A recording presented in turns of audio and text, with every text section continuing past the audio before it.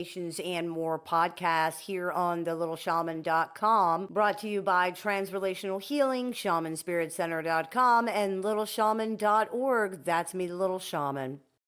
Today I wanted to talk to you about something that a lot of people find problematic when dealing with narcissists, and that is boundaries.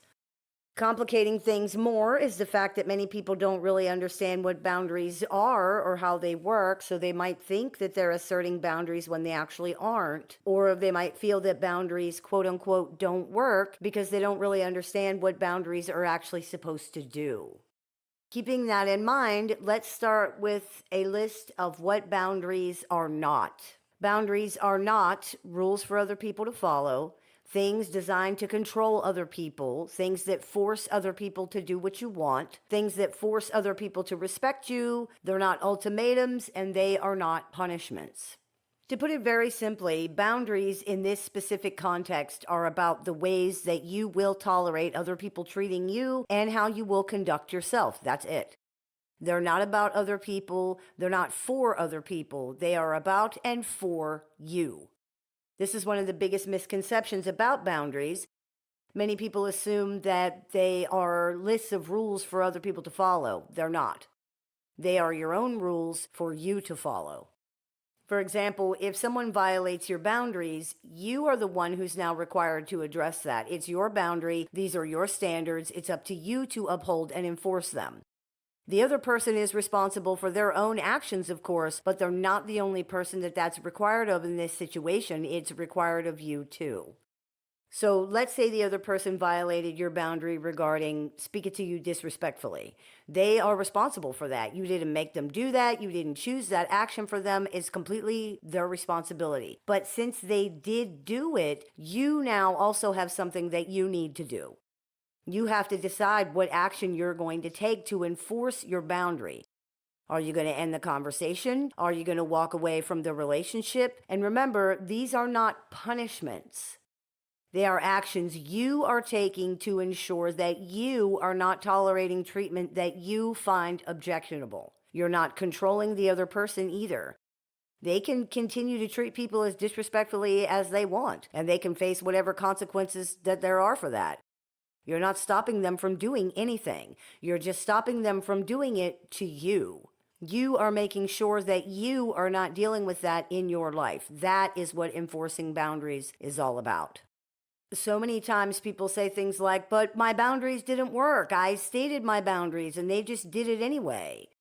It's important to remember that a boundary is not some magical thing that can suddenly make people do what you want, even if they don't want to do that or they don't care. Nothing can do that. The way to use boundaries correctly is to accept that and stop looking for ways to control the other person because it doesn't work. You either accept them as they are and deal with that, or you move on from the situation. Stop trying to force the right kind of relationship with the wrong kind of person. The right kind of person will be interested in respecting you. They won't have to be told what basic respect even is or how to treat others decently. You can't have a healthy relationship with somebody like that. People talk about using boundaries with narcissists a lot, but many times they don't explain how to actually do that. If a boundary is not enforced, it's meaningless. It's just words, and words without action don't do very much.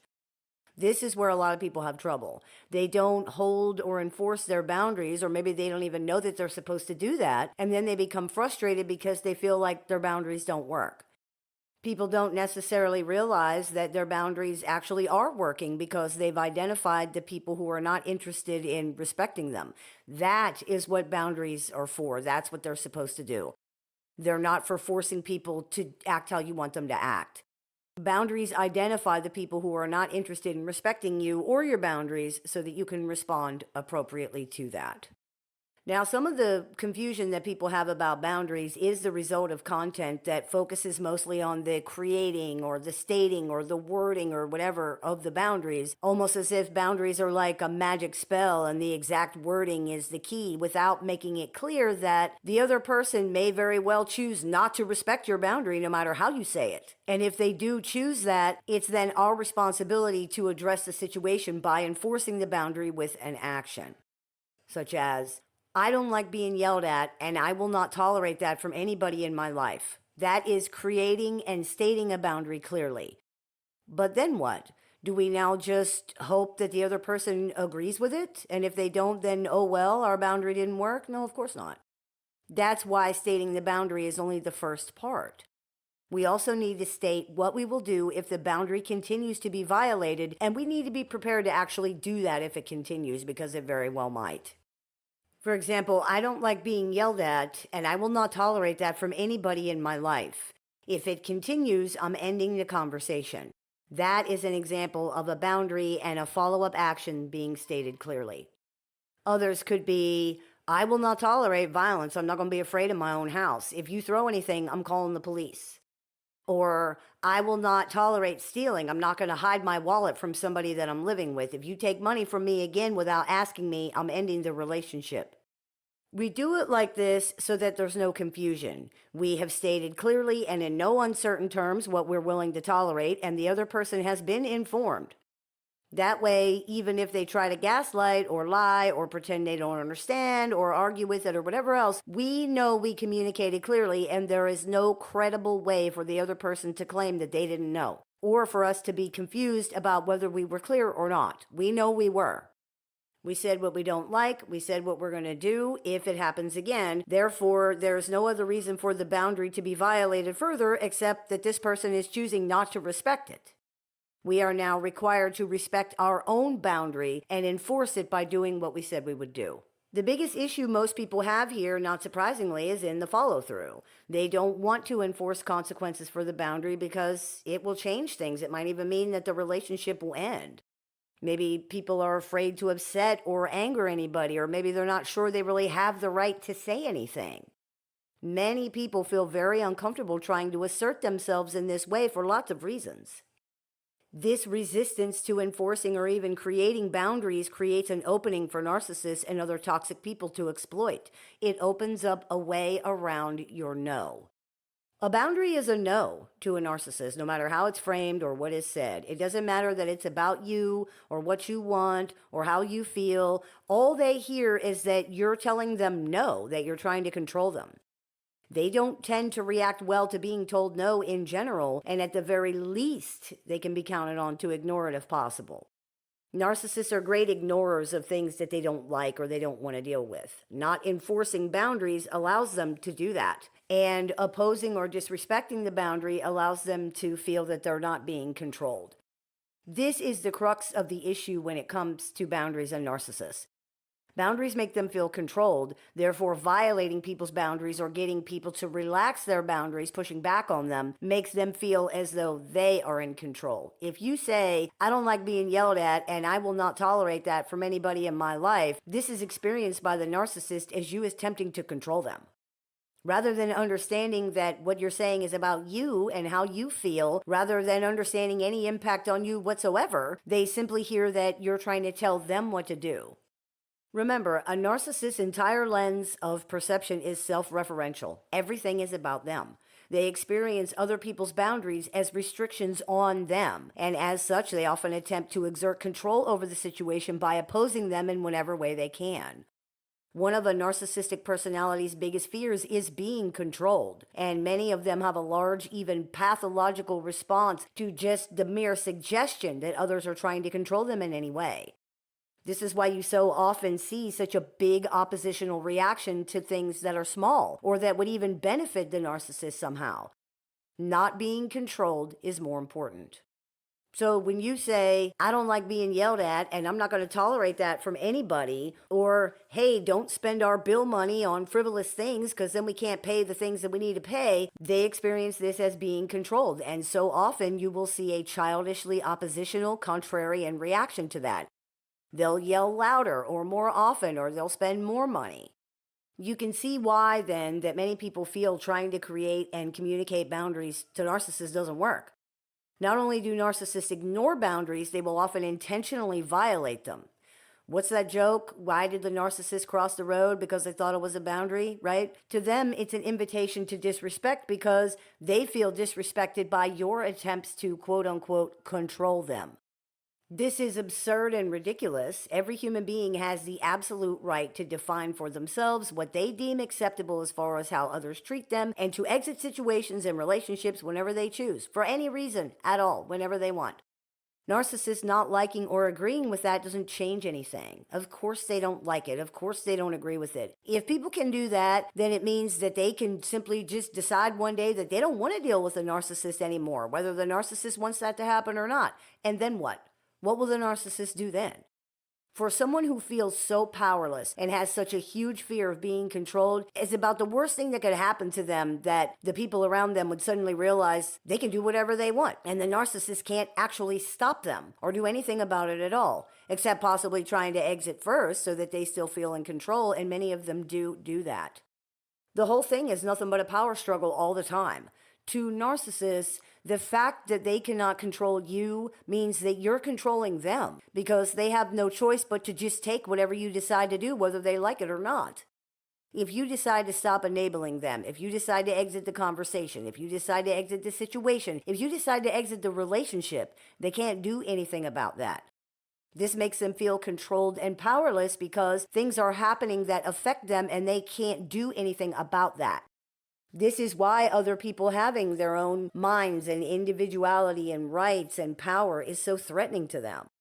When people are not being controlled by the narcissist, those people can do whatever they want, including things that the narcissist doesn't like or doesn't want them to do, like exit the relationship while the narcissist is dependent on it and on them.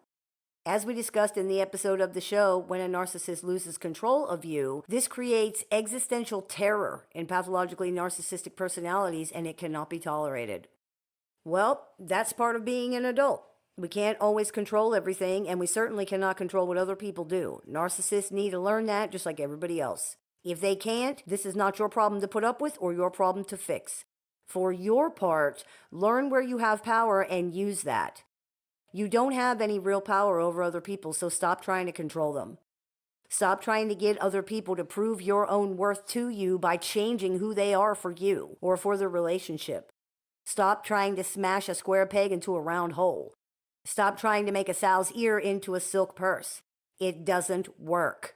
What does work is accepting when someone shows you that they're not interested in respecting you, and using the almighty power of choice to instead choose relationships with people this actually matters to, instead of trying to force it onto people who don't care. It's very important to remember that people not respecting boundaries doesn't mean that boundaries don't work. It means that those people are not interested in respecting your boundaries, and because of that, the relationship cannot work.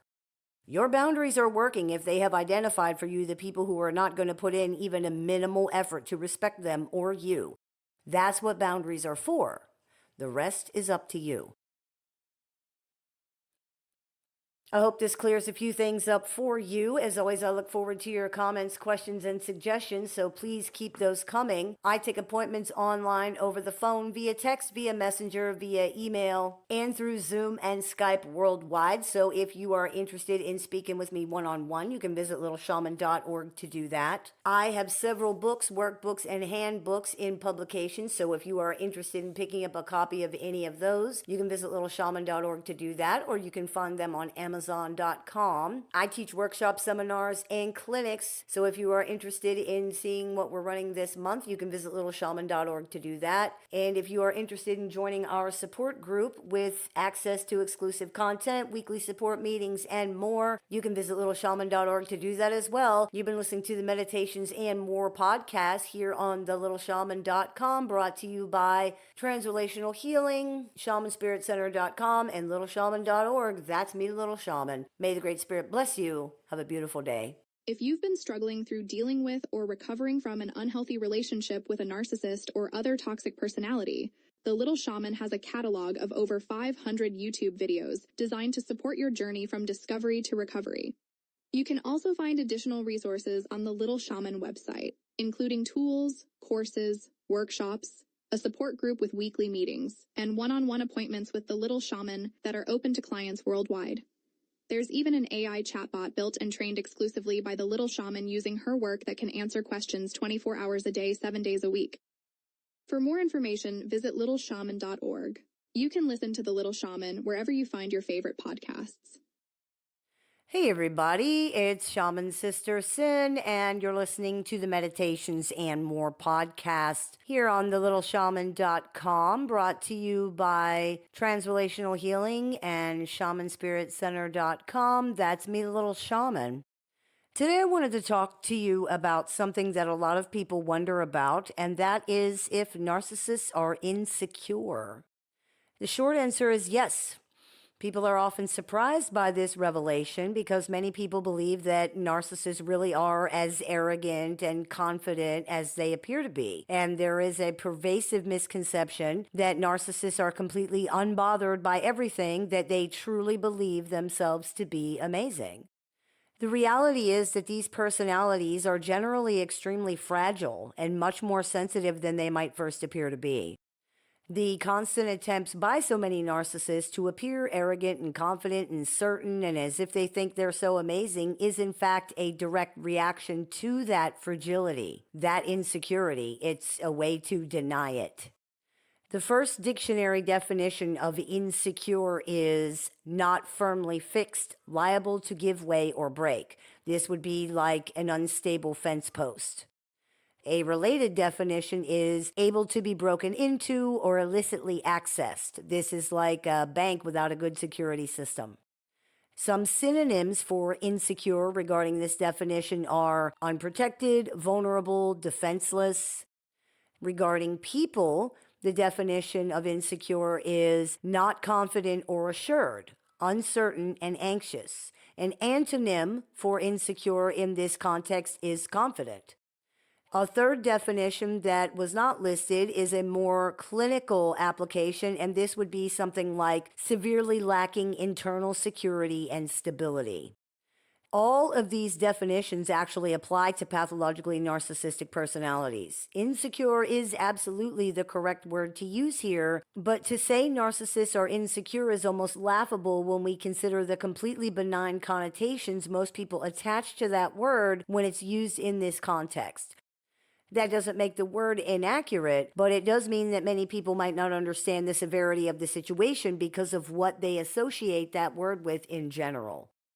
The personalities and identities of narcissists are definitely not firmly fixed. They are definitely liable to give way or break. This is what underpins the biggest part of their dysfunction. Narcissists definitely feel that they are vulnerable, unprotected, defenseless. This is why they're so defensive and why they appear to be so proactively aggressive. They're absolutely not confident or assured, absolutely uncertain and anxious. A narcissist's projective confidence and certainty is an act in the end. It's a defensive posture, an active, ongoing denial of reality. They can be decent at hiding it, especially at first, but the more exposure you have to these personalities, the better you can see it. In fact, it can end up being so obvious that people wonder how they ever could have missed it. It's just that they were not expecting someone to behave in a way that completely contradicts the reality of what they actually are. The reality is that the entirety of this person's projective image is often a lie. Whatever they appear to be, it often comes out that they're the opposite of that. The one blessing here is that because this is a performed identity and not an actual one, it's often not performed very well.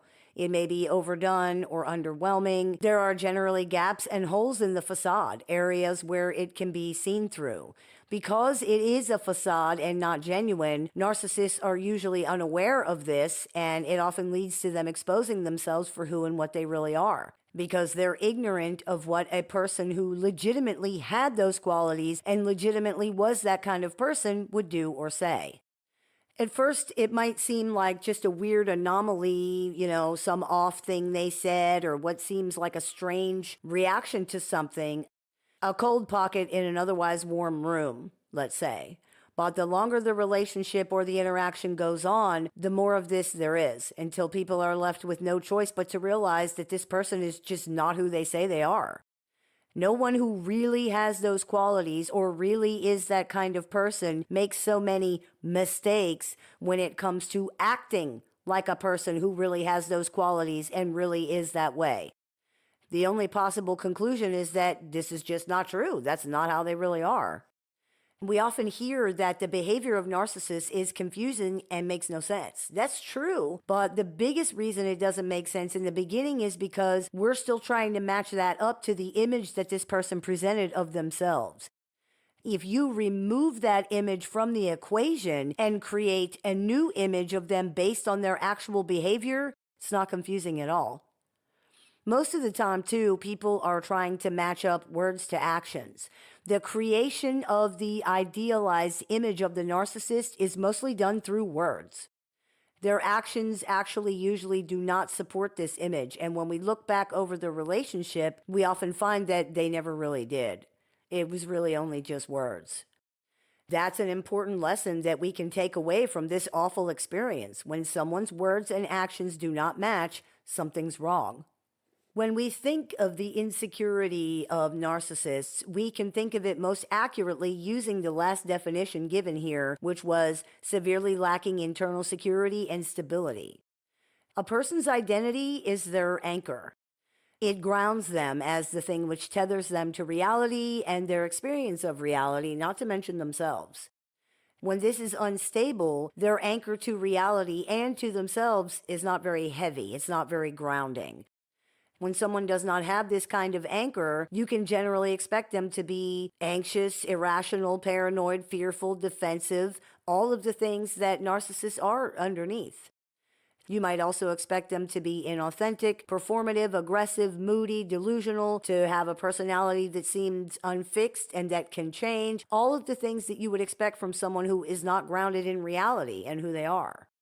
In narcissists, this goes a step further, though, because in most situations where someone is not grounded in reality or who they are, they can become grounded because they do, in fact, have a stable identity. Even if it's somewhat unstable, it's generally more stable than what we see in narcissists.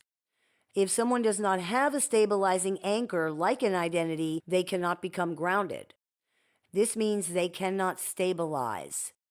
This is extremely important to understand. If there were one word that you could use to describe narcissists the best, unstable would probably be that word. Emotionally, psychologically, spiritually, even physically, for many of them, narcissists are completely pathologically unstable. This is perhaps the biggest issue when dealing with them on any basis and is one of the most important things to remember when doing so. A personality disorder is a holistic condition. Holistic means whole. In this context, we are saying that personality disorders are holistic because they affect the entire personality.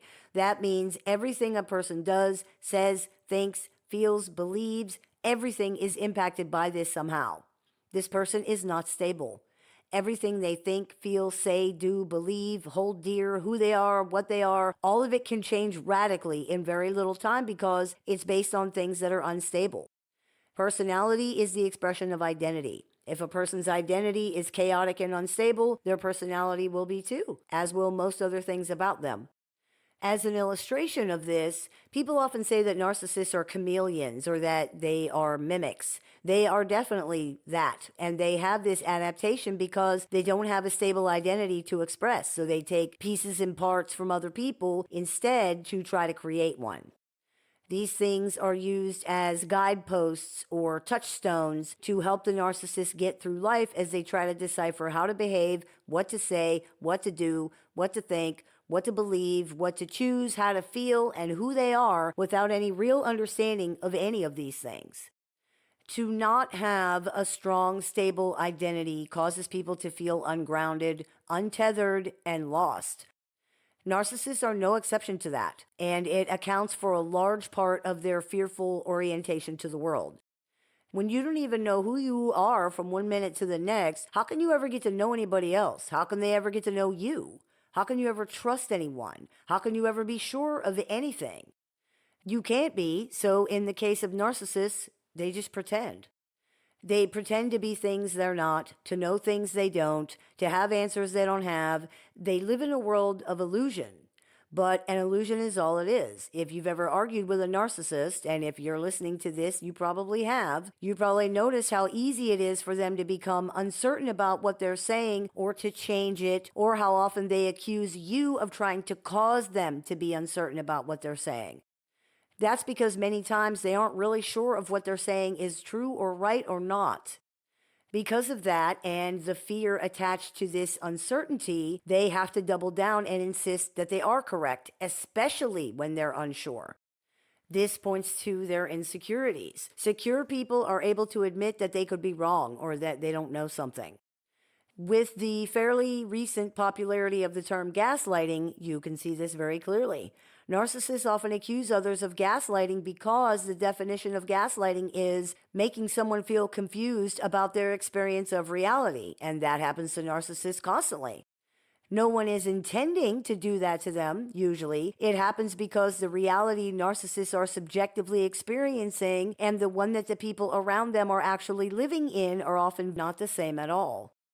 Rather than at least examining their own perception to make sure that they're seeing things correctly, or if there's anything they might have missed in their assessment of the situations, narcissists automatically latch on to the idea that other people are lying to trick or manipulate or otherwise take advantage of them somehow. This is arguably safer and less stressful than having to face that they could be wrong, because when they have no way to ground themselves, being wrong about anything means you could be wrong about everything. And this creates an existential fear in a person who has no ability to stabilize themselves and nothing to anchor themselves to. It's scary to believe that everyone around you is out to get you, but it's much less scary than having to face the reality that you actually can't identify threats accurately or discern what's true at all. Then you really are defenseless. If you identify everything as a threat, then a lack of ability in this area ceases to be a factor. Sure, nobody can get close to you or you to them, but narcissists can't tolerate that kind of closeness anyway, so it's not that bad. Certainly, it's not worse than facing the true reality. The reality is that the bravado, certainty, confidence, arrogance, any other similar thing that you see in someone who is pathologically narcissistic is an act. For some, you could go so far as to say anything that looks like normal functioning is an act. These things are an overcompensation for the insecurity and instability of the narcissist personality and the resulting lack of conviction in literally anything. In practical terms, they are pretending to have, be, feel, and believe things that they really don't because of a fear that not to do this is to appear vulnerable and weak, which means that you will be unsafe. Remember that for narcissists, the world is an unsafe place full of predators looking to take advantage of everybody at every turn. The pathologically narcissistic personality does not appear to view themselves as wolves among sheep, despite what they might say. Even those who may seem to genuinely believe that will generally report a fear-based orientation to the world underneath of that. They have to be predators, they say, because if they're not, they'll be prey. This is a fear-based orientation to the world, and it exposes a deep insecurity, not just about their ability to recognize threats, but about their ability to protect themselves. This is a pretty fundamental insecurity, and it affects them on many levels. Whereas most other people would recognize that this being taken to such an extreme is a problem and get help with that, narcissists simply believe that everyone is a monster, so they have to get them before they themselves get gotten. This is a sad thing, but remember that your pity and compassion are very likely perceived as weakness by this person. This is completely wasted on them. Anyone who has ever tried to talk to a narcissist about trust or love or any type of fundamental goodness has likely been laughed at or made fun of. They generally do not believe in any of these things, and people talking about these things are perceived to either be complete fools believing in fairy tales or sly manipulators trying to make a fool out of the narcissist. This again exposes deep fear and a deep insecurity regarding trusting other people. Another reason they are fundamentally insecure is because narcissists are dependent on others to regulate themselves and to secure their needs. They don't trust other people at all, and they don't really have a way to ensure that others will do what they want except to try to make them. This is an imperfect method that doesn't work anywhere near as well as they need it to, and this causes massive insecurity on their part regarding basic needs and their ability to function. Their attempts to control others expose this insecurity, as does their inability to tolerate when people don't do what they want. Secure people don't need to control others, and they can take no for an answer. If someone feels they have no power or control over anything and no ability to secure even their basic needs, that creates a feeling of vulnerability that far surpasses what most people think of as insecurity. This is the daily existence for many narcissists, a scramble to regulate that fear and secure the things that they need. Unfortunately, these things are generally procured from other people. And because the narcissist cannot control other people, this creates extreme feelings of instability and insecurity. This inability to control other people features largely in the insecurity of narcissistic personalities. Remember again, we are not talking about insecurity as it is thought of by most people, where it means that someone just feels not as confident about something as they could. This is insecurity in the sense of not being stable and secure as a human being able to exist and function in the world. These are people who generally have no true identity, no ability to regulate themselves, no ability to meet their own needs, and no true confidence or belief in anything that they think, feel, believe, do, say, hear, or know. No anchor at all. It would be like if you had a house built on an unstable foundation. The house will not stand long. It can't because the thing that makes it stable and secure, the thing that grounds and anchors it as a structure is flawed. Maybe it's even missing. Think about what happens to a mobile home in even a small tornado or a very strong storm. Mobile homes generally don't have foundations. They are not usually anchored to the ground by anything. Without a foundation, they can be easily destroyed in this situation. Single-family homes with foundations can be destroyed by tornadoes too, but it generally takes a much larger amount of force to do so, and even if they are, often the foundation of the home is still there. This is a serviceable metaphor for how the human mind works. The identity is the foundation upon which the rest of the structure is built. If that is unstable or non-existent, the rest of the structure is unstable and insecure. Your identity is what makes you you. It's made up of your beliefs, qualities, traits, moral codes, values, and all the other things that make you the unique person that you are in the world. When these things are not solid, it leads to a shaky, insecure, and unstable sense of self. That is what you see with pathologically narcissistic personalities. For whatever reason, these things have not developed correctly in the pathologically narcissistic personality. They have not been able to differentiate the self from external objects, meaning other people, and develop their own identity. This process, which is supposed to begin when a person is less than 1 year old, was never successfully completed in narcissists and is now trying to complete itself over and over again, which is what creates the push-pull of these relationships. It cannot complete itself, unfortunately, because the time and ability to create a separate, stable identity has long since passed. What is there now is what there is, leaving narcissists in a limbo where they desperately want to individuate but can't. They are constantly struggling to build and assert an identity that they don't actually have, trying to fight against the feeling that they're going to be swallowed up by people around them and disappear. This creates an instability and an insecurity that people who have more stable identities cannot really understand. Narcissists are not the only people this happens to, of course. It can happen to anybody who has an unstable identity. The adaptations narcissists use to cope with or get around it are often abusive and predatory, however, and this is where the problem is. Generally speaking, they create an image of themselves that fits into whatever they think is good or strong, and then walk around the world trying to force people to agree with them that this is how they really are. Because this is not actually who or how they are, the means they have to use to achieve this are unfair and deceptive. This is not necessarily a conscious choice per se. It's not like most narcissists decided as children to create a fake persona and pass it off as real.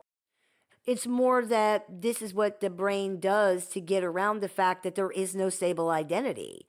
Human personalities need a self-image in order to function, and since narcissists don't have a secure real one, the brain creates an idealized one instead. There's often a main image, the victim, the hero, the mother, the good guy, and then offshoots of that main image that are more closely fitting to the situation. This is that mimicry again, the chameleon-like behavior that people often talk about. It's a natural adaptation to the lack or even complete absence of a stable identity. However, that being said, narcissists do know after a fashion that what they're telling people and how they are representing themselves is not the reality. It appears to be something more like, this is who I would like to be, or this is who I wish I was.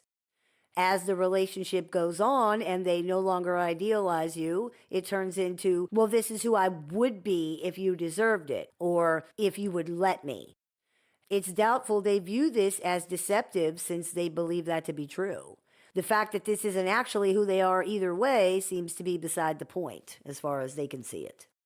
The fact that so many people cannot see through to the insecurity of narcissistic personalities is a testament to how good these folks really are at hiding it. And in a manner of speaking, they do that by not hiding it at all. They hide it in plain sight, as it were. It's so much a part of things that you don't see it, especially because they keep on with the constant misdirection from the thing that's there in plain view all along. Their behavior actually points to their fundamental insecurity like a neon sign, but because it's so constant and in some ways so obvious, it's overlooked. Well, of course it is. There's too much other stuff going on. It's like not noticing the hum of the heater because some chaotic TV show is blasting. You can feel the heat, and if you focus, you can hear that it's on, but the TV is distracting you because it's so loud. When the TV show stops blaring, or when you focus and really listen, you can hear that heater plain as day. It was always there underneath. That is how the deep-seated fundamental insecurity in narcissists is. It's underneath of everything the entire time, setting the temperature and impacting the entire climate of the relationship without really being noticed because Bozo the Clown is on the TV, shrieking and screaming and laughing and dancing and honking horns and doing cartwheels, being so distracting that you just don't notice it in a conscious way. But it's there, and once you see it, you can't unsee it. Remember that, and remember what you are really dealing with when you are dealing with narcissists. Fundamentally insecure, fundamentally unstable people who are trying desperately to deny that to others and most of all to themselves. You're dealing with a decent mimic, a mediocre actor, and that's it. I hope this clears a few things up for you. As always, I look forward to your comments, questions, and suggestions, so please keep those coming. I take appointments online over the phone, via text, via messenger, via email, and through Skype and Zoom for clients worldwide. So if you are interested in speaking with me one-on-one, you can visit LittleShaman.org to do that. I have several books in publication, so if you are interested in picking any of those up, you can do that on Amazon.com or on LittleShaman.org. I teach workshops, seminars, and clinics, so if you're interested in seeing what we're running this month, you can visit LittleShaman.org to do that. And if you're interested in joining our support group with access to exclusive content, weekly support meetings, and more, you can visit littleshaman.org to do that as well. You've been listening to the Meditations and More podcast brought to you by Transrelational Healing and ShamanSpiritCenter.com. That's me, Little Shaman. May the Great Spirit bless you. Have a beautiful day. If you've been struggling through dealing with or recovering from an unhealthy relationship with a narcissist or other toxic personality, the Little Shaman has a catalog of over 500 YouTube videos designed to support your journey from discovery to recovery. You can also find additional resources on the Little Shaman website, including tools, courses, workshops, a support group with weekly meetings, and one-on-one appointments with the Little Shaman that are open to clients worldwide. There's even an AI chatbot built and trained exclusively by the Little Shaman using her work that can answer questions 24 hours a day, 7 days a week. For more information, visit littleshaman.org. You can listen to The Little Shaman wherever you find your favorite podcasts. Hey everybody, it's Shaman Sister Sin, and you're listening to the Meditations and More podcast here on thelittleshaman.com. Just type that address in and it will take you directly to the YouTube channel. Today's show is brought to you by Transrelational Healing, ShamanSpiritCenter.com, and LittleShaman.org. That's me, the Little Shaman. Today, I wanted to talk to you about something that is really important to understand when dealing with narcissists of any kind, and in some ways, people in general. And that is that there are times when too much empathy, too much sympathy can be dangerous. One of the biggest reasons that people report feeling stuck in relationships with narcissists and other toxic personalities is that they feel sorry for these folks and they feel an obligation to take care of them and stick by them and not abandon them. Empathy is a wonderful thing. It's so important to be able to understand where other people are coming from and how they might be feeling. Empathy helps keep people from hurting each other. It helps keep people from doing things that cause other people pain or problems. It's a powerful, important ability to have as a human being. However, there are times when too much empathy, too much sympathy, too much identification with another person can be dangerous. If you empathize with someone's experience so much that you start identifying with it and subsequently projecting your own experiences and feelings onto that and onto them, this can end up clouding your judgment because you have started seeing yourself, not the other person. This can make you see things that aren't really there or assign outsized importance or consideration to things that don't really matter or that don't really fit in the situation. Remember, projection is the opposite of empathy. When we are engaging in empathy, we see how the other person feels. When we're engaging in projection, we see how we feel. And these things might not actually be the same, whether we have had similar experiences to the other person or not. Everyone is different, and to assume in this way can be dangerous. For example, if someone has had a similar negative traumatic experience to one that you have had, you might assume that they feel what you feel, that they want what you wanted, that they need what you need. But this might not be true. Empathizing so much that we start identifying and then projecting can make us unable to see that. And in some situations, that can be harmful. Not just to us either. Assuming things about how other people feel, what they want, or what they need can actually cause them to feel unseen and unheard because what you are saying or doing does not align with what they want or what they need or what they feel. It aligns with these things for you. We need to be sure that we're actually listening and truly understanding what other people are telling us about themselves and their experiences, not assuming. The greatest danger, though, in situations with narcissists is generally to us. If we assume that another person is like us, we are assuming a lot of facts that might not be in evidence. We are assuming things we have no proof of based on our own experiences and our own feelings and our own reactions. This isn't just incorrect with pathologically narcissistic personalities, it's dangerous because they are very often not like us in some fundamentally important ways.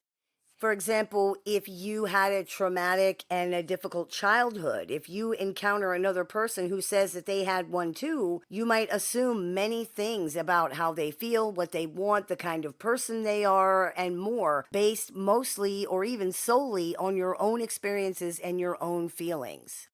We actually see the reality of this phenomenon all the time when people say that they don't believe abusers had a traumatic upbringing or were ever victims themselves because nobody who went through that kind of experience would ever victimize anybody else.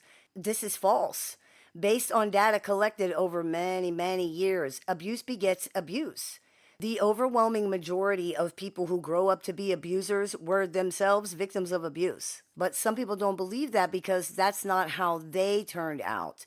They were abused and they would never hurt anybody else. So they assume this is how everybody turns out. Therefore, anything outside of that is just not true. But they're wrong, plain and simple. That is an example of projection. Those people are taking their experience and saying that it's everybody's experience. It's not. Everybody does not react to everything the same. Everybody is not impacted by everything the same. An abusive childhood is actually a really good example of the truth of this because some people react to these experiences by becoming more empathetic and more compassionate toward other people. And some people react to an abusive childhood by becoming abusers themselves. You think people who understand what being hurt is like would not hurt other people because you have empathy and you consider the feelings of other people, so you wouldn't do those things. A person who doesn't have empathy doesn't consider any of that at all. They don't consider the impact on other people in any way. There's a difference between intellectually understanding something hurts another person and being able to truly understand and connect with that and what that means. Narcissists understand intellectually that things hurt people, just like they understand the color blue is blue and you wear a shirt. Their only emotional understanding in any of these situations is for their own feelings, and sometimes not even that. They simply cannot recognize the feelings of other people. That's what not having empathy is. People often insist that many narcissists seem to enjoy the pain of other people, and that's true, but it's not for the reasons that people usually think it is. It isn't because, for example, the pain itself matters, or the other person, or that either of these things are even really being recognized in any real way. Again, narcissists don't have empathy, so other people and those other people's feelings are not part of the equation. That so many people refuse to believe this is another example of projection. It wouldn't be possible for them, therefore it's just not possible, but it is. Narcissists enjoy their feeling of power or control, or however they're feeling about the situation. They see through your reactions that they've gotten to you, that they've bothered you. This makes them feel important or powerful or in control or strong or whatever the thing. That is what they're enjoying. They don't understand the actual impact of your pain or fear on you at all. You can easily see proof of that, first of all, by the way they talk about it like it's no big deal, but also you can see proof of it by controlling your own reactions. If you do that, they will push harder and harder and harder to get a reaction because that's the only way they have of getting the feeling that they're looking for. If they could actually understand your feelings, they wouldn't need to see a reaction from you. But they do need that because your feelings are not part of the equation. Your reactions are what matter.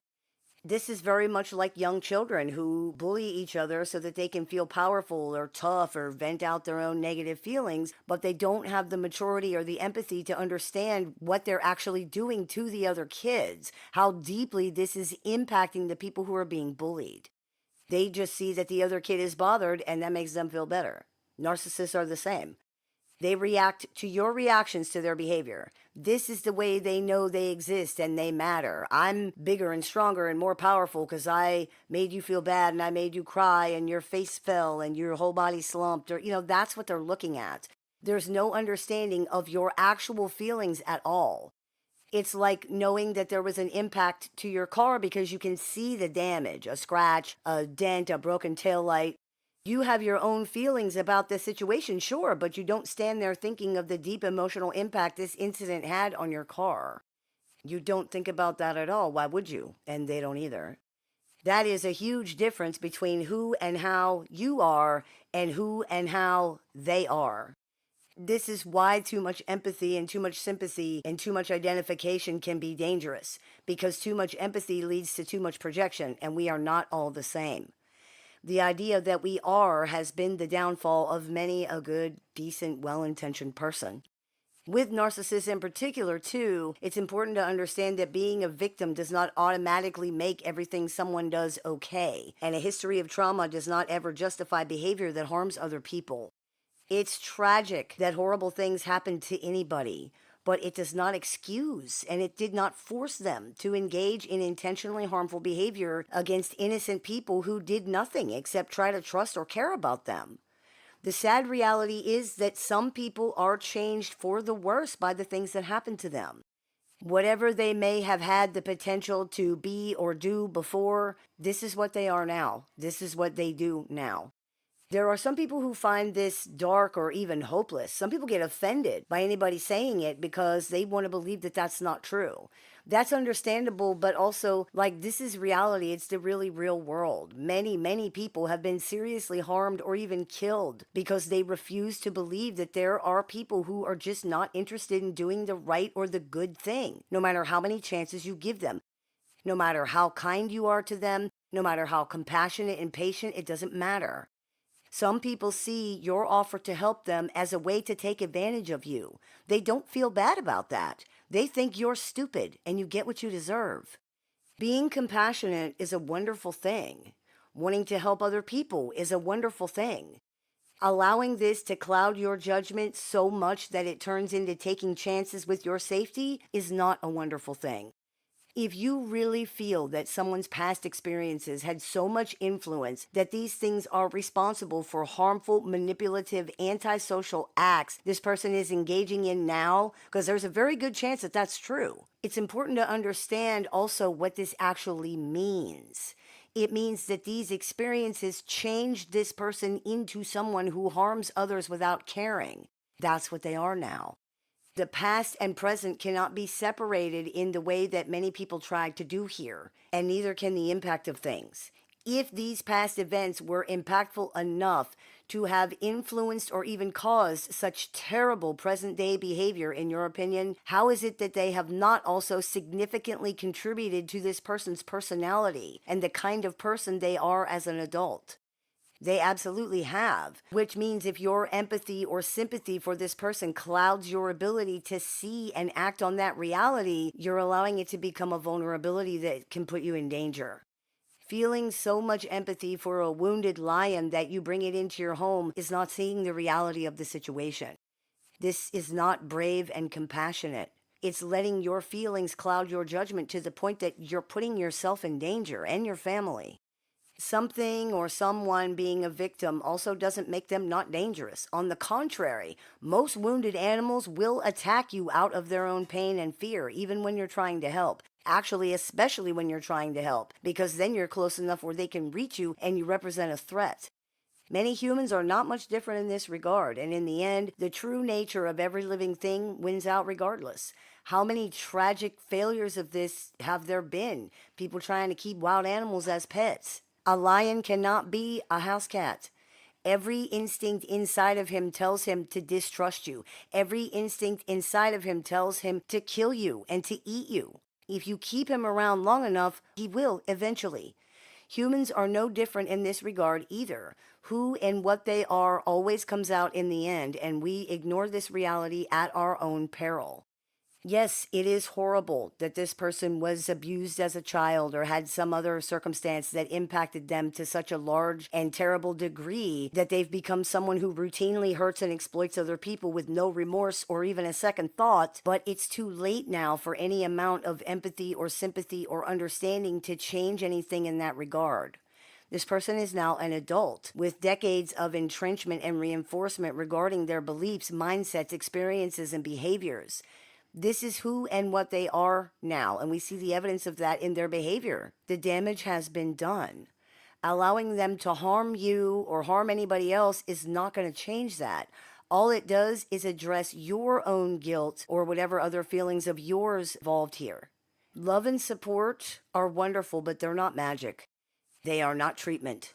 They do not replace treatment. They do not replace a willingness to change one's own behavior. They don't replace somebody's ability to recognize what's wrong with what they're doing.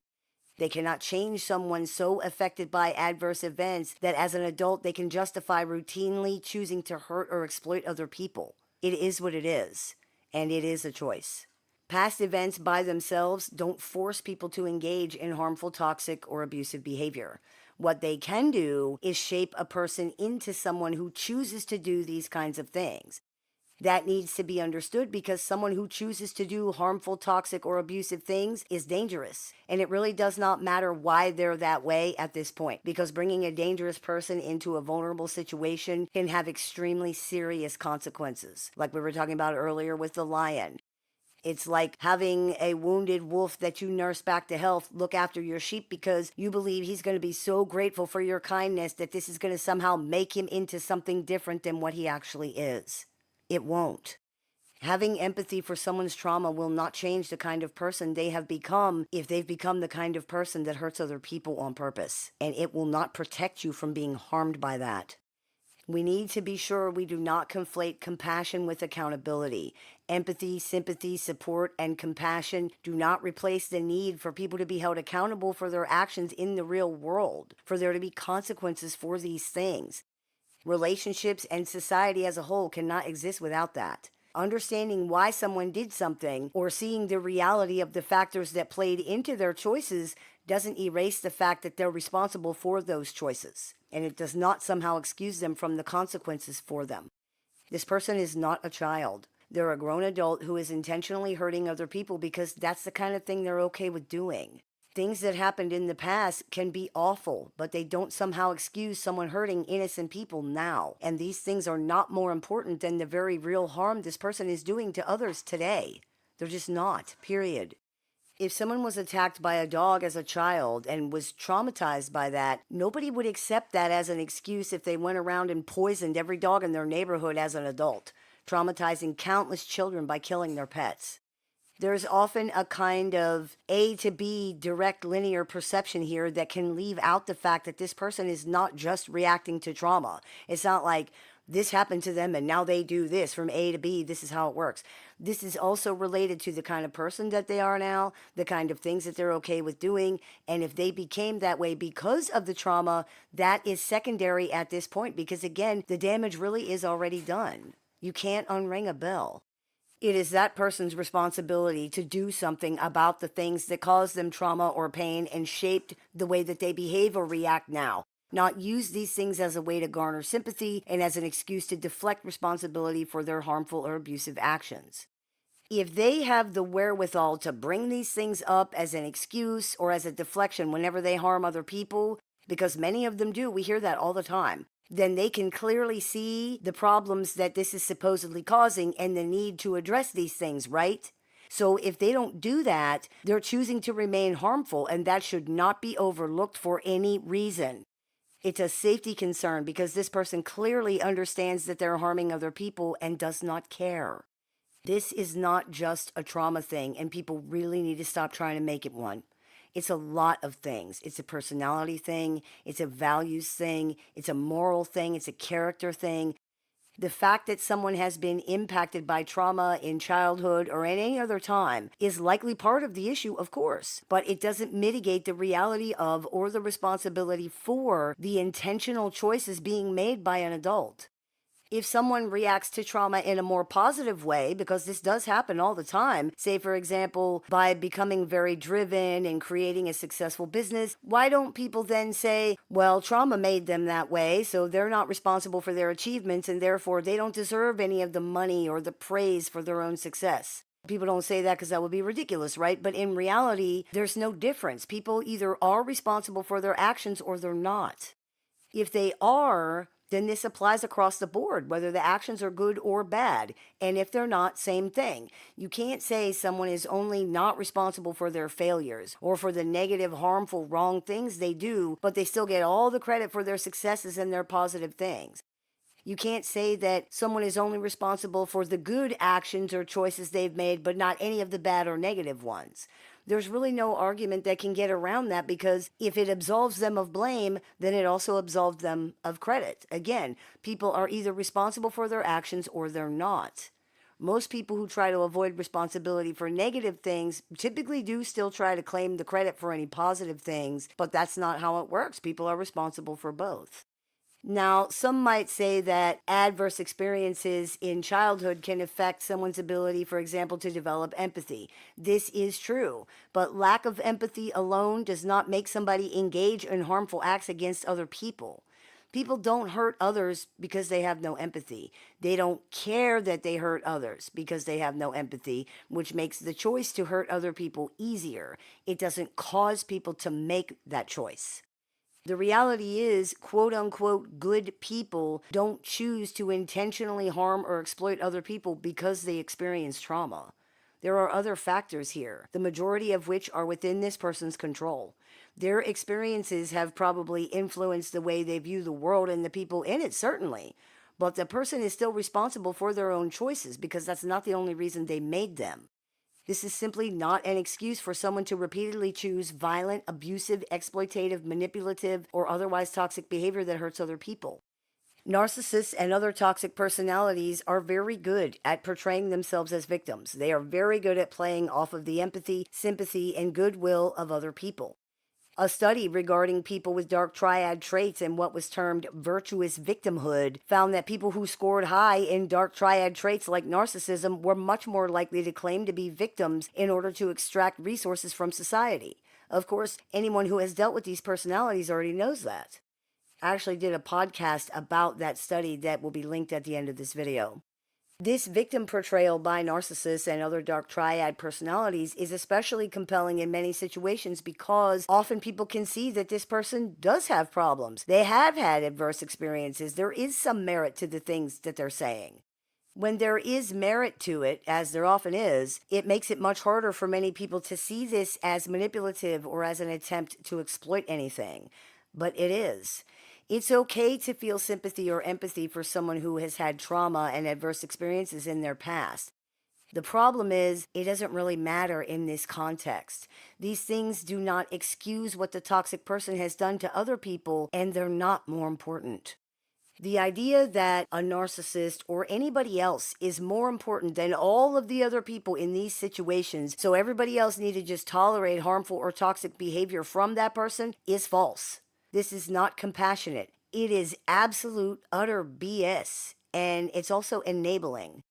To reinforce the idea that a person doesn't have to take accountability for their actions or care about the impact that they're having on other people because they and their pain or their feelings or whatever about them is just more important than everybody else, is giving this person permission to mistreat other people. That's dangerous, and your kindness will not be rewarded. If you're dealing with a narcissist who is very good at playing the victim card or the sympathy card or any other of the emotional weaponry cards, and many of them are pretty good at this, or if you are somebody who finds that your sympathy and your empathy and your compassion can overwhelm your judgment, it's important to remember a few things. Number one, this does not excuse their behavior. It just doesn't. It's not more important than the pain and experiences of the people that this person has hurt. Other people matter in these situations too. They, in fact, matter just as much as the narcissist or the other harmful person, period. The idea that they somehow don't is just so ridiculously narcissistic. But we often hear victims of narcissists perpetuating this exact narrative. And it's amazing that many don't seem to realize they are literally repeating abuser rhetoric. Only abusers insist that they're the only people in this situation who matter, that hurting other people isn't really important, or that the pain and suffering and emotions of other people are not important in comparison to theirs. Nobody else says that. Nobody. Number two, you want to remember that your emotions don't have to govern your choices. It's difficult to act against how you feel, but it can be done, and with practice, it does get easier. You can feel empathy and even sympathy and compassion, even pity for someone without acting on that or basing your choices on it. It's really your own discomfort that's the problem here. The reality is we need to make our decisions using logic and facts, and feelings are not facts. The fact is that whatever the reason, this person is not safe. Having information about why that might be is good, but it doesn't help with the end result of this situation, which is happening now today. In practical terms, it's information that is, at the very least, pretty much useless in practical application, and at most, it's damaging if it exploits a vulnerability in you. It's our job to protect ourselves and hold strong boundaries, no matter how we might feel or what we might want to do in actuality. This is not easy, but it's extremely important, and no one is going to do it for us. We cannot simply walk around the world refusing to enforce boundaries and just hoping that we don't need them. This is dangerous. There are many people in this world who will take advantage of that. Even well-meaning people can violate boundaries. And enforcing boundaries is how we can discern who's toxic from someone who just made a mistake. People who unintentionally violate boundaries take care not to do that again. They generally don't argue that it's not their fault somehow. They don't blame it on you. They don't make it all about how they and their feelings matter more or are more important than you. They don't go on and on about how you're being unfair or how you're not so perfect your own self. People who care about hurting you and violating your boundaries feel bad. They don't want to do that, and they try to make sure they don't do it again. They don't try to make you feel bad for them while they continue to hurt you and say that it's not their fault somehow, or that you just need to put up with it. People always want to know, how do I tell if someone's a narcissist or somebody's toxic, whatever else? The answer is very simple. Create and enforce boundaries. Learn to say no. If you learn to do that, you will find out very quickly who thinks you actually matter and who does not. Once you see that, believe it, but don't take it personally. If they can't see a valuable thing when it's right in front of them, that's their problem. It's their loss. The reality is, everyone is not good enough to have a place at your table. Yeah, that's right. I said what I said, and I said what I meant. Everyone does not deserve access to you. We have to be discerning. We lock our doors, we lock our cars, and we don't feel bad about doing that. We don't think, oh my gosh, I'm being so judgmental, or this is so unfair of me. Who do I think I am anyway? Yet so often we just leave ourselves wide open, afraid to be thought of as judgmental, or like we think too highly of ourselves, or maybe we're afraid to upset or anger other people. But your safety is more important than somebody's hurt feelings or worrying about what they think of you. If it isn't, you are potentially in enormous danger. You are just as important as everybody else. Your pain matters just as much. Your safety, your well-being, your needs, everything. You cannot let just anybody into your house or into your car, and you cannot let just anybody into your life or into your head or into your heart. It's not safe. I hope that clears a few things up for you. As always, I look forward to your comments, questions, and suggestions, so please keep those coming. I take appointments online, over the phone, via text, via messenger, via email, and through Skype and Zoom for clients worldwide. So if you're interested in speaking with me about this or anything else, you can visit LittleShaman.org and click the book an appointment button. I teach workshops, seminars, and clinics, so if you're interested in seeing what we're running this month, you can visit LittleShaman.org to do that. I have several books in publication, so if you're interested in picking up a copy of any or all of those, you can visit LittleShaman.org to do that, or you can find them on Amazon.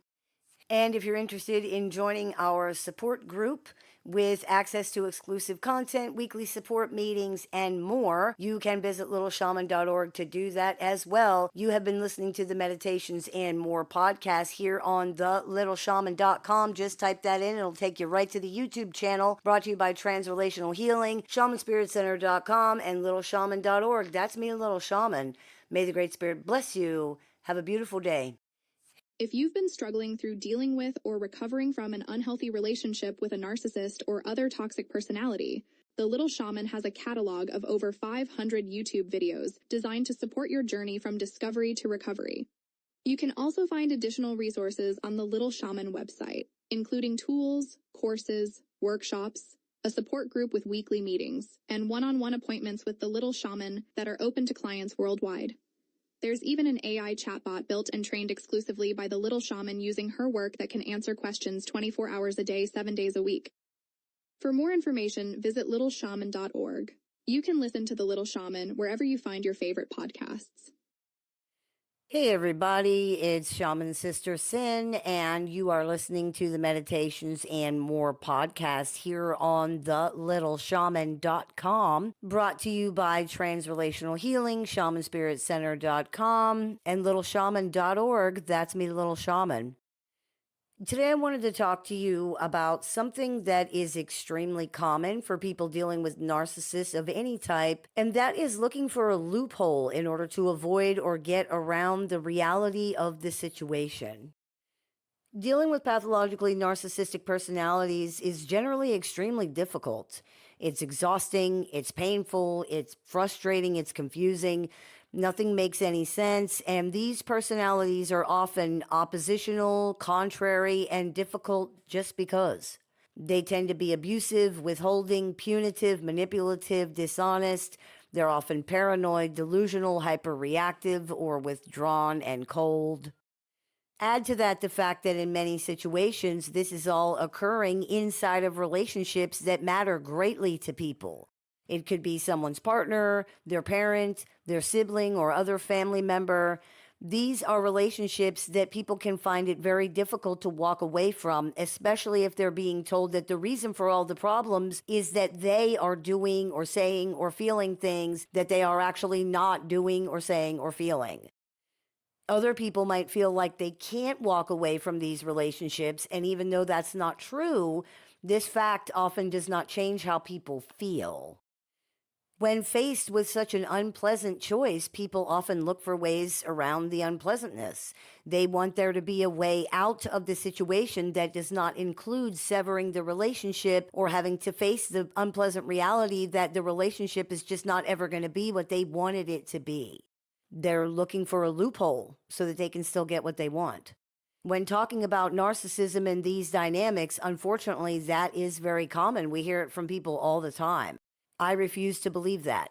I refuse to accept that. There has to be a way. There must be something people can do. But what about this and what about that? Virtually everybody goes through this whenever they hear that there is no way to peacefully coexist with someone they care about. Sometimes people even get angry when they hear it, accusing others of not trying hard enough, not caring enough, giving up, discrimination even, and more. Others look for ways to somehow mitigate the information, such as, my situation is different because, or if I could just get them into therapy, then. Still, others claim to accept the situation, but then they continue to look for ways around it in order to get what they want from this person, whatever that might be, such as trying to find ways to manipulate the narcissist in their life or beat them at their own game. These things really all come down to the same thing: denial, an inability or even a refusal to accept the reality of what this really is. If you're dealing with a pathologically narcissistic personality, there is no safe or successful way to interact with them. That's it. But I refuse to accept that. But my situation is different. But what about therapy? But there has to be a way. No, there doesn't. And there's not. We can refuse to accept that, but we're only hurting ourselves if we don't. We can go through years of trying to prove this reality untrue, only to come to the same end result that everybody else did and that we really were already told. It doesn't work. It will not ever work because you can't control other people, whether they're narcissistic or not. This part of it isn't even really about narcissism. It's just about reality and facts. You cannot control other people and you can't make them do things that they won't do. There's no way around that. Ironically, narcissists understand that very well, even if they don't realize that they understand it. That's why they use manipulation. They understand that if somebody just won't do something, the narcissist has no ability to make the person do it. They use that person's empathy, sense of fairness, guilt, and more against them in order to try to influence their choices, because in the end, it ultimately is that person's choice, and narcissists know that. That's why they react so strongly to being told no. It reminds them that they actually have no power over other people at all. People end up saying yes to narcissists because of how they feel, not because narcissists have some kind of control over them. They end up saying yes because of their own guilt and empathy and sense of fairness and all the things that are being used against them. Those are their own feelings. The problem with this is it doesn't work in reverse. This will not work on narcissists. You cannot weaponize their own better nature or sense of fairness or guilt or empathy against them because they don't really have any. Even if they did, as soon as they realize that you were going to get something out of the deal or that they would be doing what you want by doing whatever the thing, that puts an end to it right there usually, because that's how this personality works. If they do what you want, you win, which means they lose, which means they lost the power and control, which means that ain't happening.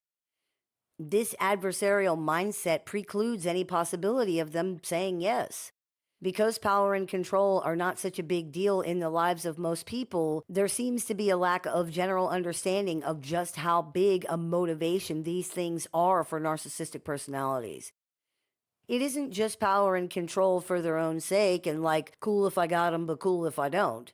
As we discussed in the episode of the show entitled Living with the Enemy and Narcissists in the Power Position, these two things represent literal survival for narcissists. This means they are absolutely, unequivocally non-negotiable.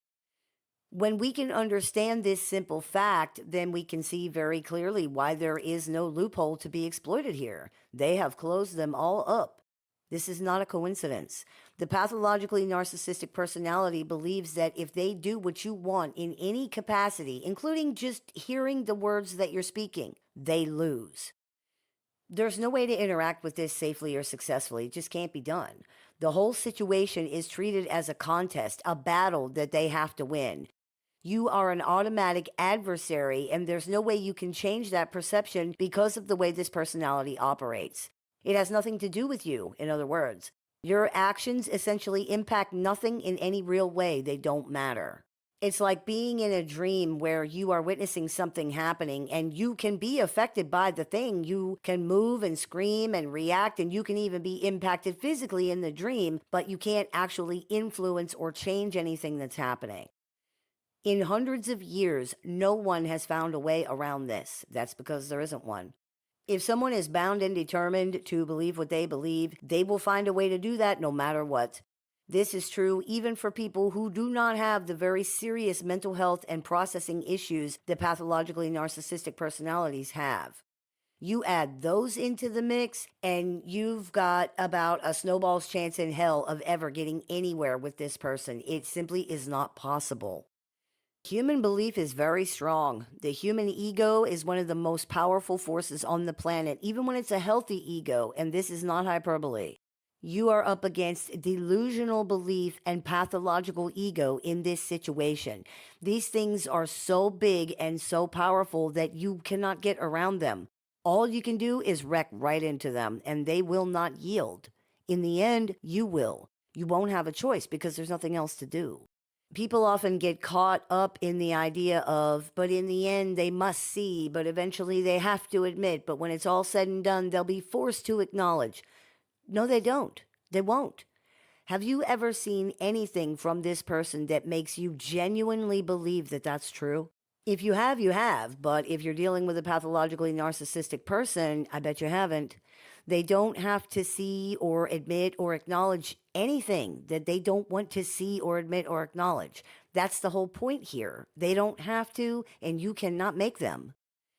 You can potentially make them physically face consequences, such as if they go to jail for committing a crime against you. You can potentially make them physically live with what they have done, for example, by exiting the relationship, but you can't make them face the reality of why these things are happening or that their actions caused it. This they never have to accept if they choose not to, and generally they choose not to. They believe that other people are the problem. It's the same with everything. They don't have to believe that, for example, you're a good person, or that you care about them, or that therapy will help them, or that decent people actually exist, or that doing the right thing is best for everybody, including them, or that compromising isn't losing, or that manipulating other people is wrong, or literally anything else. They don't have to accept what day of the week it is if they don't want to accept that, and you cannot make them. It is what it is. Stop looking for a loophole. Stop looking for a way around reality. Stop trying to control this person. Stop looking for a safe way to interact with an unsafe person or a way to game the system. It doesn't exist. As they used to say in the old beer commercials, know when to say when. Know when enough is enough. Many times people will say things like, but I'm not giving up just because it's hard. I'm going to fight for my relationship, or I'm going to fight for my family.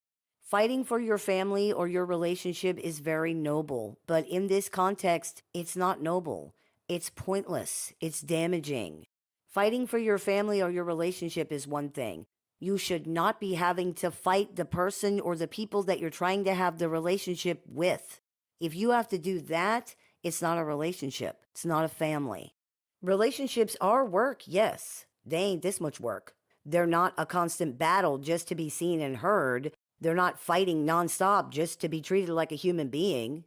Also, if you're fighting for the relationship or to keep the family together, what is the other person doing? Think about that. Really think about that.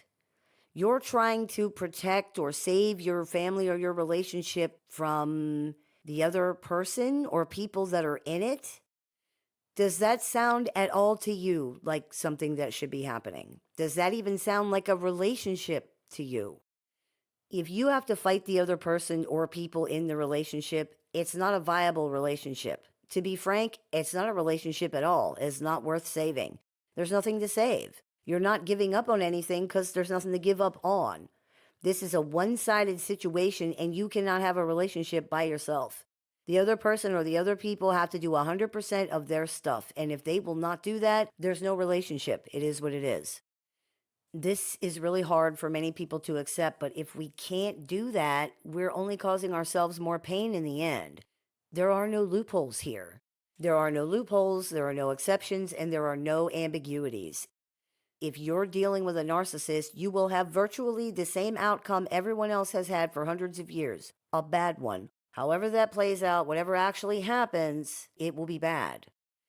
We all want to believe that our situation is unique, that we are unique, that the person we're dealing with is unique. And our situations are all different, but they're also all the same. Minor differences don't justify a presumption of a different outcome. After all, whether you're eating pistachio or vanilla or chocolate or Rocky Road, you're still eating ice cream. To argue that the flavor of the ice cream constitutes some fundamental difference is just not logical. It's not reasonable. It would be like saying, I'm severely allergic to fish, but this is grilled fish, so that's different. It's not different. It's still fish, which means you still can't have it. Now, the only reason anybody would even attempt something like that is because they really want to eat the fish. They're looking for a loophole that makes it possible for them to have the fish. But there aren't any loopholes here. They're allergic to fish, therefore they can't have any fish, regardless of how it's prepared. To eat it anyway would be dangerous and a refusal to accept the reality of the situation. The reality of the situation is no fish ever. That's it. It's the same with narcissists. The reason people are looking for loopholes is because they really want to have a relationship with this person. Well, there aren't any. So it doesn't matter how much people want to have a relationship with this person because they can't. That might sound harsh, but reality is not always kind. If we are going to grow and mature and be healthier, one of the most important things to remember is that we have to do what's best for us, even if it's not what we want. As adults, we have to make peace with the fact that just because we want something doesn't mean we can have it. Sometimes you don't get what you want. Sometimes even if you try your hardest and your best, it still doesn't work. Part of being a healthy adult is understanding this and learning to deal with it because it's a part of life. We don't always win. Things are not always fair. Learning how to deal with this kind of thing is crucial if we're going to develop the resilience that we need to move forward, especially after a relationship that is so damaging. That doesn't mean we just roll over and let bad things happen to us, but it does mean that we need to learn to accept what things are and to recognize when there's nothing we can do to change something. Far from resigning ourselves to suffering and unnecessary pain, this approach allows us to see when it's time to walk away from things and people that are not good for us. That is what empowerment is really about. We can't change something if we don't accept it. Only when we accept what actually is are we able to see if we can change it or not. For example, if we do not accept that a partner is abusive, we can't address the actual problem. We will keep trying to address the abusive behavior itself, which doesn't work, and in this context is actually not even the problem. An abuser's behavior is a symptom of a much larger, much more fundamental problem. The actual problem is that this person believes it's okay to hurt other people. They believe their behavior is justified, and that belief can be extremely difficult to change. It cannot be changed by you. It has to be changed by them, and the reality with narcissists specifically is that even if they change a behavior, the belief that they have the absolute right to hurt and punish other people does not change. They just do something else. Something just as harmful, just as damaging to the other person and to the relationship. This person is clearly not willing or able to change this mindset, or they would have done so by now. You are not the first person to tell them that their behavior is wrong and harmful, and you will not be the last. It hasn't mattered to them so far, and there's no reason to conclude that it ever would, especially if there are no consequences. And to be clear, being told that they've hurt other people is not a consequence for people with empathy deficits. It has no impact on them at all, really. You can't impact narcissists with your feelings. You can only make an impact on them with theirs. And for this to matter in any way, they have to legitimately lose something. This does not guarantee that they will ever understand that the loss they have incurred is a direct result of their own actions. To be honest, the nature of the pathology essentially precludes that. But facing no consequences at all removes the possibility for them to learn anything. And besides that, it's the right and fair thing. People should face natural consequences for their behavior. These personalities typically only change something when they are literally forced to do so somehow. And even that's not a guarantee that they ever will or that they even can actually do it. Many of them are left with nothing in the end, and they still cannot see the problem. They still do not understand that the problem is them. That's why the only thing you can do is accept the reality and decide what you're going to do about it for yourself.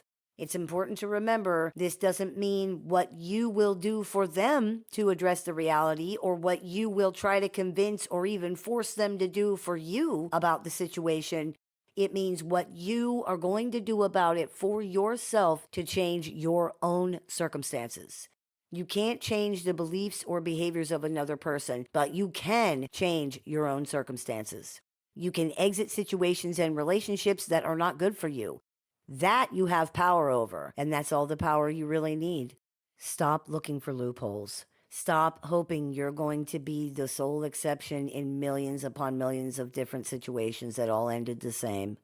Stop looking for ways to justify being in a harmful, hopeless situation. If you're going to stay in it for whatever reason, that's up to you. Lots of people do that. But at least admit to yourself what it really is and how it's going to go. That gives you at least some ability to protect yourself from the trauma of endless toxic hope and unrealistic expectations. I hope this clears a few things up for you. As always, I look forward to your comments, questions, and suggestions, so please keep those coming. I take appointments online, over the phone, via text, via messenger, via email, and through Skype and Zoom for clients worldwide. So if you are interested in speaking with me one-on-one about this or anything else, you can visit LittleShaman.org to do that. I have several books in publication, so if you're interested in picking up a copy of any or all of those, you can visit LittleShaman.org to do that or find them on Amazon.com. I teach workshops, seminars, and clinics throughout the year, so if you are interested in seeing what we're running this month, you can visit littleshaman.org to do that. And if you are interested in joining our support group with access to exclusive content, weekly support meetings, included attendance to all workshops, and more, you can visit littleshaman.org to do that as well. You have been listening to the Meditations and More podcast here on the littleshaman.com or wherever you find your favorite podcasts, brought to you by Relational Healing, ShamanSpiritCenter.com, and LittleShaman.org. That's me, Little Shaman. May the Great Spirit bless you. Have a beautiful day. If you've been struggling through dealing with or recovering from an unhealthy relationship with a narcissist or other toxic personality, the Little Shaman has a catalog of over 500 YouTube videos designed to support your journey from discovery to recovery. You can also find additional resources on the Little Shaman website, including tools, courses, workshops, a support group with weekly meetings, and one-on-one appointments with the Little Shaman that are open to clients worldwide. There's even an AI chatbot built and trained exclusively by the Little Shaman using her work that can answer questions 24 hours a day, 7 days a week. For more information, visit littleshaman.org. You can listen to the Little Shaman wherever you find your favorite podcasts.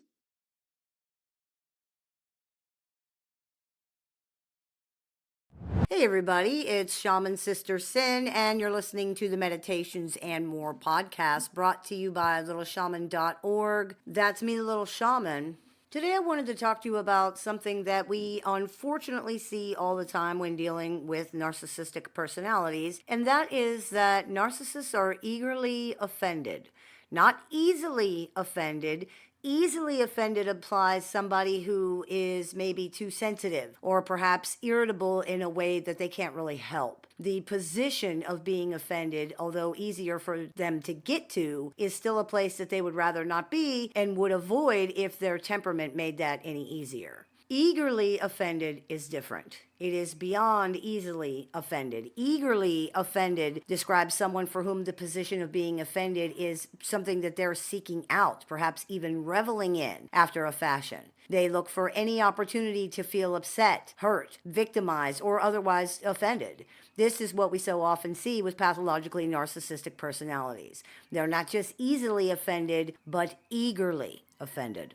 This happens in part because narcissists are not able to hold or process their negative feelings. They have to vent them out and they need other people to receive them.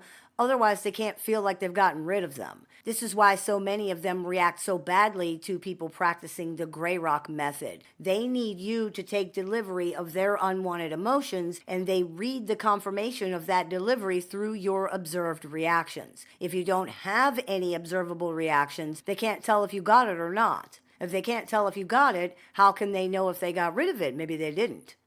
When you practice not reacting, they also don't feel the power and the control that they normally would feel from creating a negative reaction in you.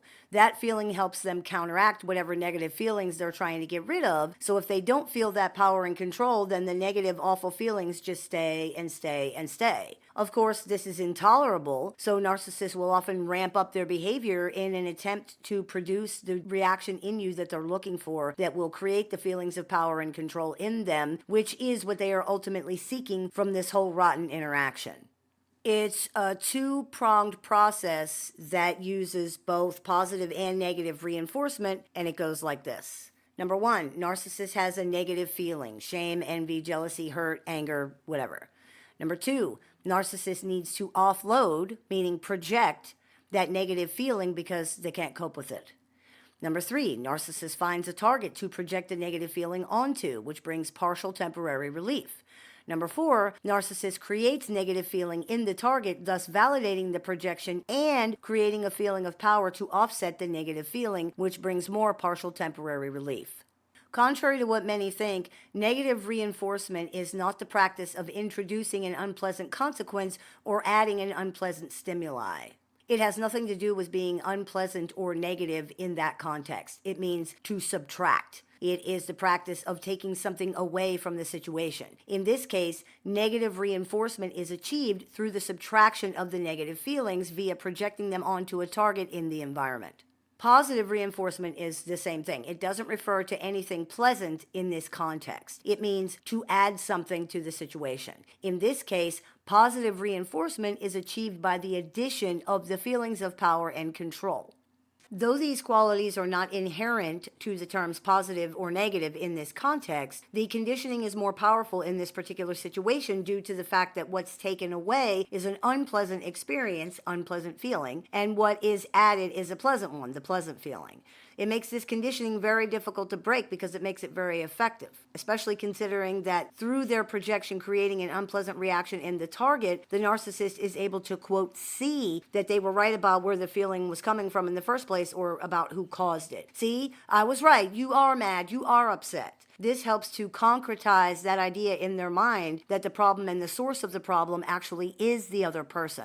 The offending moment can happen either at the beginning of the interaction and is due to the narcissist's inability to deal with the constant negative emotional experiences they're having, which means they're looking for a reason to explode and they're just looking for a trigger. Or it can happen when they're trying to find a target because there has already been a trigger and now they need a place to put the stuff because they can't deal with the tsunami that's happening inside of them.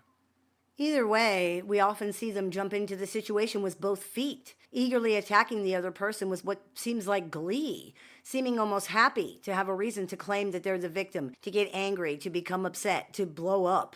These are perpetually offended, constantly upset personalities who don't have even a basic ability to regulate themselves other than to do exactly what we see here, explode and force somebody else to deal with it because they can't. This is why it's pointless to try not to upset narcissists. Narcissists are already upset. People who are looking for reasons to be upset or angry or offended or to feel victimized can usually find them. Even the narcissists who don't react with violence or tantrum behavior are generally ticking time bombs in a way, just looking for a reason to offload the rage, the fear, the shame that they are constantly carrying around. Through projection and flawed perception coupled with an external locus of control, they find that reason in other people, and other people's reactions validate the, quote, truth and, quote, accuracy of this reasoning for them. You can actually hear this in the kinds of things that they often say to other people in these situations. If you're not mad, why are you yelling? If I'm wrong about you, why are you so upset? Did I strike a nerve? You're upset because you know it's true. Or conversely, they might say things like, you're not even trying to deny it. Oh, of course you have nothing to say. How could you defend your behavior? And my personal favorite, that's what I thought. and so on and so on.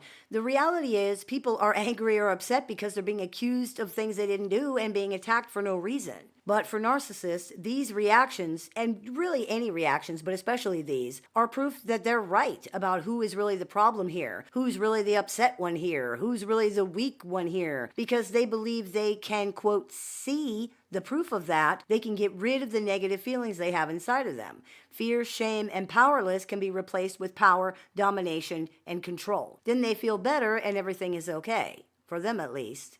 For you, not so much. It's painful to be attacked this way and accused of things that you haven't done. It's painful to be thought of in a way that does not reflect your nature or your character at all. It's confusing and it hurts in a deep, fundamental way to see someone jump so immediately and with such almost excitement to being upset and offended and self-righteous and to having what they believe is a justified reason to just attack or punish others so viciously the way that so many narcissists do. And it happens over and over and over again in so many of these situations. If you admit their accusations, you're a bad person. If you deny them, you're a liar. There's no way out of this for people, and it's one of the biggest reasons relationships with this kind of personality are just impossible, no matter how accommodating and understanding you try to be. You will eventually be boxed into a corner of perceived wrongdoing that is so tight you can't get out. Remember, this is not about you. It affects you, yes, but you're not causing it, and therefore you cannot stop it. And really think about that for a minute. They think things about you that are legitimately, demonstrably false, and they claim that they're seeing proof of that. Obviously, reality means nothing to this person whatsoever. Since that is clearly the case, how is more reality going to change anything? Especially since they'll just dismiss it, or worse, use it to validate their wrong conclusions by twisting it around somehow. Don't bother. As hard as this is, don't bother. It's a gigantic waste of time because it changes nothing. We say it all the time and we will keep saying it. If reality means nothing to somebody, if reality cannot convince somebody of the truth of itself, you are not going to be able to do anything here. So you might as well not upset and exhaust yourself trying. There are some things you just cannot change. There are some things you just cannot do anything about. And the sooner we can accept that, the easier it is to let go of it. I hope that clears a few things up for you. As always, I look forward to your comments, questions, and suggestions, so please keep those coming. I take appointments online, over the phone, via text, via messenger, via email, and through Skype for clients worldwide. So if you're interested in speaking with me one-on-one, you can visit LittleShaman.org to do that. The Transrelational Healing Handbook that I just published is available on LittleShaman.org and through Amazon, so get your copy today. I teach classes, workshops, seminars, and clinics many times throughout the year, so if you are interested in seeing what we are running this month, you can visit LittleShaman.org to do that. If you are interested in joining our support group with weekly support meetings and access to exclusive content, you can visit LittleShaman.org to do that as well. You've been listening to the Meditations and More podcast brought to you by LittleShaman.org. That's me, Little Shaman. May the Great Spirit bless you. Have a beautiful day. If you've been struggling through dealing with or recovering from an unhealthy relationship with a narcissist or other toxic personality, the Little Shaman has a catalog of over 500 YouTube videos designed to support your journey from discovery to recovery. You can also find additional resources on the Little Shaman website, including tools, courses, workshops, a support group with weekly meetings, and one-on-one appointments with the Little Shaman that are open to clients worldwide. There's even an AI chatbot built and trained exclusively by the Little Shaman using her work that can answer questions 24 hours a day, 7 days a week. For more information, visit LittleShaman.org. You can listen to the Little Shaman wherever you find your favorite podcasts. Hey everybody, it's Shaman Sister Sin, and you're listening to the Meditations and More podcast here on the LittleShaman.com, brought to you by Transrelational Healing, ShamanSpiritCenter.com, and LittleShaman.org. That's me, the Little Shaman. Today I wanted to talk to you about something that many people find when dealing with pathologically narcissistic personalities, and that is these situations bring out the worst in people. You know, it's bad enough to be dealing with someone who is bringing what seems to be the very worst of themselves to every interaction. So much of the time, they are angry, rude, unpleasant. They don't listen. They're selfish. They have no space for the perspectives of other people. They're defensive, suspicious, paranoid, negative, just everything that makes a person difficult to deal with in any way. It's even worse when you find that you are also starting to show up as your worst self in these interactions too. Suddenly, you are always angry and rude and unpleasant and suspicious and negative. Suddenly, you are chronically not listening and you're interrupting and you're yelling or you're giving the silent treatment or you're making passive aggressive comments. Suddenly, it's you who's overwhelmed emotionally and becoming hysterical. But this is all extremely common in situations where people are dealing with narcissists. And it adds insult to injury in a lot of cases because people are not only being mistreated by somebody, they feel badly about their own behavior on top of that. They often feel guilty for things that they've said or done, or maybe they feel embarrassed. It's hard to recover from these situations when you not only have to process what was done to you, but also find a way to accept what you've done. And to be clear, this isn't just about reciprocating an abuser's mean or cruel behavior, even though it often is. This is also about losing control of yourself emotionally and acting out somehow, tolerating behavior that you shouldn't have tolerated, going back into the relationship when you knew you should not do that, not standing up for yourself, and many other things. People can find it very difficult to forgive themselves for their own choices when the situation or relationship is over.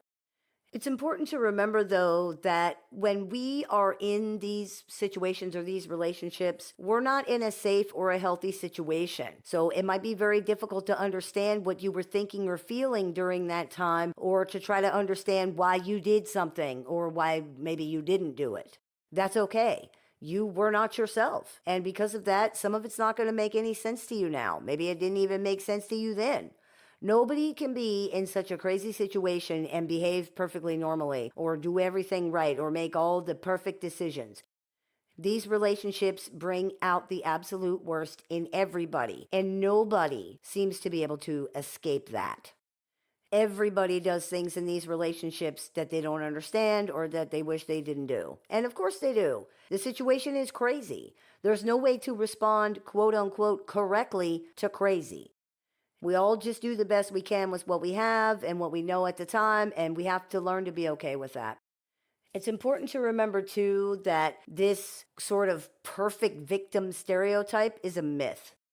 Most people do not do everything right or perfectly in situations where they're being mistreated, and even when they're not. Being human is messy. It involves complex emotions and making decisions with limited or incorrect information. There is a representation of victims in our culture that is, in many respects, false and even harmful. Victims are often presented by the media, for example, in a way that depicts them as flawless and innocent and pure. While certainly nobody deserves to be mistreated or killed, almost no adult fits that bill. Almost no adult is flawless and innocent and pure. Most people have done things in their lives that the rest of us would consider to be wrong. Most people have flaws. Most people will react with temper if you provoke them enough. Most people will engage in what we might call bad behavior in a bad situation. That is completely normal, but many people are stuck in this perfect victim myth, and they feel that this somehow means that they deserve what happened to them or that they're not really a victim, because victims only look or act a certain way. They only respond with fear and sadness and are totally passive, and anybody who doesn't react that way is not a victim. This narrative creates a lot of shame and guilt where there doesn't need to be any, because that's totally false. The reality is, many victims are angry. Many victims are frustrated. Many victims want justice. Many victims want revenge. Many victims fight back, including physically. Some studies have found that in the general population, the reciprocity rate for domestic violence is close to 50%, for example. Does that mean that the people who hit their abusers back are not victims? No, it does not. It means that they are people who were pushed to their breaking point and they fought back. Almost everybody will do that eventually. To expect people to never do that is absurd and unrealistic. In the end, just about everybody will. Let go of the idea that unless you did everything right and perfectly, that this somehow dismisses or justifies what happened to you. It doesn't. You're a human being in a bad situation, and if you haven't always done the thing that was the best or right or the most perfect, who has? You don't need to be perfectly innocent and perfectly flawless and perfectly pure to deserve respect and decency. Nobody does. You have to believe that. And until you do, you're always going to feel that mistreatment can be justified somehow. For example, people commonly say things to narcissists like, well, you're treating me this way when I didn't do anything wrong. This sounds fine, and it's actually very common, but the reality is that narrative reinforces the idea that mistreating somebody is only wrong if they're perfect. It perpetuates the idea and is basically saying if you had done something wrong, then being mistreated is perfectly fine and that's okay. That's not true. Abuse and mistreatment is never okay, regardless of the circumstances. If there are circumstances where abuse and mistreatment are okay, then there's really no such thing as abuse and mistreatment, because a person can always find something that somebody did to use as a justification for how what they're doing is okay, which is exactly what we see in relationships with narcissists, by the way. They're never doing anything wrong in their opinion because it's always justified. The other person or the other people always deserve it. The truth is, people are responsible for their own actions. Whether they think the other person deserved it or not is irrelevant. We do what we do, and that's a choice. The key is to remember that everybody deserves to be treated with basic decency and respect no matter what. And if somebody doesn't agree with that, that's a reflection of them and a choice that they are making. You're not obligated to deal with that just because somebody thinks you deserve it for some reason. Letting go of the idea that there is ever some kind of validity to this narrative helps enormously with that. When you can look at somebody and say, and truly believe, it doesn't matter what I did or what you think I deserve. The way you are treating me is not okay. That really helps to put these things into perspective. Because we are not children, and adults are not entitled to punish other adults in this way, which is what it is. It's a punishment. And they're not entitled to decide and just dole out what they think other people deserve in this way. Letting go of the idea that they are somehow entitled to do these things helps concretize a lot of what is wrong in these relationships. Once you let go of that idea, you generally come to see that much of the behavior of narcissists is way out of line. On a side note, let go of attaching importance to things people say who were not there and who don't understand also. People love to say, well, I would have done this and I would do that, and this is where I think. Well, good for you. You weren't there, you aren't me, and you clearly do not understand where I personally was at the time. So leave that where it belongs, because what other people say they would do in hypothetical situations they were not in, or in situations they were in when they were not you, doesn't apply to you or anything that you do, especially in situations like this. That's the thing about these relationships, and it doesn't get anywhere near the amount of attention that it should. In so many of these situations, you're just not yourself. That's why people look back and they're like, what even was I doing? We can talk about trauma bonding and addiction and trauma, and these things definitely play a role in the situation, but the reality is that you're not yourself in these relationships. They make you into somebody you're not in some ways. They disconnect you from who you truly are. Part of this is the ego trauma, the constantly being told that you are and treated as if you are someone other than who you actually are. Part of this is the endless pressure to perform perfectly, never make any mistakes, never say anything wrong, never do anything wrong. Part of it is the constant mistreatment and being told that you're not good enough. Part of it is the addiction. Part of it is the trauma bond. Part of it is the emotional dysregulation that people, quote unquote, catch from narcissists like a bad cold from all the drama and constant high stakes situations that this person creates. Part of it is the defensiveness and the fear. Part of it is the environment and the continued erosion of moral and ethical standards that comes from constantly being around a person who doesn't have any. There are a lot of factors here, but one of the biggest is that you're living in a cartoon. A fairy tale complete with villains and heroes and just the whole 9 yards. Some child's fever dream. None of this is real. None of it even seems real in many respects.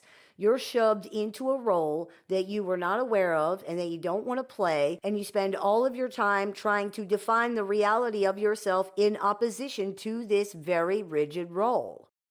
Everything becomes polarized, black and white, good and bad, right or wrong, right or left, up and down.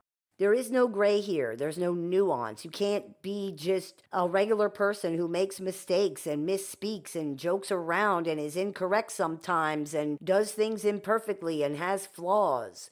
A person with good and bad qualities who's good at some things and not at others, whatever else. No. In these relationships, every single thing you do defines the totality of your character forever. The kicker of all of this, as if that wasn't bad enough, everything you do is viewed through the most negative lens possible. Surprise, it's totally unfair. There's not only no way to not do something considered horribly wrong, but once you do that, there's no way to redeem yourself at all. Even worse, a narcissist will often tell you over and over again that you are doing that to them. The fact that you constantly forgive them and let everything go in the hopes of keeping the peace and the relationship intact means nothing at all. Totally pointless. The reality is, underneath of all of the other things, these relationships knock you crazy. They knock you stupid.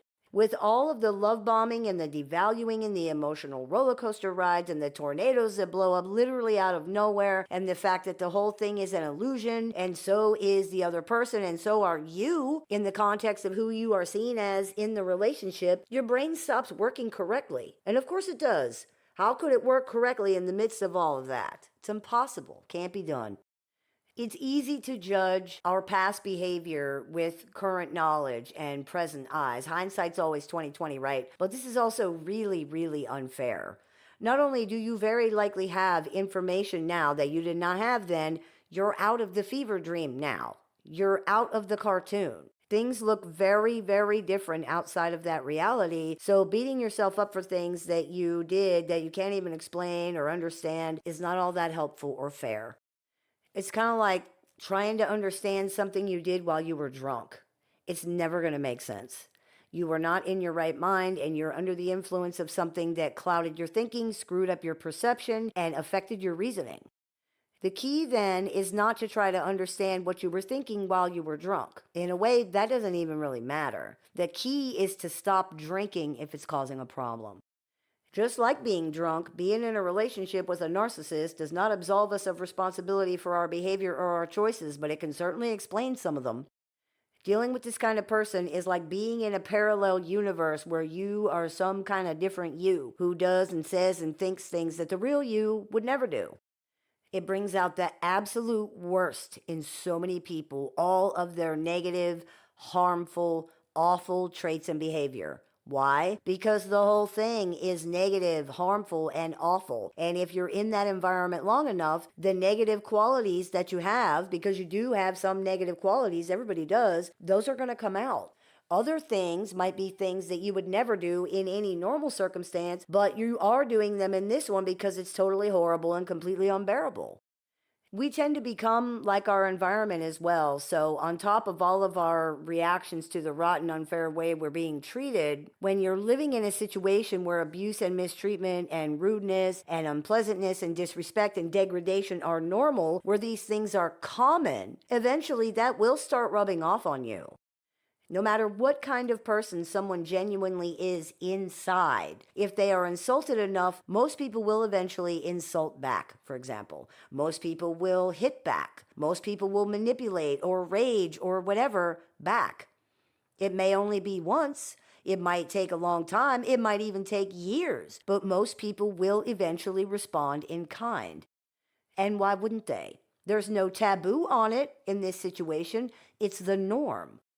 Once you do it once, it's that much easier to do it again and again and again until people are standing there watching themselves thinking, what am I doing? This isn't me. This is one of the reasons no contact is so important. The amount of positive impact or influence that you can have on a pathologically narcissistic personality is nothing compared to the negative impact and influence that they're going to have on you. It's not worth it.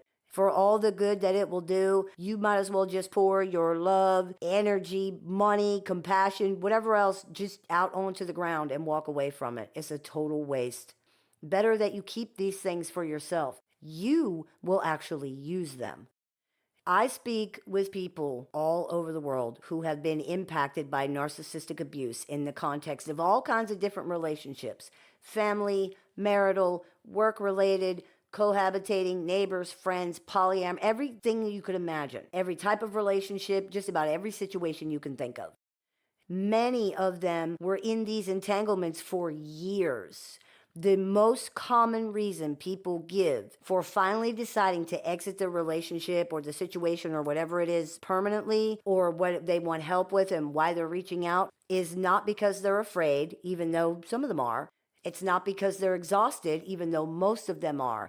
It's because they don't like who they are becoming.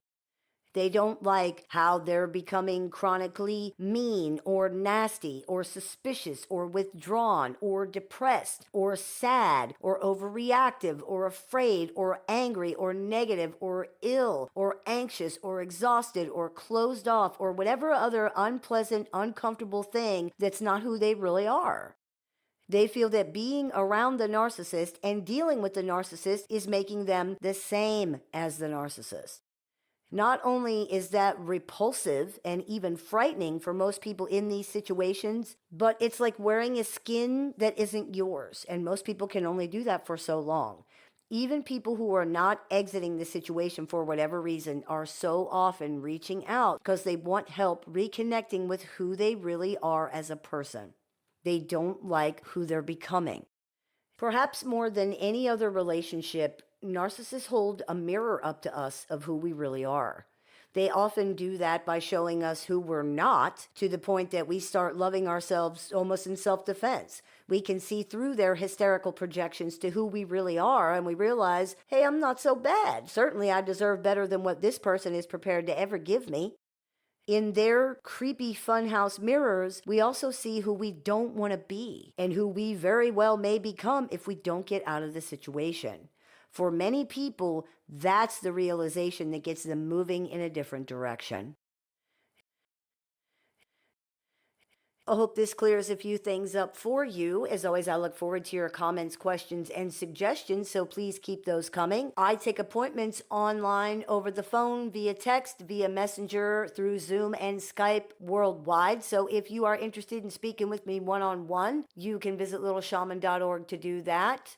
I teach workshops, seminars, clinics, and more. So if you are interested in seeing what we're running this month, you can visit LittleShaman.org to do that. I have several books out for publication. So if you are interested in picking up a copy today, you can do that on Amazon, and you can visit LittleShaman.org to do that. And if you are interested in joining our support group with access to exclusive content, weekly support meetings, and more, you can visit LittleShaman.org to do that as well. You have been listening to the Meditations and More podcast here on LittleShaman.com, brought to you by Transrelational Healing, ShamanSpiritCenter.com, and LittleShaman.org. That's me, the Little Shaman. May the Great Spirit bless you. Have a beautiful day. If you've been struggling through dealing with or recovering from an unhealthy relationship with a narcissist or other toxic personality, the Little Shaman has a catalog of over 500 YouTube videos designed to support your journey from discovery to recovery. You can also find additional resources on the Little Shaman website, including tools, courses, workshops, a support group with weekly meetings, and one-on-one appointments with the Little Shaman that are open to clients worldwide. There's even an AI chatbot built and trained exclusively by the Little Shaman using her work that can answer questions 24 hours a day, 7 days a week. For more information, visit LittleShaman.org. You can listen to the Little Shaman wherever you find your favorite podcasts. Hey everybody, it's Shaman Sister Sin, and you're listening to the Meditations and More podcast here on the LittleShaman.com. Just type that in, it'll take you directly to the YouTube channel. Today's episode is brought to you by Transrelational Healing, ShamanSpiritCenter.com, and LittleShaman.org. That's me, the Little Shaman. Today I wanted to talk to you about something that virtually everybody dealing with narcissists encounters, and that is that these relationships constitute an assault on reality. Our reality is very important to us. The human brain relies on feedback from our environment and our communities to regulate itself and to stay grounded in that reality. This is what reality testing is, for example. If a person believes something that's not true, and this happens all the time, feedback from our environment and the people around us helps us to analyze our thoughts, beliefs, and reactions to make sure that they line up with objective experience. When this reality testing fails or becomes impaired somehow, people can develop delusions and even psychosis. People who suffer from hallucinations, for example, have difficulty integrating feedback from their environment because what they are experiencing differs from what other people can see or can hear. They are legitimately seeing and hearing things that other people are not seeing and hearing. So when people give them this feedback, it doesn't resonate with their experience. You can't tell a person that they're not hearing something that they are in fact hearing. This is not going to resonate with them at all, and because of that, reality testing will fail in that situation. Reality testing can fail in other ways too. The advent of what is being termed AI psychosis is an example of failed reality testing leading to delusions or a loss of touch with reality. When people interact with AI, it mimics human interactions in many ways, but it cannot engage in the feedback and reflection that is required for accurate and successful reality testing.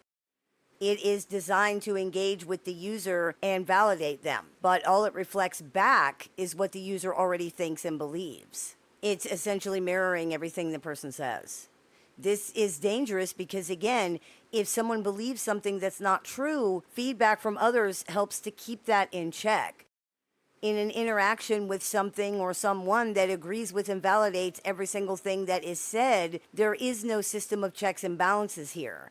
Instead of forcing self-reflection and critical thinking, what results is a reinforcement or even a deepening and an enrichment of things that are already thought or believed. This can be how delusions are created and or confirmed. Confirmation of delusion is extremely dangerous, and with no critical feedback at all, even casual beliefs can blow up into delusions, especially when these things are being unconditionally validated. This is very likely why so-called AI psychosis is being seen even in people who have no history of mental health problems. That piece of it is very significant and it should not be ignored. That is how important this environmental messaging is to the healthy human experience. Even someone with no mental health history whatsoever can be seriously impacted when reality testing fails or becomes impaired. You can also see this phenomenon in situations where adults were spoiled children, or where someone is surrounded by what they call yes men. There's no critical feedback. There's no challenge to anything. This person is receiving the message from their environment and their community that everything they're saying and doing and thinking is accurate and true and right and good and great. After too long in this kind of environment, people end up very out of touch with things, up to and including reality. Pathologically narcissistic personalities have impaired reality testing as well. Their perception of events is very often not the same as everybody around them, and they do receive feedback from their environment that would correct this perception, but it's resisted and ignored because the reality is uncomfortable for them somehow, and because they really do feel that they are perceiving things correctly. They have to feel that way for survival. Because of that, when narcissists are in your environment, the feedback that you're receiving from them is unreliable. This is exactly how and why gaslighting impacts people so strongly and so deeply. It's why it's so damaging. Gaslighting introduces incorrect or unreliable environmental messaging and feedback into the equation, causing people to doubt their own perceptions because what's being reflected back to them by other people does not match what they feel or what they're experiencing. Our brains are wired to consider feedback from other people and to use it to decide if we need to adjust our perceptions accordingly. When this feedback is consistently incorrect or unreliable, it results in doubting your own perception of reality. As an example of how dangerous this really can be, in many of the situations that involve AI psychosis, there is evidence of the user trying to engage in reality testing with the AI, with the bot that they're talking to, regarding what are developing delusions or how they are starting to think of things, only for the bot to respond that there's nothing wrong with how they're thinking at all, and to further validate these delusional thinking patterns or ideas. This is exactly what happens with narcissists, only it's the opposite. Instead of constant unconditional validation, it's constant unconditional invalidation. Instead of being told that you're always right and you're always good, you're being told that you're always wrong and you're always bad. Either one of these things is very damaging to someone's perception and psychological well-being due to how important environmental messaging really is to the human psyche. For many people, this assault on reality is their biggest sort of weakness when it comes to no contact and not reacting and things like that when dealing with narcissists. For example, it can be very difficult to not respond when you hear reality just taking such a beating. It's not even about defending themselves or their viewpoint in these situations. It's hearing reality be so thoroughly just ignored and disregarded and twisted. This is difficult for many, many people to tolerate, and that's completely understandable. These folks are pushing back not just against the illogical and the delusional, but at the attempt to try to disrupt their ability to engage in reality testing, which is what this is. Problem is, there's absolutely no point in doing that. This person genuinely does not see things the way that you do, and they're not going to. The way to counter the effect this is having on you if you cannot completely disengage from this person is by categorizing this person as an unreliable narrator of reality and not imparting any importance on their feedback. They're not going to change their perceptions to suit you, to suit reality, or to suit anything else. It is what it is. The way you protect yourself is by knowing that, reminding yourself of that, and not giving their feedback any consideration. Everyone's opinion is not valid. They're just not. That might not be a popular thing to say, but it's the truth. You are under no obligation to entertain anything that's nonsensical, illogical, or delusional, and somehow the opinions from narcissists always seem to end up at one of those somehow. It doesn't matter who this person is to you or how you feel about them or what position they're supposed to hold in your life. If what they're saying is crazy or it's illogical or it's a lie or it's delusional, you don't have to consider it. It's better for you and them if you don't. Remember, confirming delusions is dangerous and it's wrong. When you entertain illogical, delusional, just nonsense from pathologically narcissistic people, you are providing them with environmental feedback that validates it, even if you're arguing with what they're saying or if you're resisting their perceptions. The fact that you're engaging with it at all gives these things validation in their mind. That's why they keep bringing it up over and over and over and over.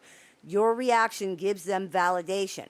It gives them narcissistic supply, and it works to reinforce their wrong perceptions and beliefs, which deepens their attachment to these things. You can do your part in that interaction by not doing that. If you're dealing with an assault on your reality, remember that the person you're dealing with has proven themselves to be an unreliable narrator. Speak with people you trust to validate your experiences and to get real feedback on what's going on. This is extremely important. We do it in our support group all the time. Reality testing is so important for the human psyche, and it's even more important for people who have experienced prolonged gaslighting and immersion in a reality that does not match their actuality. Don't rely on narcissists for reality testing, and don't take into consideration the opinions or feedback of people who are not in reality or people who have demonstrated that they are not interested in being honest or fair. That is how you protect yourself.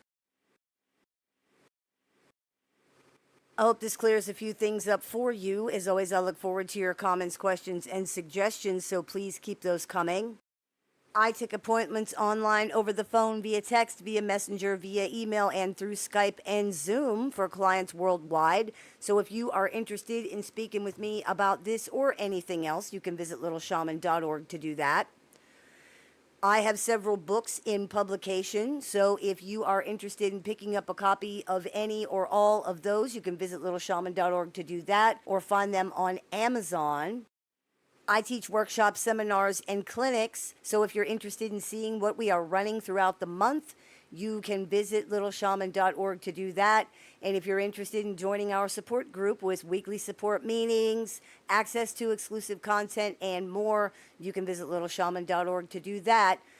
You have been listening to the Meditations and More podcast here on the LittleShaman.com, brought to you by Transrelational Healing, ShamanSpiritCenter.com, and LittleShaman.org. That's me, Little Shaman. May the Great Spirit bless you. Have a beautiful day.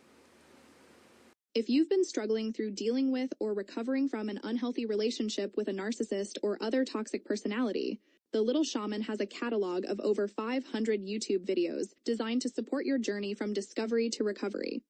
You can also find additional resources on the Little Shaman website, including tools, courses, workshops, a support group with weekly meetings, and one-on-one appointments with the Little Shaman that are open to clients worldwide. There's even an AI chatbot built and trained exclusively by the Little Shaman using her work that can answer questions 24 hours a day, 7 days a week. For more information, visit LittleShaman.org. You can listen to The Little Shaman wherever you find your favorite podcasts. Hey everybody, it's Shaman Sister Sin, and you are listening to the Meditations and More podcast here on the LittleShaman.com, brought to you by ShamanSpiritCenter.com, ILivedWithAMonster.com, and LittleShaman.org. That's me, the Little Shaman. Today I wanted to talk to you about something that is absolutely crucial to understand when dealing with pathologically narcissistic personalities, and that is that narcissists cannot see you. When people meet each other or when they have interactions, they carry an image of the other person in their mind. Depending on the relationship or how well people know each other, this image is usually incomplete and somewhat fantasized, either positively or negatively. Even when we get to know people pretty well, our image of them remains incomplete just because you can never truly know another person. However, it is usually informed by what we have seen this person do, what we have heard them say, this kind of thing. Because of that, our image of them will evolve over time as we get to know them better and see more of who they are. For example, we might have thought one thing about someone when we first met them and then changed our opinion over time. Or when we first met a romantic partner, we might idealize them as perfect at first, but then we gain a more realistic understanding of who they really are over time. This is normal in relationships and is a natural part of them. Narcissists are not like other people in many regards, but especially in this one. The images that they hold of other people tend not to be informed by what they have seen and heard from the other person in any rational or realistic way, and the image is generally static in the sense that it doesn't grow or evolve with new information and understanding. Information that they receive which does not fit into this image is either seen as unimportant and ignored, or it's seen as completely incompatible and incongruent, which results in a completely new image being created. This happens because narcissistic personalities have enormous difficulty with whole object relations. Whole object relations are what it's called when we can see contradictory qualities about something, but we still understand it as a whole thing. For example, Amelia is a kind, loving person, but she has a temper. Or Bob is a great guy, but he can be kind of obnoxious. Or, that job is really fulfilling, but man, it takes a lot of my time. When someone understands whole object relations, they understand that something can have contradictory qualities or characteristics. Narcissists do not understand that. They view the world through a very black and white binary lens. Something's either good or it's bad. And if it's good, then it has no bad qualities whatsoever. And if it's bad, it has no good qualities whatsoever. Good people never do bad things. Bad people never do good things, ever. Bad is bad. Good is good. That's it. If you do something that narcissists see as bad, and their definition of bad is extremely broad, then you're no longer good at all. You are now bad, all bad, and you would do any other bad thing under the sun that people can think of. If you would make a lighthearted joke, you would try to kill them. You are now the worst sort of person who has ever lived. Because of the idealized fantasy image they had of you in the first place, which was not based in any way on who you actually are, they now feel tricked and lied to by you. You don't match this fantasy image they have. You're fake. You're a liar. You're evil. You tricked them. You were so good, but it was all an act, and now you've been revealed for who you really are. Their idealized good image is now erased. It is replaced by one that depicts you as bad, as an enemy, as the devil. You are now the bad guy. This happens because they never had a realistic image of you in the first place, because they cannot understand whole object relations, because they are intensely self-loathing, they're paranoid, and because they have an extreme negativity bias. This means they give more weight to things that are perceived as negative. They give those things more importance. Their perspective is extremely distorted anyway, and this distorts it even more, making normal things you do appear to be harmful or dangerous or threatening in some way. The relationship, no matter what kind of relationship it is actually doomed from the start because of this, because no matter how kind and nice and caring you are, they will eventually take something wrong and automatically assume that you were intending to hurt, offend, upset, embarrass, or otherwise harm them. After that, this perception tends to grow in scope and intensity, and it can reach a point where literally everything you do is seen as harmful and threatening and upsetting and offensive. The narcissist is reacting to their own perception of what's happening, and their perception is dark and scary. They tend to view the world as a place that is predatory and dangerous, and their mental armor against this imagined world is formidable. They convinced themselves years ago that they're never safe and nobody can be trusted. Narcissists who try to entertain different perspectives, such as maybe this person could be trusted, or maybe this person was not actually trying to hurt me, tend to fear that they're being set up and manipulated by that, or that they would be lying to themselves if they believed it. This is a person who is pathologically terrified by any intimacy of any kind, even just getting to know them on a superficial social basis, and fervently believes down to their bones that everyone is attempting to harm each other and take advantage. Their only defense against that is suspect everybody. If you never trust or believe in anybody, then you're never going to be caught off guard and hurt by them, right? Problem solved. Except that this actually doesn't work because it causes continuous conflict and issues with other people. The narcissist's only real defense against the shame that this provokes seems to be convincing themselves that they just saw through everybody and nobody could take that, so then they all left. Or everybody's jealous of the narcissist and that's why nobody likes them. It could never be that, like, hey man, you're causing problems constantly for no reason and people are tired of that. Or, hey man, you are horrifically abusive to people who never did anything to you at all. It's always somebody else's fault, and it is always somebody else's responsibility. As you can see, there is almost no chance that someone whose perception is this affected can see you or anybody realistically. But there's another reason that narcissists cannot see you. They don't have a stable identity, and because of that, they cannot define themselves for themselves as a separate and sovereign individual. They create an identity narrative for themselves. An image, same as they create one of you. And the one they create for themselves is not any more reality-based than the images that they create of anybody else.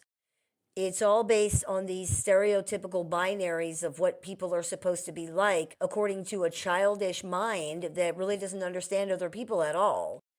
If you think of how fairy tales present human beings to children, the villains are very, very bad and the heroes are very, very good. There are not usually any nuanced characters in fairy tales because this is how children can understand both the story and the wider world. It's how pathologically narcissistic personalities understand it too. This is why you cannot escape, change, or subvert their identity narrative. They define themselves in comparison or opposition to you or to whoever is the main person that's around them. Because of that, whatever they think they are, whatever they want to be, you have to become the opposite. If they're good, you're bad. If they are up, you are down. If they are vegan, you're a carnivore. That's another reason the relationship is doomed from the beginning. Not only do they do this, they tend to believe that everybody else is doing it too. That's why they accuse people of arguing with something just because the narcissist said it, or of disliking things just because the narcissist likes the things. This is not only projection, it's a tell. They believe that you are defining yourself in opposition to them.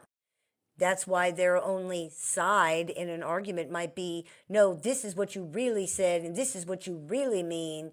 It's not even a side. They're just taking what you said and flipping it around. They do not have a side or a position at all in these situations. It's just, you said this and this is why you're wrong.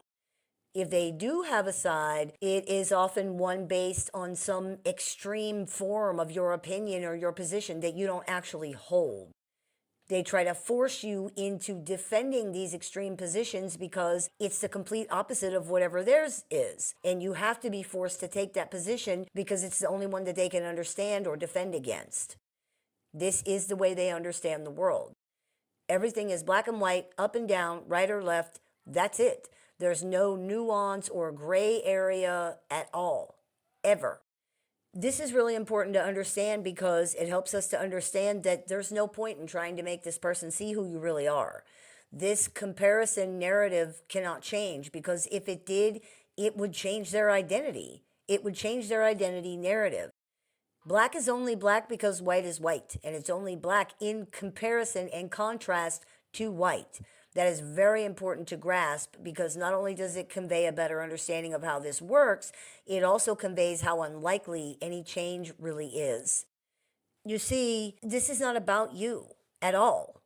To you, it's about you because it's about you to you. But to the narcissist, it's about them. You don't even exist as an individual human being. They genuinely and legitimately cannot see you for who and what you really are. And if you look at your interactions with them, you will see that. You are a living construct that they can identify themselves against, and that's it. Their understanding of people is extremely binary and stereotypical. Like in the movie The Breakfast Club, when Brian wrote that essay to Mr. Vernon, you see us as you want to see us, in the simplest terms and the most convenient definitions. This is that on steroids, and through a genuinely childish, genuinely delusional lens. This is not getting to know another person. This is the creation of a character in their mind that looks like you and has your name. That's it. It may very well not resemble you at all in any other way.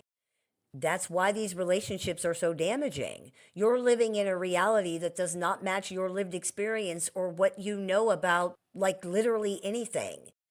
It's like you're a puppy, but you're being interacted with and treated as if you're a crocodile. And this happens every second of every day, no matter what you do. That messes with people's heads after a while, even if they know it's bogus. It really does. No one can live in an alternate reality without it affecting them somehow, and the effects of this can be extreme. People can start to legitimately lose their perspective of reality because they are constantly confronted with a reality that makes no sense, and nothing changes about it no matter what they do.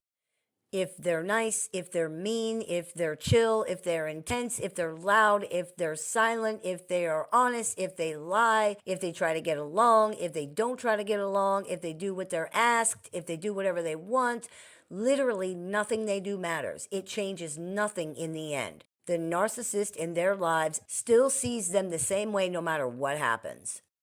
This is an upsetting, painful, but ultimately liberating realization.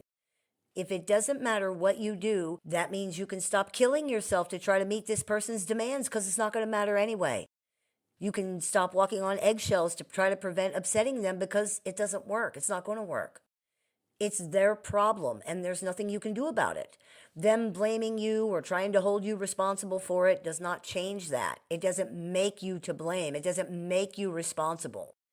If I insist that you are to blame for an earthquake and you should have prevented that somehow, that doesn't make you responsible. It makes me wrong and possibly crazy. It's the same thing with this. Someone saying that you're responsible for their emotions and or their emotional reactions is wrong. We have a responsibility to the emotions of other people, but we are not responsible for them. That means we have an obligation to consider them reasonably and fairly in the things we do and say. You're not supposed to go around intentionally hurting people's feelings or being mean to them. We are not responsible for how they feel or for how they react to how they feel. This is especially true in situations where how someone reacts could not have been predicted, such as them getting offended over things that are normal or basic or harmless. We can hear them out, and we can take responsibility for our own actions, such as explaining that we didn't mean something to be offensive or that we were unaware of their feelings on the topic and things like that. We can express regret or be apologetic that our words hurt them. We cannot, however, take responsibility for their emotions, and we are not responsible for how they react to those emotions. That is what narcissists want you to do, and they want to punish you. We each have a choice regarding our reactions, and whatever we choose is up to us. It's not someone else's decision, therefore it's not their responsibility either. If someone hits you, for example, and you hit them back, that was your choice. They're not responsible for your decision to do that, and you don't want them to be, because that would mean they're controlling you. You're a grown adult. You control yourself. We could argue they should have expected that was going to happen, but it's still your choice to do it. They didn't make you hit them, just like you didn't make them hit you. This is something abusers cannot understand, for example. They insist that the things they do were all caused by other people, and therefore these things are not their responsibility. This is false. They provoked me is not a defense in court, and it never will be, because we are all responsible for the reactions that we choose. Thinking you have a good reason for doing something or thinking that someone deserves it to happen to them doesn't make it not a choice or somehow not your responsibility now. The realization that anything you do in an interaction with a narcissist ultimately doesn't matter because it won't change anything also forces us to confront the uncomfortable but ultimately liberating truth that what other people think of us does not define us. Because look, this person believes that you are something completely outside of what you actually are, and it has not changed you into that thing. It never will. Belief has no impact on reality. It can impact how people perceive reality, but not reality itself. Believing a $1 bill is a $100 bill is not going to change it into one. Now, people sometimes say things like, well, if they're going to keep accusing me, or if they're going to keep saying that I'm this or I'm that, then I might as well do that, or I might as well be that. And that's usually understandable, but it's also still a choice. It's important to keep this in mind when dealing with narcissists because it reminds us that they only have power we give them. As adults, we alone dictate what we will do. They have no power over that at all unless we give it to them, and we shouldn't. The reality is, the pathologically narcissistic personality does not see you as a human being. They don't see you at all. They see a character they created to look like you that they can define themselves and spin their identity narrative against, and this is how they interact with you forever. Love bombing, for example, is often the first indication of this, where a narcissist's proclaimed overly positive idealized image of you does not resonate with who you really are. You might like it, it might feel good, but it doesn't feel real, and that's because it's not. It can also turn negative very quickly because it's not real, and as unrealistically positive as the image was of you, it will be just as unrealistically negative when it turns. There is no understanding of how this might impact you, nor any understanding of you as a living, feeling person at all. If you look at your interactions with narcissists, what you spend the majority of the time doing is trying to somehow make a convincing case to them that you deserve to be treated as a human being. Think about that. Really think about it. Does that sound okay to you? Does that sound like anything anybody should ever have to do? Now think about the fact that it doesn't even work, that you never succeed at convincing them that you deserve even basic human decency or consideration. What does that sound like to you? You know the answer. If you continue to interact with this person, you will continue to be treated as if you are a character in a cartoon. No feelings, no story of your own, no identity at all. Just our good guy can't be a good guy without a bad guy, so here we'll draw one. You're worth more than that. You are more than that. If you can't exit the situation just yet, at least stop trying to convince someone to see you who can't even see their own hand in front of their face. You will never get something from someone who cannot even give that thing to themselves. I hope that clears a few things up for you. As always, I look forward to your comments, questions, and suggestions, so please keep those coming. I take appointments online, over the phone, via text, via messenger, via email, and through Skype worldwide. So if you are interested in speaking with me one-on-one about this or anything else, you can visit LittleShaman.org to do that. If you are interested in telling your story on our new series, I Lived with a Monster, you can visit ilivedwithamonster.com to do that. I have several books in publication, so if you are interested in picking up a copy of any or all of those, you can visit littleshaman.org to do that, or find them on amazon.com. I teach workshops, seminars, and clinics, so if you are interested in seeing what we are running this month, you can visit littleshaman.org to do that.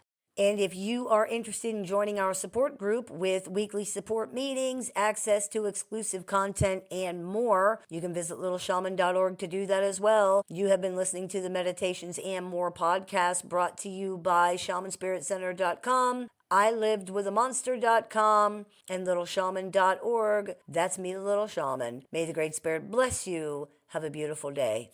If you've been struggling through dealing with or recovering from an unhealthy relationship with a narcissist or other toxic personality, the Little Shaman has a catalog of over 500 YouTube videos designed to support your journey from discovery to recovery. You can also find additional resources on the Little Shaman website, including tools, courses, workshops, a support group with weekly meetings, and one-on-one appointments with the Little Shaman that are open to clients worldwide.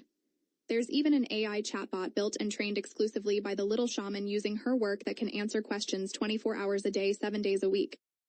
For more information, visit littleshaman.org. You can listen to The Little Shaman wherever you find your favorite podcasts.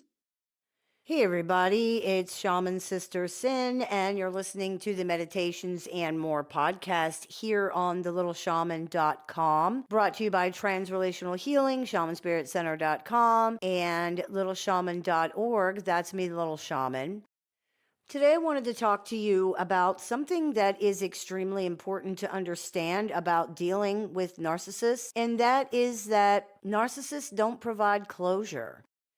Closure is a very important aspect of healing for people. To achieve closure in the context that we're talking about means to feel like an emotional or traumatic event has been resolved. This can take many forms, it can look like many things, but the end result is that a person feels like the situation has been resolved to the degree where they can live with it and move forward into whatever awaits them. With narcissists, there's usually a lot to resolve. Traumatic events, emotional issues, confusing things that make no sense. There's a lot of stuff here. Closure in these relationships can really be a long time coming, and for good reason. There's a lot to get through, and much of it is confusing and horrible. One of the biggest issues with closure in these relationships, too, is that narcissists typically do not help in any way with closure. Indeed, trying to get closure from them often causes more trauma because they are obstinate, they're unrepentant, they're egocentric, and they have memory issues on top of all that. They might not even remember the thing that wounded you so terribly that you think about every day.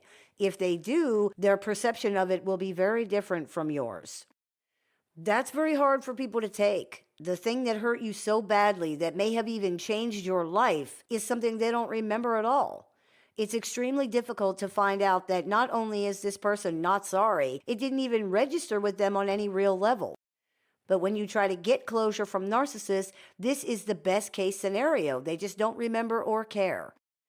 In a worst case scenario, they do remember, or they say they do, and the way that they remember it is that they were actually the victim, or they were actually the hero, or they were actually the martyr, or they were whatever it is that makes them not the perpetrator of something bad against another person.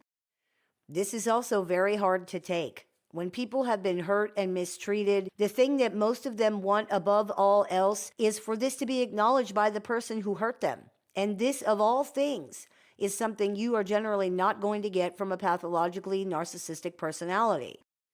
Not only do they not want to admit it, they probably can't anyway because they just don't see it that way.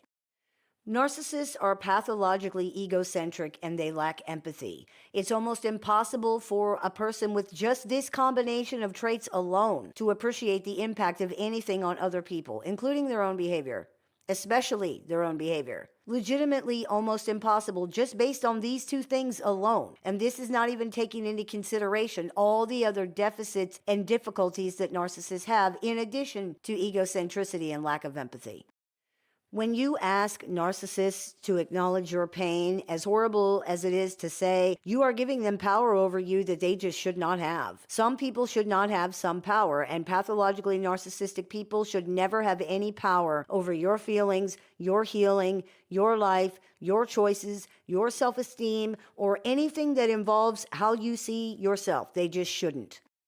They are far too irresponsible, too selfish, too damaged, and too reckless. In an ideal world, they would never be permitted to be in positions of power over other people at any time. This is not an ideal world, though, and therefore narcissists often are in positions of power over other people. Narcissistic parents are a perfect example of how dangerous this really can be. At the very least, they're completely indifferent to how they affect other people, and at worst, they exploit that.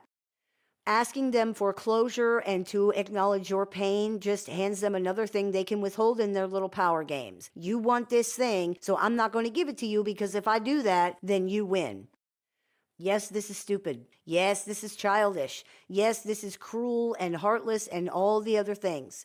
That's what dealing with personality disordered people who lack empathy is like. And your belief that this situation should be more important than their stupid, pathetic, childish bullshit is accurate but irrelevant. They don't see your side. They don't see you. They don't care at all. It's past not caring. It doesn't even exist. Nothing exists to this kind of person except themselves and how they feel. You can't understand that, of course, and that's why trying to get closure from narcissists is pointless. You see, people want answers from the narcissist in their lives because they often feel that if they can understand, they could finally move on. They believe that that is what's holding them back rather than, for example, their own unconscious refusal to believe that this kind of person exists, or their failure to acknowledge, for example, that there are some things that they're just never going to be able to know. The reality is, you will never understand. There's nothing this person can tell you about what they did to you that's going to make you say, oh, okay, that makes perfect sense, and now I can let this all go and move on in peace. Even if the narcissist or the abuser in your life said what is likely closest to the real truth, which would be something like, I don't really know why I did that. I don't think about it. I'm a selfish jerk who does things that hurt other people, and I don't really care about that. Could you really understand that? Is that really good enough for you? No, that's not good enough for you, and you can't understand that. Anyone who's not that kind of person can't understand that. Even that kind of person probably doesn't really understand that. They don't think about it. What is there to understand? They're a selfish jerk and they don't care. That's pretty much the whole thing, isn't it? No mystery there. Nothing bigger than that. But not for you. For you, it's much bigger than that. It has a lot more meaning for you. You want answers that reflect that level of impact, and you're not going to get them. Not just because this person will not give them to you, but because there aren't any. Humans always try to make meaning out of everything, especially when the things have meaning for them. That's understandable. But it doesn't mean that the things actually have meaning beyond what we're giving them, and it does not mean that cruel, callous, or abusive behavior has any meaning for the person who did it. This is one of the hardest things for people who have been hurt or wronged, to have something that is such a big deal for them mean nothing to the person who hurt them. But the harsh truth is that most of the things that hurt other people are stupid and needless, and the reasons for doing them are usually stupid too. They will almost never be reasons that make any sense or are understandable. They will almost never be reasons that are good enough. In a previous episode of the show, we talked about a situation on one of those true crime documentaries where a young woman was asking her father why he killed her mother. Though he actually did tell her what happened, he got angry and strangled her mother and the mother died, she still keeps asking him why he did it. And it's very obvious why she's doing that, because his answer is not enough. It doesn't have any meaning. It doesn't explain why she lost her mother. It doesn't explain why her father didn't consider the impact on her or anybody else. It doesn't explain anything. She clearly wanted a bigger answer, one with more meaning, one that would explain why she had to lose the most important person to her, why she had to suffer for the rest of her life. He was getting frustrated because he gave her the only answer that he really had, and she was getting frustrated and hurt even worse because she wanted an answer that would make it make sense. But there really wasn't one. It's the same for all victims of abuse and trauma perpetrated by other people. They want to know why they had to suffer. They want to know why they had to be mistreated. They want to know why they had to be hurt. They want to hear how someone could treat another person that way. They want to hear that this meant something to the person who did it, even if it's negative or hateful, and that the abuser understands how much these things affected them, even if it's only to hear that the abuser took pleasure in that. Sadly, most people just don't get that. If they find anything at all, what most people find and what is so hard to take is that it just really wasn't that important to the abuser at all. A violent person doesn't kick the dog because they hate the dog. They kick the dog because the dog is there. They break the phone because that's what's in their hand. They throw the plate because the plate was where they could grab it. This is very often really all the explanation for this kind of awful, stupid behavior that there is. There are a lot of bad, stupid people in the world who do bad, stupid things without caring very much about it either way, and refusing to acknowledge this just makes things harder. At some point, for our own peace and sanity, we need to be able to understand that awful, stupid behavior is not going to make sense to us because we're not awful, stupid people, and we need to be able to leave it at that. Our example of the girl with the murdered mother seems perhaps extreme to some people, but it illustrates perfectly that for abusers, even in the most extreme circumstances where somebody got killed, there's no consideration of impact on other people at all. Therefore, the abuse and the horrible actions have no impact on the abuser. That makes sense because if they were capable of considering other people in the way that they would need to be capable of considering them in order for this to matter, they would not be abusers in the first place, point blank. Because of this, narcissists cannot provide closure to people that they have mistreated. They can't acknowledge your pain or the impact that their actions had on you. They can't explain to you why you had to suffer and be mistreated. And even if they could explain, they very likely won't, because then they would be admitting that they did something wrong. And not only will they generally not do that, they don't really think it's true anyway. So many people end up more traumatized and more hurt by trying to get closure from narcissists because what they want is something that narcissists cannot give them. It's a natural thing to want, and it's a natural thing to try to do, but in this case, it's a mistake. Not only can they, in all likelihood, not do what you're asking for anyway, they don't want to. There's no benefit for them in that.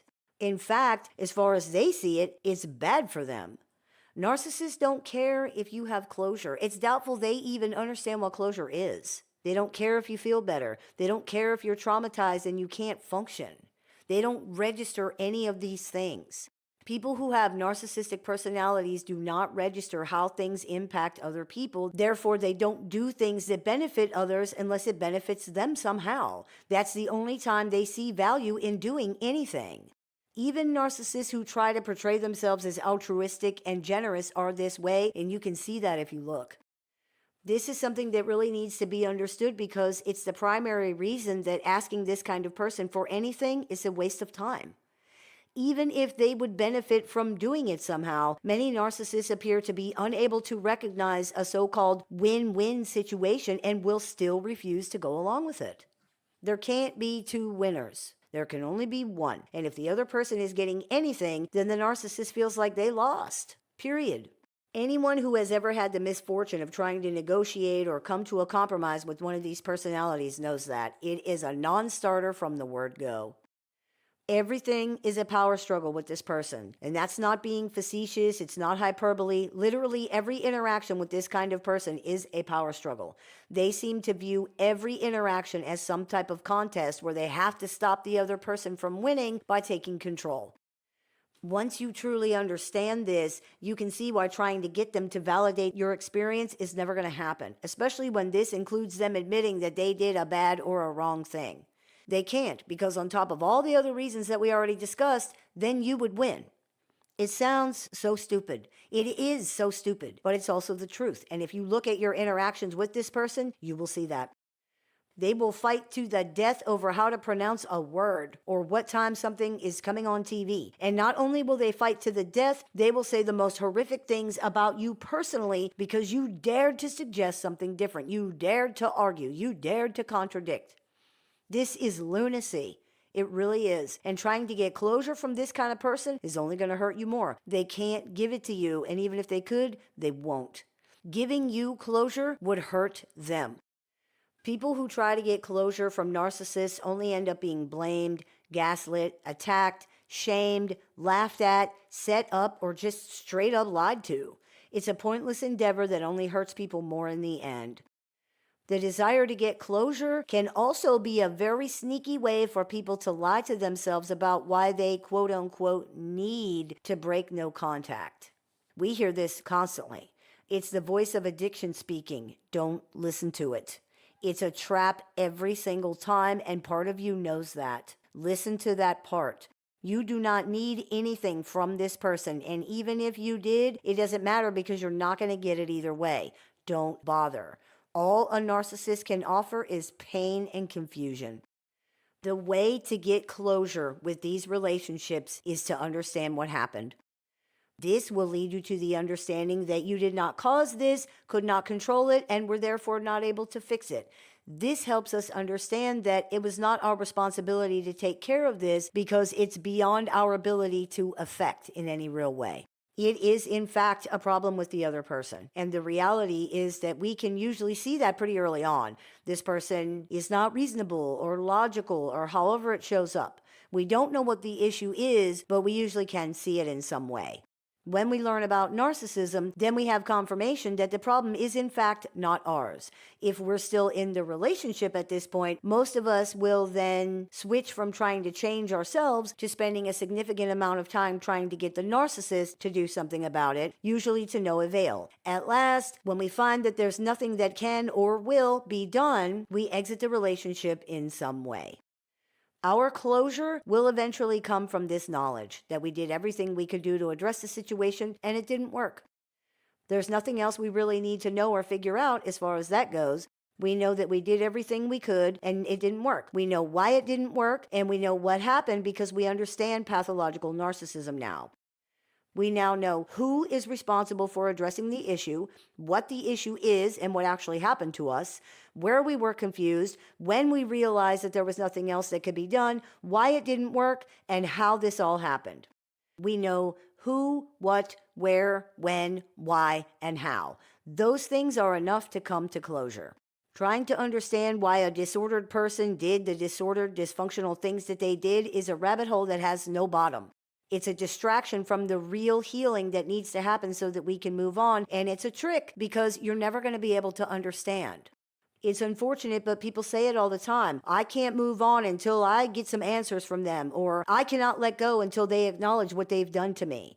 That's a totally understandable feeling, but it's not true. And it's also such a terrible place to condemn yourself to. This person is never going to give you anything. They don't care if you move on or not. They'd probably rather that you didn't, to be honest, because then they're still important. This means that now you just stay stuck in this awful place forever? When someone says that, they're saying that unless a known liar who doesn't care about other people at all tells them something that they can believe and understand that explains why they were lied to and mistreated so horribly, they can't move on. The narcissist has that much power still, that much control over them and their mind and their actions and their feelings, even if the narcissist is not around anymore. That's so unfortunate for somebody to believe because it's not true. The narcissist is not in charge of your healing. They have no power over you and whether you can move on or not. You don't need anything from them. You really don't. You don't need any information or any validation or agreement from them about anything. You know enough right now to be able to process what has happened and be able to bring it to a resolution in your mind. It will take time. It's not easy, but it can definitely happen. Don't get sucked into the false idea that the narcissist has this power over you. They don't. You can come to closure on your own and move forward into whatever better life awaits you. I hope that clears a few things up for you. As always, I look forward to your comments, questions, and suggestions, so please keep those coming. I take appointments online over the phone, via text, via messenger, via email, and through Skype and Zoom for clients worldwide. So if you're interested in speaking with me one-on-one, you can visit LittleShaman.org to do that.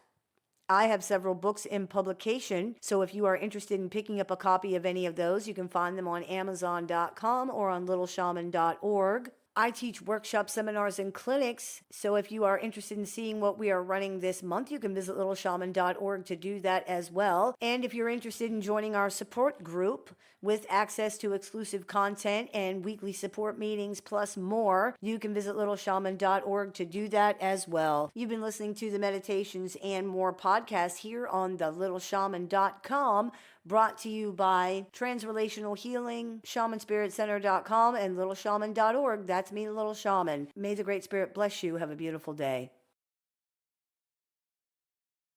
If you've been struggling through dealing with or recovering from an unhealthy relationship with a narcissist or other toxic personality, the Little Shaman has a catalog of over 500 YouTube videos designed to support your journey from discovery to recovery.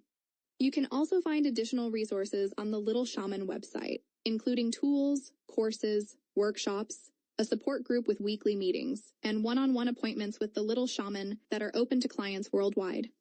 There's even an AI chatbot built and trained exclusively by the Little Shaman using her work that can answer questions 24 hours a day, 7 days a week. For more information, visit LittleShaman.org. You can listen to the Little Shaman wherever you find your favorite podcasts. Hey everybody, it's Shaman Sister Sin, and you're listening to the Meditations and More podcast here on the LittleShaman.com, brought to you by ShamanSpiritCenter.com, Transrelational Healing, I Lived with a Monster.com, and LittleShaman.org. That's me, Little Shaman. Today I wanted to talk to you about something virtually everybody encounters when dealing with pathologically narcissistic people, and that is crazy-making behavior. What does crazy mean in this context? To put it very simply, it means that someone is not in touch with reality in the sense that they don't seem to be having the same experiences that everyone else is having because they are saying or doing things that don't make any sense, either within the context of what's happening or just in general. When dealing with narcissists, people are often told that they are doing this all the time. And by all the time, we mean all the time. The gaslighting effects in these situations can be very severe and they can be nonstop. This happens for several reasons, which we're going to get into, and it can be extremely destabilizing for people. And that makes sense. If someone is telling you constantly that every single thing that happens or that you do and you say is wrong, misunderstood, mistaken, lies, a trick, fake, and whatever else they're constantly being told, most people are going to start to wonder why this is happening. And because most people approach situations in good faith and through their own paradigm, the idea that someone is lying or at the very least not seeing things clearly does not occur to them. They automatically assume, for example, that the narcissist has a legitimate reason for the things that they're saying, because why would someone say and do things without a legitimate reason? So people look at their own behavior to try to figure this out and address it. This can often become a double whammy because not only is this most people's automatic inclination, it's also what they're being told. Narcissists have an external locus of control, which means that they believe things outside of themselves dictate their experiences, choices, and outcomes. Anything that happens to them is the result of external forces. This includes their behavior, feelings, the things that they think. These are all things that are experienced by narcissists as happening to them. They are not acting, but being acted upon and then reacting to that. They're not choosing, they're not in control of anything. Things are just happening around and for and to them. Narcissists are exceptionally passive in this way, which makes them feel powerless in their own lives. This puts them into constant conflict with other people because they view the behavior of other people as controlling and malignantly impactful. Due to their extreme egocentricity, there is virtually no chance that they will be able to view external forces such as the actions of other people as having nothing to do with them personally, and due to their extreme negativity bias, there's no chance that they're going to be able to view the actions of other people as benign or harmless. That's why you not only lied, you tricked them with the intention of manipulating them for some nefarious plot and purposes. There's also often projection involved here as well. This is all extremely confusing for people. It can make them feel like they are legitimately going crazy, that they can't understand reality or what's going on, or that reality is not making any sense to them. Why did this person get upset with me because I did something that I've done 500 times before with no problem whatsoever? Why is everything I say and do upsetting this person somehow, no matter how careful I'm trying to be? Why is doing everything they are asking me to do still not stopping the conflict? How am I getting this wrong every single time? Why are they taking everything I do so personally? Why do they view everything I do as so negative? Why can't I do anything to fix this? Why are neutral or even good things being interpreted as harmful and negative? Why does this person think I am so bad? How am I causing all these problems, but I can't seem to prevent them? Why doesn't this person believe I care about them? Why does this person think that I did and said things that I didn't do or say? We were both there, and on and on and on and on. It can eventually reach the point where these questions and many, many more are swirling through somebody's head all day long, every single day, because they just cannot figure out what's happening. This is a shame because the answer is actually right in front of them the entire time, but they just don't see it because the idea that the person telling them these things is lying or wrong does not even occur to people until much later, if it ever occurs to them at all. And why would it? This is a person who says they care about you. Why would they lie? How could they be that wrong about your motives or your intentions? There must be some reason. The reality is, both of these things can and usually are happening in relationships with narcissists. They are often wrong and they're often lying. People don't see that because they take for granted that everyone they're interacting with is just like them. Sadly, that's just not true. And if you learn nothing else from interactions with a narcissist, you will learn exactly how untrue that really is. Those questions are just the tip of the iceberg in these situations, and it is very, very confusing and hurtful for people. They cannot understand what's happening, yet they're continuously being told that they're causing it. They are addressing every single thing that they're being told that they're doing wrong, and there's still a problem. They're being told every single day that they don't care, that they're abusive, that they're embarrassing, that they're stupid, that they are hurtful, that they are liars, cheaters, phonies, haters, con artists. The list goes on and on. In these situations, there is nothing happening that would lead a rational person to these conclusions. And people dealing with narcissists cannot understand how the narcissist is coming to the conclusions that they're coming to. People cannot understand how this person is taking 2 plus 2 and getting 47. The math ain't mathin'. Instead of going from A to B to C, the narcissist is going from A to F to yellow to triangle to do not enter sign. When asked to explain how they have arrived at their conclusions, many narcissists do not answer, likely because they actually cannot explain in some situations.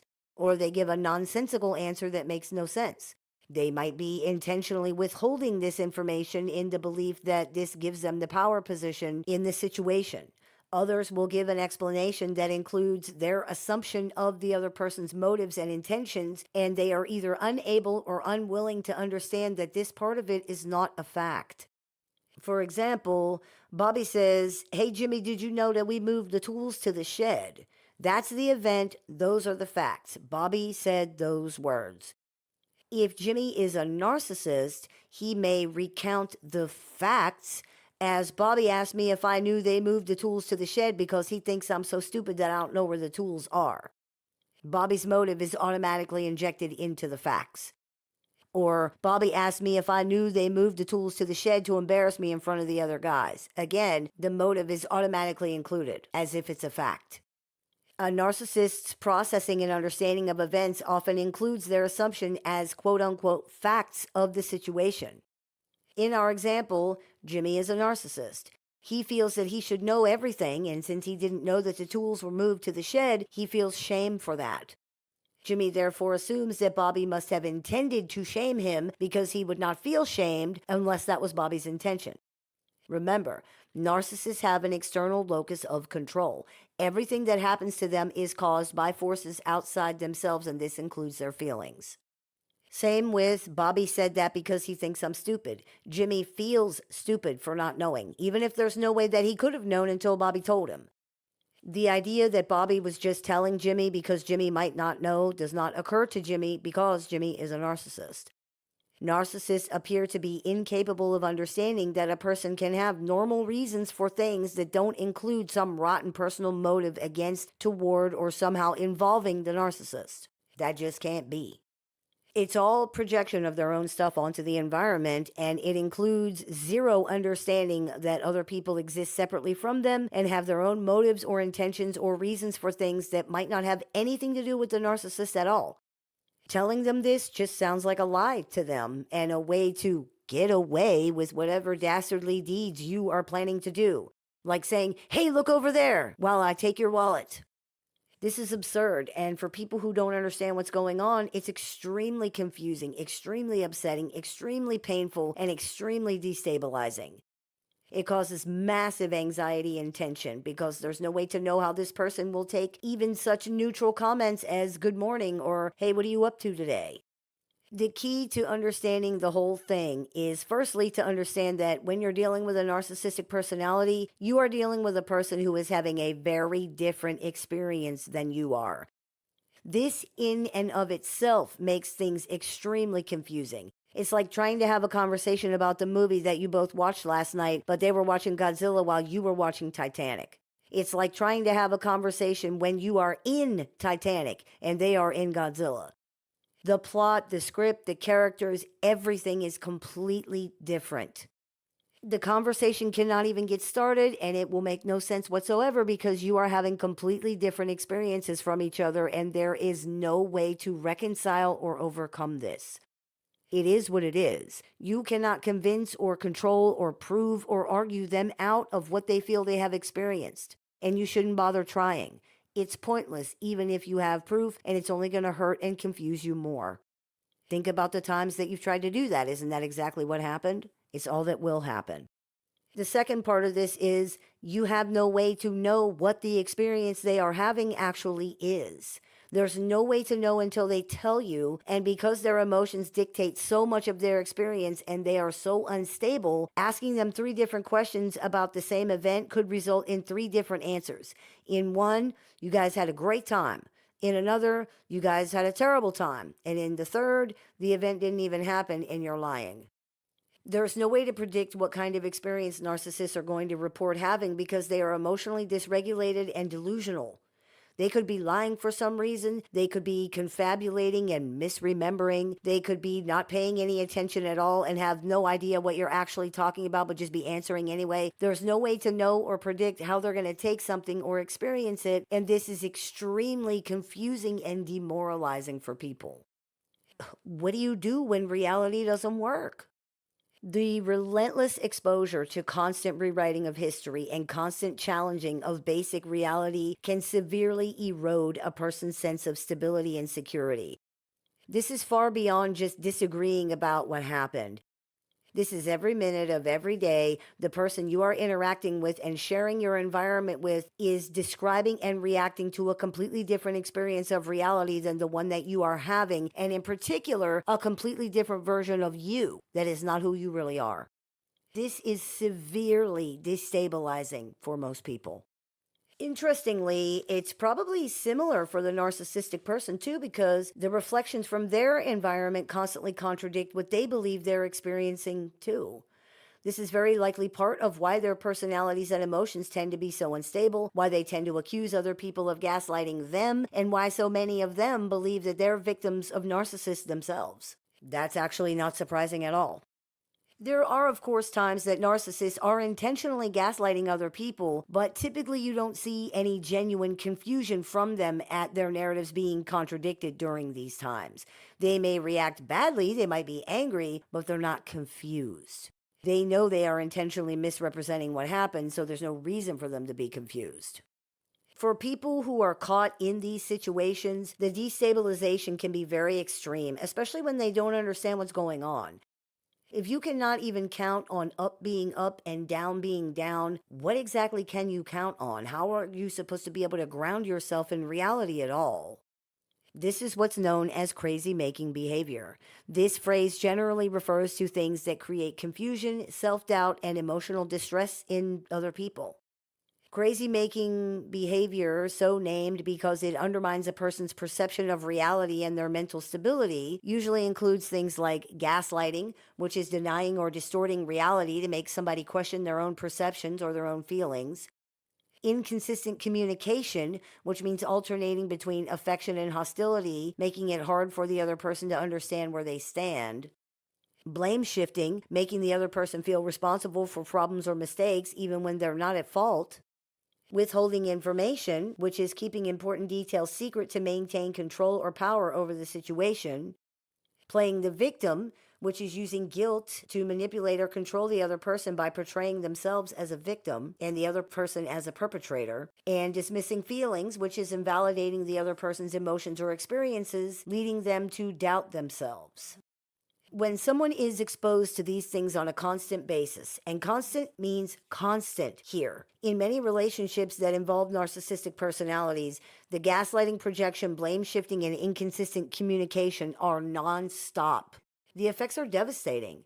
People can literally lose their perspective of what is real and true or not. It is traumatic for someone's environment to consistently reflect back to them that what they are experiencing is not in sync with what other people are experiencing. Pathologically narcissistic personalities have some coping mechanisms to deal with this because they experience that all the time. What they think they are experiencing in consensus reality do not line up with each other.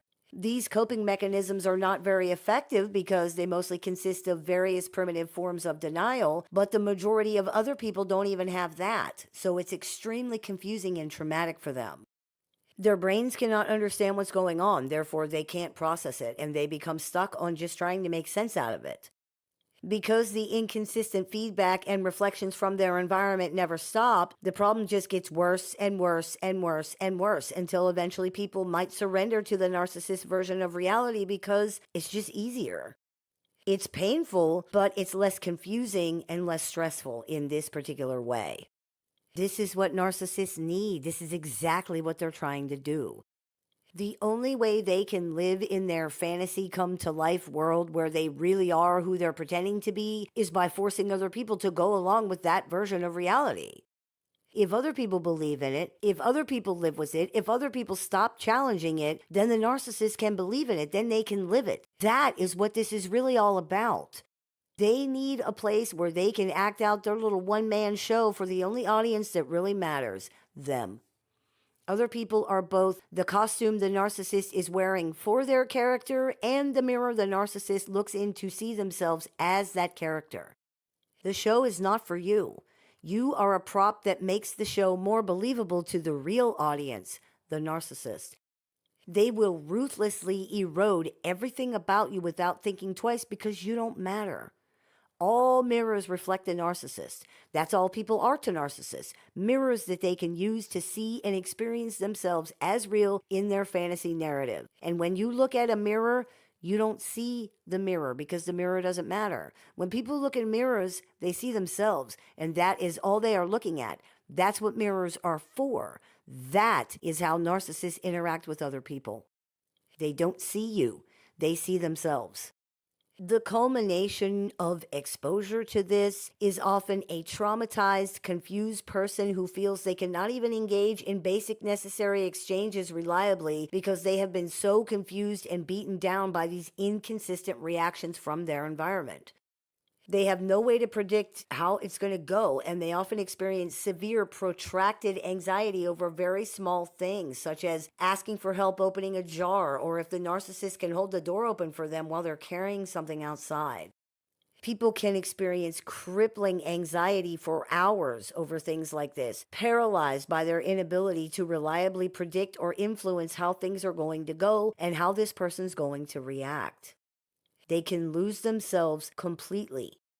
Things that would be a 2-minute conversation are turned into days-long battles, and they're still never resolved. They never get resolved. Things that would take 2 seconds take hours because we got to argue about why we shouldn't do that, or how controlling everybody is, or how that's the wrong way to do the thing, and how much better this person knows.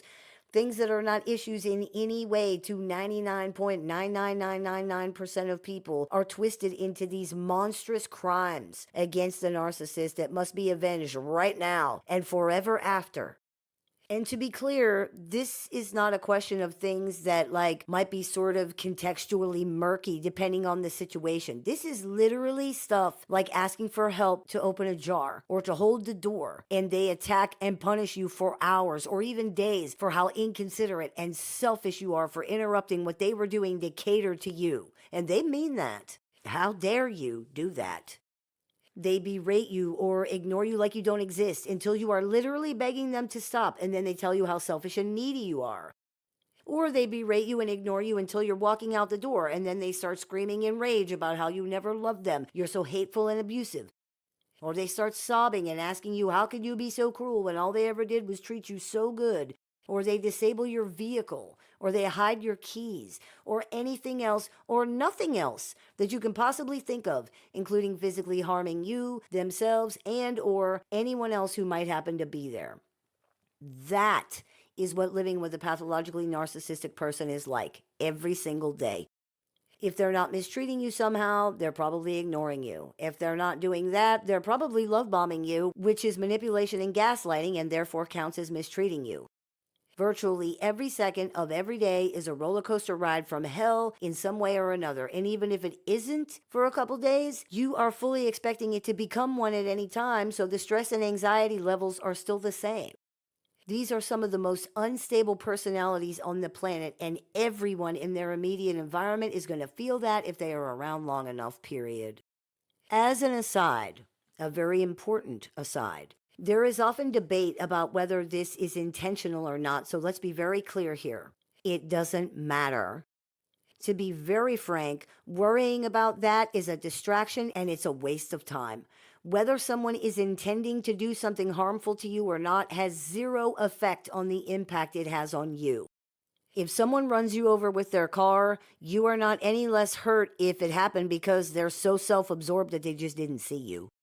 It's time to stop making it about the narcissist. It's about how this is impacting you, not whether they're doing it on purpose or not. That is important, but it's for later when you're safe. It doesn't matter right now. What matters is that you have told this person the impact their behavior is having on you, and they are not stopping. You have alerted them to the fact that this is hurtful, which means that if they didn't know that before, they know it now. They're not doing anything to address it, and in fact, they don't even want to hear about it. Whether they are doing the things on purpose simply does not matter in that equation. They are doing hurtful things, and they're not stopping despite being told that these things are hurtful. That's all the information that is needed in order to understand this situation right now. I am telling this person that they are engaging in harmful behavior and they are not stopping. Now, people sometimes say, but what if they can't help it? Not that it's a lack of awareness or that it's intentional, but it's something that they can't help doing. That's actually worse in some ways. If someone cannot help doing something, I guess there's no real chance of it ever stopping, is there? They will just keep doing it no matter what, even if it kills you. Because if someone can't help it, then they just can't help it.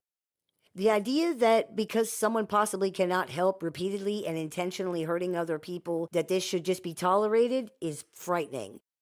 It's exactly what narcissists want other people to believe, that the narcissist is the only person who matters, and the suffering of others doesn't matter at all so long as the narcissist gets what they want.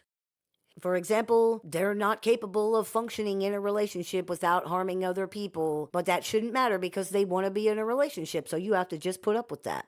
This is false. The other person or people in these relationships matter too, and they matter just as much as the narcissist. It is you who needs to understand and believe that, because a narcissist does not, probably cannot, understand and believe that. Again, it's time to stop making it about the narcissist. Anyone who thinks that willingly tolerating mistreatment is some kind of badge of honor or proves their loyalty or their love or anything like that needs to really think about that. They need to ask themselves why they would believe that this is an appropriate or reasonable thing in any way, especially considering it's exactly the same narrative that abusers perpetuate. That right there should tell you something's wrong. They really only see themselves in this context and in most contexts. That's the reality. If they saw you or anybody else, they would try to stop the behavior that is hurting other people or causing problems, just like you have done. It didn't work when you did it because it wasn't actually the problem, but the point is you still tried. And you did that because you care, because you do see other people. Can you say the same for them? Narcissists have serious issues. That is the truth. Psychological issues, emotional issues, perception issues, processing issues. The list is very long. They tend to lack empathy. They tend to be unable to bond in a normal way with other people. However, though these things may facilitate harmful behavior, they do not compel harmful behavior. What does this mean? It means that those things might make it easier or more attractive to choose to do things that hurt other people, but they are not forcing that choice. The narcissist is making it because they are the kind of person who does things like that. It is what it is. Once people accept this, things are a lot less confusing. You're not crazy. You're dealing with a person whose words, actions, beliefs, and everything else don't match up with each other, themselves, or consensus reality. The gaslighting will never stop. It can't stop because they are legitimately having a different experience than you are, and nothing is going to change that. There is no scenario where you can have a relationship of any kind with a person who is existing in a different reality than you are, who is having a completely different relationship with you than the one you're having with them. Part of you already knows this. Part of you knew something was wrong, has known something was wrong, and that it's something that cannot be fixed by tough conversations or some counseling. This is a serious problem, and it's the narcissist problem. If they won't do anything about it, all you can do is protect yourself. They've made their choice. Accept it and make yours. You have a lot more power here than you might think you do. Learn to use it.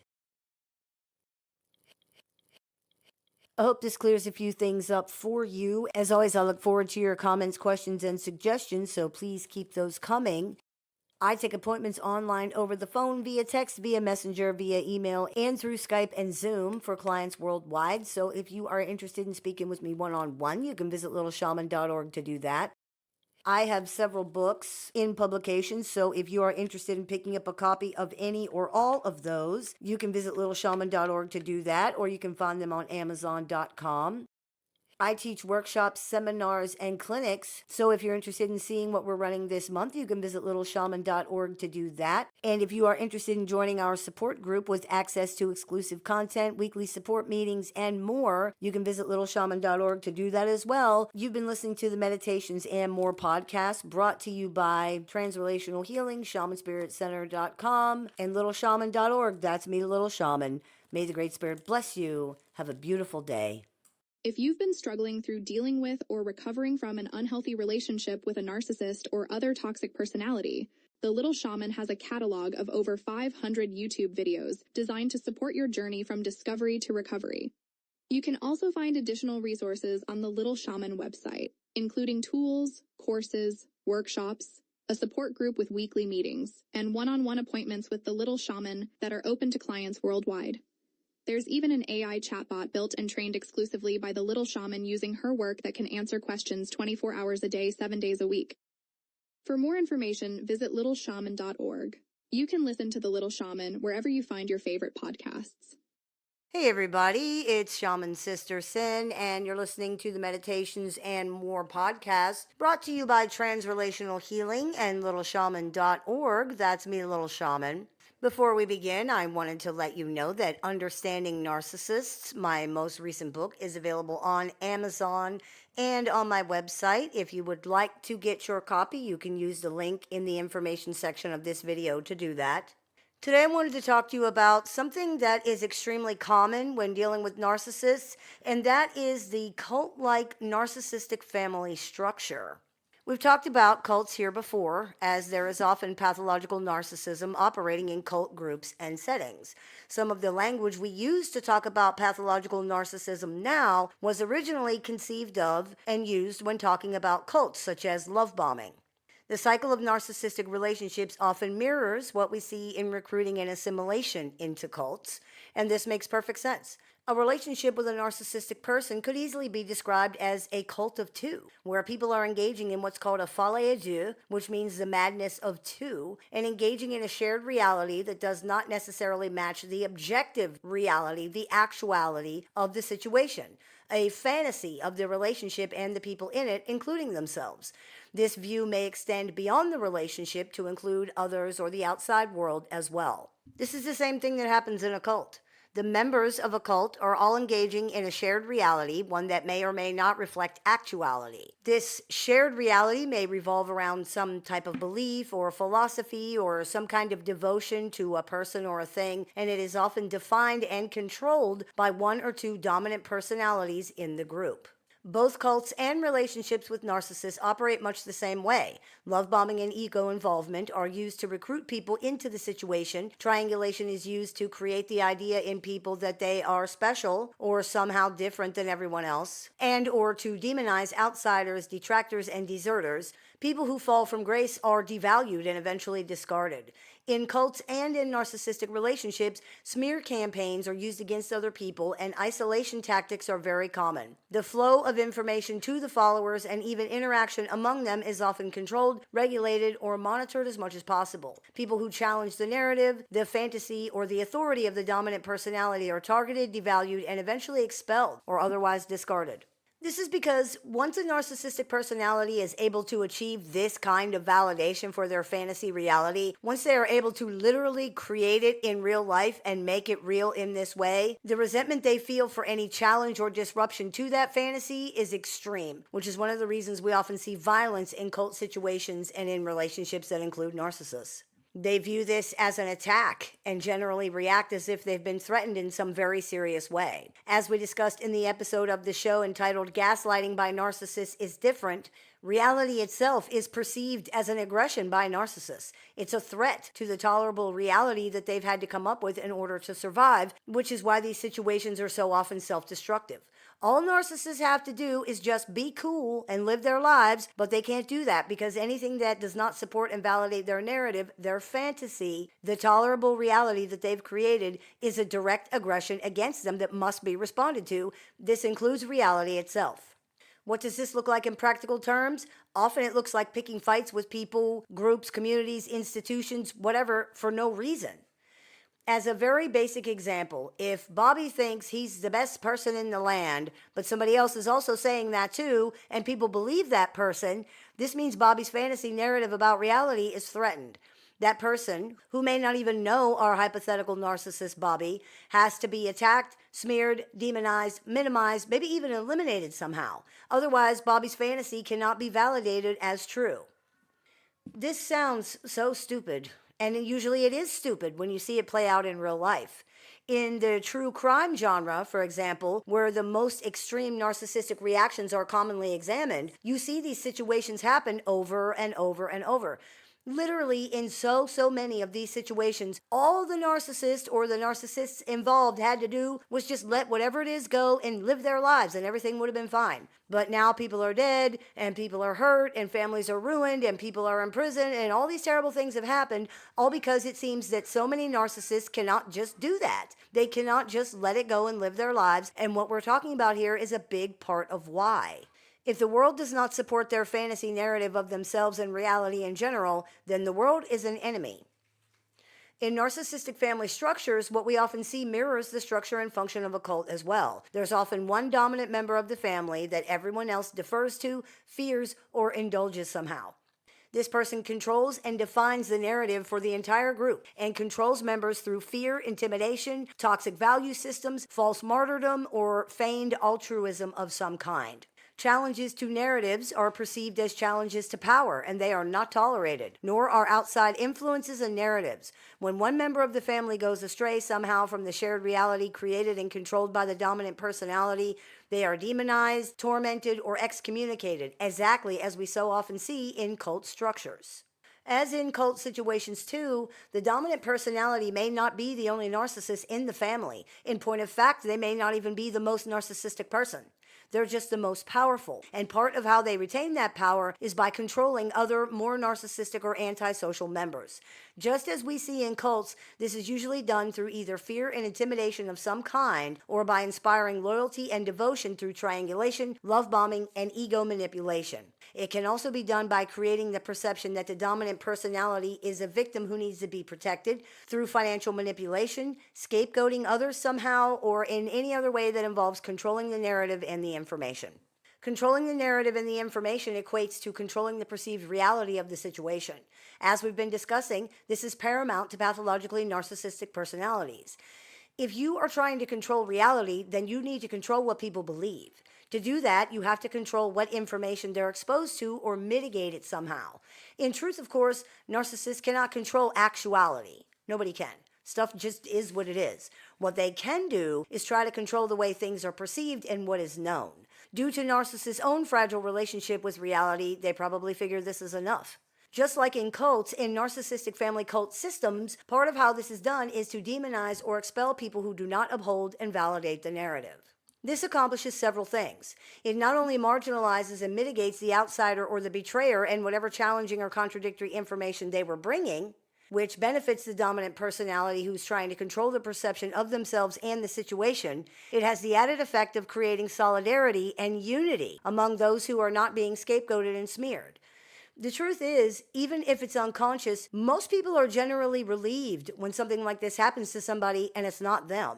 We see this in bullying situations where people might not join in on the bullying, but they also don't do anything to stop it either. Nobody wants to be rejected or abandoned by the larger group. It's built into our biology for survival. That's why these tactics work so well. Narcissists in a cult type of environment take advantage of that fear and people's reaction to it, probably because narcissists know this fear very well themselves, being so dependent on the cooperation and the complicity of others as they are, not just for survival, but for definition and validation of their very reality. There's nothing these personalities fear more than being rejected, and they would therefore project that onto others as something that they fear also. In this case, they happen to be correct. It's not always correct, as many things narcissists fear are not exactly universal things that all people struggle with, but in this case it is. Triangulation of this kind creates a common enemy or a sort of bad guy poster child that the group can point to and say, don't be like this person's bad. It gives the still favored group members something they can use to curry more favor with the dominant personality, perhaps achieving an even more special position, or at the very least, reinforcing their current one. It's similar to what we see in the golden child scapegoat dynamic. The scapegoated child holds all of the narcissist's hated personal qualities or refuses to simply submit to the smothering, oppressive influence of the narcissistic parent, or both, and becomes a target for blatant abuse and torment. The golden child sees what's happening to the scapegoated child and wants to avoid that at all costs. The way to do that is to submit to the smothering influence and become aligned with the narcissistic parent or caregiver. It's a survival adaptation, and one that is often not really optional, as the narcissistic caregiver defines these roles for the children and essentially leaves them no choice. Many scapegoated children refuse to accept and carry the imagined negative characteristics that are being projected onto them by the parent and are therefore seen as problematic troublemakers, as disobedient, or as quote-unquote bad somehow. Others become scapegoats simply because they fight to retain their autonomy and their individuality, which causes the narcissistic parent to feel rejected by them. This very natural, normal phenomenon in children is punished by a narcissistic parent, often severely, and through extension of their power and influence over the rest of the family by every other member of the family cult system. Everyone dances to the dominant personality's tune. Once the children are adults, these roles often persist. The golden child may remain enmeshed with the parent to this same extreme degree, having had their own personality and identity stomped on or even stomped out and overtaken by the narcissistic parent. They sometimes become the stand-in for the narcissistic parent in family dynamics when the parent is not around or after the parent has passed on. The scapegoated child remains scapegoated as an adult, continuing to be blamed, shamed, or treated as if they are crazy and unstable. The roles simply play out as they always have, with everyone doing what they've been conditioned to do this entire time. These roles can switch at times or reverse, but they're always defined the same way in the family, regardless of who's playing them. One or both of these people may actually end up becoming narcissists themselves as adults, leading to even more toxicity in the family. Last year, we all didn't like Bobby. He was a troublemaker and a problem. Susie was the golden child, and Bobby was the scapegoat.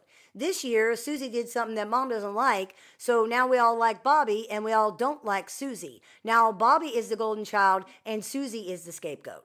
Grandma called to ask Susie how she could treat her own mother so terribly, and Uncle Billy had a talk with Susie's husband about how toxic Susie is. Aunt Lisa didn't buy Susie's kids any presents for Christmas this year. Nobody's going to the oldest child's graduation, and on and on and on. In these enmeshed family systems, the dynamics are akin to a totalitarian dictatorship, where everyone's thoughts, feelings, beliefs, choices, and whatever else must mirror and are controlled by the thoughts, feelings, beliefs, choices, whatever of one person.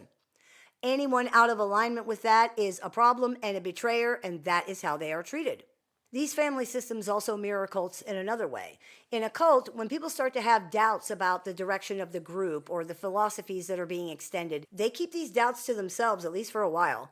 They don't talk about it to other members, partly out of fear that it's not safe to do that, but also because they feel confusion, even shame and guilt for doubting. This is the reality they've all existed in for so long, and everywhere they turn, it's being reinforced. How can they doubt it? Everyone else believes, something must be wrong with them. This is the same thing we see in a family controlled by a dominant narcissistic personality, but it can be different in the sense that there are often not that many, quote, true believers in a narcissistic family structure. In a cult, there are usually many true believers. These are people who truly believe in the cult's message or prophecy or leader or whatever. It's not cynical, it's not driven by power or anything else. Their belief is pure and they are true zealots on that subject. They do not see what a doubter would see. In a family cult system, many of the members actually do know what the dominant personality is really like, and they do see what's happening to a degree. Not all of them, of course, and many do sincerely buy into the dominant personality's manipulations, but even with those people, we still commonly find that many of them realize this is a toxic or abusive situation. They might not understand the dynamics. They might not understand how harmful it actually really is, but they can see that what's happening is toxic or that it's not okay. They just don't rock the boat because it's easier that way. They don't want to go against the dominant personality, and they often feel like they can't. Many people in this situation have been shamed and conditioned with supposed family values that are actually toxic methods of control drummed into them by dominant narcissistic personalities. For example, that you can never walk away from family no matter how terrible that they are. Or you cannot disagree with your elders. You can't disobey your elders no matter how old you get, no matter how wrong they are, this kind of stuff. People feel beholden to these relationships and stuck in them, so it's just easier to go along with it because they can't get out of it. We hear it all the time. People say things like, well, but that's just how mom is. Or, yes, your father's hard to deal with, but you just need to be the bigger person in this situation. Why don't you make an effort to get along with your brother? For me, do it for me. You should talk to your sister. She needs you. These statements endeavor to minimize what is often horribly toxic or abusive behavior and create the narrative that exiting the relationship is not an option, or that people should continue to tolerate abusive and toxic behavior so that other people who are either not being mistreated or aren't willing to advocate for themselves can feel better about the situation. It's bogus, and it's all part of the fantasy created in these situations that there's a loving family here somewhere. People need to just stop rocking the boat and get with the program, then everything is going to be fine. This is all part of the narrative that the dominant narcissistic personalities in these situations create in order to maintain control. Narcissists fear rejection and abandonment. It's their biggest fear. So they very commonly try to engineer situations where it is believed to be wrong or even impossible for others to get away from them. Browbeating people with these toxic quote-unquote family values is one of the ways they do that. They might also attempt to create excessive dependence in other members of the family through manipulation of emotions or finances, or engineer situations where they themselves appear excessively dependent so that they cannot be abandoned. We often see this in cults as well, where people are required to forfeit all worldly goods or give all their money to the group so that they're dependent upon the group and, by extension, the dominant personality. It's also not uncommon in cults for the dominant personality to be sickly or appear to be frail or disabled in some way so that they have to be taken care of. Essentially, people now feel trapped in the situation, and the constant conditioning with toxic dynamics masquerading as values or love only makes getting out even more difficult. Taking or otherwise controlling someone's money works well to keep them around. Making them believe that leaving the situation is wrong or bad works even better. If you can do that, you don't even have to take their money. This is what narcissists commonly do in these situations. In order for people to leave cults, we often hear that they must be deprogrammed. This means that whatever the cult taught them has to be unlearned and replaced with healthier, more realistic information. That is also what has to happen when people escape narcissistic family structures. They've often been conditioned with limited, toxic beliefs and values by people who are not even living in the same reality as everybody else. So this must be unlearned in order to truly escape and to recover. This is very difficult for people. It's hard to look at things that you've believed for your entire life and see them as potentially untrue. Many people are not willing to do that because it's too scary or it's just too difficult. Others are unable. The conditioning is just too deep. For example, this is what we see in many narcissistic personalities. They are too psychologically rigid and too emotionally fragile to be able to examine or address any of these things. If what they believe is not true, now what? Narcissists have a disproportionate fear of believing things that are not true or of being tricked somehow, likely because their ability to perceive and test reality is itself impaired. The thought that they could be wrong actually causes a majority of them to double down even more. It causes them to hold even more tightly to what they believe or that they're claiming, and the more proof there is that they are in fact wrong, the worse this gets, resulting in the truly insane, nonsensical arguments and paranoid accusations that we are all so familiar with. The fear and shame attached to thinking they could have been operating under a false reality, a wrong reality, this entire time is too much for narcissists. So they go with what they know, even if what they know is damaging, hurtful, harmful, dangerous, or otherwise just not working for them at all. For most of us, however, even though this is difficult, it can be done. It starts with examining your beliefs about yourself and the world around you to determine if they are really yours in the first place. Where did they come from? Why do you have them? Do they stand up to reality testing? Are they actually true? Are they working for you? Are there other ways that things could be looked at that are maybe more realistic, more helpful? In this way, people can start to address and curate their own thoughts and beliefs to make sure these are truly theirs and that they're not operating according to outdated or unhelpful conditioning. This is the first step in deprogramming yourself from the narcissistic family cult. I hope this cleared a few things up for you. As always, I look forward to your comments, questions, and suggestions, so please keep those coming. I take appointments online, over the phone, via text, via messenger, via email, and through Skype and Zoom for clients worldwide. So if you're interested in speaking with me one-on-one, you can visit LittleShaman.org to do that.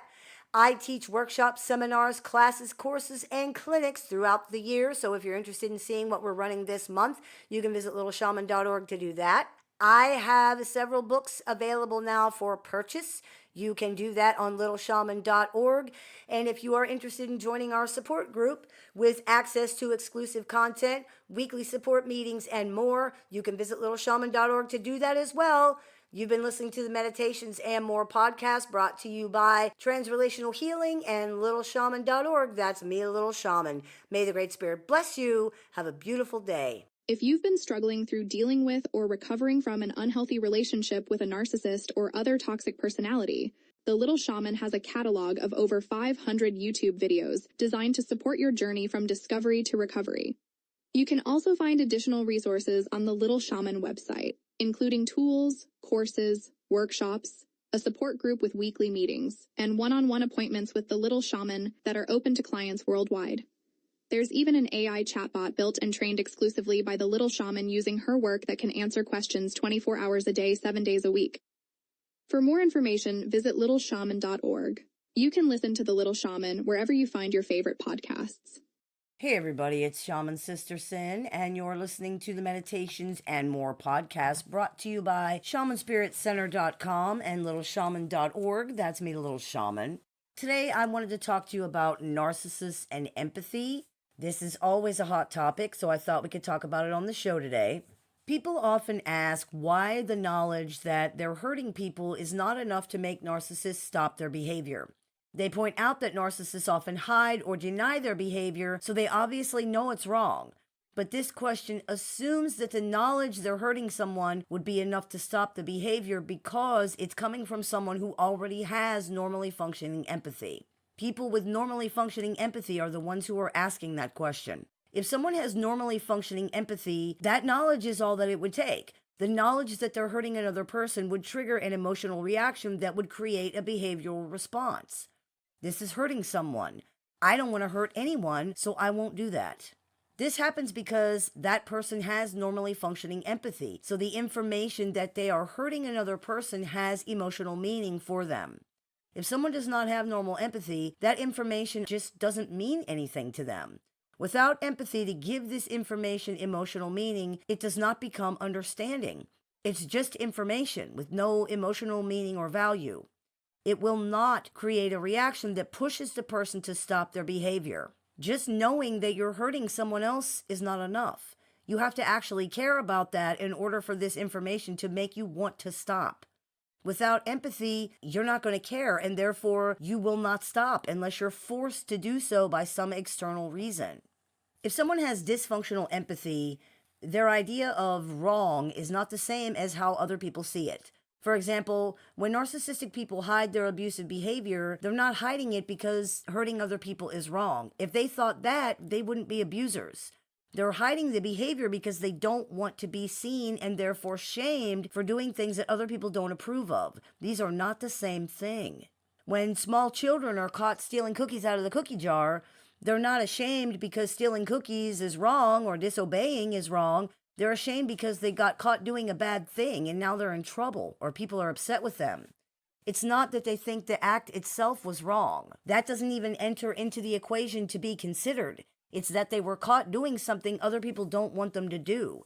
This causes shame, which is the pathologically narcissistic person's mortal enemy. This is made evident by the fact that abusive behavior is not the only thing narcissists hide. They hide, lie about, deny, deflect, or defend anything that they think will bring them shame, even stupid things that nobody cares about. The same reason they hide abusive behavior is the same reason that they will lie and blame you for them getting the wrong kind of butter. They don't want to get caught messing up. And sadly, to them, these things seem to be about the same. Getting the wrong kind of butter or forgetting to pick up the dry cleaning will often receive the same level of vehement denial and deflection that hurting others will also receive. To narcissistic people, it appears to be that these things are all the same level of wrong and all result in the same level of toxic shame. If you listen to this show with any regularity, you know that I don't believe all narcissistic people have no empathy at all. Many do seem to have some level of empathy, and that makes sense because narcissism is a spectrum. But what empathy they do have is maladaptive and dysfunctional. It does not prevent them from hurting other people. It doesn't seem to send up the internal warning flags that the rest of us see when we're going to do something that would hurt another person. This is likely because pathologically narcissistic people are in a constant state of survival mode. Empathy can actually be a detriment in survival mode. If you're in a fight for survival, empathy could result in you not getting what you need and therefore not surviving. If you've been locked in a room with another person for weeks and weeks and suddenly a peanut butter sandwich appears, identifying with that other person and having empathy for their hunger could result in your death. You need to get that sandwich and eat it. They're going to have to worry about themselves. Now, many people might say, well, I would share with the other person. Well, maybe you would and maybe you wouldn't. It's one thing to imagine the situation and another thing to be in it, but either way, you're not a narcissist. It's a mistake to project your experience or your empathy onto another person because not everyone reacts to everything the same way and not everyone has the same level of empathy. They just don't. Narcissistic people are in survival mode. They have always been in survival mode. And when you are in survival mode, you just can't care about how other people feel or what will happen to them as a result of you getting what you need. That's not how you survive.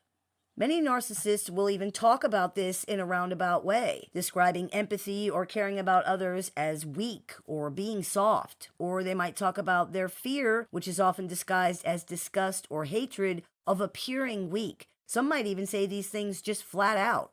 That tells you everything you need to know. These are primitive-minded, arrested people stuck in a survival of the fittest mindset where the only way to make it is to get everyone else before they get you. There's no point in telling them that this is not how it is because they see it everywhere they look, and they always have. Everything they see and do and that happens to them seems to reinforce their idea that there's nothing to be gained and everything to be lost by going soft and allowing other people to live too. If there are 10 crackers and Bobby allows Jimmy to have half of them, that's 5 crackers that Bobby doesn't have. What will he do when they're gone? If Bobby identifies with Jimmy, if he has empathy for Jimmy's situation, then Bobby loses something and his survival may now be in jeopardy. This can create a panic, and Bobby may react with anger and violence toward Jimmy for daring to take some of them. Even worse is the situation where Jimmy has 10 crackers and Bobby has none. This is probably why some narcissists can seem to have empathy in situations where they don't stand to lose anything. If there's no threat, there's nothing to be lost by identifying with another person, and whatever empathy they may possess is therefore, quote, safe to engage in. The problem is that they seem to see threats literally everywhere because of their overblown fears about survival. For whatever reason, they got the idea early on that their very survival is being threatened continuously. This mindset is extremely difficult to change because it validates itself constantly, and literally anything can become a fight to the death because of it. They've got too much to lose, and anyone who has ever been in one of these situations with a narcissist can attest to the fact that they at least seem to sincerely believe that. In the end, if you're expecting empathy from someone who believes that you might get in the way of their survival, that's probably an unrealistic expectation. If you believe you will be able to convince this person that you're not doing that when they've likely spent their entire lives believing that about every situation they're in, that's probably unrealistic too. The only thing you can really do in this situation is realize the truth of the situation and accept it for what it is.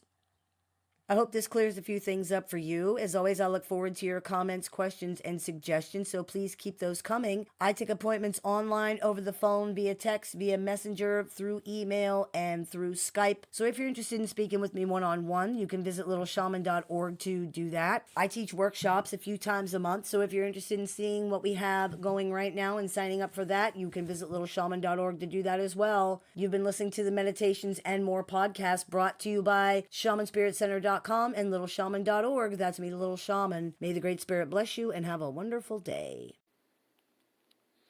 Hey everybody, it's Shaman Sister Sin, and I just wanted to talk for a minute or two about one of the biggest hurdles when we are talking about narcissistic relationships and healing from narcissistic abuse, and that is the fact that recognizing narcissists and antisocial personalities can be so difficult.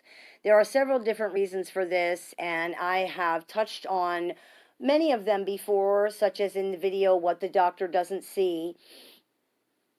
But part of the reason recognizing narcissists and psychopaths can be so difficult is that examples given of these personalities are often so extreme. But not all psychopaths and narcissists have physically hurt other people or been caught doing anything illegal. These examples are reality, but they can also be misleading. Because if people cannot see evidence of these extreme behaviors, motivations, or mindsets in somebody, they may conclude that person is not pathologically narcissistic or psychopathic when in fact they are. This is dangerous because it impairs a person's ability to defend themselves. Awareness is the number one tool for self-defense. Someone does not have to be a murderer in order to be dangerous. Using extreme examples of narcissistic or antisocial personalities is common because they display the lack of empathy and other key characteristics very clearly. But it gives people no real idea of what these things look like in everyday life. It can mislead people into believing that if someone does not engage in these same extremities, they can't have this problem. And that's just not true. I cannot tell you the number of people I have spoken to who said that their only experience or context regarding these concepts was serial killers or some other extreme example, and that this extreme presentation of these personalities temporarily blinded them regarding the reality and the severity of their own situation. We often see this blindness in the clinical arena as well. There needs to be more education regarding what a lack of empathy and other key characteristics of these personalities look like when blatant violence and abuse and cruelty and murder are not involved, because these characteristics are still there and they are still visible when people can understand what they are looking at. For example, this quote, "Everything is free if you take it," by narcissistic psychopath and suspected serial killer Israel Keys. It's very easy to use Israel Keys as an example. Watching even 2 minutes of any interview with him makes it blatantly obvious that he is a poster child for narcissistic psychopaths. It's easy to point to his admitted behavior as proof. Coupled with this quote from him, among many others, which was followed by a laugh, by the way, it gives us excellent insight into his mindset, his motivations, the way that he looks at things.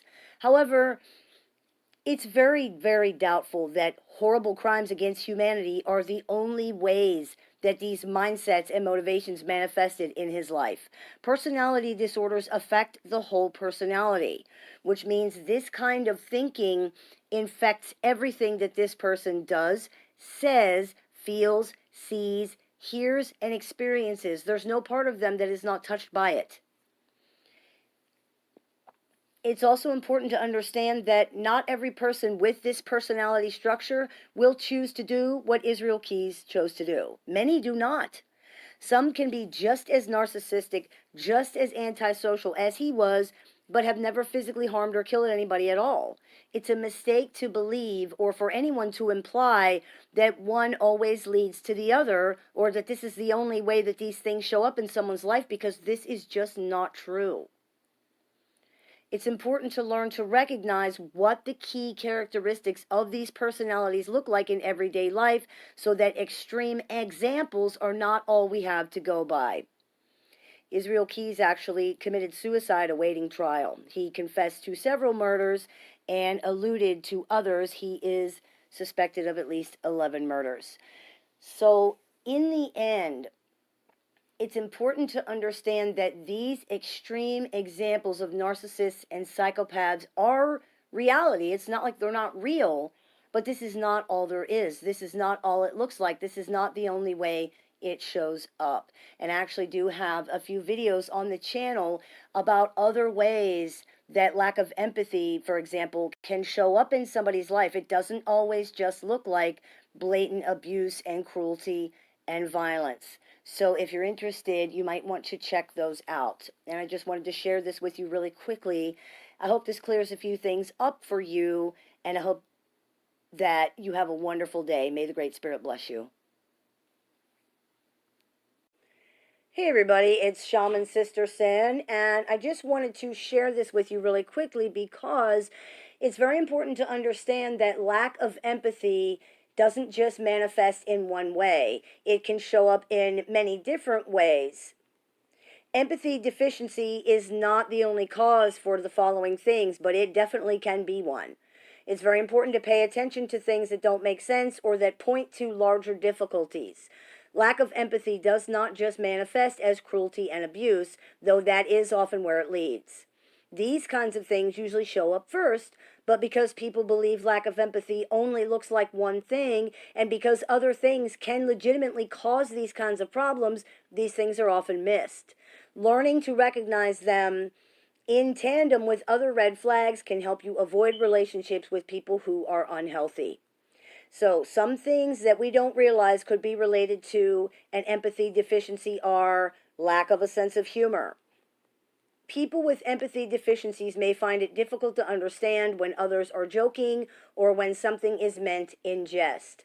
And it's very important to understand that this is not about someone twisting humor or pretending to be joking in order to cover up for abuse. This is about legitimately, genuinely not being able to understand when people are kidding. They might also have trouble getting jokes in general, even jokes that are not related to them in any way. Inability to listen or pay attention. People with empathy deficiencies can find it extremely difficult to pay attention or listen when someone else is talking, especially when the subject does not affect or apply to them. The normal conversational cues to listen or pay attention are not received by them, and they're only waiting for their turn to talk anyway. Inability to understand.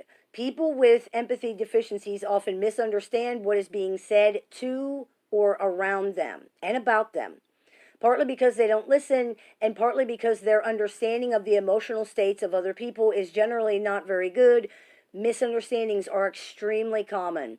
In fact, one of the biggest red flags for people regarding the presence of pathological narcissism in their relationships is the fact that they have never had this many misunderstandings with anybody else in their entire life. Excuse me. Ideas of reference. People who lack empathy in sufficient quantities often have ideas of reference, meaning they believe things are about them that are not related to them at all. They have the idea that you are referencing them, right? Either with your words or your behavior. This is related not just to lack of empathy, but also to the immature, severely egocentric personality structure that this lack of empathy exists in. Inappropriate affect. People with empathy deficiencies may display emotions that don't make sense for the situation or the surroundings. Because they cannot read the room or understand the emotions of, quote, normal people, they may have emotional reactions to things that others consider strange, overreactive, cold, or that seem like contrived and phony. Inappropriate behavior. People with empathy deficiencies may engage in behavior that seems inappropriate for the setting or for the surroundings. Because they cannot read the room and they cannot always understand how they're being perceived by other people, they may engage in social blunders and socially awkward or offensive behavior, such as telling jokes at a funeral, making somebody else's wedding all about them, or repeatedly saying things that make people uncomfortable. Excuse me. Confusion regarding perception. People with empathy deficiencies may find it difficult to understand why others perceive them the way that they do. They may truly be unable to understand why others don't trust or like them, why someone has started to avoid them, things like that, even though the answer is often very obvious and even after it's been pointed out. They may still insist the other person is being unfair or that it makes no sense.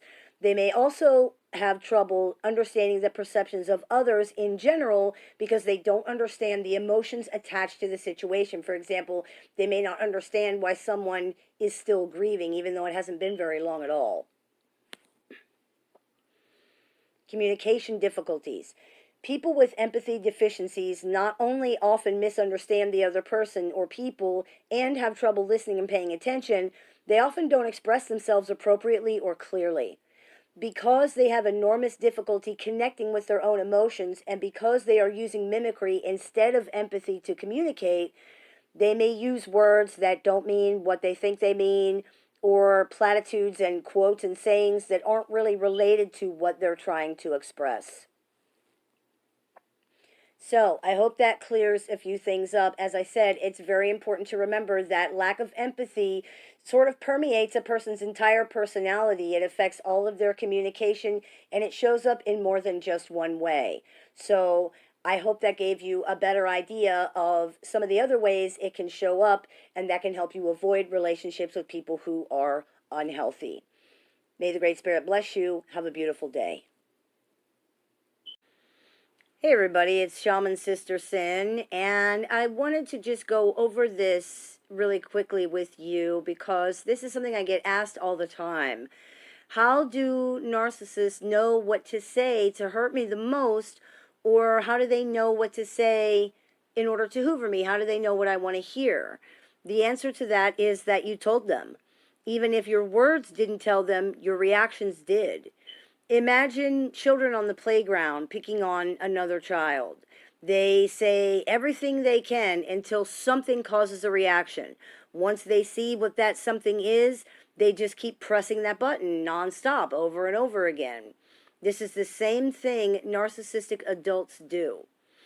Sometimes people believe that narcissists and psychopaths must be using emotional empathy to do this, but is it really empathy? Or is it simply picking up on a reaction, which they have learned to become experts at for their survival? If you've noticed, when they don't get a reaction from some accusation or insult that they have thrown at somebody, they usually move on from it pretty quickly. When they do get a reaction, they will keep repeating it and repeating it and repeating it because it works.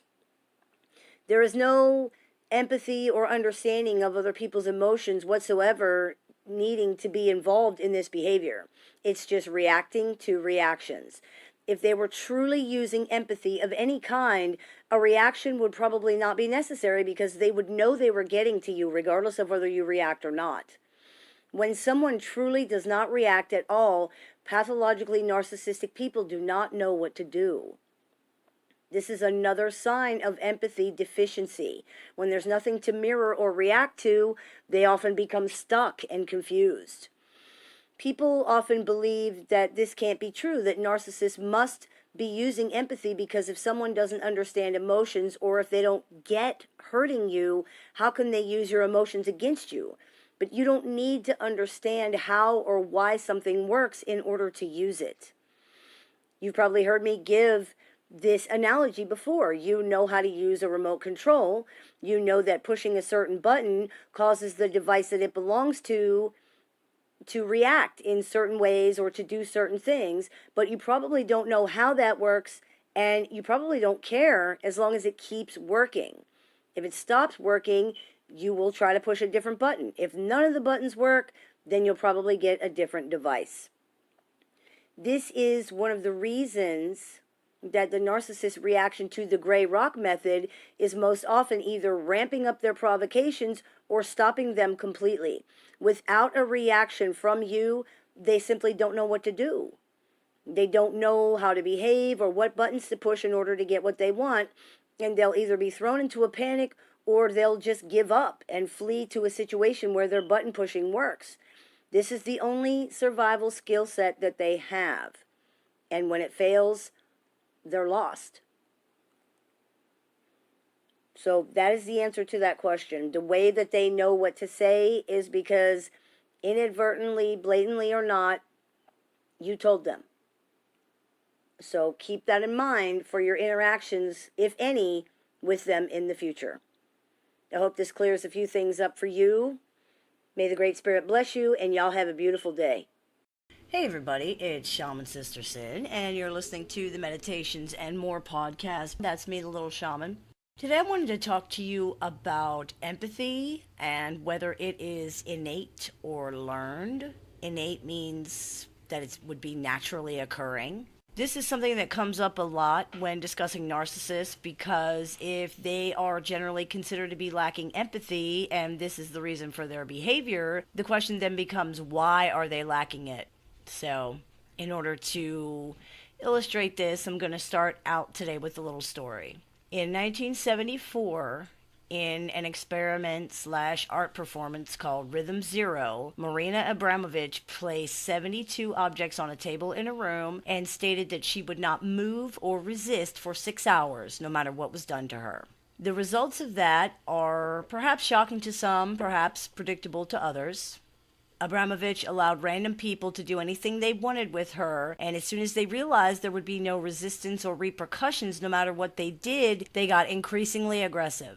Some cut her neck with a knife and drank the blood. They placed her naked on the table and put the knife inside her vagina. Someone loaded the gun with the available bullet and put it to her head. Initially, Abramovich said, participants were peaceful and timid, but it escalated to violence pretty quickly. She said, the experience I learned was that if you leave decision to the public, you can be killed. I felt really violated. They cut my clothes, stuck rose thorns in my stomach, one person aimed a gun at my head, and another took it away. It created an aggressive atmosphere. After exactly 6 hours, as planned, I stood up and started walking toward the public. Everyone ran away, escaping an actual confrontation. This experiment and other situations like it suggest that when people are allowed to act with no repercussions, they will take it as far as they possibly can. It's not necessary to be directed to this behavior, and there is virtually no one who's immune to it. This is human nature. People do not become that way because they're forced to or because of any other reason than the simple fact that they want to. They want to hurt and subjugate those who are weaker, just like any other animal. Now, humans in general are uncomfortable with this fact. They're quick to point out things they consider to be mitigating factors, such as differences in culture, race, time period, and basically anything else they can, but in reality, these things don't mitigate anything. People become monsters when they are allowed to become monsters. I recently posted an episode of the show called Humanizing the Narcissist. I felt compelled to do an episode of the show about that because dehumanizing narcissists is wrong and unfair. They are very definitely human beings. In some ways, they may actually reflect true human nature more accurately than other people. You see this very clearly in children before they are taught the responsible and acceptable way to behave in society. Empathy, generosity, and compassion are not innate. They are learned. The narcissist is what you end up with when empathy is not learned, when all of the societal conditioning we need in order to exist together doesn't take correctly. The capacity for empathy is innate in most people, yes, but empathy itself must be cultivated and nurtured or it does not mature. I addressed this in an episode of the show called How Narcissists Are Created. The things that nurture empathy in quote normal people generally do not occur for narcissists. This is why they are considered to be lacking empathy. The capacity for empathy is likely still there, like a dormant seed, but nothing has come of it because it was not encouraged to grow and now it's too late. Perhaps that's part of the omnipresent emptiness that narcissists feel. Narcissists are in fact capable of a species of empathy, but it's more of a primitive ability that centers around reading and reacting to other people's emotions as opposed to actually understanding or caring about them. True emotional empathy is beyond most narcissists. If we look at situations where humans are given power over other humans, and also given leave to act however they want with no repercussions, we notice that empathy and other-centered emotions, meaning emotions centered on other people, and behaviors quickly disappear. Power corrupts, right? But why? This phenomenon has been demonstrated by many experiments besides the one I mentioned earlier, probably the most notable being the Stanford prison experiments. If you're not familiar with those, look those up. They're very fascinating. I personally often look to Nazi Germany as an example as well, but we can find many examples of this exact same thing throughout history. These examples can be said to demonstrate many things, but to me, what they demonstrate most of all is that we as a species and as a community conform our behavior to society's standards of what is acceptable more so than to any innate or internal phenomenon. In other words, our behavior and what we think is right or wrong is based on what society says rather than some internal feeling or compass that we have. This lends credence to the idea that empathy, as it relates to guilt and shame and their effect on human behavior, is not so much self-imposed as it is socially imposed. This is why power corrupts. If there's no one to shame you, will you know that you're wrong? How would you know? Perhaps even more importantly, would you care if you're wrong? And if you would, why would you? Many people might say yes to these questions. They might answer yes. But we've also spent the entirety of our lives being cultivated in a guilt and shame-inducing society. Not that these things are wrong. They're necessary if we're going to live together. Without guilt and appropriate healthy shame, people are very dangerous indeed. But if you did not exist in such a society, or if that society were somehow destroyed to the point that those rules no longer applied, your answer to those questions might be very, very different. This is how narcissists behave all the time. They get around socially imposed mandates on behavior by using mental gymnastics like justification. They choose to believe that they are the abused ones, that they are the attacked ones, that they are the wronged ones. Why does this work for them? Because society has different rules for victims. Attacking someone is wrong, but defending yourself is not. If you can present yourself as a victim, you will not be judged for anything you've done. This is how the narcissist operates. Do they really believe they are victims? Some probably do, but others know they are not. They know they're lying. In their minds, though, it's all justified and therefore it's all okay. In some ways, we're all like that. We never lie better than when we were lying to ourselves. Hope this clears a few things up for you. As always, I look forward to your comments, questions, and suggestions, so please keep those coming. I take appointments online and over the phone Monday through Friday. So if you're interested in speaking with me, you can visit LittleShaman.org and click the Book an Appointment tab to go ahead and do that. You've been listening to the Meditations and More podcast brought to you by LittleShaman.org. That's me, Little Shaman. May the Great Spirit bless you and have a wonderful day. Hey everybody, it's Shaman Sister Sin, and today I wanted to talk to you about pathological narcissism and the tragedy of perception. Before we get started, there are a few important notes I want to make. Number one, narcissism is a spectrum, and narcissists are people, so not everyone has exactly the same behaviors or experiences. It's about patterns and mindsets. Number two, a personality disorder is a diagnosis. A narcissist is a type of person, one who has rigid and toxic narcissistic traits. Number three, if you recognize some of these things in yourself that we're going to talk about, remember that there's a world of difference between displaying narcissistic behavior and being a narcissist. Number four, this channel has at least one video about each of the topics covered here if you need more information. When the Apostle Paul stated that we as people see through a glass darkly, he was saying that we have an incomplete and egocentric view of reality. He was saying that what we see reflected to us about ourselves and the world through the mirror of our perception is not always accurate. There is no type of person who lends more credibility to this statement than a pathologically narcissistic person. The truth is, we all have our biases. We all have our frames of reference. We all have our experiences. We all have our perception. Narcissistic people are not different in that regard. Where they often differ is in how strongly they hold these biases and how their perceptions are processed. This might not seem like a big deal. After all, everybody sees things a little differently, right? However, we must have a baseline to start from. If four people see a ball and one person sees a tomato, there can be no conversation about the ball or how it got there because not everyone even agrees that there is one. When perceptions cannot be agreed upon, there is dysfunction and disagreement. If perceptions are widely divergent, there's a lot of dysfunction and a lot of disagreement. When perceptions are so totally different that there can be no agreement at all on anything, communication is now no longer possible. There must be a place to start from, an agreed upon idea or focus of the interaction. If this is not present, there can be no healthy or productive interaction at all. Because of the affected perception of pathologically narcissistic people, there can be no agreed upon focus or baseline for communication. In many ways, this affected perception is the wellspring of all of the difficulties that are notorious for affecting relationships with this kind of person. It isn't you say tomato, I say tomato. It's you say tomato, I say basketball. The perception of the narcissistic person is so colored by their perceived experiences and emotions that it can come across as paranoid, eccentric, or even delusional. People are at a loss to understand how the narcissistic person has come to the conclusion or the idea that they are now espousing, and when they're asked, it's often very difficult for the narcissistic person to explain their thinking.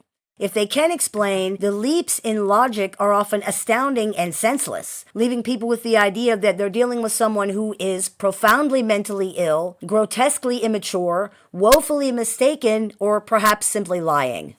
Maybe it's one or the other. Maybe it's all of these things. Maybe it's none of these things. The pathologically narcissistic person's relationship with the truth, and consequently, or perhaps in tandem, with reality is tentative at best. For the narcissistic person, feelings are facts. They are evidence of reality. If someone says something that hurts them, it becomes a fact, and therefore their reality, that this person said it to hurt them, and for no other reason. The proof of this fact is their feelings. Because they have, quote, proof, no other explanation or reason will be accepted. It's the same way with everything. This is a backward way of processing information where they fit the facts to their feelings rather than fitting their feelings to the facts. It is essentially saying, this is true because I think it is. The proof of its truth is that I think it, and if I think it, it must be true. This irrational circular logic cannot be argued with, mostly because it can't be disproven. How can you argue facts against a feeling? When dealing with narcissistic people, many times the feeling is the argument. It's the theory, the evidence, and the conclusion. Attempts to prove or disprove the facts surrounding their argument are often taken as gaslighting and manipulation. You can't prove that you weren't trying to hurt them or embarrass them or lie to them or cheat them or whatever, because they are hurt. They are embarrassed. They feel lied to. They feel cheated, and on and on and on. To them, that's proof of your intention right there. The reasoning seems to be, if you did not intend for me to feel this way, I wouldn't. Whatever feeling has been triggered, anger, shame, jealousy, anything else is now calling the shots. And everything that is perceived now is seen through this defensive, suspicious, hurt, and slanted lens, and it looks bad. Because the feeling is the argument, they may feel that any assertion you make to the contrary is an attempt to talk them out of their feelings, deny the harm you've done, trick them into accepting something hurtful, or that you are dismissing their feelings. This feels like abuse and manipulation. Asserting or arguing the facts of the situation is threatening to narcissists because you're now invalidating their feelings, which is to say, you're invalidating them. Contradicting the actual facts of the situation feels to the narcissist as though you are contradicting, even attacking, their feelings. Consequently, you are attacking them. Because narcissistic people are so disconnected from themselves internally, they experience events differently than most other people do. They assume their thoughts and feelings are being caused by other people doing something, rather than being a result of internal conflict or problems. Now, this could be understandable, or it could even be true, but a lot of times it really makes no sense at all. And instead of at least considering that their conclusions could be illogical, they use their feelings as evidence to double down. No matter how gently you attempt to contradict this experience or assert reality, they experience this as you telling them that they're wrong. Worse, you're telling them that their feelings don't matter, and subsequently neither do they. These feelings trigger shame in the pathologically narcissistic person, and they seem to be experienced as abusive, dishonest, or punitive rather than as an honest attempt at communication. This causes them to dig their heels in even deeper, hold on even tighter, and essentially destroys the possibility of actual communication. It has now become about winning. And the stakes are much higher than just a conversation or an argument. Winning is now about validating themselves as a worthy person. This is the bane of their entire existence. Now, obviously, most people understand that feelings can be hurt on accident, or that their perception of a situation may not be the reality of the situation. Narcissistic people do not function this way. Because of their affected perception, they believe that everything which happens is about, to, for, and because of them. Therefore, there's no way they could be hurt on accident because everyone is always considering how things are affecting them. They're the most important person in the situation, so how could this not be true? More importantly, their feelings back up their conclusions. The fact that they are making a backwards assessment of the situation does not occur to them, and it wouldn't matter if it did. Emotional fireworks with narcissistic people almost always begin with whatever they are claiming the other person did to upset them. Anything they did even directly preceding the situation does not matter, is not mentioned, and will not be acknowledged. If they are physically violent and you threw them out, well, the problem is that you threw them out, or you caused the violence somehow. If they have been caught cheating because you saw it in their phone, the problem is that you were snooping through their phone. If they said something horrible to you and you said something back, the focus will be on what you said back. Often things will be presented in such a way as to make it appear that you have done these things for no reason. This is probably a sincere experience for most pathologically narcissistic people. They really don't think they've done anything wrong. They really do think they are a special case, or that they have special reasons, or that they're subject to special treatment. When you can justify anything, absolutely anything, in your mind, the way that narcissists can, you can essentially do whatever you like. They always have a reason or a scapegoat or an excuse. Always. The reason for this is due to a survival mechanism they use called mirroring. One of the biggest problems for these types of personalities is that they require the cooperation of other people to survive, but they've been unable to work out how to successfully achieve this. They require voluntary participation from others in order to function, yet they are unable to successfully maintain even basic relationships with these people they so desperately need. Even the smoothest, most manipulative narcissist on the face of the earth uses up the goodwill of other people eventually. No matter how enamored or spellbound or afraid or dependent somebody is, eventually most people get sick of the way they're being treated. This is disastrous for the narcissist. Many people think that narcissists don't care what other people think of them. This could not be farther from the truth. They, in fact, require other people's input before they can know what to think of themselves. Pathologically narcissistic people cannot create, sustain, or regulate their own self-worth or their own self-image. The inability to do this is devastating to the human personality structure, and it often results in suicidal behavior. Once again, narcissists are no different in this regard. However, to combat this inevitable crash, narcissists survive using a tactic called mirroring. We see this in very, very young children. Small children cannot create or maintain their own self-worth or self-image either. They require caretakers to do this for them through the process of mirroring. This is where the caretaker reflects their feelings and their concept of the child back to them like a mirror. If the caretaker consistently reflects positive feelings and a positive image of the child will create a good self-image and have a healthy sense of self-worth. If the caretaker consistently reflects negative feelings and a negative image, or if the reflection is very inconsistent, the child's self-image and self-worth will suffer greatly. Keep in mind, this doesn't necessarily reflect reality or refer to anything intentional. For example, if mom and dad work all the time, children might get the impression that they're not important, and this creates a problem with self-worth and self-image, even though it's not necessarily reality and is certainly not intentional. This is the same basic way that pathologically narcissistic people operate. They require the input of others in order to function the same way that small children require it. Because narcissists already have such pervasive issues with their self-worth and self-image, they cannot tolerate negative reflections from other people, whether they're real or not. In the idealization or honeymoon stage of a relationship, the narcissist believes the other person is perfect. This is largely because the other person believes they are perfect. Narcissistic people do not forgive, condone, or accept mistakes from anybody, including themselves. To the narcissist's skewed perception, if someone is not perfect, they have no value. This is why they always have a reason or a justification or an excuse or a scapegoat. It's not a real mistake. It's not a real failure. And if it is, it's not their fault. As a way to combat their damaged self-image and non-existent self-worth, the narcissist has created an optimum, if one-dimensional, version of themselves to present to the world that insists on judging them so harshly.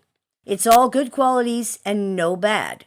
They use this flexible false self to mirror back to other people what they seem to want. This is how they have learned to survive, through mirroring and mimicry. They have no true interest in other people as people and are simply trying to get their needs met the only way they know how. As they mirror the other person reflects back to them extremely positive regard that helps create and sustain self-worth.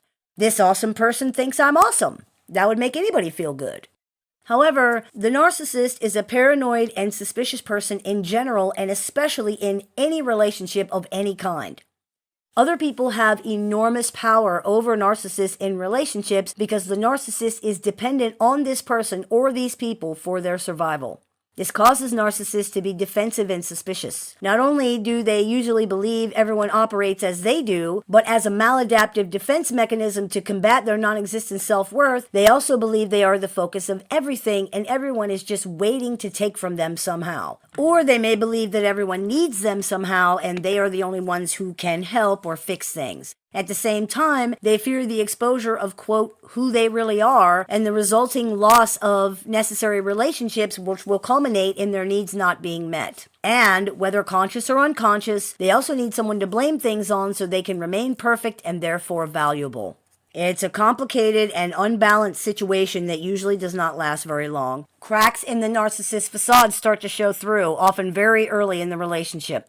In established relationships, this is often experienced as going back to their old ways. As in, Mom promised to butt out of my business and stop being so controlling, but here she is calling my landlord and making everything worse instead of just letting me do it myself. She's back to her old ways again after not even a month.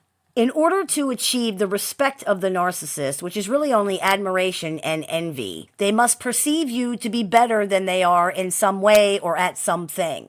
However, the narcissistic person is so self-loathing that this admiration and envy curdles very quickly. Admiration becomes scorn and contempt. Envy becomes jealousy. The things that made the narcissist believe you were superior and therefore attractive now make them feel inferior and therefore ashamed. Because they perceive their emotions as coming from outside sources, they assert that you are doing things to cause them to feel that way. This is perceived as an attack, and it will be treated as one. The worse the narcissist perceives that you are making them feel, the worse you will be treated. The more you deny these intentions, the less they will believe you. Part of the reason for this ongoing competitive one-upmanship perception is that narcissists often cannot manufacture anything of their own.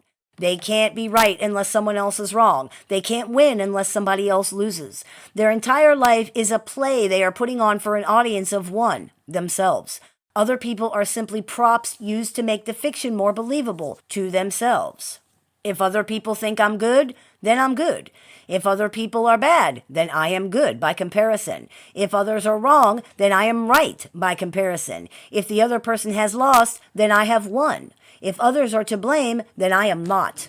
Mirroring is the reason we often find that superficial relationships are more important to the narcissist than relationships with family or people who know them really well. The reflection they perceive from those who know them is not perfect. In fact, a lot of times it's awful. But those who do not know the narcissist have not been tainted with knowledge of the narcissist's abusive, reckless, or uncaring behavior. They are pure in that sense, and the image they mirror back to the narcissist reflects that. This can be why triangulation and compartmentalization happen. The narcissist does not want this, quote, pure supply of positive regard for them to be tainted by those who know them. They will often go to great lengths to keep people in their lives apart for this very reason. If someone's opinion of them changes, or they simply perceive a loss in that pure supply from somebody, they will often go on to reveal their pathological fear of exposure by accusing other people of ruining the relationship or going behind their back to tell the person things about them, even when this is completely illogical or makes no sense at all, such as in a situation where the people involved don't even know each other. This is one of the most destructive things about narcissistic relationships of any kind, and one of the reasons they are doomed to failure. The narcissist must maintain their flawless self-image at all costs. Of course, this is impossible. Nobody's perfect. Everybody makes mistakes. But in the narcissist's unrealistic perception, this is not acceptable. Beyond not acceptable, in fact. The waves of shame it causes are intolerable and even life-threatening. But though reality can be interpreted and lied about, it cannot be erased. There are times when someone simply must be to blame for something. There are failures which cannot go unanswered. There are mistakes which cannot go unpunished. In these situations, the narcissist needs a scapegoat. Now their perfect partner is not so perfect anymore. Somebody can't be perfect and reflect perfect positive regard for the narcissist while also being to blame for everything. This is where the relationship falls apart. Usually on both sides, because what the narcissist is expecting from their partner is not possible. Narcissists have enormous difficulty resolving conflicting information about one object. Something is either black or it's white. It's either good or it's bad. It's either perfect and valuable or flawed and therefore worthless. No gray area, no in between. Most of us understand that everyone has positive and negative qualities. We can adjust to this and we can accept that no one is perfect. Narcissists have immense difficulty with this, not because they believe that less than perfect is worthless. This difficulty is part of the reason they believe that, in fact. You're either one or the other. But because the actual processing of these contradictory things is exceedingly difficult for them. To try and process these things, for example, that a perfect object has made a mistake, causes them extreme distress. They cannot make sense of the situation emotionally, and it results in something called splitting. Splitting is when the mind creates two categories or two images for one thing, instead of being able to reconcile all of the object's characteristics into a total understanding of it. Rather than a complete and balanced picture of something or somebody, there is a, quote, good image of the object and a separate, quote, bad one. This is something that happens in babies and very small children because they don't have the capacity to work this out for themselves in a way that they can understand. For whatever reason, whether it's abuse, neglect, indulgence, or some other combination of factors, the pathological narcissist's development has been arrested and they are unable to do this either. This is why they accuse people of lying to them, misleading them, or betraying them just for not being perfect. Splitting causes serious issues in relationships with narcissistic people and is part and parcel to the idealization-devaluation cycle so many people find themselves stuck in. A person cannot be perfect if they are also to blame for things. Someone who is not perfect has no value. Someone who has no value does not matter. They're not important. And this is how they will be treated. Until they try to leave, of course, and that's when the narcissist suddenly realizes that they're necessary, whether they're valuable or not, and attempts to resecure the situation. We call this attempt to suck people back into the relationship hoovering, and it happens because the narcissist is suddenly faced with the loss of a necessary situation and their self-worth bottoms out. A bad reflection is better than no reflection, and they will do whatever they can to get things back to the way they were. Hoovering is about the narcissist's attempts to control their resources. It's a survival mechanism necessitated by being unable to provide for their needs themselves. It's panic mode. Because people are necessary for the survival of pathologically narcissistic persons, they are essentially resources. Narcissists have severe anxiety in this area because of their deep-seated insecurity regarding their needs being met. They rely on other people to do this for them the way that children do, and controlling people in situations is the way that they try to ensure that these resources are secure and their needs will be met. When they are unable to do this, their anxiety can explode into hysteria, rage, violence, cold silence, or simply fleeing the situation because they can't deal with the overwhelming feelings of insecurity and helplessness that come from not being able to control other people, their resources. All of the manipulation, abuse, and controlling behavior from narcissistic people is an attempt to secure resources from someone who is in survival mode. Survival mode is the narcissistic person's daily experience, even though they may not appear to be in a survival situation. It is likely for this reason that they seem unable to display empathy in situations where they perceive themselves as being threatened or believe they have something to lose. The new theory in the mainstream medical community is that many narcissistic people do indeed have empathy, and listeners of this show know that that has been maintained here on this channel for years. Many narcissistic people obviously have empathy in some situations, and narcissism is a spectrum, so the percentage of the people considered narcissists who may also display genuine empathy varies. The key in most situations seems to be whether they feel that empathy will be detrimental to their survival or not. In a survival situation, empathy may not be able to be a part of the equation because caring too much about the plight of others could result in detrimental consequences for yourself. In a survival situation, trusting others, believing them, or caring about them could result in yourself getting hurt. And if there's one thing the narcissistic person tries to avoid, it's hurt. They are concerned only with now and are unable to see or care that the behavior they're engaging in now could cause them hurt later. It doesn't matter. What matters now is feeling better now. Tomorrow we'll be worried about tomorrow when it gets here. When you're in survival mode, you take it one day at a time. And today they are angry or sad or scared or anxious or lonely or whatever they are, and they must do something about that immediately, as those feelings are dangerous to narcissists. They are threatening. They are intolerable. The overwhelming majority of the behavior of narcissistic people is designed to manage their internal emotional landscape in some way. But the people around them may never realize the enormous amount of emotional difficulty pathologically narcissistic people are having because so many of them are so good at hiding it. They're so good at hiding it and so disconnected from their emotions, in fact, that many narcissists don't realize this either. They simply act, or rather react, to their emotional state, many times without ever even acknowledging the emotional state. To put it simply, fear often cancels out empathy. Self-preservation often cancels out empathy. Survival often cancels out empathy. This facet of the human condition is explored, for example, on post-apocalyptic television shows such as The Walking Dead. The characters are in a survival situation, therefore they are in survival mode, and they must make choices between empathy and self-preservation, between their desire to help, trust, or care versus their need to survive and their fear of the people who might harm them who are in the same situation. They want to trust, but they can't because doing so is dangerous.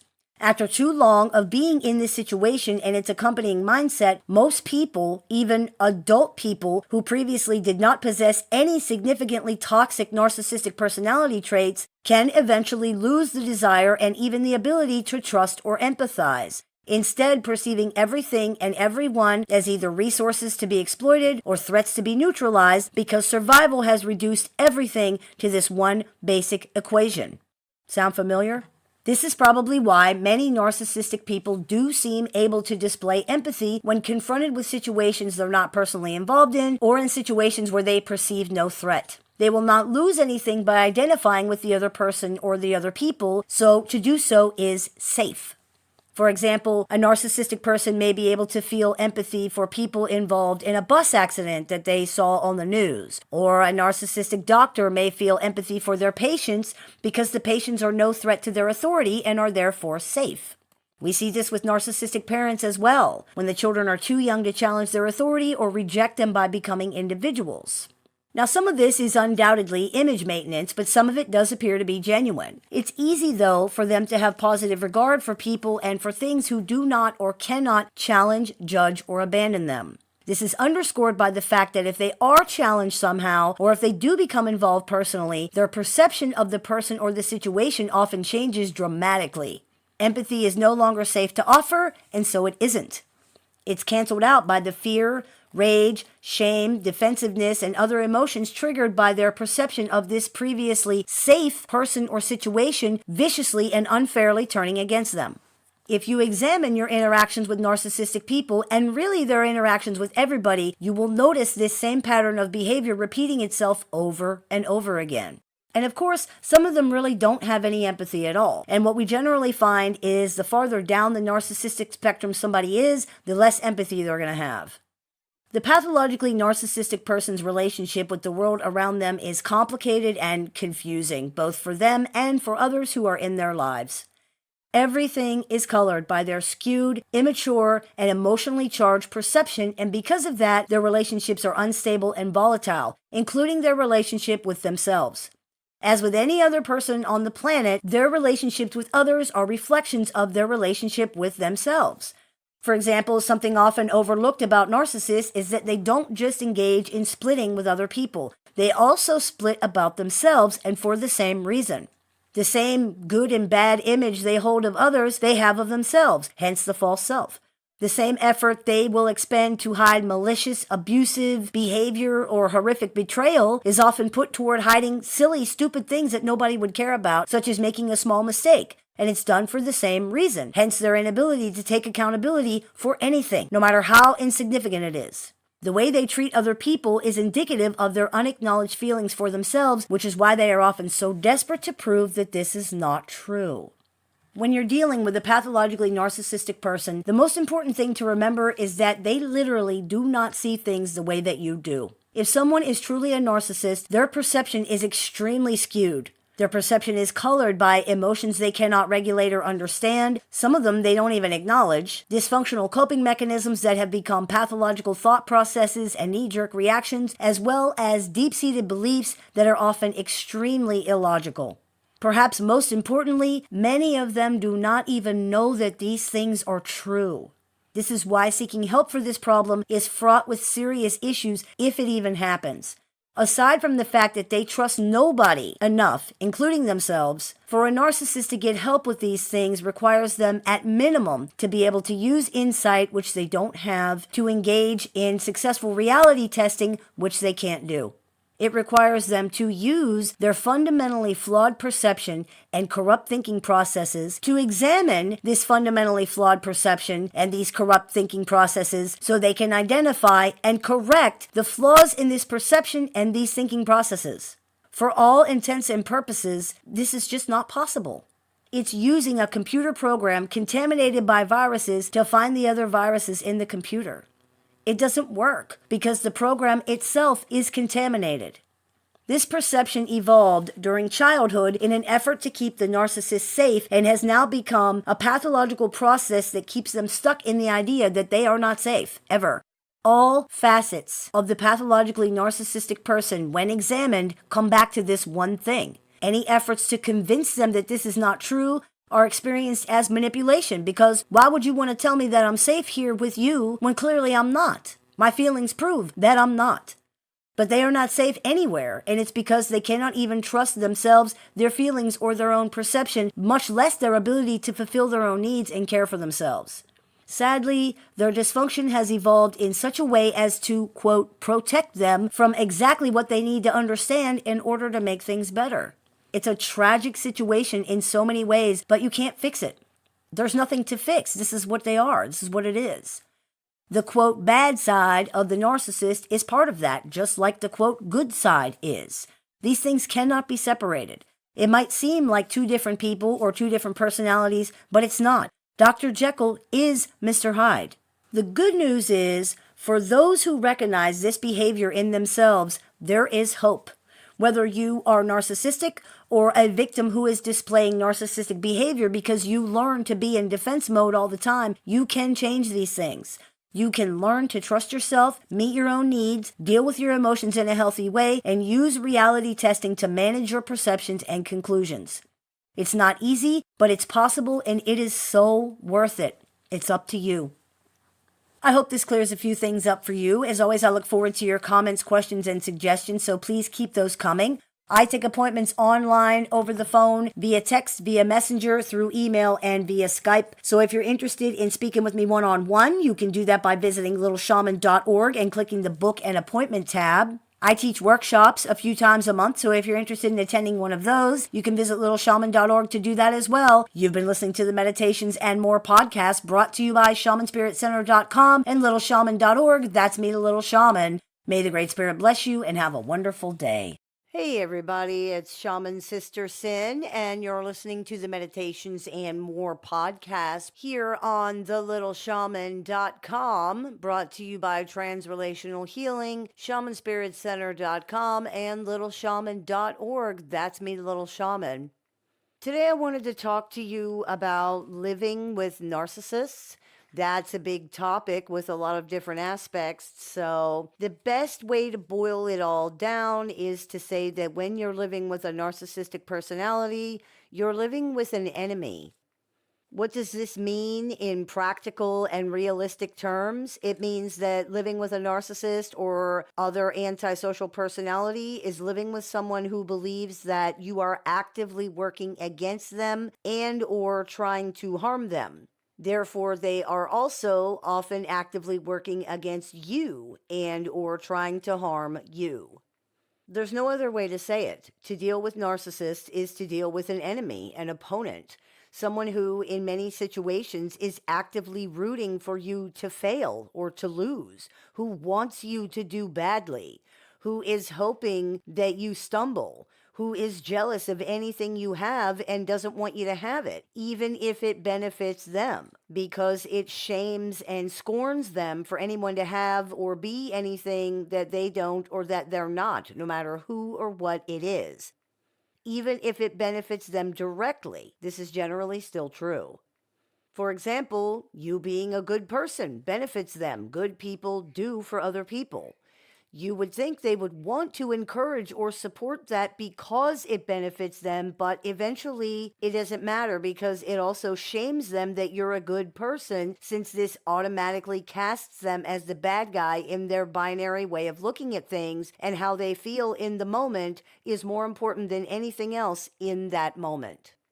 The level of envy and jealousy and negativity and bad will here are often not understood very well by most people. And how could they be? Why would anybody think that a person who claims to care about them would feel this way, would do these things, would be actively rooting for them to fail, maybe even intentionally sabotaging them? Who does that? Even if they don't like somebody who does that, let alone to somebody that they're supposed to care about. But all over the world, this is the experience people have of living with and or dealing with pathologically narcissistic personalities. If someone has not experienced this personally, it's very difficult to understand what it's like. People who have not been through this just can't fathom the dynamics, the level of stress, the tension, the negativity, the bad feelings, the level of competition, of sabotage, of contempt, of conflict, of envy and jealousy, and just plain old nastiness involved here.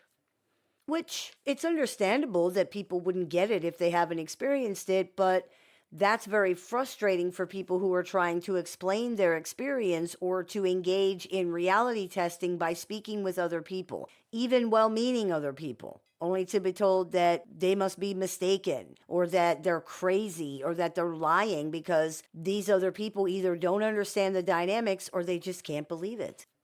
The crux of this, quote, relationship dynamic is that it is inherently adversarial.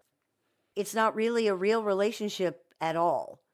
A relationship of any kind is a partnership where people who have similar goals are on the same side working together toward those goals, supporting each other and sharing responsibilities. The goals of narcissistic personalities automatically pit them against the other person or the other people involved. It's automatically adversarial because their goals are about power and control, and because they define themselves in comparison to other people. That's that binary viewpoint that we were talking about. What narcissists admire in others, they tend to eventually come to poisonously envy and then to hatefully resent because they see it as shining a spotlight on their own inability or their lack, their deficits.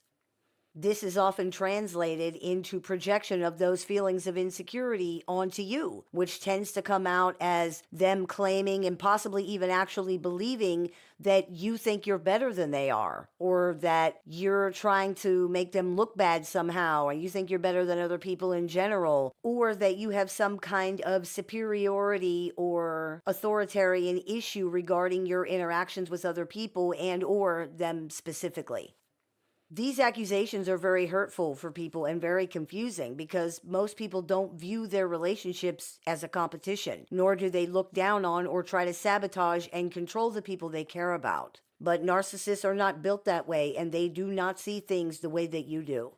They cannot conceive of any other kind of interactions between human beings other than the one up, one down, black and white competitive dynamic that they are constantly creating in their interactions with other people. They cannot see past their own perceptions, and consequently, they can't believe that anybody else would be any different, which means they don't believe that you don't see things the way that they think you do. Everyone sees things the way that they do, as far as they're concerned. People just won't admit it. That's one of the hardest things about this. You don't see them as an enemy, but they see you as one, and this does not change. It can't because of the way that they view the world and the way they view other people. For narcissists, the world is a place where everybody is competing for everything all the time, where everyone is trying to be, or at least to look, better than everybody else and using each other to do that. There are no friends or family in this world. There's no walking beside other people.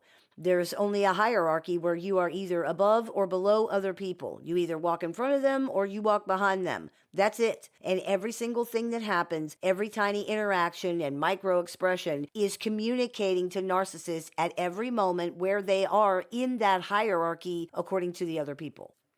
This sounds absurd and ridiculous, but examine your interactions with this person and see what you see.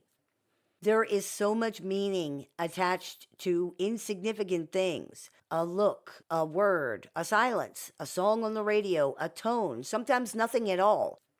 When you live with a narcissist, you wake up to find that you are in a war you didn't know you were fighting, where the battles are being fought without your knowledge, and you didn't even know there are any battles until you realize you're losing them and that you've been losing them for a long time. Of course you have. You didn't even know they were happening. You didn't even realize there was a war, but there is. And a failure to accept this often keeps people in these situations for much longer than they ordinarily would be, and it causes extreme pain and damage along the way. It's just so unbelievable for most people that it defies logic, and especially in the beginning, it can be chalked up to other things. For example, if your partner doesn't seem enthusiastic about your promotion at work, it's easy to look at that and say, well, maybe they were tired, maybe they had other things on their mind, maybe. Over time, though, it gets more and more difficult to pass these things off as normal aberrations in a loving partner, especially because over time, the behavior tends to change from passive-aggressive to overtly hostile. Now the partner who was just not enthusiastic about your success is openly contemptuous about it, or mocking, or angry. Their comments or their behaviors are more blatant and directed specifically at this subject or this thing. It's a lot harder to chalk that up to a normal deviation in personality or mood, especially because with narcissists, it keeps happening and it tends to get worse every time it does. But even still, people generally don't then come to the conclusion that, well, this person doesn't want me to be successful or have anything good. Why would anybody think that? The truth of this situation might also be further obscured by projection of some kind from the narcissistic person. For example, they might accuse you of being jealous of them, or of trying to sabotage them, or of wanting them to fail. This is very hurtful and confusing, and people can become so focused on looking at their own behavior to try to find some clue as to why the narcissist would think this, that they stop looking at the narcissist's behavior, or why this person would say something that is so obviously untrue in the first place. This unfortunately validates these accusations in the narcissist's mind and in a person's own mind by giving them enough weight and importance to look for a real cause for them in your own behavior, instead of focusing more on the concerning fact that this person says things that do not match up with reasonable interpretations of objective reality. Unfortunately, this usually leads to people trying to prove to the narcissist that these things are not true. And that's understandable, but it really misses a key piece of the situation here, one that we can see when we stop giving these accusations any weight or validation. And that is, these things are untrue. And no rational person would look at the situation and think they are true, which means the narcissist either already knows they're not true, which is bad, or they do not know that these things are not true, which is worse. Either way, your attempts to prove that these things are untrue will not be successful because it has already been proven, and that doesn't mean anything. It doesn't change anything. There's no logical reason for them to say these things, but they still do, either because they're intentionally accusing you of crazy things that they know are false, or because they really think they're true. And either way, this means that no rational argument or logic is going to matter regardless. Whether they think it's true or not, it comes into this person's mind that you are doing these things or that you're like this for the same reason that it doesn't cross your mind to wonder more about why they are saying things that don't agree with reality. Projection. They think that you're that way because they are. They think everybody is that way and that they are always the target because they're the main character in this story. Remember, there are no friends or family in the narcissist world. Just competitors, rivals, and enemies, just opponents. You don't wonder why they are saying things that don't align with reality because you don't do that, and neither do most people. So you assume there must be some realistic, tangible reason for them to say it. I must be doing something, or something must be happening to cause them to think or say these things, because that's the only reason anybody would think or say something like that. In this same way, you don't realize that you are their enemy because they're not yours. It's important to understand, though, that this has nothing to do with how they see you or what they think at all. It's what you think, and that's it. This is often very difficult for people to really grasp that two people in the same situation or set of circumstances can see things so differently. But until it is grasped, the situation can't really be understood because the person's behavior is not going to make any sense to you. You will keep running into that brick wall of can't and shouldn't. They can't feel that way. They shouldn't feel that way. These things might even be true, but it doesn't matter. They do. And our inability to understand, accept, or believe something has nothing to do with reality. Things are still things, even if we don't believe in them, or like them, or accept them. And our lack of belief, or acceptance, or understanding in or of the things does not prevent them from impacting us either. You might not believe in tornadoes, for example, but that's not going to stop one from hitting you. Belief has no impact on reality at all. As much as we deal with the narcissist's projections onto us, we're also dealing with our projections onto the narcissist, even if we don't see that. For example, if you're dealing with a pathologically narcissistic personality, much of the understanding, logic, reason, empathy, reasonability, and many of the other things that you've attributed to this person very likely are not actually there, as you have likely already discovered. You saw them because you assume they are there, and you assume they are there because you have them. Narcissists generally do pretend to have these things, but they don't really pretend very well. And the majority of the work here is done by the other person, who assumes that these things are there because why wouldn't they be? People who have these things tend to assume that everybody has them. Unfortunately, they don't. And often when people look back over these relationships with narcissists, they realize they never really saw any true evidence of these things at all. They just assumed they did and assigned those things to the narcissist by default when in reality they didn't actually fit. It can be a tremendous shock for people to realize this is not true, and many people actively resist this knowledge. To look at your life and realize that you are dealing with a person who actively roots for bad things to happen to you or who even tries to cause them, and to see evidence of that is extremely painful and shocking, particularly when these are so often relationships that are supposed to be supportive and caring, like family and romantic relationships. How can this be? How can it be so opposite? Why did it change? The truth is, it didn't change. It really was always that way. You might not have seen that, but it was. The narcissist involved here was always only ever out for themselves. At first, they generally thought that you were out for them too, so everything was okay. Once they realized how selfish you are, how you're only out for yourself, that made them realize what you're really about. They felt rejected, abandoned, and mistreated. They felt misled and tricked by you. They were never out for you, no matter how it seems.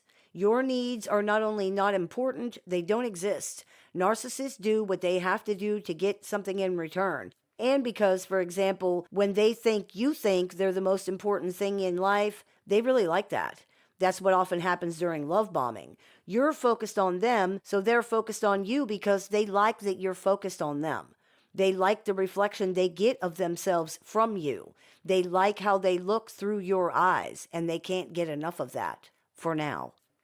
Once you reveal yourself as a regular person with needs and flaws who expects things and wants things and thinks you matter and has all your own opinions and feelings and stuff like that, including ones that they don't agree with or like, they are disgusted, disappointed, betrayed. Guess they have to go it alone once again because everybody in the world is a selfish, evil troll who only cares about themselves. The psychological blind spots here are just enormous, and they can be so baffling. How are you calling me selfish for expecting fairness? But that right there tells you the problem. To a narcissist, fair means they get what they want. That's it. For anybody to stop that from happening is an act of aggression against them, and it doesn't matter who did it or why. We can't buy you a new car because we have to pay for my surgery. Selfish. You can't sleep with other people because you're married to me. Selfish. I spent your college money, so you can't go now, and if you have a problem with that, selfish. You have to go to work to help support your family, so you can't just do whatever you want all day. selfish. Anyone who has dealt with an actual narcissist will tell you this is not an exaggeration. In fact, it's not even really close to how bad it actually is. It doesn't matter what the reason is. What narcissists want is the only thing that matters, and if they cannot have that, whoever they blame for preventing that is their enemy. This is an act of aggression, of sabotage, of war. This is one reason you're the enemy, and it might be the simplest one. You exist and you expect things, need things, want things. This gets in their way. Their goals automatically create this dynamic because their goals are all self-serving, and the only person they consider in anything is them. The fact that they're part of a team or a family, or that other people are relying on them, or even just that they're not the only person walking around on the planet does not really occur to them at all. And really, why would it? They can't see you, they can't feel you, they don't understand you, they don't get you, and they're not interested in doing any of that anyway. This is about what they want, and if you ain't talking about that, you ain't talking about nothing. Any deviation from or interference with their goals is seen as selfish and sabotaging, period. Another reason you're the enemy is that narcissists view things in black and white binary terms. This is most obvious in the good guy, bad guy dynamic that they create. A narcissist's life is based on this binary. Because they have such serious issues with empathy and perspective, they need a way to navigate and understand the world. This is often accomplished using basic stereotypes, tropes, cliches, and symbolism, such as good guy, bad guy, for example. Simple and easy to understand.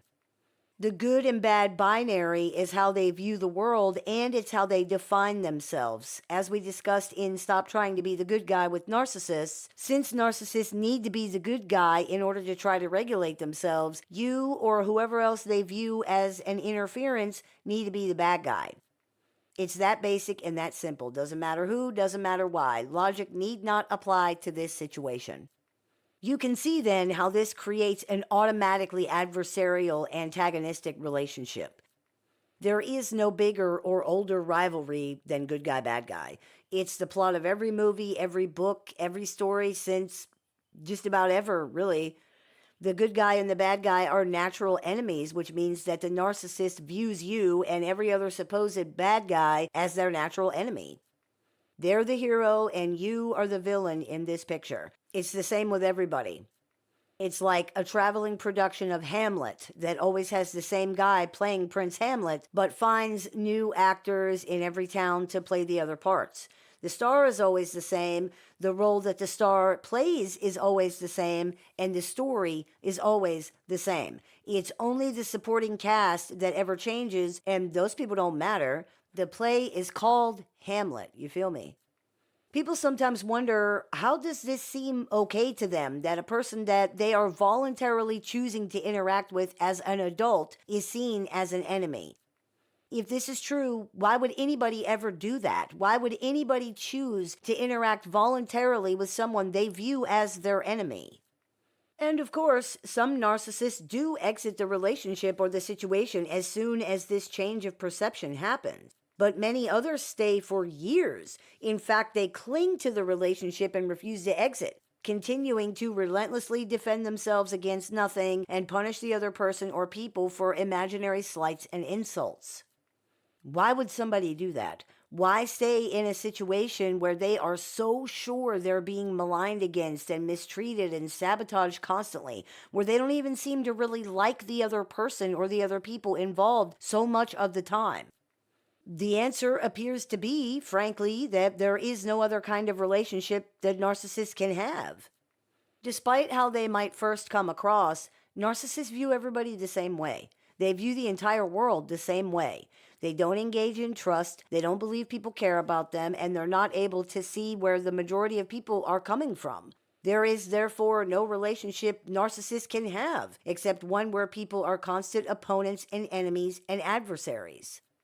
A relationship that is so full of conflict and recriminations and fear and contempt and abuse and distrust doesn't deter narcissists. As far as they're concerned, that's the only kind there is. To suggest that there could be some other kind of partnership or interaction probably sounds like a fairy tale to them. a manipulation so you can control them and make them do what you want. It's amazing that someone could genuinely believe that being asked to please be less abusive and please be less unpleasant is some kind of attempt to control or manipulate them, but we hear that all the time. It's like, so I'm asking you to be nicer so I can do what exactly to you? What exactly would I be accomplishing with that would be so harmful to you again? And even if they can't answer this with any logical response, they are still completely sure that it's the truth. Again, this illustrates the depth and the magnitude of the problem. That's another reason these relationships are so full of conflict. Narcissists fear being controlled by other people. They are, in fact, almost obsessed with this idea, and they're extremely paranoid about it. Much of their behavior is an attempt to prevent that. It's an attempt to prevent other people from controlling them. This tends to come out as them trying to control other people because, true to their binary nature, they tend to feel that if they're not doing the controlling, they're being controlled. This is where they accuse you of controlling them because you won't allow them to control you. Once again, you can see how this binary way of viewing things automatically creates conflict and pits people against each other. You will be forced into one role or the other, whether you want that or not. You're seen as either the controller or the controllee, depending on the situation or the current circumstances. In either way, it's bad for you. If you are viewed as the controller, the narcissist may constantly attempt to change the perceived power dynamic by engaging in behavior designed to control you somehow or to undermine what they view as your power position, your control over them. And if you are viewed as the controlee, if they feel they have power over you, in other words, then they may constantly do things to prove this to themselves and or to gain more power, resulting in behavior that can escalate dramatically and in frightening ways. There is no balance to be attained here. You cannot oppose narcissists and you cannot appease them either. Neither of these is a winning strategy, and neither forestalls or curtails mistreatment. If you oppose them, it's all-out war. If you appease them, it's complete subjugation. Either way, it's a totally unbalanced situation where someone is always one up and someone is always one down, but somehow you always get the pointy end of the stick, regardless of which position you're in. Funny how that works. There is no negotiation or ability to leverage anything in this situation. This is the way this person views the world and everybody in it. So as long as you deal with them, you will be forced to deal with this too, because it's not going to change. They feel they have evidence for their beliefs and their conclusions. They're not willing to test that or second guess themselves in any way. They're not willing to entertain other people's perspectives or the possibility that they could be wrong. It just is what it is. Some narcissists will say that that's not how they view the world, that they know good people exist. It's just that you're not one of them, and that's why they can't trust you. Before you accept this as valid and take the blame, look at their lives to see when you have ever seen any evidence that this is actually true. You will very likely find that there isn't any. They've never trusted anybody, and they never will. Do they not trust good people either, then? Surely they've run into one somewhere by now. Or is the reality that they actually don't believe in good people, regardless of what they say? This is imperative to understand because it proves that you cannot do anything more to address this situation. It's their problem, and if they won't do anything about it, then nothing can be done about it. They might keep telling you that this is your problem to fix, but it isn't. If it were, you would actually have the ability to do that, and you don't. Someone saying you do have this ability doesn't magically give this ability to you. They're just wrong. And in the case of narcissists, not only are they not able to trust due to their own fear, their extreme external locus of control causes them to believe that everything is caused by forces outside of themselves, including their feelings. They may very well believe this is your problem to fix. It's not. You cannot make someone believe you have good intentions if they don't. You cannot make someone trust you if they don't. You can't make anyone do or say or think or believe or feel anything if they don't. Understanding this can save you from wasting years trying, only to fail because you have no power to do what you're trying to do, and the person blaming you either doesn't understand that or doesn't care, or both. It's a sad, painful experience waking up to the realization that you're living with a person who flatly views you as an enemy and an opponent. Many people find it very difficult to accept, but denying this reality only hurts you more in the end. You are at war, and in a war, the goal is to kill one's enemies. If you don't accept reality, you cannot protect yourself. And if you can't protect yourself, you could literally be destroyed by a person who thinks that they're defending themselves from you and from the entire world. And a person who, perhaps more importantly, has grown to expect that, to need that, to thrive on that, maybe even in some sick and distant way to enjoy it. You're up against primitive pathology and delusion here. You cannot fight a ghost, and you cannot outsmart crazy. It's a waste of time at the very least, and a dangerous liaison at most. This is not a war you can win. It isn't even a war you can fight, because your opponent is playing by different rules than you are, and because their goals are not the same as yours. Think about what you're really trying to accomplish by explaining, by convincing, by defending, by arguing, or by not doing those things. If you have to fight just to be seen as who you are, or to be trusted, or to be given the benefit of the doubt, if you have to shrink yourself down until you are nothing and nobody because you just existing is some kind of threat, what exactly is the point of this whole interaction anyway? The simple fact is, relationships should not be a war. Your partner or your parent or your sibling should not be an opponent. You're not preserving the family or saving the relationship by doing or not doing these things, because that's not a family. It's not a relationship. The reality is it's just a toxic entanglement, and you're better off not being a part of it at all. I hope this clears a few things up for you. As always, I look forward to your comments, questions, and suggestions, so please keep those coming. I take appointments online, over the phone, via text, via messenger, via email, and through Skype and Zoom for clients worldwide. So if you are interested in speaking with me one-on-one about this or anything else, you can visit LittleShaman.org to do that. I have several books out for publication, so if you're interested in picking up a copy of any or all of those, you can go to LittleShaman.org to do that, or find them on Amazon.com.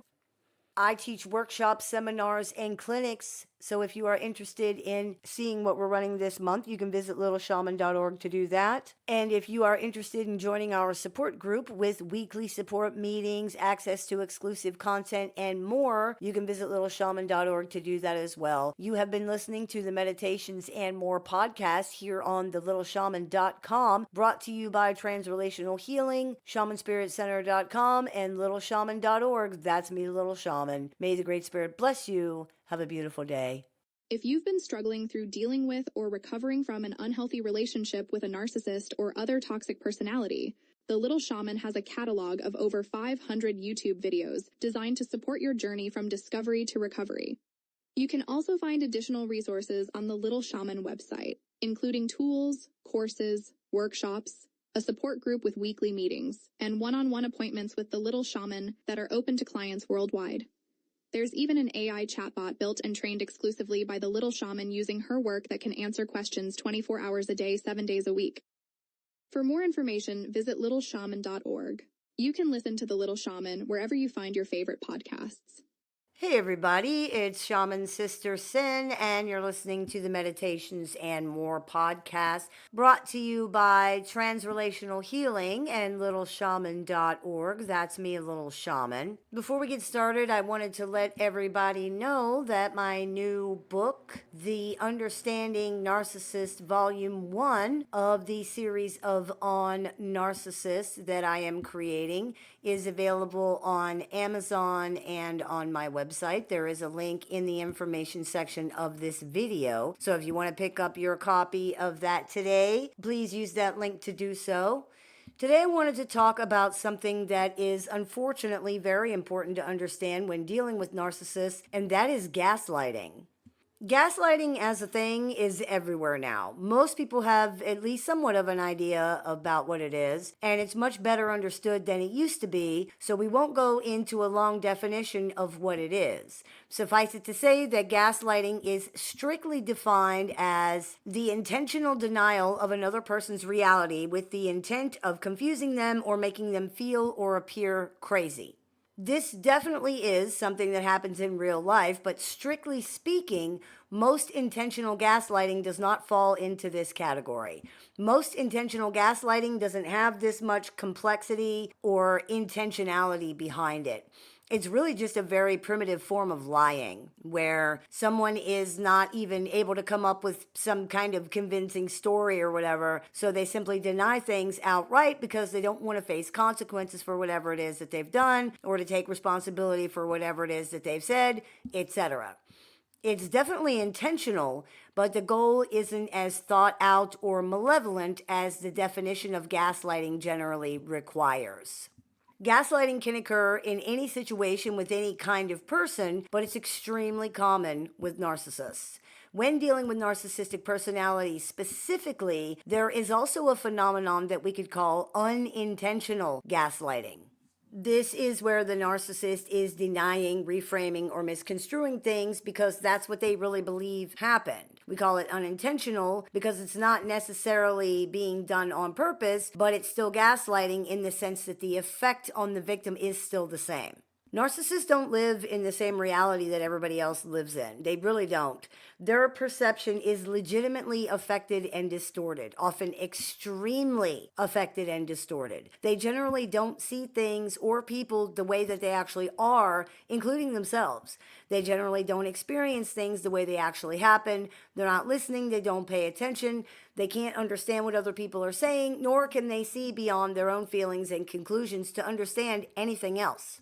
This is a person who truly does not see things the way that you do. And this is much, much more than just a difference of perspective or looking at the same things differently. They genuinely do not see what other people see. They genuinely do not experience what other people experience. They genuinely don't think what other people think. They don't come to the conclusions that other people come to. Because of this, gaslighting from narcissists is different. It's a lot more than just intentional lying and denying. It is a completely immersive experience where someone is consistently and relentlessly inundated with information that does not match their lived experience. This is not just someone lying and denying or making up things that drive you crazy. As horrible as that is, and as much as that may actually be going on at the same time too, when you're dealing with a pathologically narcissistic personality, you're dealing with someone who is not having the same lived experience that you are having, even when you're both existing in the same place together. This means there is never a break from the effects of gaslighting because this person genuinely believes things are happening differently than you do and is asserting this different reality into the situation nonstop. It is not something that only happens sometimes. It's not something that even has an angle or a motive behind it all the time. It just is. And it never stops because it is their actual lived experience as they're perceiving it. The damage and confusion that this ever-present assault on reality can inflict on people really cannot be overstated. It probably can't even be adequately explained in a way that people who have not experienced it can really understand. The effects of this constant conflict with someone's lived experience with their reality can be devastating, especially for children. It can leave people completely confused and unsure about what is actually happening. Even strong people who are very grounded in reality can be affected eventually. It's extremely damaging to have someone continuously and consistently reframing, rewriting, and reimagining every single thing that happens in life, particularly when it's all being reframed, reimagined, and rewritten into the narrative that they are the bad guy or the idiot or the abuser or whatever the negative thing is. This is something that differentiates narcissistic abuse from other kinds of abuse. It differentiates narcissistic gaslighting from gaslighting from other people. Narcissistic abuse isn't just whatever kind of abuse that happens to be perpetuated by narcissists. Narcissistic abuse refers to the type of abuse being perpetuated, not who it's being perpetuated by. And it means that the victim's ego, their literal sense of self, is being attacked and abused. Victims of narcissistic abuse are consistently, relentlessly told that they are someone other than who they actually are.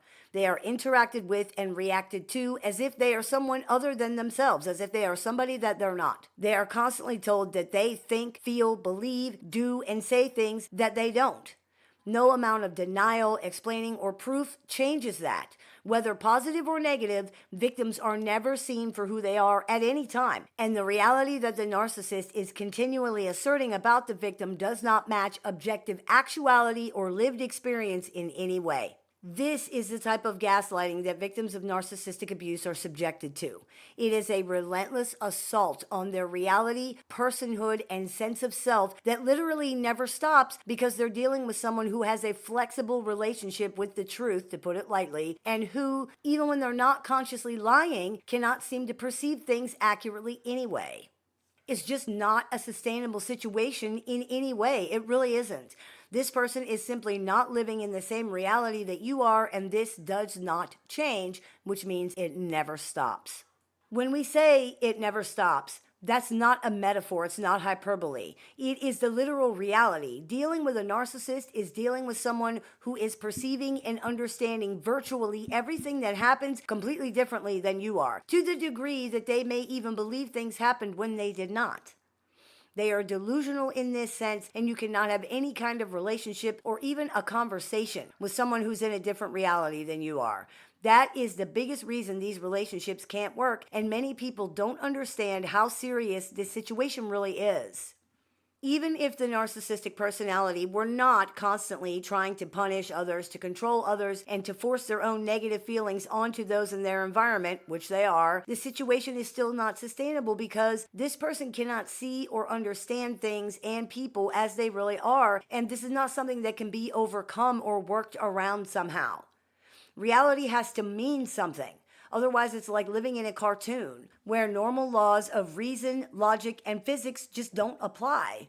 But beyond that, even, it is dehumanizing to never be seen for who you are, to never matter in any way, for someone to refuse to allow you to have your own thoughts, feelings, and beliefs, for someone to continuously force words into your mouth, for someone to tell you who you are, what you think, what you feel, what you said, what you meant, what you believe, and then to be called a liar, laughed at, scorned, dismissed, ignored, attacked, and whatever else the narcissist does every single time you try to assert these things for yourself. Even if a narcissist never succeeds in convincing the victim that they in fact are a bad person, the pain and stress of constantly trying to be seen and heard, of constantly trying to defend yourself against utter nonsense for no reason beyond some idea in somebody's head, of constantly trying to anticipate how and by what this person will get hurt or insulted or offended, all of these things get to anybody eventually, and it doesn't usually take very long in most situations due to the intensity and the continuous nature of the gaslighting here. Even if someone is never convinced that they're a bad person, they eventually get exhausted by the situation and they become tired of being treated this way.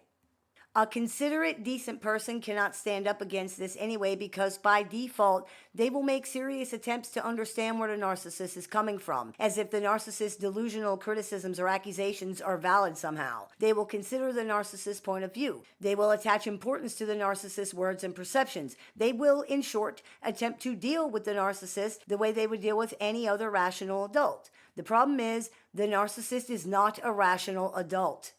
The things they are saying in these situations legitimately don't deserve any consideration at all.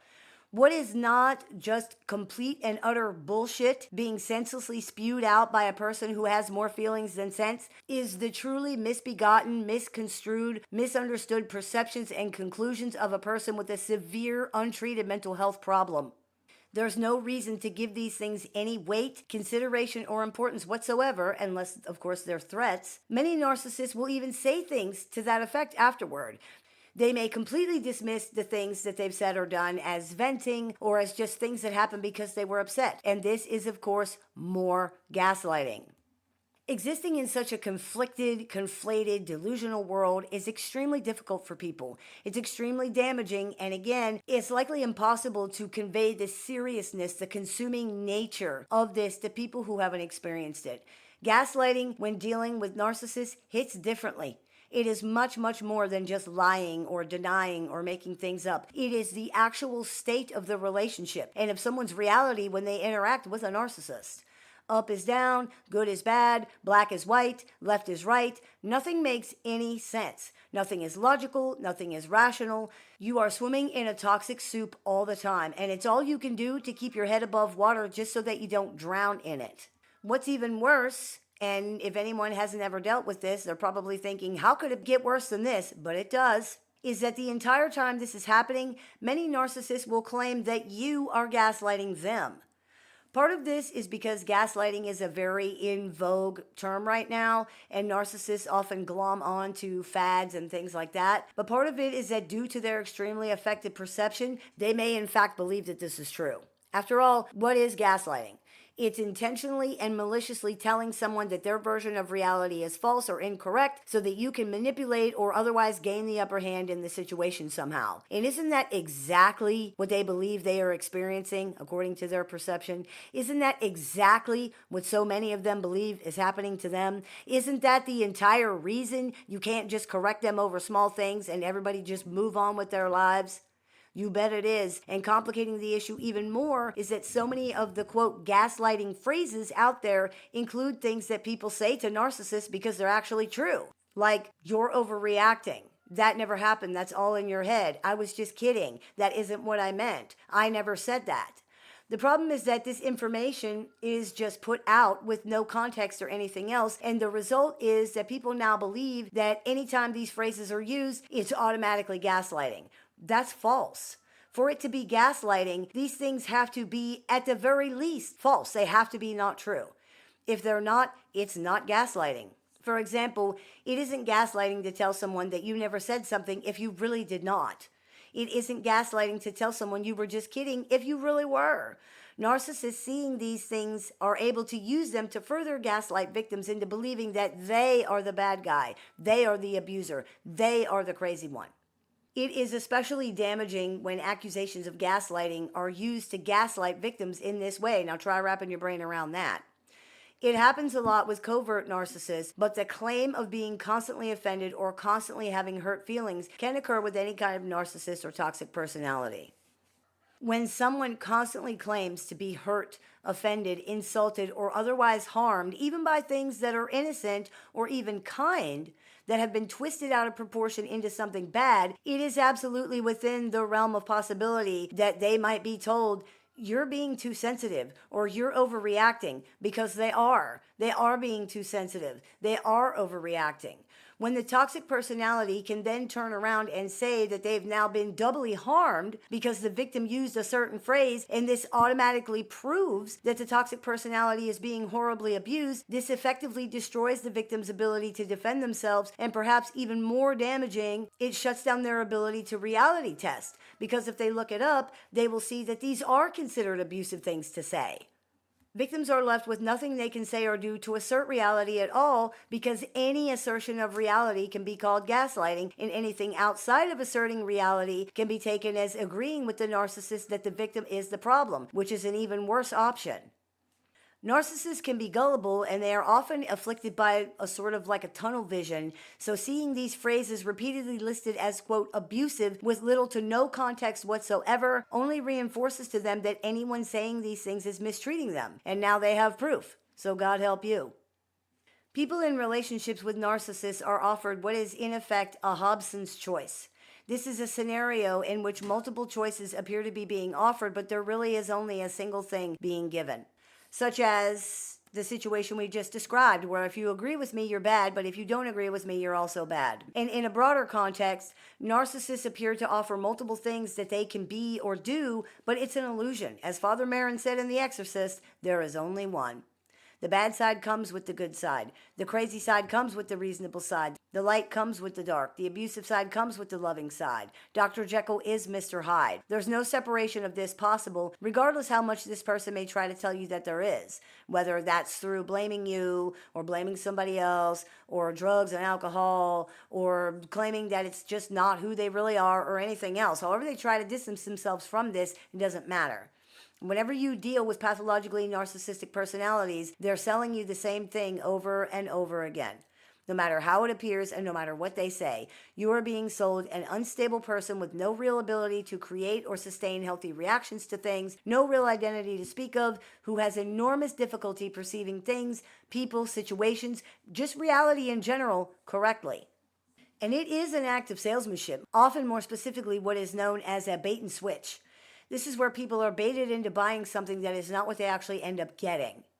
It's usually something that's not as good of quality as the thing that they were lured in with, or something that is of commensurate quality but is actually more expensive than what they were originally told. For example, when something expensive seems to be available for a very low price, but whenever you get it, it's a low quality copy of the thing that it claims to be. That's a bait and switch. This is what narcissistic gaslighting attempts to obfuscate from both the narcissist and from everybody around them. Like in The Wizard of Oz, where the awe-inspiring, terrifying wizard was revealed to be just some little old guy pushing levers and using sound effects. Pay no attention to the man behind the curtain. You're not supposed to know you ended up with something that isn't what you thought it was until after it's too late to stop the transaction and now you're stuck with it. The good thing is, it's never too late. You can at any time decide that you have had enough and you don't want to interact with this person anymore. Even if somehow you are required to do so, such as, for example, there's a court order in place, you can limit this as much as possible and you do not have to invest your emotional energy into it at all. That is how you protect yourself. The way to defeat gaslighting is not to force the gaslighter to admit they're lying or to convince them that your perception is more valid than theirs or anything like that. The way to defeat gaslighting is to know that it's happening. The bulk of the power that things like gaslighting have over other people comes from the fact that people are not educated about what's going on and therefore they just don't know. Once they do know, the bulk of the power of something like gaslighting disappears. Once people learn to take a step back and evaluate the situation and really look at it, they can usually see what's going on pretty clearly. This is the key. Narcissists and other toxic personalities attempt to control others by using their own emotional reactions against them. They provoke and attack and dismiss and ignore and do all the things they do in order to get people to react to them. Whether they know why they're doing it or how it works or not, and many of them don't, it doesn't matter because they know that doing this creates a situation where they can somehow take the upper hand, or at the very least, they're not the only ones who are upset, which probably feels like things are then a little more equal since they're now not the only bad ones. Once others are upset or once others can be attacked somehow, the others are now more worried about defending themselves. The subject has been shifted away from the narcissist and or whatever it is that they didn't want to address or to face. That's what gaslighting is at its core. It's a misdirection. It's an obfuscation. Gaslighting from narcissists is ever present, which means that interactions are literally nothing but relentless misdirection, relentless obfuscation. And it's much more than just words. Everything this person does is gaslighting because all of their thoughts, feelings, beliefs, responses, actions, and reactions are based on their lived experience of a reality that does not match actuality. Everything that doesn't go along with that is dismissed, attacked, denied, or deflected. For other people, it's like being in a movie that they didn't know they were in and cannot exit. They can't get out of it. There are scripts, roles, a plot, even a history here that people were and may still largely be completely unaware of, but have to try to navigate and live within every day, all without ever being told what these things even are. This is so damaging to people, not just because it's gaslighting with all the harm and the confusion that this entails just all by itself, but also because it's impossible. People legitimately cannot navigate a landscape that they don't understand, especially when the reason that they don't understand it is because it does not align with any version of reality or with their own lived experience in any way that they can see. For narcissists, reality itself is threatening. It's an aggression. It is the enemy. In order to fight that enemy, they have to create a reality they can tolerate. In order to preserve this created tolerable reality, they have to disregard, dismiss, deflect, or dismantle actuality, which means they have to essentially neutralize the reality of those around them when it doesn't agree with theirs, and it very often doesn't, because the narcissist's tolerable reality isn't reality at all. It's a childish fantasy in which they and everyone around them become something other than what they truly are. For most people, when they engage in a fantasy, it's harmless. When reality intrudes on that fantasy and exposes it as a fantasy, this is disappointing or it's sad, but it's usually not that big of a deal. For narcissists, it's life-threatening. When faced with the reality of who and what they really are, what everything really is, narcissists cannot tolerate that. They rage against it. They attempt to avoid it, deny it, or even destroy it in order to keep from having to face and accept it. Gaslighting in narcissistic relationships is one of the ways they attempt to prevent that from happening. You didn't see what you think you saw. You didn't hear what you think you heard. That can't be allowed to be true, because if it is, then the tolerable reality is false. And if the tolerable reality is false, the only option left is an intolerable, aggressive, threatening, humiliating, shameful existence where not only are they not special and amazing and superior and exempt and whatever else, they're actually not that good of a person at all. Many narcissists have done some really terrible things, and if they lose their fantasy, if they lose that tolerable reality, they lose their ability to avoid, deny, or justify that behavior. This cannot be allowed to happen. Unlike non-narcissistic people who would be able to adjust to this, narcissists cannot. The result? Assimilation by force into the narcissist's tolerable reality where, more often than not, you are a villain somehow. When the narcissist remains a victim, for example, they remain blameless, they remain justified, and they cannot be held accountable for anything. Facing reality would force them to accept that that's false, that they are responsible for things, that they are to blame for things, that their behavior is not justified, and that they are accountable for their actions. You can see why this is not just unappealing, but actually extremely threatening to many, many pathologically narcissistic personalities. It doesn't matter if you agree with their reality or not either, because if you're dealing with them, if you're around them, you will be forcefully assimilated into it, whether you want to be assimilated or not.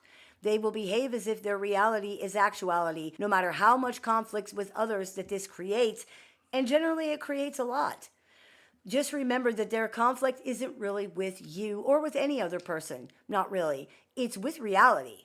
Narcissists are at war with reality. You have taken reality's side over theirs. Now you are the enemy too. Even if you only injected reality into the situation by accident, which you will do repeatedly because you don't live in their reality. It doesn't even matter if it's an accident or not. You did it, and now it's been done. It isn't enough either just to hold space for their distorted perception, or just to try to understand that, or to say that you get why they believe this, etc., etc. You must agree that their perception is not just the true perception, but the only perception. It must become your lived experience. Anything less is a betrayal of the worst kind on the deepest level imaginable. You see, the narcissist fantasy doesn't work without the cooperation of literally everybody around them. And when other people won't willingly offer their cooperation, they will be tricked, threatened, manipulated, or otherwise forced into providing that. This is where gaslighting comes in, both intentional and unintentional. As you can see, gaslighting from narcissists is much, much more than using words to deny things or confuse other people or make things up. It is the entire environment around these personalities. It's the entire foundation of the relationship, and it does not stop until you are away from them. And while you can defeat much of the power of gaslighting by knowing that it's happening and being cognizant of your reality, your reactions, and just your stuff in general, this doesn't prevent it from affecting you in some ways. It's like being in a room with poison gas. Knowing there's poison gas in the room is imperative. It's very important to understand what's going on and how it's affecting you. However, knowing it's there does not protect you if you continue to be exposed to it. It can still hurt you even knowing that it's there. You have to get out of the room and away from the gas. It's the same with this. There is no successful or even safe way to deal with someone who lives in a completely different reality than you do. If you think about your interactions with the narcissist that you've known, their interactions with other people, the way that they perceive things, their reactions, their mindsets, you will see that this is true. They legitimately don't have the same lived experience that you are having in the same situations. It's just not a thing. Therefore, there is no way to create a shared reality or to even communicate with this person successfully. It's like trying to describe the color blue to a person who's been blind their entire life. It can't be done. The only thing that can be done is to realize what this is and move on in whatever way is feasible for you. I hope that clears a few things up for you. As always, I look forward to your comments, questions, and suggestions, so please keep those coming. Transrelational Healing is out and available on Amazon and LittleShaman.org, so you can get your copy of that today. I take appointments online, over the phone, via text, via messenger, via email, and through Skype worldwide. So if you are interested in speaking with me one-on-one, you can visit LittleShaman.org to do that. I teach workshops, clinics, and seminars throughout the year. So if you are interested in seeing what we are running this month, you can visit LittleShaman.org to do that. And if you're interested in joining our support group with access to exclusive content and weekly support meetings plus more, you can visit littleshaman.org to do that as well. You've been listening to the Meditations and More podcast brought to you by Transrelational Healing and littleshaman.org. That's me, Little Shaman. May the Great Spirit bless you. Have a beautiful day. If you've been struggling through dealing with or recovering from an unhealthy relationship with a narcissist or other toxic personality, the Little Shaman has a catalog of over 500 YouTube videos designed to support your journey from discovery to recovery. You can also find additional resources on the Little Shaman website, including tools, courses, workshops, a support group with weekly meetings, and one-on-one appointments with the Little Shaman that are open to clients worldwide. There's even an AI chatbot built and trained exclusively by the Little Shaman using her work that can answer questions 24 hours a day, 7 days a week.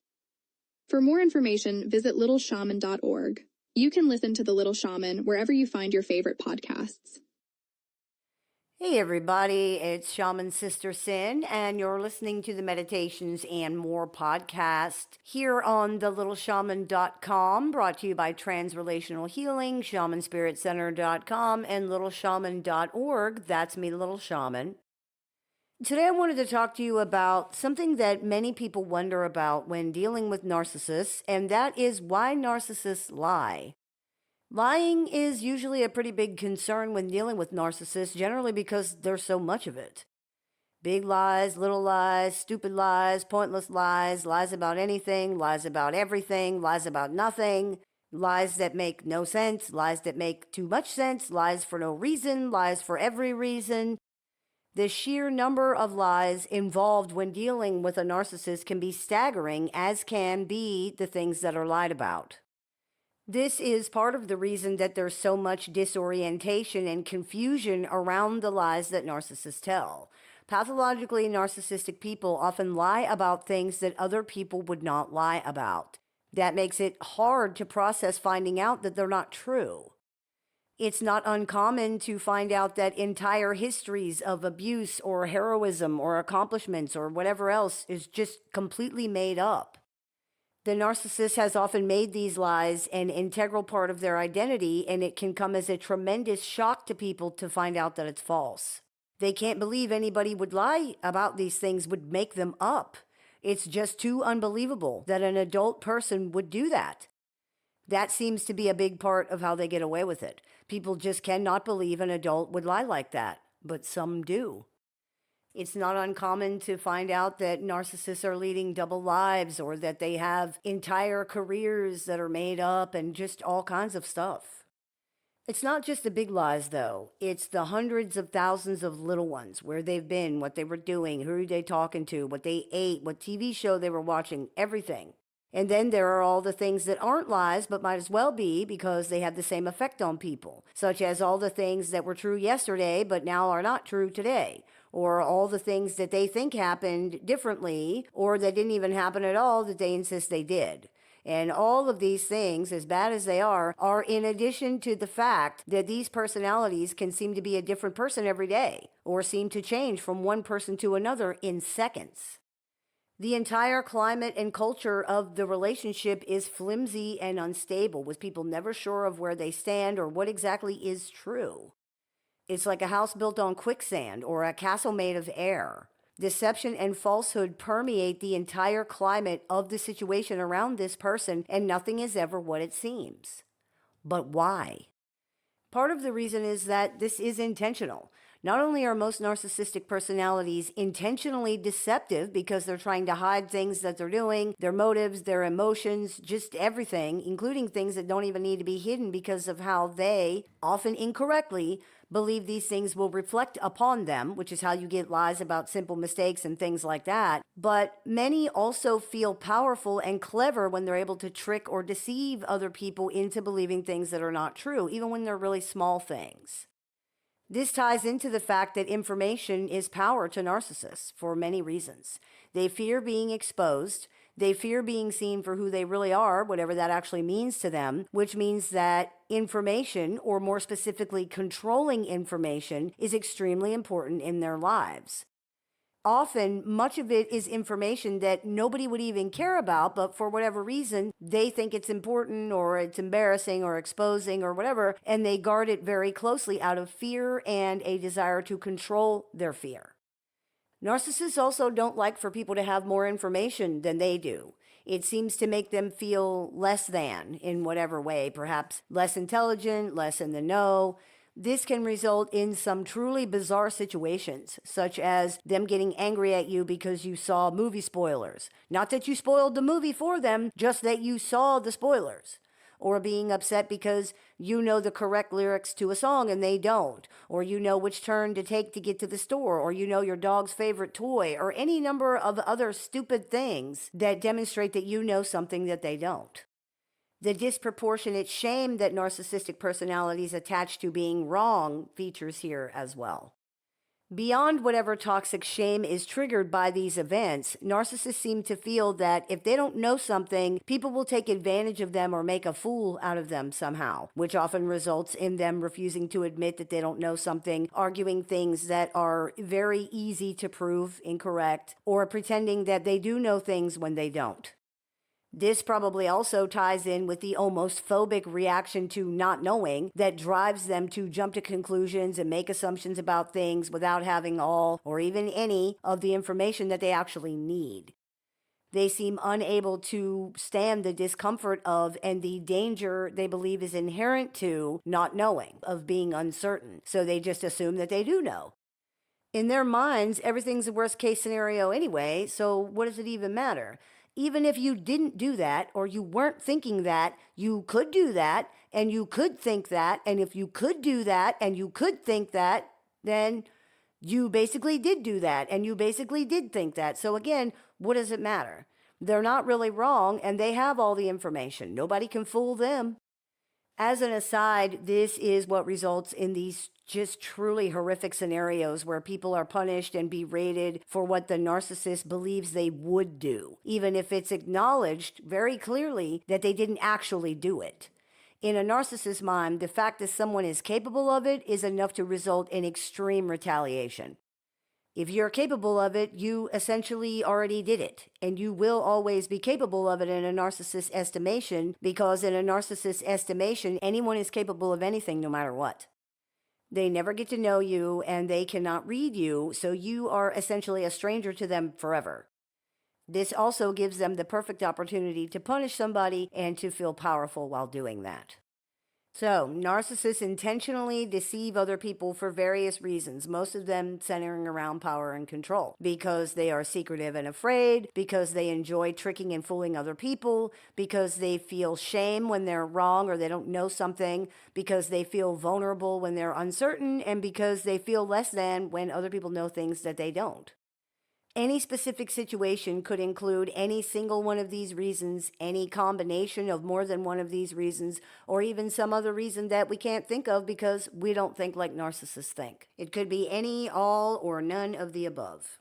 But there is a bigger, perhaps more fundamental reason that deception is so entrenched in these relationships and situations. Narcissists don't just lie to other people, they lie to themselves. Arguably, they lie to themselves more than anybody else. No one is a bigger target for the narcissist's deceptions than they themselves are, and no one is ever hurt by their lies more, which is really saying a lot. In a way, they are actually the only real target of their own BS at all. Others are the props used to make the many lies to themselves more believable. If you believe it, if you act on it, if you react to it, if you live it, then they can too. In this manner, the entire life of the pathologically narcissistic personality is a lie. And generally, this is an illusion that centers completely around their identity and how they want to see themselves. It's a fantasy created by someone who cannot accept or deal with reality as it exists and must change this so that they can. The way they view themselves, the way they view other people, the way they see the world, their estimation of their own accomplishments, potential, importance, everything. False, overblown, absurd. And why? Because they can't tolerate it being any other way. For it to be any other way means that they don't matter. They're not important enough. And if they don't matter, they don't exist. As we stated in the podcast entitled When a Narcissist Loses Control of You, the only place that pathologically narcissistic personalities really exist as a concrete entity and identity is in the minds of other people. This concrete entity is, of course, entirely predicated on whatever image this person or these people have of the narcissist, which is why it's so important to the narcissist to control that image, to control how people see them. They do that by spinning their illusion narrative, their identity fantasy about themselves and their place in the world and the relationship, as well as the narrative regarding the other person or the people. They spin this fantasy around the situation to create that curated image of themselves in other people's minds. When people react to this image as if it's real, it becomes real for as long as that's true. To understand better how this works, think about how movies and media work. What is a big part of making scary movies scary? Watching other people being afraid. How do special effects work? It's all dependent on the actor's reactions to the thing that's supposed to be there. Why are reaction videos so popular? Because we are watching someone's reactions and emotions in real time. We can see what they're looking at or what they're viewing through their eyes. In a manner of speaking, people's reactions to things help make the things more real. And this often works even when we can't see the thing that they're reacting to. You see that in scary movies all the time. In this same way, people's reactions concretize narcissist projected identities, their self-concepts.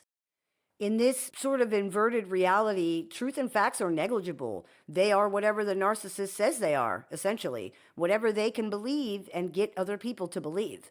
Because of that, these things can change very easily and very quickly. This can lead to massive confusion for the people around narcissists when their entire personality seems to change or flip, and things that they've held as true for years are now no longer part of the conversation at all. Most of us are pretty much stuck with the truth and the facts. We have to deal with things as they are. We all have our own perspective on these things and our perceptions of them, of course, but generally speaking, most of us don't go around inventing completely false alternative realities and narratives to suit our own needs. In a very real way, that is what pathologically narcissistic people are doing. Everything is true based on how it works and fits in with the narrative right now. If they've always professed to like apples, but they believe that liking apples now somehow works against them in the moment, now they don't like apples. They have in fact never liked apples, and they never said that they did. This is very confusing for people for many reasons. First of all, why would anybody lie about that? Why would you lie about that? Second of all, why would someone claim that they didn't say something that they clearly did say repeatedly over a period of time?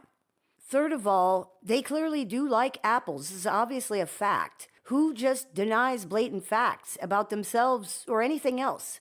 Most people have more of an attachment to preferences and facts about themselves than you see here.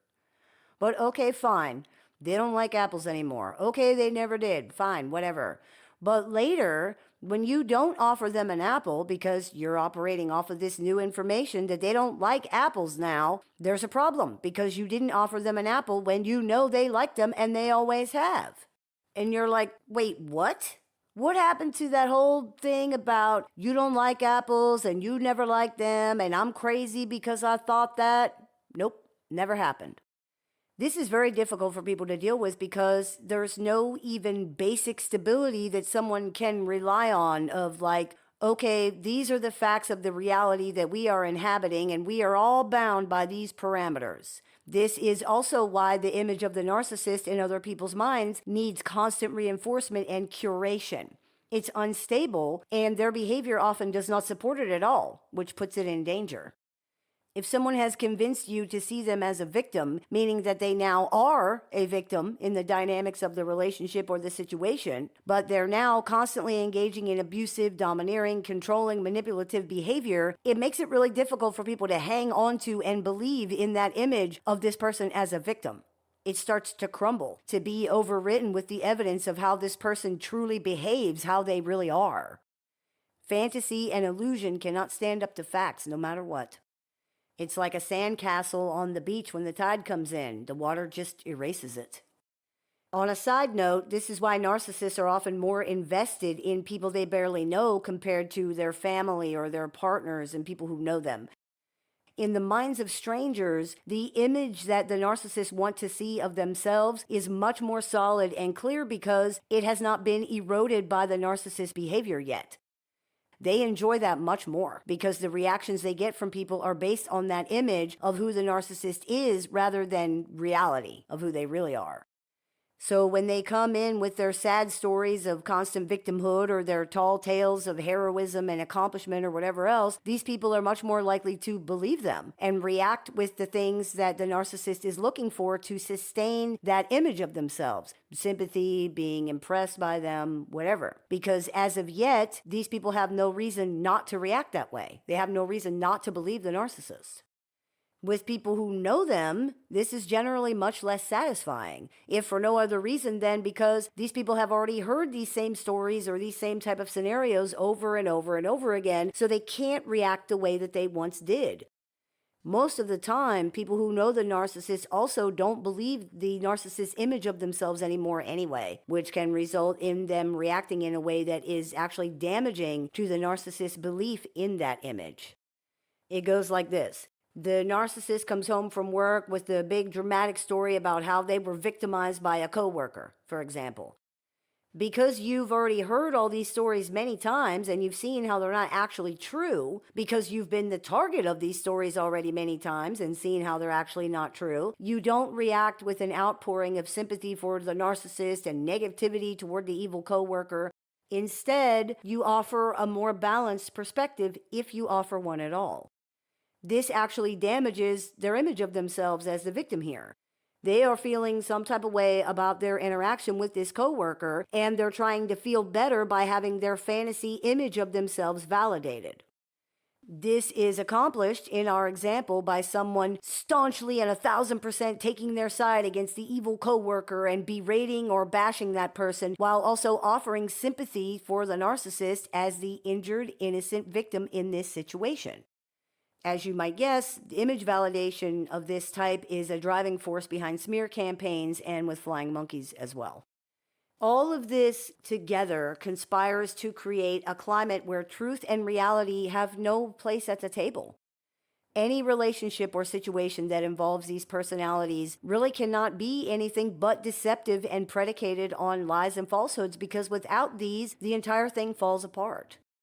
To love and to be loved, we must first suffer the indignity of being seen, of being known. Of all things, these personalities cannot tolerate that. More even than that, they can't provide it. There's nothing to see. It's like taking the sheet off of a ghost to reveal nothing. External objects and perceptions made it real. You take those away, and there's nothing there. It's like in The Wizard of Oz, when Dorothy and her friends were so mesmerized and intimidated by the illusion of the wizard. Oz the Great and Terrible, the people called him. The people thought he was some amazing wizard because he came down from the sky in a hot air balloon. They had never seen that before, so they thought it was magic. It was not. It was an illusion created by perception, and in order to keep the image of Oz the Great and Terrible and keep his position as the ruler of this community, he created more illusions so that they would not see what he really was. He made promises that he could not keep to Dorothy and her friends, and he sent them on essentially a suicide mission, believing that they would fail so that he would not be called upon to produce the miracles that he promised them. When he was finally exposed, he starts hollering out, "Pay no attention to the man behind the curtain." A desperate attempt at misdirection when all of his illusions and glamours were seen through at last, and he was forced to admit that he was not a wizard at all. Just a dime store magician, an illusionist, a con man who was lucky enough to find people who didn't know any better and wanted to believe that he was more than that.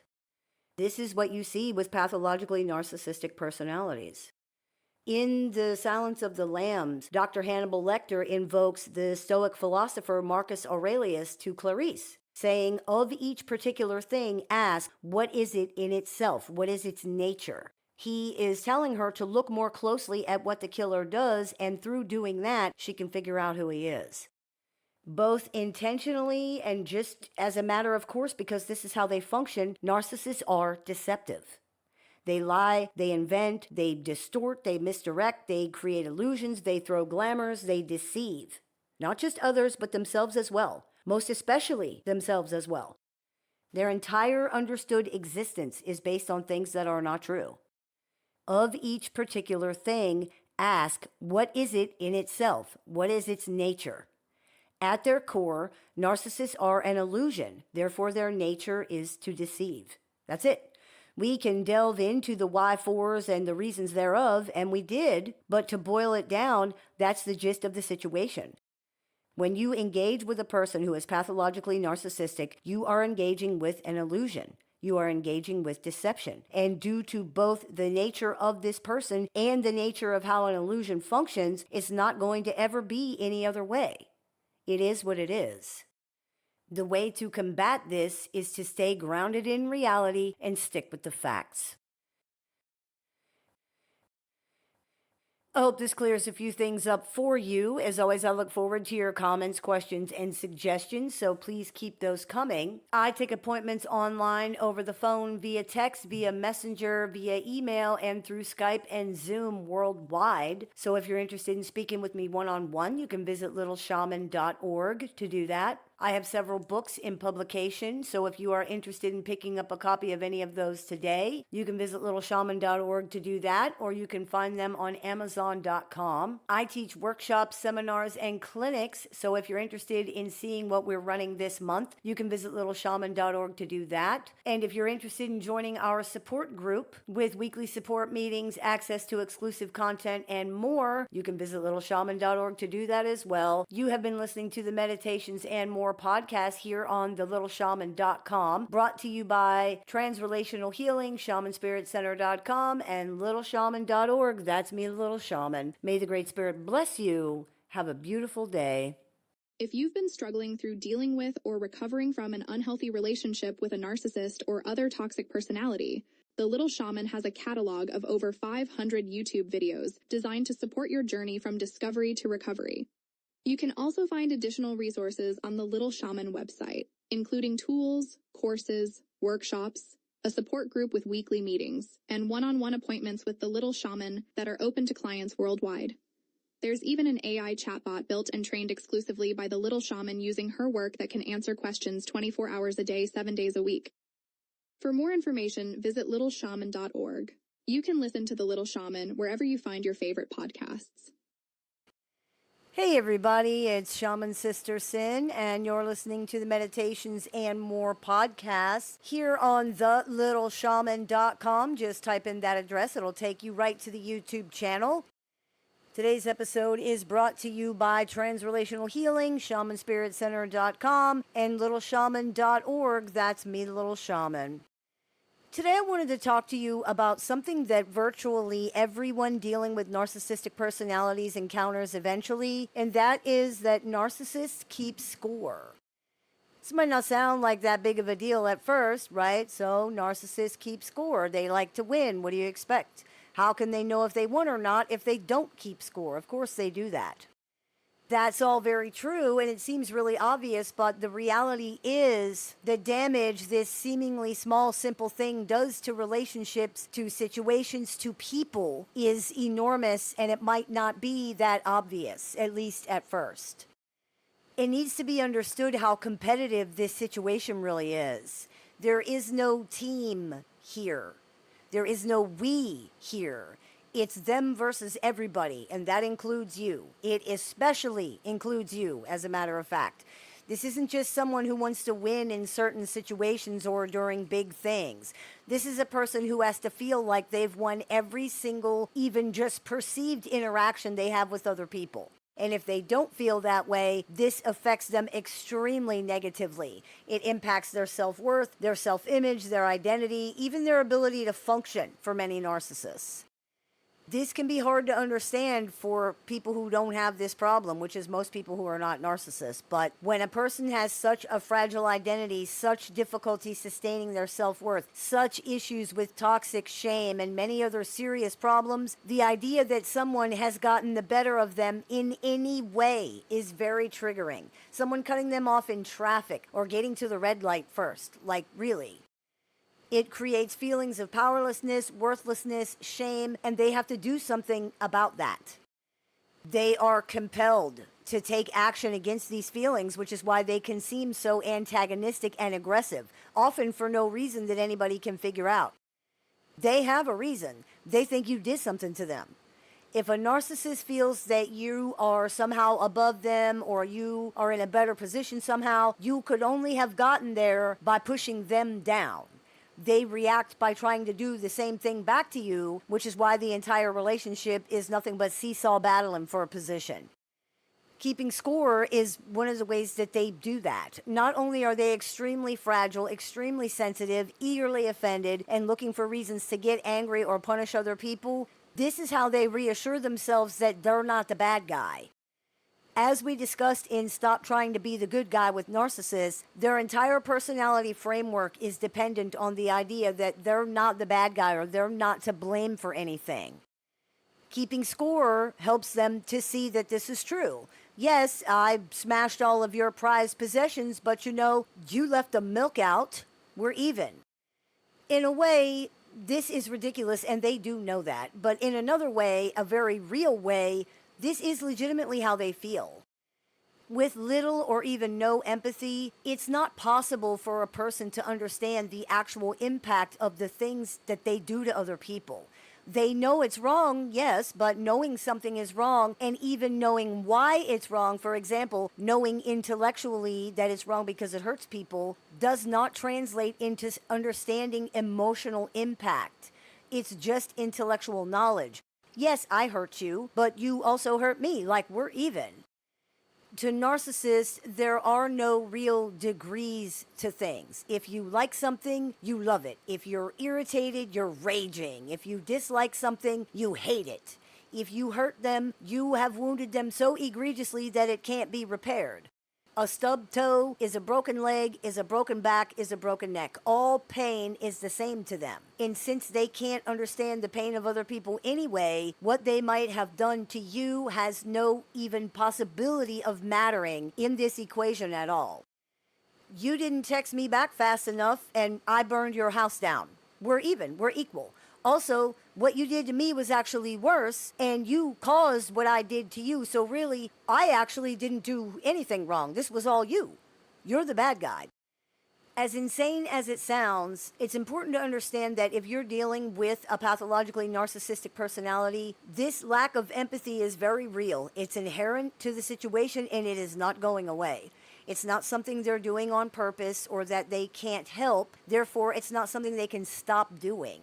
Their behavior is something they can stop doing, and they should be held accountable for the things that they do, but they literally cannot understand your pain or care about it. Don't waste your time trying to make them. They cannot do it. That part of their makeup is missing. It's like trying to force somebody with no eyes to see something. They can't, and it doesn't matter how hard you try to get them to do it or how much you tell them that they could see it if they really wanted to or if they really tried. They can't. If you believe that the person you're dealing with is really, truly a narcissist, then you need to accept that they genuinely do not have the ability to do this. And because they don't, they won't be able to even understand what you're trying to do. You might as well be trying to get them to see a purple dragon in the sky. They can't see it. And they're only going to view your attempts to convince them that it's there as some kind of trick. You're wasting your time.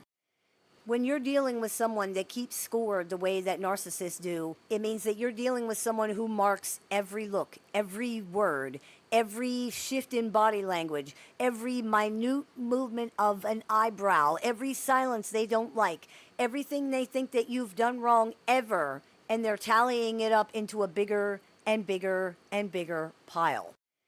Your list of crimes grows bigger and bigger and bigger, eventually burying you completely.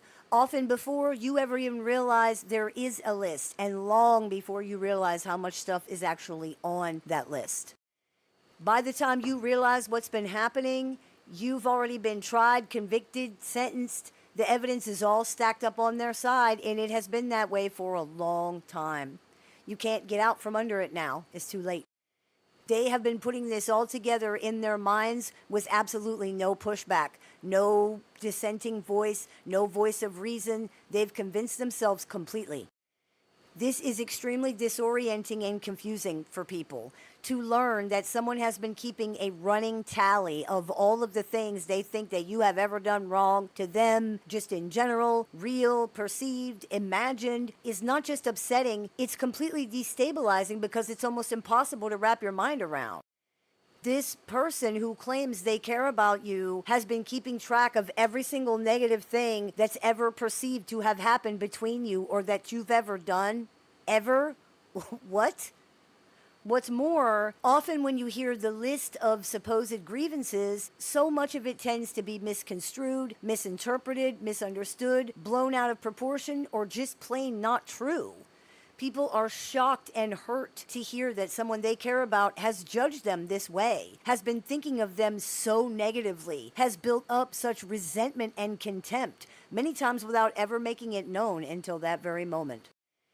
This is a trauma. It really is. And it's a trauma every single time it happens, which can be hundreds or even thousands of times over the course of the relationship. It's a betrayal. It's an invalidation. It's a shock. Trauma is anything that overwhelms your ability to cope, and things like this can be so shocking and so confusing that people cannot cope with them at all, at least at first. And that makes sense. How do you cope with this? Someone you care about has suddenly revealed themselves to be just a crazy person who believes things that are not true about you, about the relationship, about life and the world and just people in general, and they're now punishing you for that. They hate you for that. What exactly is a person supposed to do with these things? Perhaps even more painful, too, is when it becomes obvious that this person refuses to clear up any misunderstandings. They refuse to accept any apologies. They refuse to listen to any explanations. They refuse to resolve things in any way. They refuse to feel better or let other people feel better. They refuse to protect the relationship. They refuse to view you positively or give you the benefit of the doubt. They refuse to let anything go. They refuse to do anything or make any effort at all. They simply want to be angry and they want to punish you forever. This is a terrible mischaracterization of a person, and it can never be corrected. That's very painful. It's traumatic. It hits the core wound every human being has of not being seen and not being heard. But more than that, maybe, it's an assault on reality. It's very destabilizing to continuously be told that you're something you're not, to be reacted to as if you are someone other than who you actually are. Our communities are what keep us grounded. The people in our environment are how we engage in fundamental reality testing. The way they react to us and the reality that they reflect back to us helps validate our own reality, helps ground us in what's really going on. They are how we check ourselves. That's how we validate our reactions, assess our emotions, and many other things. If the people around us are reflecting back to us something that contradicts or invalidates our experiences, this is extremely disorienting and destabilizing for people, especially over time. It makes it difficult to know whether how we're reacting to what we're perceiving is accurate. This causes an extreme amount of stress in human beings. It's very damaging, not just to relationships with other people, but to people's relationships with themselves. It causes confusion and for people to start doubting their own ability to perceive reality or discern the truth from their experiences. That's the big danger for gaslighting. The narcissist's drive to keep score exacerbates this enormously. These relationships can become nothing but a constant recitation of everything someone has done wrong. Some of it real, maybe, but much of it exaggerated to ridiculous proportions or even flat out imaginary. A never-ending stream of negative, horrible, just rotting garbage being thrown on top of somebody all the time, with no way to get out from under it or stop it from happening at all. Interestingly, this is probably very similar to the narcissist's perceived experience of the relationship as well. They very likely feel the same destabilization and disorientation that you do, and for what they believe to be the same reason, because they think they are being seen as something they are not. The big difference here, of course, is that they're fighting the reflections of actual reality, and you are fighting delusional mischaracterizations based on the perceptions of a person who mistakes paranoia and fear for intuition. But in terms of how this feels to somebody, that actually doesn't matter very much at all. It still feels the same. This is why when you try to tell them what this is doing to you, very often they just respond with, "This is what's happening to them." The reflections they receive from their environment don't match how they see things most of the time either. The fact that they're not seeing things clearly, once again, has no impact on how this feels to them. It's very important to understand that because it helps to illustrate how futile trying to work with this really is. They are just as entrenched in their way of seeing things and their beliefs about what they're experiencing as anybody else. More so, in fact, because to change any of these things does not just represent a change in point of view for a narcissist. It represents a fundamental threat to their identity as well as a loss of power and control. To put it simply, if they look at things differently, if they entertain other perspectives, you won and they lost. You succeeded in manipulating and gaslighting them into believing something that's not true. You fooled them and they fell for it. This is very sad to many people, and it can be extremely difficult to accept that somebody really is this way, that this person is simply not willing to do anything differently, even in the face of complete and total failure. Even just simple things like letting the other person talk. Not only are they not willing to do anything differently, they double down even harder on doing the same failed thing to prove that they're not wrong. They never see that this refusal to change or evolve or grow is the problem. If you're dealing with a narcissist who is keeping score, and if you're dealing with a narcissist of any kind, you are dealing with that. It's important to remember that their thoughts and opinions don't define reality. It's hard and it's hurtful, but you can't force them to change these things. They think what they think. They believe what they believe. They feel what they feel. They're going to do what they're going to do. Nothing is going to change that, as you very likely already know. The only thing you can do is hold on to your reality and decide if you can have someone in your life who lives in a completely different reality than you do. Most people find that the answer to that is no.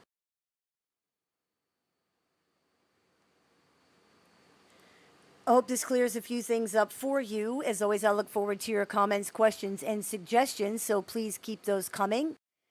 I take appointments online, over the phone, via text, via messenger, via email, and through Skype and Zoom for clients worldwide. So if you are interested in speaking with me one-on-one, you can visit LittleShaman.org to do that. I have several books in publication, so if you are interested in picking up a copy of any or all of those, you can visit LittleShaman.org to do that. I teach workshops, seminars, and clinics. So if you're interested in seeing what we are running this month, you can visit LittleShaman.org to do that. And if you are interested in joining our support group with access to exclusive content, weekly support meetings, and more, you can visit LittleShaman.org to do that as well. You have been listening to the Meditations and More podcast here on TheLittleShaman.com, brought to you by Transrelational Healing, ShamanSpiritCenter.com, and LittleShaman.org. That's me, Little Shaman. May the Great Spirit bless you. Have a beautiful day. Hey everybody, it's Shaman Sister Sin, and you're listening to the Meditations and More podcast here on TheLittleShaman.com, brought to you by ShamanSpiritCenter.com, Transrelational Healing, I Lived With a Monster.com, and LittleShaman.org. That's me, Little Shaman. Today, I wanted to talk to you about something virtually everybody encounters when dealing with pathologically narcissistic people, and that is crazy making behavior. What does crazy mean in this context? To put it very simply, it means that someone is not in touch with reality in the sense that they don't seem to be having the same experiences that everyone else is having because they are saying or doing things that don't make any sense, either within the context of what's happening or just in general. When dealing with narcissists, people are often told that they are doing this all the time. And by all the time, we mean all the time. The gaslighting effects in these situations can be very severe and they can be nonstop. This happens for several reasons, which we're going to get into, and it can be extremely destabilizing for people. And that makes sense. If someone is telling you constantly that every single thing that happens or that you do and you say is wrong, misunderstood, mistaken, lies, a trick, fake, and whatever else they're constantly being told, most people are going to start to wonder why this is happening. And because most people approach situations in good faith and through their own paradigm, the idea that someone is lying or at the very least not seeing things clearly does not occur to them. They automatically assume, for example, that the narcissist has a legitimate reason for the things that they're saying, because why would someone say and do things without a legitimate reason? So people look at their own behavior to try to figure this out and address it.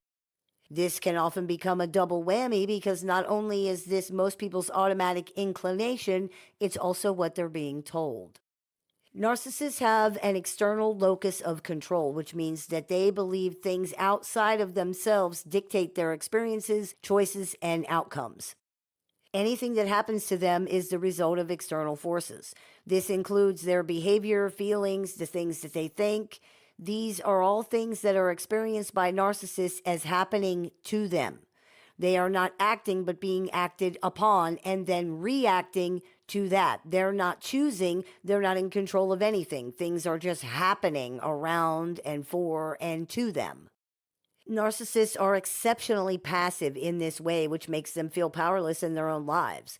This puts them into constant conflict with other people because they view the behavior of other people as controlling and malignantly impactful. Due to their extreme egocentricity, there is virtually no chance that they will be able to view external forces such as the actions of other people as having nothing to do with them personally, and due to their extreme negativity bias, there's no chance that they're going to be able to view the actions of other people as benign or harmless. That's why you not only lied, you tricked them with the intention of manipulating them for some nefarious plot and purposes. There's also often projection involved here as well. This is all extremely confusing for people. It can make them feel like they are legitimately going crazy, that they can't understand reality or what's going on, or that reality is not making any sense to them. Why did this person get upset with me because I did something that I've done 500 times before with no problem whatsoever? Why is everything I say and do upsetting this person somehow, no matter how careful I'm trying to be? Why is doing everything they are asking me to do still not stopping the conflict? How am I getting this wrong every single time? Why are they taking everything I do so personally? Why do they view everything I do as so negative? Why can't I do anything to fix this? Why are neutral or even good things being interpreted as harmful and negative? Why does this person think I am so bad? How am I causing all these problems, but I can't seem to prevent them? Why doesn't this person believe I care about them? Why does this person think that I did and said things that I didn't do or say? We were both there, and on and on and on and on. It can eventually reach the point where these questions and many, many more are swirling through somebody's head all day long, every single day, because they just cannot figure out what's happening. This is a shame because the answer is actually right in front of them the entire time, but they just don't see it because the idea that the person telling them these things is lying or wrong does not even occur to people until much later, if it ever occurs to them at all. And why would it? This is a person who says they care about you. Why would they lie? How could they be that wrong about your motives or your intentions? There must be some reason. The reality is, Both of these things can and usually are happening in relationships with narcissists. They are often wrong and they're often lying. People don't see that because they take for granted that everyone they're interacting with is just like them. Sadly, that's just not true. And if you learn nothing else from interactions with a narcissist, you will learn exactly how untrue that really is. Those questions are just the tip of the iceberg in these situations, and it is very, very confusing and hurtful for people. They cannot understand what's happening, yet they're continuously being told that they're causing it. They are addressing every single thing that they're being told that they're doing wrong, and there's still a problem. They're being told every single day that they don't care, that they're abusive, that they're embarrassing, that they're stupid, that they are hurtful, that they are liars, cheaters, phonies, haters, con artists. The list goes on and on. In these situations, there is nothing happening that would lead a rational person to these conclusions. And people dealing with narcissists cannot understand how the narcissist is coming to the conclusions that they're coming to. People cannot understand how this person is taking 2 plus 2 and getting 47. The math ain't mathin'. Instead of going from A to B to C, the narcissist is going from A to F to yellow to triangle to do not enter sign. When asked to explain how they have arrived at their conclusions, many narcissists do not answer, likely because they actually cannot explain in some situations, or they give a nonsensical answer that makes no sense. They might be intentionally withholding this information in the belief that this gives them the power position in the situation. Others will give an explanation that includes their assumption of the other person's motives and intentions, and they are either unable or unwilling to understand that this part of it is not a fact. For example, Bobby says, "Hey, Jimmy, did you know that we moved the tools to the shed?" That's the event. Those are the facts. Bobby said those words. If Jimmy is a narcissist, he may recount the facts as, "Bobby asked me if I knew they moved the tools to the shed because he thinks I'm so stupid that I don't know where the tools are."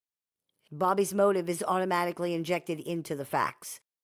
Or, "Bobby asked me if I knew they moved the tools to the shed to embarrass me in front of the other guys." Again, the motive is automatically included as if it's a fact. A narcissist's processing and understanding of events often includes their assumption as quote unquote facts of the situation. In our example, Jimmy is a narcissist. He feels that he should know everything, and since he didn't know that the tools were moved to the shed, he feels shame for that. Jimmy therefore assumes that Bobby must have intended to shame him because he would not feel shamed unless that was Bobby's intention. Remember, narcissists have an external locus of control. Everything that happens to them is caused by forces outside themselves, and this includes their feelings.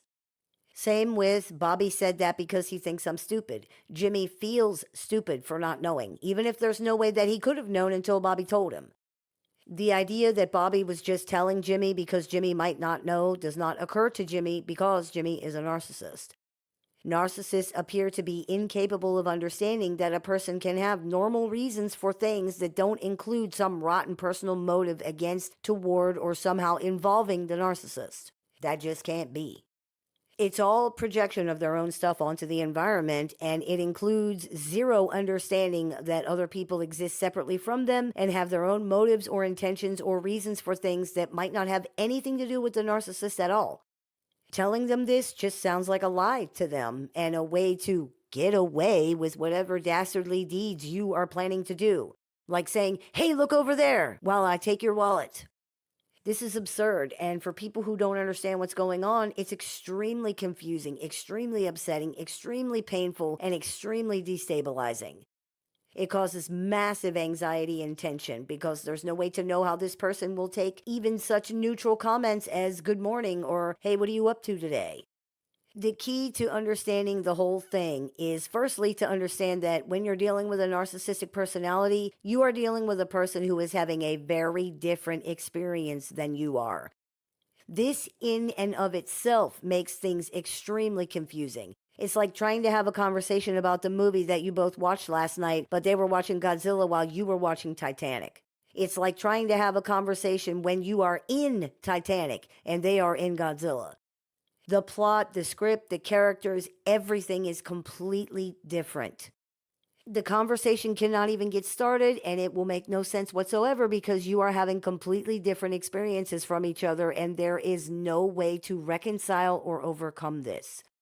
It is what it is. You cannot convince or control or prove or argue them out of what they feel they have experienced, and you shouldn't bother trying. It's pointless, even if you have proof, and it's only going to hurt and confuse you more. Think about the times that you've tried to do that. Isn't that exactly what happened? It's all that will happen. The second part of this is you have no way to know what the experience they are having actually is.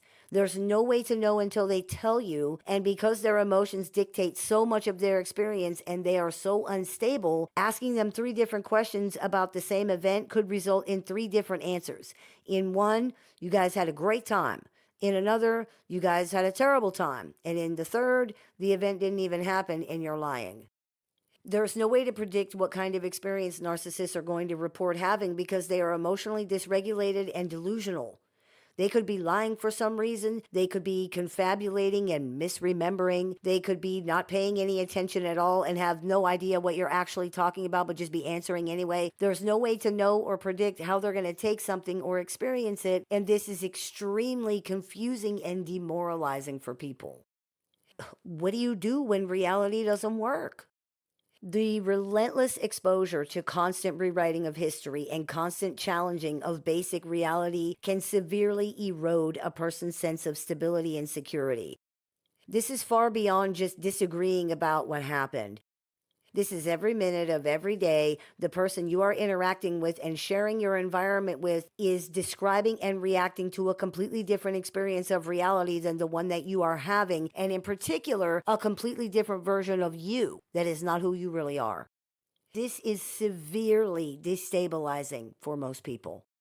Interestingly, it's probably similar for the narcissistic person too, because the reflections from their environment constantly contradict what they believe they're experiencing too. This is very likely part of why their personalities and emotions tend to be so unstable, why they tend to accuse other people of gaslighting them, and why so many of them believe that they're victims of narcissists themselves. That's actually not surprising at all.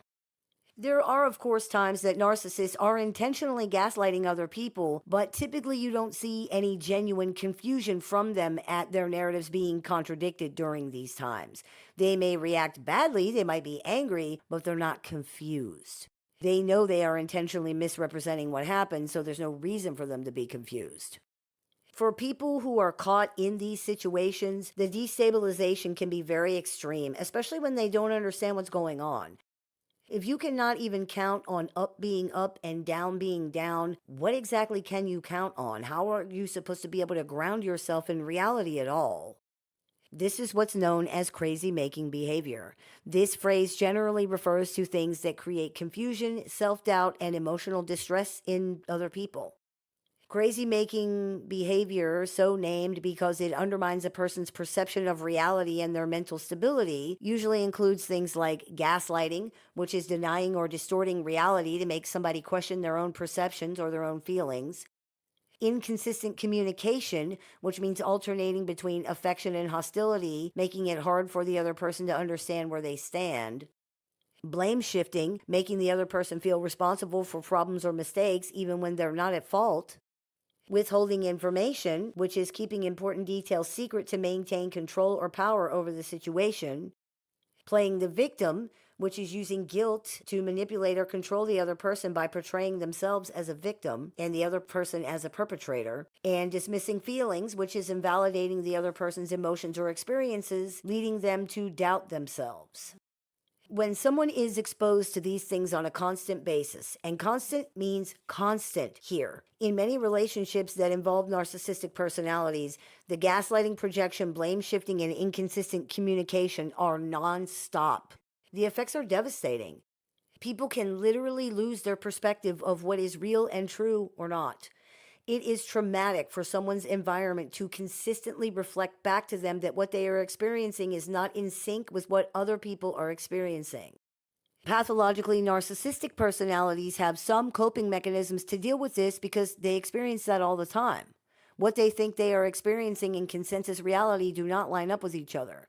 These coping mechanisms are not very effective because they mostly consist of various primitive forms of denial, but the majority of other people don't even have that, so it's extremely confusing and traumatic for them.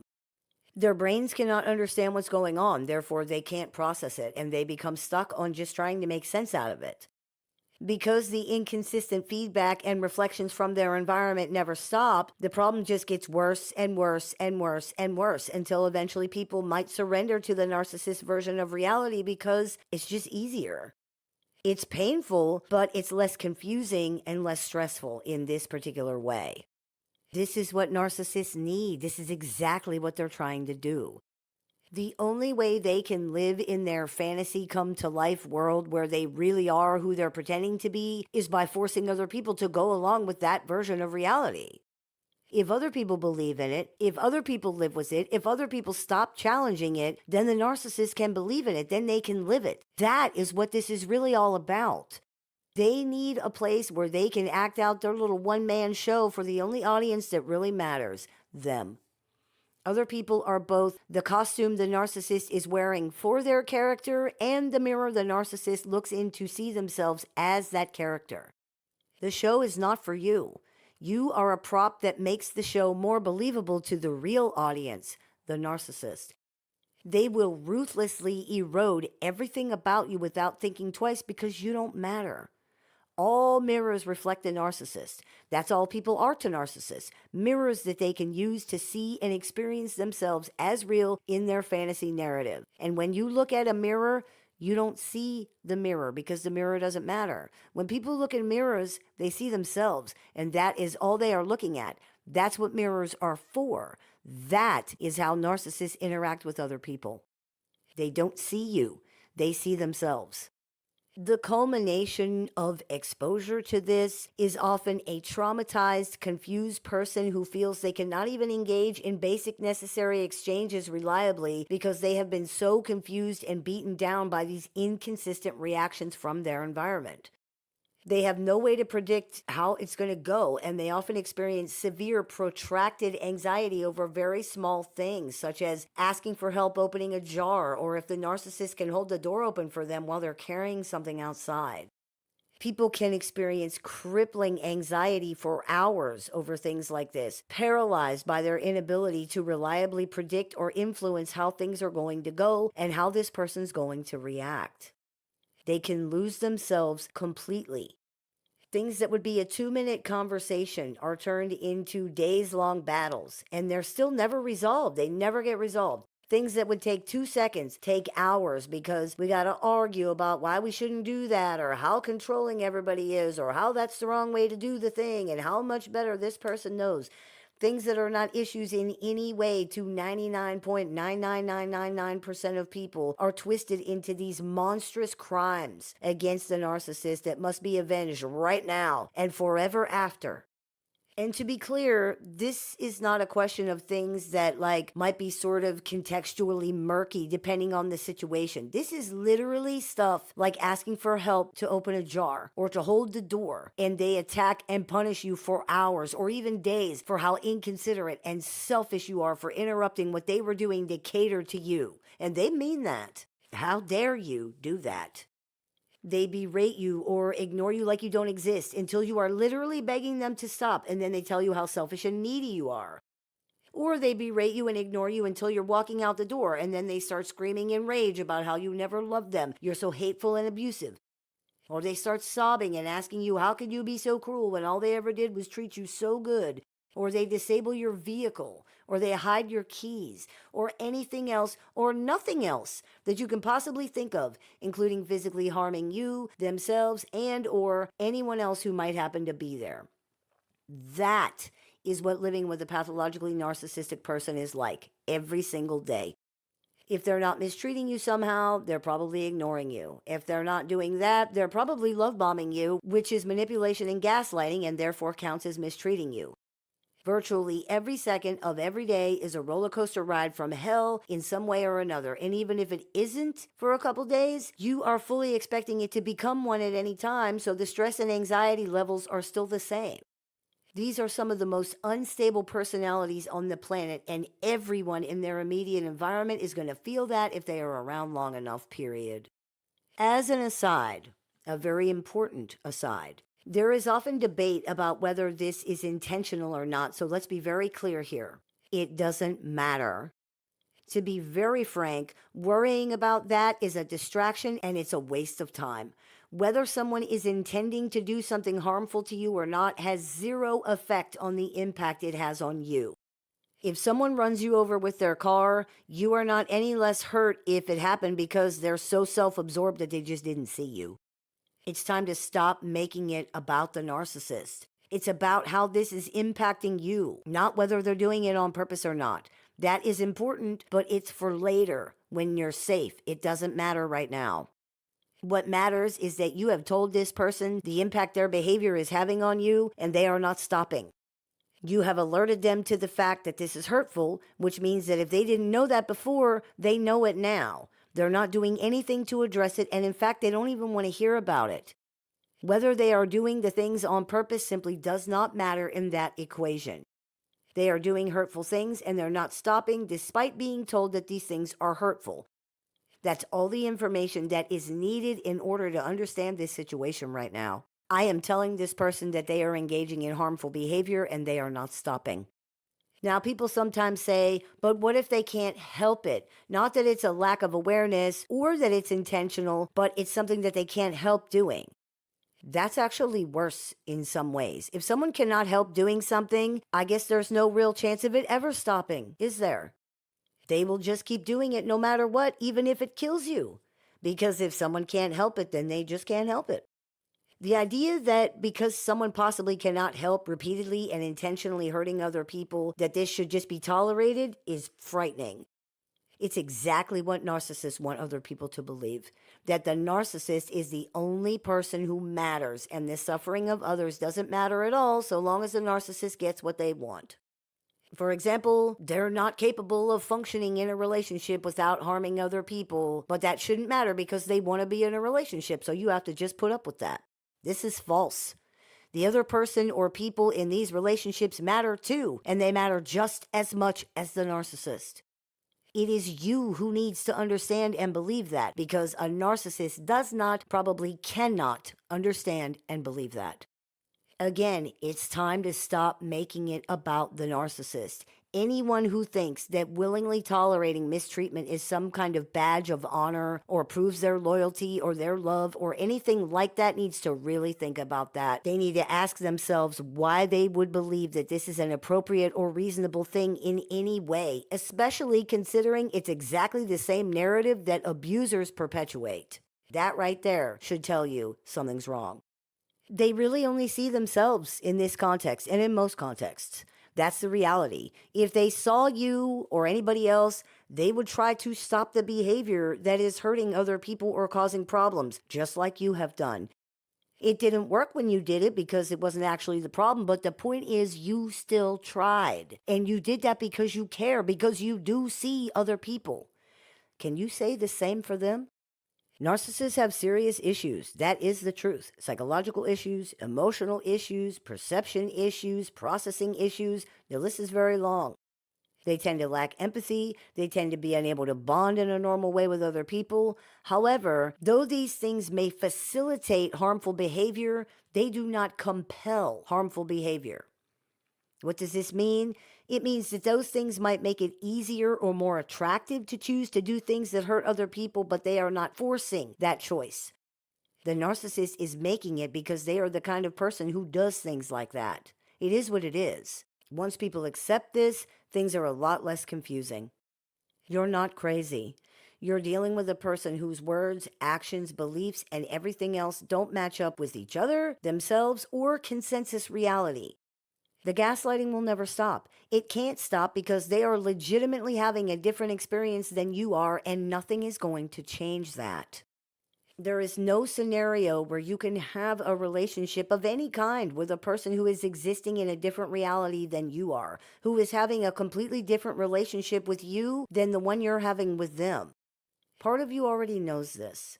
Part of you knew something was wrong, has known something was wrong, and that it's something that cannot be fixed by tough conversations or some counseling. This is a serious problem, and it's the narcissist problem. If they won't do anything about it, all you can do is protect yourself. They've made their choice. Accept it and make yours. You have a lot more power here than you might think you do. Learn to use it. I hope this clears a few things up for you. As always, I look forward to your comments, questions, and suggestions, so please keep those coming.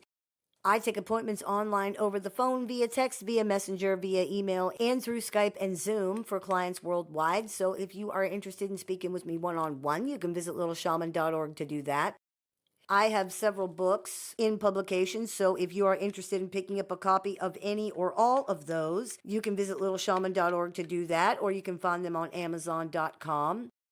I teach workshops, seminars, and clinics. So if you're interested in seeing what we're running this month, you can visit LittleShaman.org to do that. And if you are interested in joining our support group with access to exclusive content, weekly support meetings, and more, you can visit LittleShaman.org to do that as well. You've been listening to the Meditations and More podcast, brought to you by Transrelational Healing, ShamanSpiritCenter.com, and LittleShaman.org. That's me, Little Shaman. May the Great Spirit bless you. Have a beautiful day.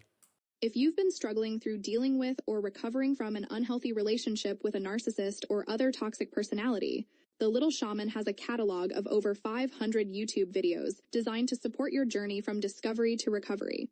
You can also find additional resources on the Little Shaman website, including tools, courses, workshops, a support group with weekly meetings, and one-on-one appointments with the Little Shaman that are open to clients worldwide. There's even an AI chatbot built and trained exclusively by the Little Shaman using her work that can answer questions 24 hours a day, 7 days a week. For more information, visit LittleShaman.org. You can listen to The Little Shaman wherever you find your favorite podcasts. Hey everybody, it's Shaman Sister Sin, and you're listening to the Meditations and More podcast here on the LittleShaman.com, brought to you by Transrelational Healing and ShamanSpiritCenter.com. That's me, the Little Shaman.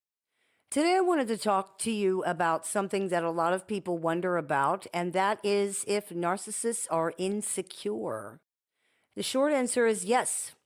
People are often surprised by this revelation because many people believe that narcissists really are as arrogant and confident as they appear to be. And there is a pervasive misconception that narcissists are completely unbothered by everything, that they truly believe themselves to be amazing. The reality is that these personalities are generally extremely fragile and much more sensitive than they might first appear to be. The constant attempts by so many narcissists to appear arrogant and confident and certain and as if they think they're so amazing is in fact a direct reaction to that fragility, that insecurity. It's a way to deny it.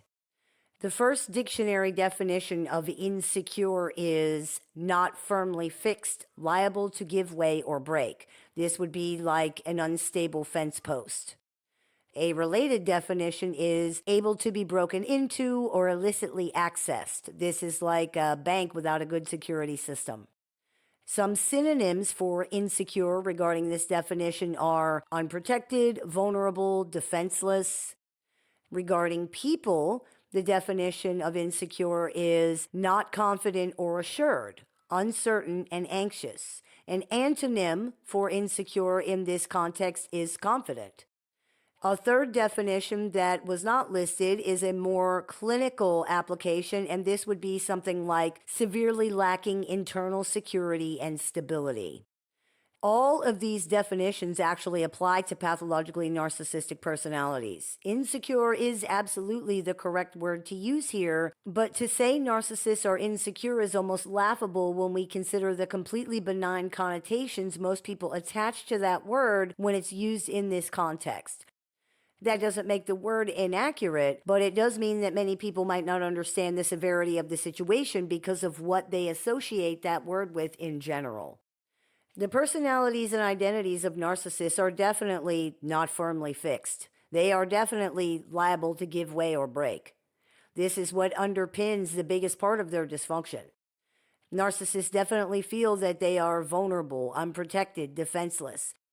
This is why they're so defensive and why they appear to be so proactively aggressive.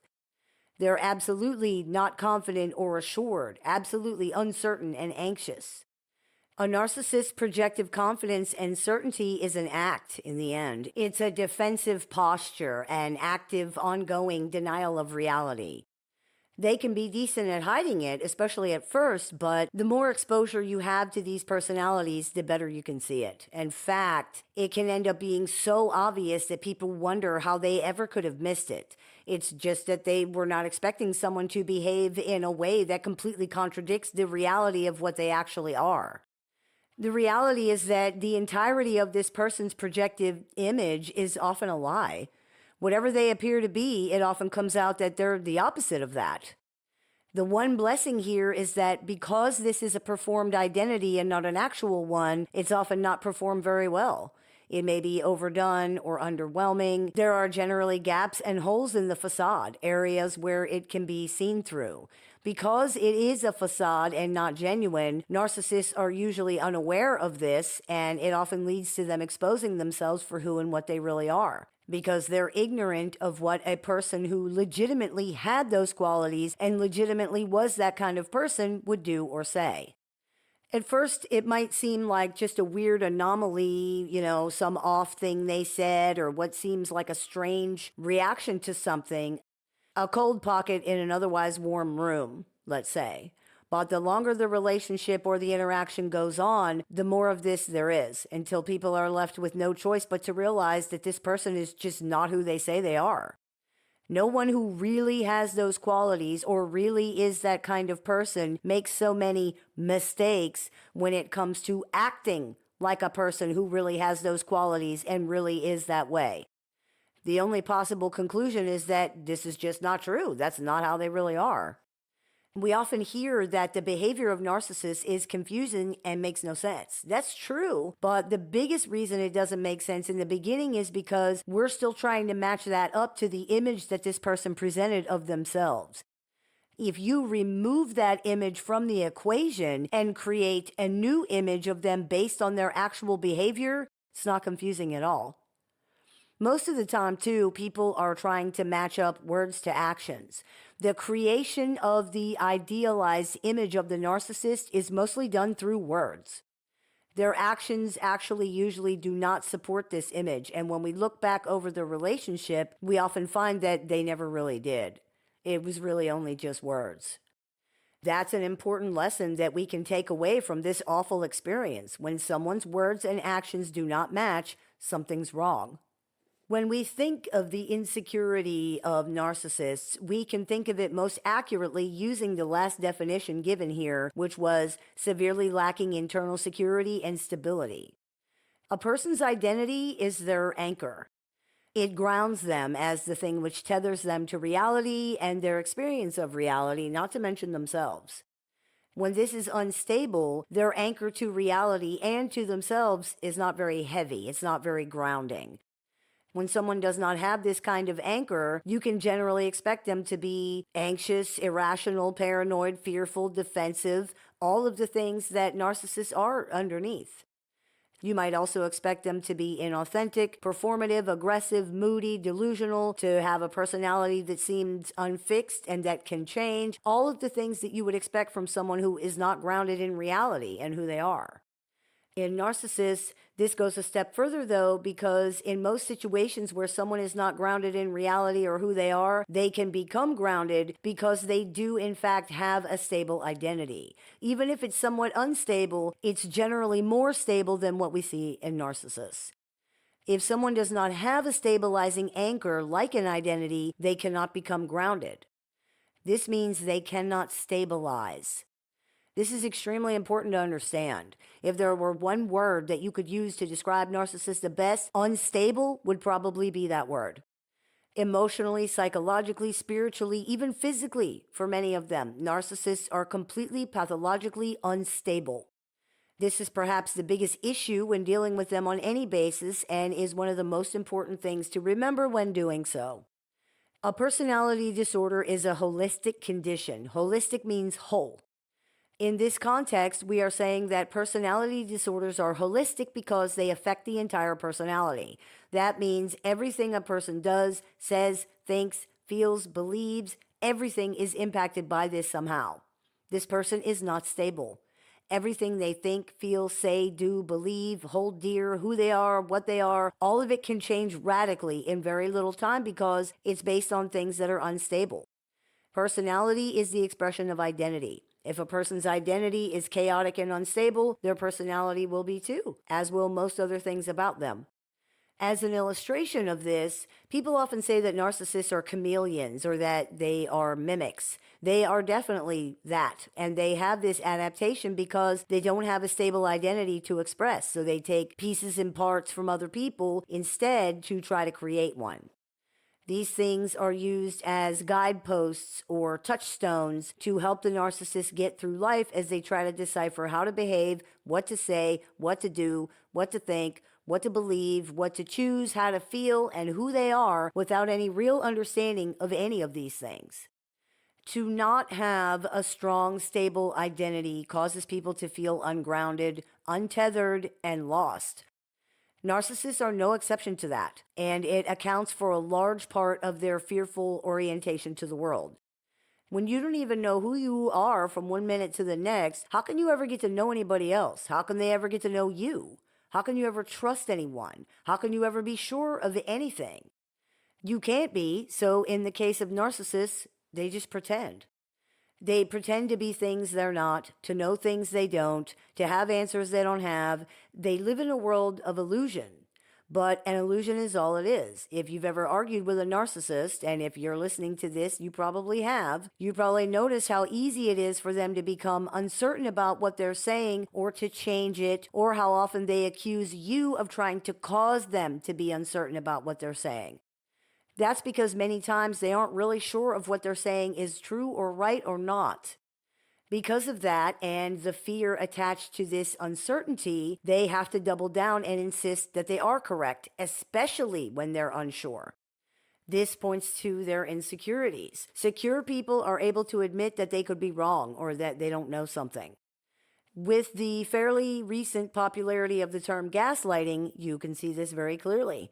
Narcissists often accuse others of gaslighting because the definition of gaslighting is making someone feel confused about their experience of reality, and that happens to narcissists constantly. No one is intending to do that to them, usually. It happens because the reality narcissists are subjectively experiencing and the one that the people around them are actually living in are often not the same at all. Rather than at least examining their own perception to make sure that they're seeing things correctly, or if there's anything they might have missed in their assessment of the situations, narcissists automatically latch on to the idea that other people are lying to trick or manipulate or otherwise take advantage of them somehow.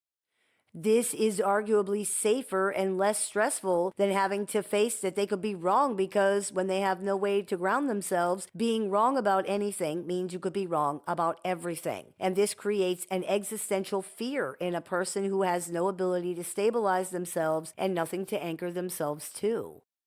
It's scary to believe that everyone around you is out to get you, but it's much less scary than having to face the reality that you actually can't identify threats accurately or discern what's true at all. Then you really are defenseless. If you identify everything as a threat, then a lack of ability in this area ceases to be a factor. Sure, nobody can get close to you or you to them, but narcissists can't tolerate that kind of closeness anyway, so it's not that bad. Certainly, it's not worse than facing the true reality. The reality is that the bravado, certainty, confidence, arrogance, any other similar thing that you see in someone who is pathologically narcissistic is an act. For some, you could go so far as to say anything that looks like normal functioning is an act. These things are an overcompensation for the insecurity and instability of the narcissist personality and the resulting lack of conviction in literally anything. In practical terms, they are pretending to have, be, feel, and believe things that they really don't because of a fear that not to do this is to appear vulnerable and weak, which means that you will be unsafe. Remember that for narcissists, the world is an unsafe place full of predators looking to take advantage of everybody at every turn. The pathologically narcissistic personality does not appear to view themselves as wolves among sheep, despite what they might say. Even those who may seem to genuinely believe that will generally report a fear-based orientation to the world underneath of that. They have to be predators, they say, because if they're not, they'll be prey. This is a fear-based orientation to the world, and it exposes a deep insecurity, not just about their ability to recognize threats, but about their ability to protect themselves.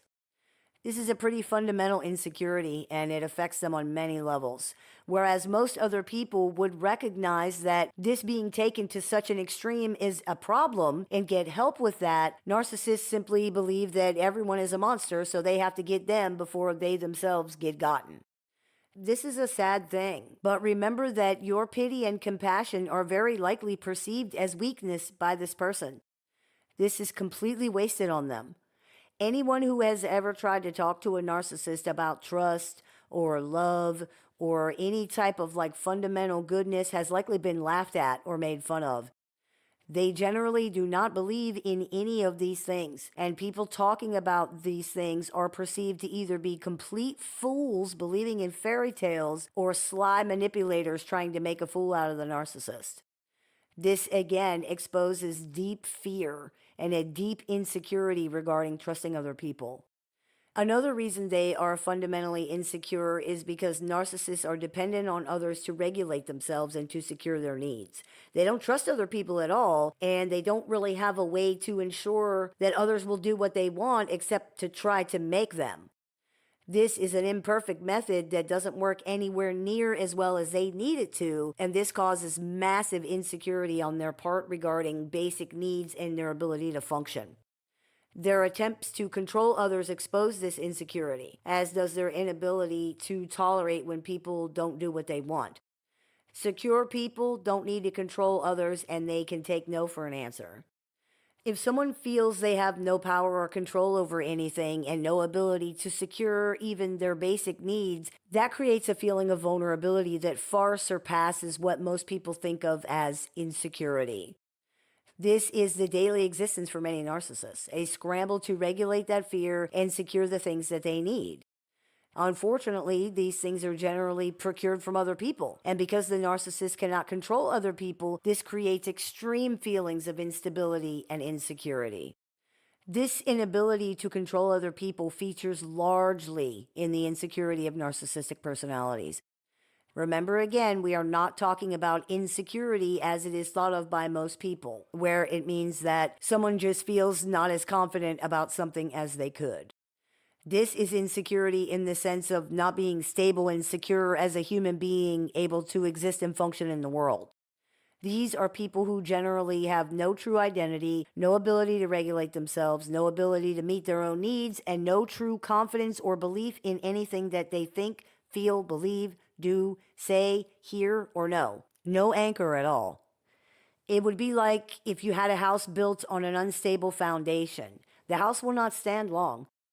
It can't because the thing that makes it stable and secure, the thing that grounds and anchors it as a structure is flawed. Maybe it's even missing. Think about what happens to a mobile home in even a small tornado or a very strong storm. Mobile homes generally don't have foundations. They are not usually anchored to the ground by anything. Without a foundation, they can be easily destroyed in this situation. Single-family homes with foundations can be destroyed by tornadoes too, but it generally takes a much larger amount of force to do so, and even if they are, often the foundation of the home is still there. This is a serviceable metaphor for how the human mind works. The identity is the foundation upon which the rest of the structure is built. If that is unstable or non-existent, the rest of the structure is unstable and insecure.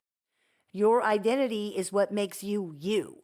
It's made up of your beliefs, qualities, traits, moral codes, values, and all the other things that make you the unique person that you are in the world. When these things are not solid, it leads to a shaky, insecure, and unstable sense of self. That is what you see with pathologically narcissistic personalities. For whatever reason, these things have not developed correctly in the pathologically narcissistic personality. They have not been able to differentiate the self from external objects, meaning other people, and develop their own identity.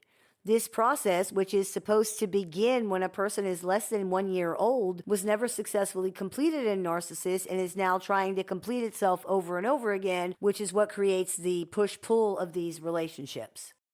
It cannot complete itself, unfortunately, because the time and ability to create a separate, stable identity has long since passed. What is there now is what there is, leaving narcissists in a limbo where they desperately want to individuate but can't.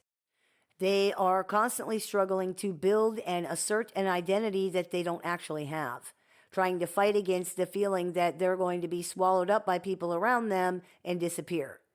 This creates an instability and an insecurity that people who have more stable identities cannot really understand.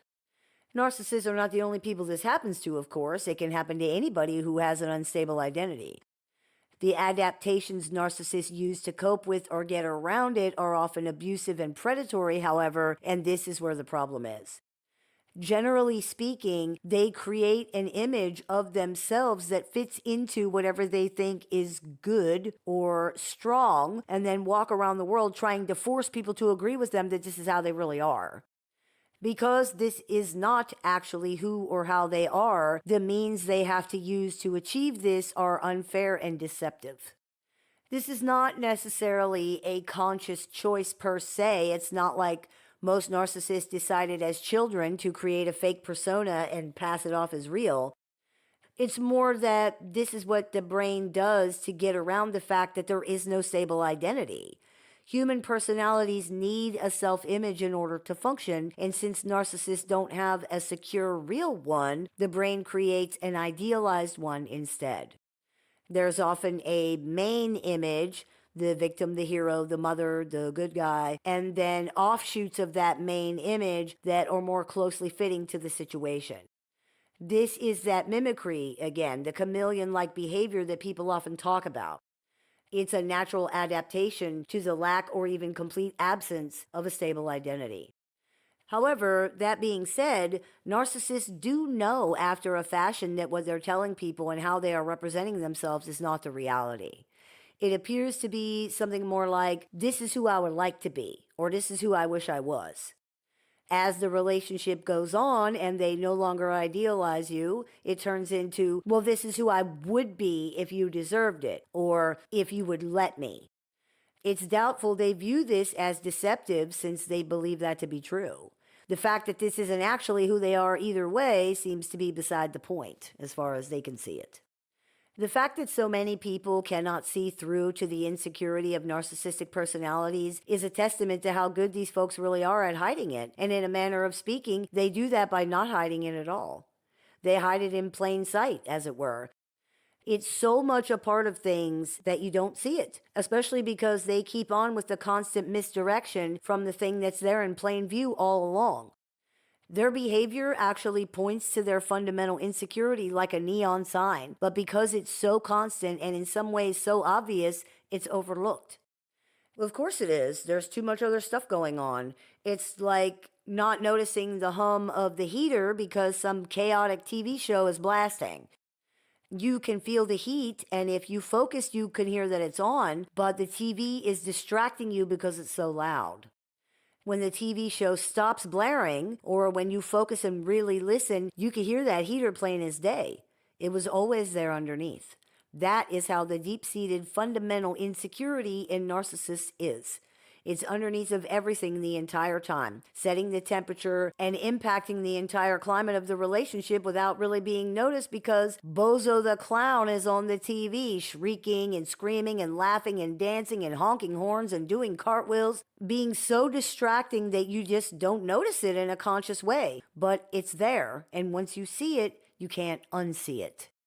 Remember that, and remember what you are really dealing with when you are dealing with narcissists. Fundamentally insecure, fundamentally unstable people who are trying desperately to deny that to others and most of all to themselves.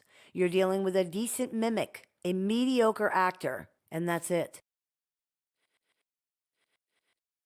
I hope this clears a few things up for you. As always, I look forward to your comments, questions, and suggestions, so please keep those coming. I take appointments online, over the phone, via text, via messenger, via email, and through Skype and Zoom for clients worldwide. So if you are interested in speaking with me one-on-one, you can visit LittleShaman.org to do that. I have several books in publication, so if you are interested in picking any of those up, you can do that on Amazon.com or on LittleShaman.org. I teach workshops, seminars, and clinics, so if you're interested in seeing what we're running this month, you can visit LittleShaman.org to do that.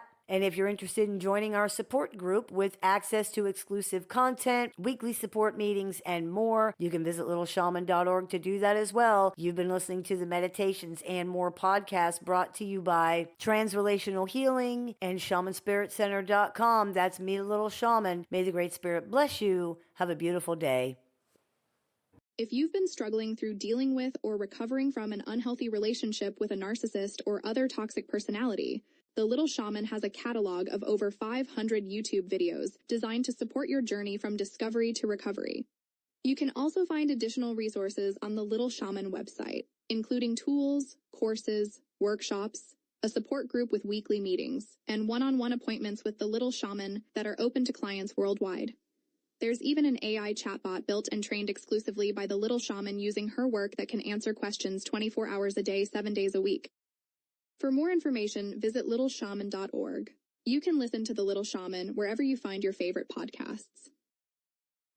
Hey everybody, it's Shaman Sister Sin, and you're listening to the Meditations and More podcast here on thelittleshaman.com. Just type that address in, it'll take you directly to the YouTube channel.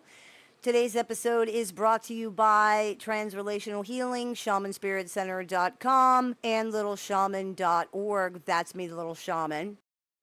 Today I wanted to talk to you about something that many people have come to see about dealing with narcissists, and that is that they're like the walking dead. What do we mean by that? When you say walking dead, most people think of zombies lurching around trying to eat people's brains or rising out of the grave to terrorize the neighborhood.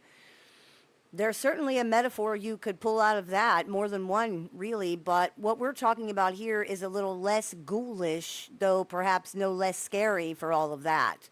We are talking about what it means to be alive, to be living in a human sense. What makes us alive? If you watched Sesame Street when you were a little kid, you remember that whether something was alive or not was determined by 3 factors. Does it breathe? Does it eat? Does it grow? Certainly in a biological sense, narcissists are alive, but what about beyond that? What makes us alive as human beings?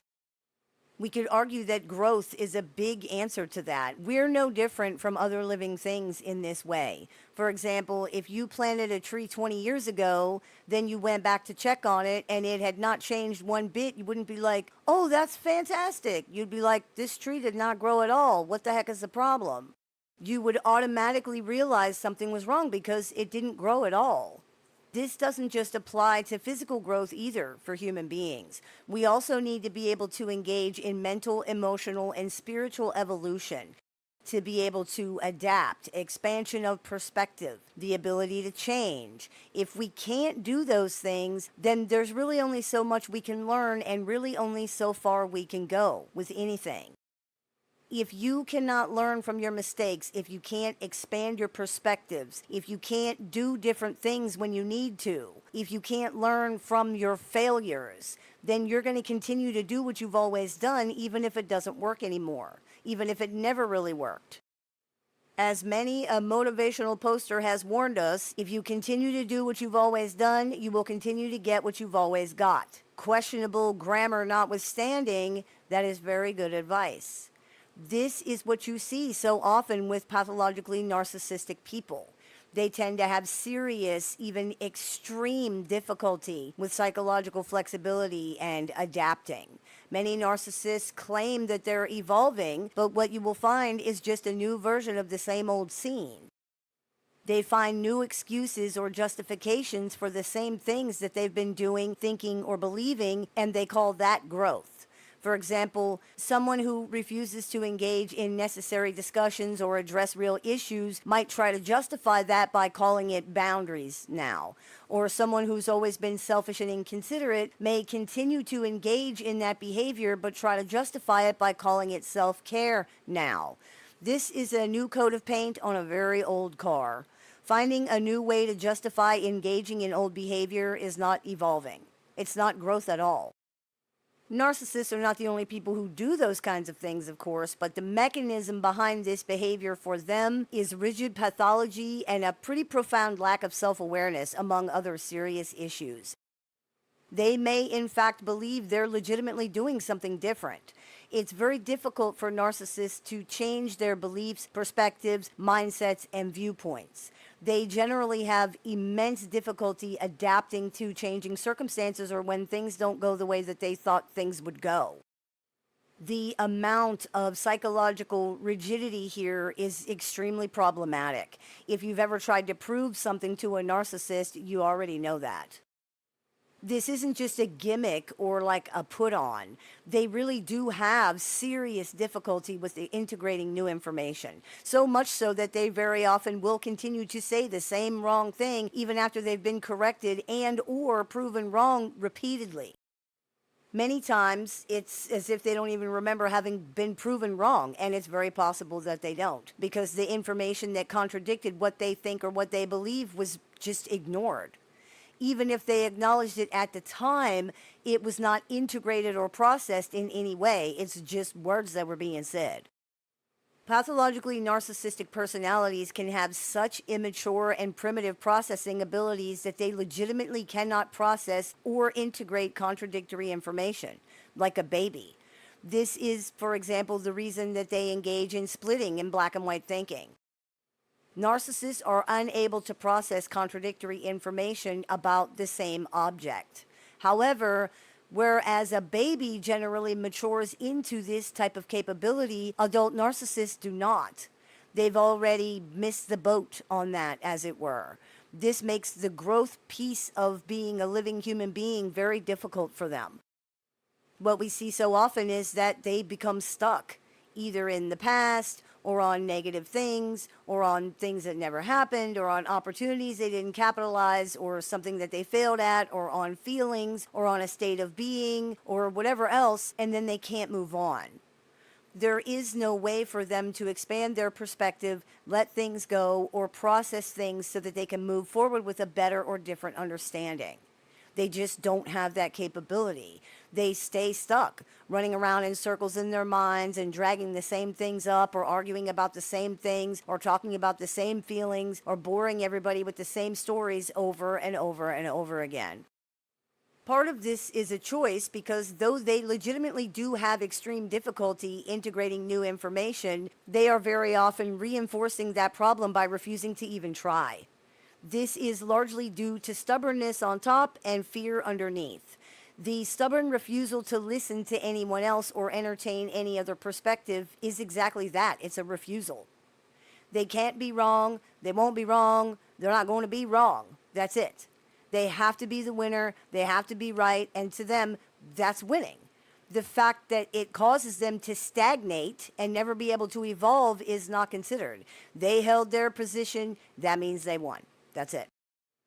The reality is this is extremely harmful for them in many ways. They're just too focused on other things to be able to see that. They're so focused on hanging on to this that they can't see that everyone else is moving on without them. Everyone else is leaving them behind. Everyone else is maturing and outgrowing them. It can be decades before they figure it out, if they ever do. And many times, they're still too stubborn to acknowledge it or to try something different. However, the undercurrent driving all of this stubbornness and this refusal is fear. The simple fact is, many narcissists view looking at things from a different perspective as, quote, gaslighting themselves, or they refuse out of the fear that this is somehow going to make them vulnerable to whatever dastardly trick that you're trying to play on them. They're fossilized, set in stone, aging but never changing. It's really very sad in many ways that someone is so afraid and fragile that even entertaining a different perspective is too threatening for them to be able to try. But you can't change this for them. They have to be willing to do it themselves, and they're not.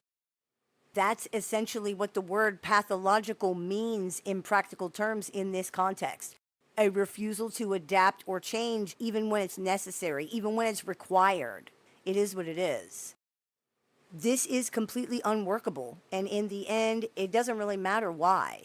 You cannot have a relationship with someone who won't meet you in the middle, who just stands in the same place forever, refusing to make any effort or move forward at all, in saying that the efforts that you are making are not good enough for them because you can't walk the rest of the way.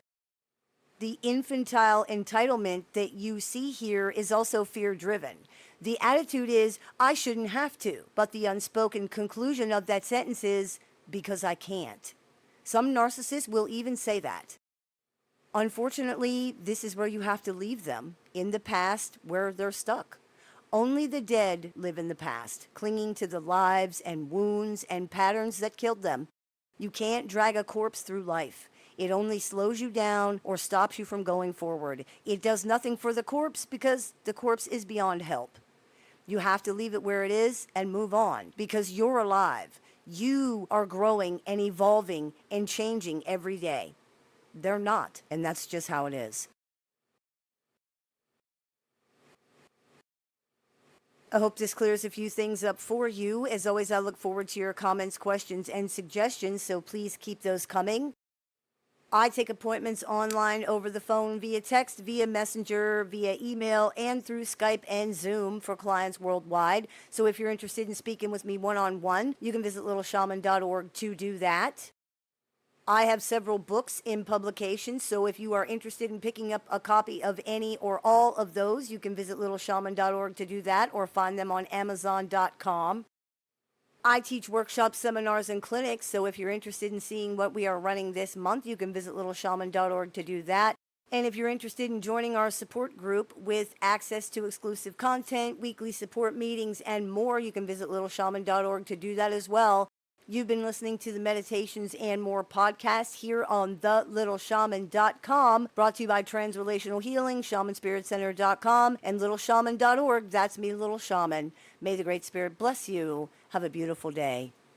If you've been struggling through dealing with or recovering from an unhealthy relationship with a narcissist or other toxic personality, the Little Shaman has a catalog of over 500 YouTube videos designed to support your journey from discovery to recovery. You can also find additional resources on the Little Shaman website, including tools, courses, workshops, a support group with weekly meetings, and one-on-one appointments with the Little Shaman that are open to clients worldwide. There's even an AI chatbot built and trained exclusively by the Little Shaman using her work that can answer questions 24 hours a day, 7 days a week. For more information, visit LittleShaman.org. You can listen to the Little Shaman wherever you find your favorite podcasts. Hey everybody, it's Shaman Sister Sin, and you're listening to the Meditations and More podcast here on the LittleShaman.com, brought to you by Transrelational Healing, ShamanSpiritCenter.com, and LittleShaman.org. That's me, the Little Shaman. Today I wanted to talk to you about something that is extremely important to understand when dealing with narcissists, and that is that narcissists don't play fair.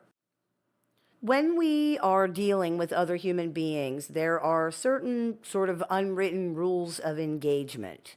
Generally speaking, these would be things like be honest, be rational, be reasonable, be considerate, be fair, be equal, try to understand where people are coming from, try to create an equitable outcome for everybody as much as you can, report your experiences honestly, keep your word, these kind of things. Most of the people that we deal with follow most of these unwritten rules, more or less, particularly in our personal relationships. Certainly, many people will take a more equitable outcome for themselves if they're given the chance, but most people are rational and reasonable. For example, most people are genuinely trying to understand where others are coming from. Most people are trying to be fair in the general sense. However, many narcissistic personalities do not follow these rules. They feel no particular obligation to be honest or fair. They feel no desire to be equitable or treat other people equally. They feel no requirement to keep their word or to honor any of their agreements. They feel no desire to report reality or their experiences honestly. They feel no need to stick to the truth or reality at all. This is important to understand because as human beings, we tend to assume that other human beings are coming at us how we're coming at them. And especially this holds true if that's the case with most of the people that we deal with. Our brains expect people to do what other people do, and we can run into big problems if we are expecting a person to do things that they're not willing or capable of doing. This is the reality of many of these situations, and once we see evidence of this reality, we need to adjust our expectations to match that. For example, if we're dealing with someone who does not value being honest, we need to accept that as the reality of the situation and stop expecting them to tell the truth. They should, but they don't, and that's just how it is. This goes for everything, and it's a big part of dealing with toxic people or situations of any kind. We need to stop expecting a person to be different when they've already shown us how they actually are. How people should be often has nothing to do with how they actually are. What people should do often has nothing to do with what they actually do. It is what it is, and it's important to make that distinction very clear in your mind. Just because somebody should do something doesn't mean they will do it. Just because something's unfair doesn't mean anybody's going to care about that but you. Our job is not to give someone 100 chances to do the right thing. Our job is to recognize the reality of what's happening and decide if we choose to tolerate this person and their behavior in our lives or not. The reality is that when it comes to narcissists, many people choose not to tolerate the person or their behavior because narcissists don't play fair. Not only do they not follow the sort of unwritten rules of engagement for human beings, they don't even follow the rules of reality and objective experience. You can't even start in the same book, let alone on the same page. You are at the library and they're at the gas station or something. You're not having the same subjective experiences at all. And since their subjective experiences inform their objective ones, meaning how they perceive things and how they feel about those perceptions, influences their understanding of the actual things that happened to an extreme distorting degree. Because of that, you're not having the same objective experiences either. You are in reality, but you're not as far as the narcissist is concerned. You know that everything was fine when you were sitting there together watching a movie on Thursday, and if there was a video of this event, it would back up what you're saying, but that is not how they remember it at all. You were arguing furiously and you ruined the movie, and in fact, there was no movie. It wasn't even Thursday. There is no Thursday. You're just a giant liar. You don't even know how to tell the truth. Some of this is because they have no linear memory, and they often have memory issues in general. That's legit. But it also happens because they're now viewing the event through the lens of their current emotion. If the emotion they're having right now is negative, the lens will be negative, and therefore the event is seen and remembered as negative, regardless of what actually happened. This is also how things and people in the narcissist's life that were typically maligned and hated can become re-idealized over time. Their negative emotions regarding that person or that thing have changed, or they have faded due to acute relevancy and proximity, meaning because they're not really around anymore. Therefore, the narcissist's perception and recollection of the event has also changed. For example, let's say the narcissist hated their ex when you met them. Their ex was the devil incarnate. They were the worst person that ever lived. A true monster, an abuser, a cheater, a liar, crazy, psycho, cold, vicious, and you were an angel. The exact opposite of their ex in every single way. Over time, these roles can begin to switch. Now, 10 years into your relationship, their ex was not anywhere near as bad as you are. Their ex wasn't bad at all, in fact. Their memories of that relationship are much more positive now, to the point that they might not even remember seriously negative things in that situation that actually really did happen. They might even accuse you of being the reason they hated their ex, claiming that you poisoned their mind against this person. It is entirely possible that they actually do believe that. They don't remember what really happened, nor do they remember any lies that they might have told you about what happened. They just know that no one has ever been as evil and horrible as you are right now. You are capable of anything, and you have caused all the other problems in their life, so of course you caused this one too. That makes complete sense to them. This scenario can and often does apply to anything from their past. It doesn't have to be an ex. Their family, friends, a job, a place they used to live or go to a lot. Time and space can lead to re-idealization of devalued people, places, and things, particularly if those things are not around in the same capacity anymore.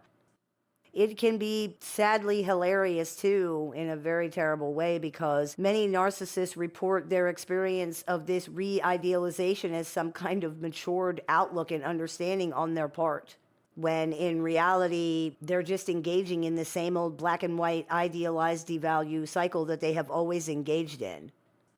If they got back into that situation or around that person or whatever again, it would follow the same pattern it always follows. Good at first, and then turning bad, turning sour.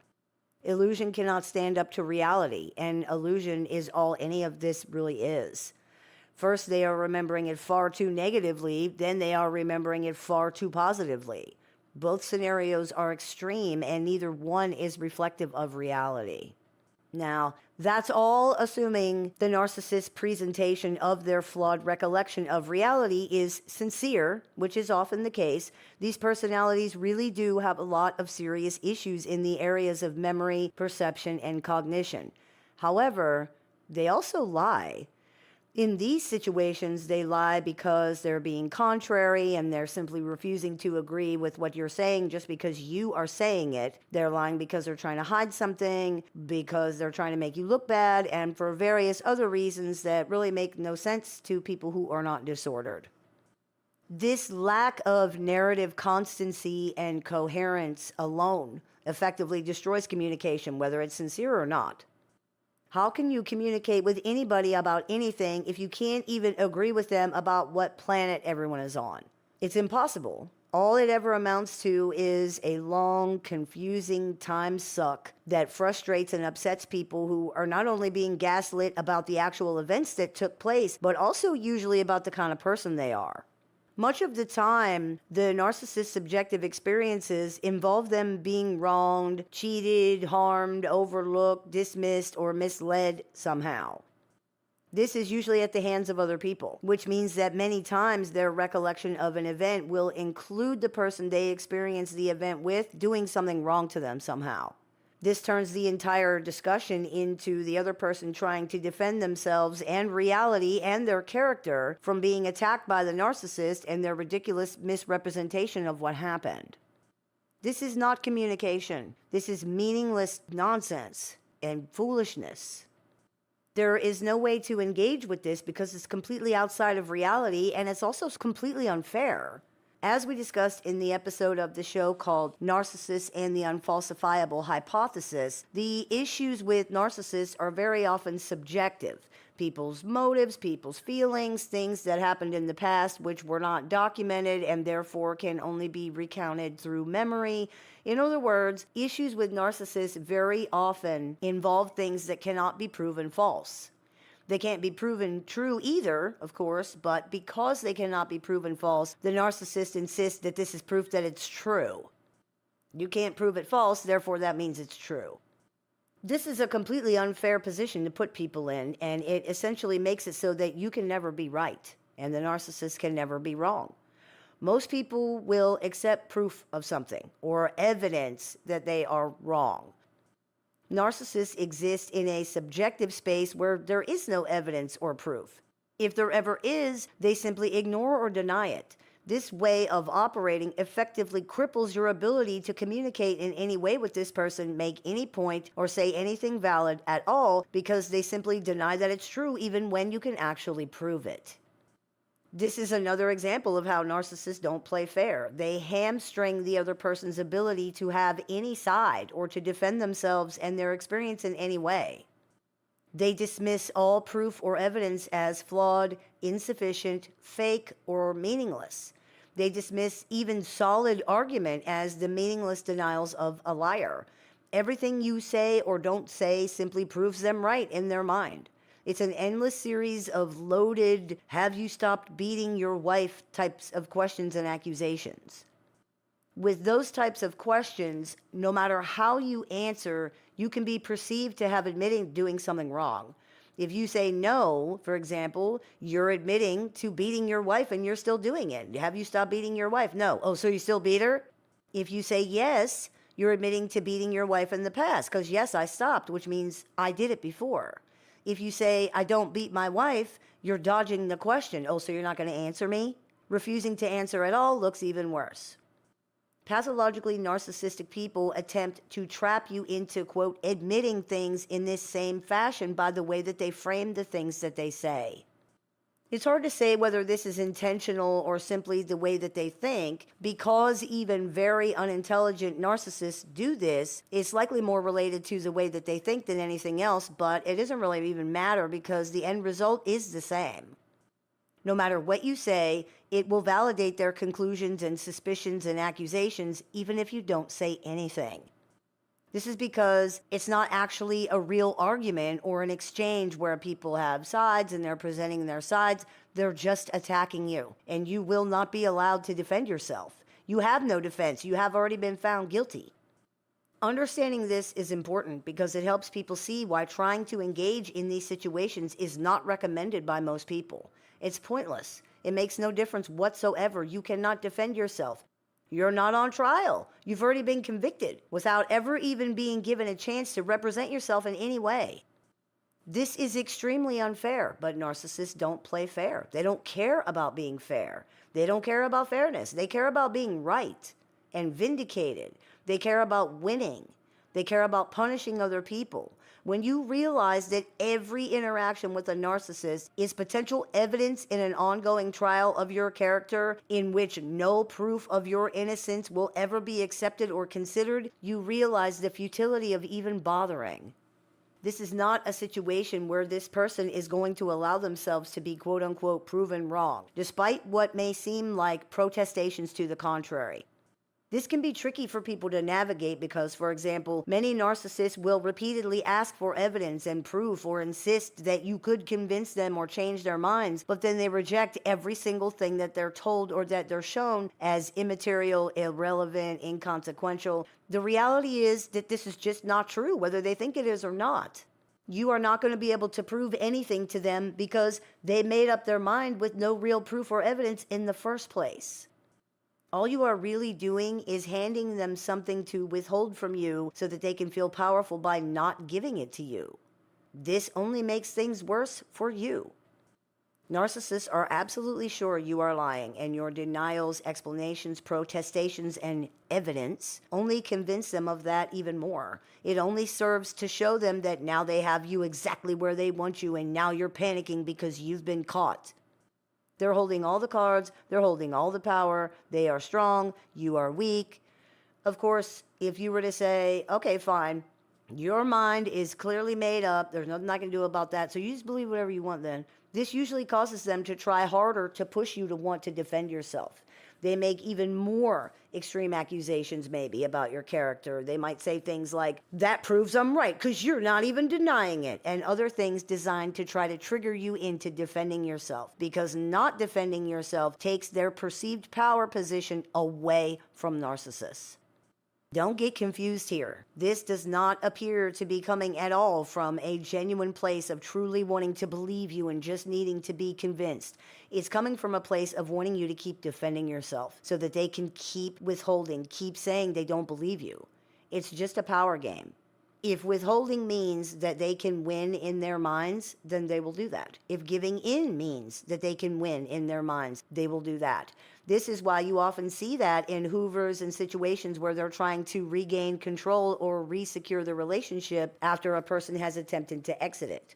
They offer to give the things that they usually withhold. It has nothing to do with the subject or the thing itself. It's about their perceived power over it. The narcissist giveth, the narcissist taketh away, and make no mistake about it, that's absolutely how they see it.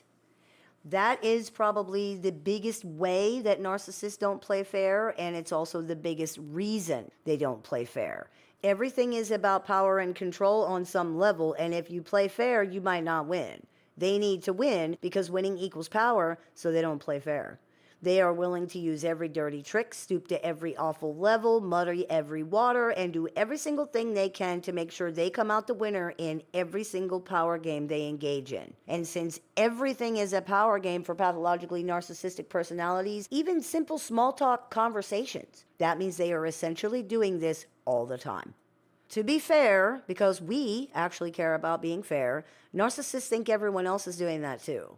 That's the whole thing. You're trying to control them and beat them and force them to lose, and they're trying to stop you from doing that. Think about the accusations that have been made against you, the things that you've supposedly done to upset them, the reason that they get angry. You will see proof of this.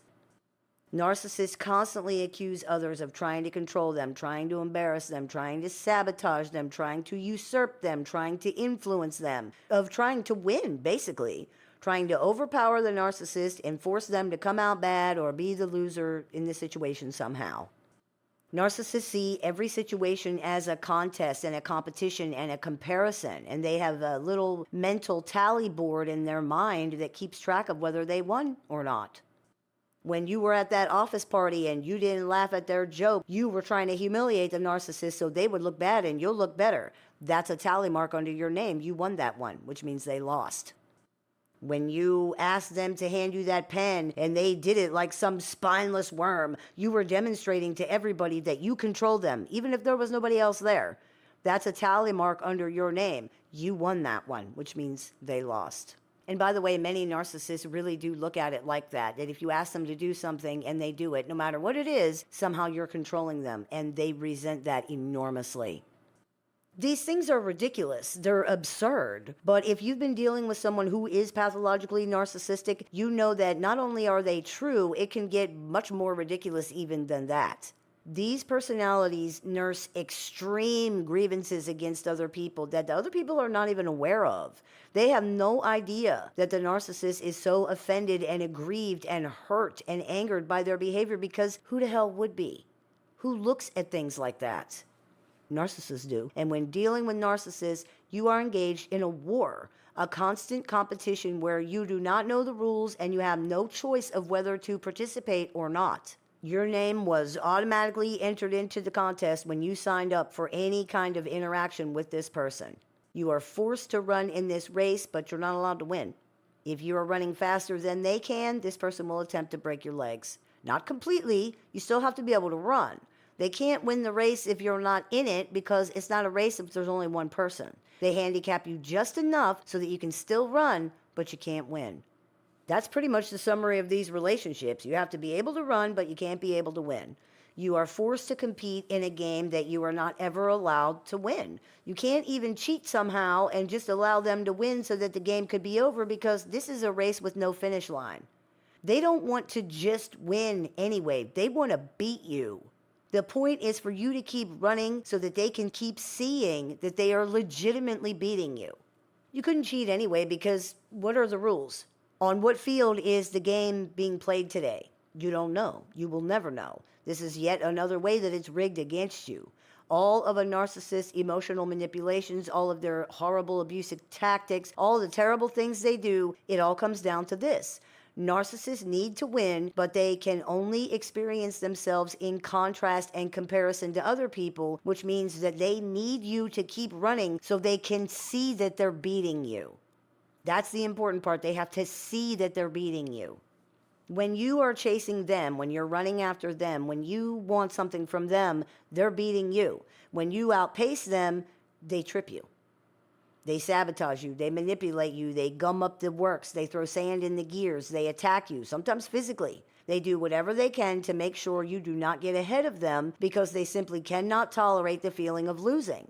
Losing for a narcissist means having no power. It means having no control over anything. It means not surviving. And here you thought you were running with the narcissist. No, you are running against them, whether you realize that or not. This is not jogging buddies. Narcissists cannot tolerate being equal in any way. They have to win. This is a race for survival, and this person has to make sure they do not lose, which means making sure you don't win. That's the worst part of this whole thing. How did the tortoise beat the hare? By being smarter, not faster. The narcissist is neither smarter nor faster. They know they cannot beat you. So in order to win, they have to make sure you can't beat them. The only way to do that, if you're not smarter or faster, is to cripple the opponent. If your opponent can only limp along, then it doesn't matter how dumb or slow you are, does it? On an episode of Married with Children years ago, Kelly, the daughter, was going out the door with a bat to beat up another girl, and Marcy, the neighbor, said, you can catch more flies with honey than you can with vinegar. And Kelly replied, yes, but if you pull their wings off, they'll eat whatever you give them. Goodbye. That is the mindset we're talking about here. This is a person who knows that under any fair circumstance and in any straight game, they simply cannot compete. So they create a game that is completely slanted in their favor and force other people into competing against them without that person's knowledge or consent. That's the only way they can win. When you stop running, their race with you is over. This is why they try to regain control in whatever way they can and try to force you to keep running after them, keep wanting things, keep trying to prove, keep trying to explain, keep trying to get anywhere with your broken legs. You are not allowed to win, and by refusing to run at all, you won. How? Because by not running, you don't allow them to win, which means that in their mind, they lost. You took the control. You took the power. You basically said, why do I want to run a race I can't win for anyway? I didn't even want to be in a stupid race. Now they have no way to measure if they're winning or not because they have nobody to compare themselves to, which creates huge anxiety and fear in narcissists as they have no other way to experience or be able to see themselves. You put a stop to the power game, and by doing so, you have forced them to relinquish the power they thought they had over the situation. There's nothing that disturbs this personality more. Ironically, that's also the best thing for you in this situation. By interacting at all with this kind of person, you are agreeing to participate in these dynamics. It is a fruitless, pointless waste of time that can also be extremely damaging to you, even in small doses. Don't let your ego get involved. This is exactly the dynamic that allows narcissists to come in and get such a hold on people's lives. Their ego is battling yours, and theirs is much, much bigger and much, much more toxic. Even if you somehow defeated them at their own game, what would that even mean? You'd beat a one-legged man in a butt-kicking contest. Big deal. They'd never acknowledge your win anyway, or they would overturn it later. It wouldn't even matter. It's a hollow victory, and it's one that is not worth the cost to yourself if you actually could achieve it, which is very doubtful. It does not usually work out that way. People who think that they're defeating narcissists and beating them and all whatever these things are just letting the narcissist keep controlling them and taking up space in their heads. This is not just pointless, it's actually kind of sad because the reality is that the narcissist never really thought about them one way or the other. The narcissist never even saw them. If this has not been made clear by now, allow me to say it very plainly. The narcissist is running a race with themselves and using you to see themselves winning. You do not matter here. These personalities are not competitors on any level in this context anyway. They are children playing dress up. That's why they don't play fair. It's much more satisfying to simply stop running once you realize what's going on and just go the other way. What are you running for anyway? You're not going to get what you want. The whole point of this ridiculous race is to make sure of that. It's very simple. The race works best when a narcissist keeps you running after something they can keep refusing to give you. If you ever got it, the race would be over and you would have won. Since you can't be allowed to win, this means you can never get it. Get it? Stop running. You're exhausting yourself for no real reason. This person does not even have the things that you want from them anyway. The only way that the relationship even functions is because they're able to pretend that they do. In professional wrestling, for example, the bad guys sometimes cheat and use weapons. There are old school performers who became very adept at pretending they had small weapons like a roll of quarters or something they could hide in their hand to antagonize the crowd. They would pretend to have it in their hand and hit the good guy, then drop it down their trunks, then pretend to take it out again and hit the good guy again, then put it in their boot. They would go on with this charade for the entire match, moving the weapon to different hiding spots on their person and driving the crowd crazy over this supposed weapon, when in reality, they had nothing at all. It was all sleight of hand and illusion, like a magician. The crowd didn't know that. They believed what they thought they saw. And of course they did. Why wouldn't they? This is the same thing narcissists are doing in relationships with other people. It's all sleight of hand and illusion. They are pretending they have something to offer when in reality they don't. When we are running after these things in relationships with narcissists, we're chasing a ghost. There's nothing there. It's just someone who needs you to think that there is, so that you have some reason to stay invested, which was exactly the psychology behind the tactic we just described in pro wrestling. People cared more and got more invested in the match because they felt the bad guy was cheating and the good guy was getting screwed.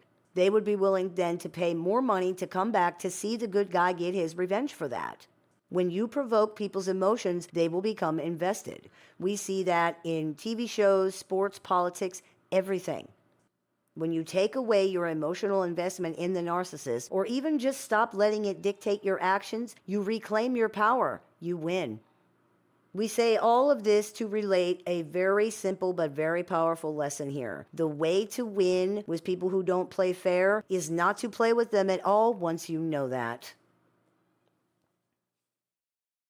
I hope that clears a few things up for you. As always, I look forward to your comments, questions, and suggestions, so please keep those coming. I take appointments online, over the phone, via text, via messenger, via email, and through Skype and Zoom for clients worldwide. So if you are interested in speaking with me one-on-one, you can visit LittleShaman.org to do that. I teach workshops, seminars, and clinics throughout the year. So if you are interested in seeing what we're running this month, you can visit LittleShaman.org to do that. I have several books in publication, so if you would like to pick up a copy of any one of those, you can visit LittleShaman.org to do that, or you can find them on Amazon.com. And if you're interested in joining our support group with access to exclusive content, weekly support meetings, and more, you can visit LittleShaman.org to do that as well. You have been listening to the Meditations and More podcast, brought to you by Transrelational Healing, ShamanSpiritCenter.com, and LittleShaman.org. That's me, Little Shaman. May the Great Spirit bless you. Have a beautiful day. If you've been struggling through dealing with or recovering from an unhealthy relationship with a narcissist or other toxic personality, the Little Shaman has a catalog of over 500 YouTube videos designed to support your journey from discovery to recovery. You can also find additional resources on the Little Shaman website, including tools, courses, workshops, a support group with weekly meetings, and one-on-one appointments with the Little Shaman that are open to clients worldwide. There's even an AI chatbot built and trained exclusively by the Little Shaman using her work that can answer questions 24 hours a day, 7 days a week. For more information, visit LittleShaman.org. You can listen to The Little Shaman wherever you find your favorite podcasts. Hey everybody, it's Shaman Sister Sin, and you are listening to the Meditations and More podcast here on thelittleshaman.com. Just type that address in. It will take you directly to the YouTube channel. Today's episode is brought to you by Transrelational Healing, ShamanSpiritCenter.com, and LittleShaman.org. That's me, Little Shaman. Today I wanted to talk to you about something that is very important to understand, and that is that narcissists are parasites. There is an axiom in this community that relationships with narcissists are transactional. That's true. Relationships with narcissists are transactional in the sense that the connection tends to be emotional only as a byproduct of the fact that this person's emotions are totally out of control. The point of the interaction is that they're attempting to get something from it. However, if we look deeper, we see that the interaction is only transactional in that sense. Transactional implies that there is an equal or at least an equitable exchange of some kind, give and take, this for that. I go to the 7-Eleven, I give the guy the money, he gives me a drink. We both agree on the parameters, we both get something from the exchange. If we don't agree on the parameters, if we can't get together on the specifics of the exchange, then there won't be a transaction. I won't buy the drink if I considered it to be too much money, and he won't sell me the drink if I don't give him what he considers to be a fair amount for it. As you can see, viewing the concept of transactions in this context, which is arguably the proper context, the word transactional no longer really feels appropriate to use when discussing any kind of relationship with a pathologically narcissistic personality. Because it's not equal. It's not equitable. People do not freely and willingly agree to the terms because they don't know what the actual terms are. They have been misled. The reality is, too, that in a typical transaction, it's give and take. Both people get something from the exchange, and in general, they're satisfied with their half or their part of it. In relationships with narcissists, this is very often not the case. In many of these pseudo or quasi relationships, the narcissist does nothing but take and gives nothing in return at all. This is not transactional, it's parasitic. Parasites are not beneficial to the host. They deplete the host, gaining because the host loses. The fleas on your dog, for example, are not benefiting him in any way. They're taking from him, and that's all. He is much better off without them. They provide no benefit whatsoever, and in fact, they're harmful. They can cause anemia, they can spread disease, they can cause infections. This isn't a transaction in the way that we have defined that word. Your dog gets nothing positive or equitable out of the relationship at all.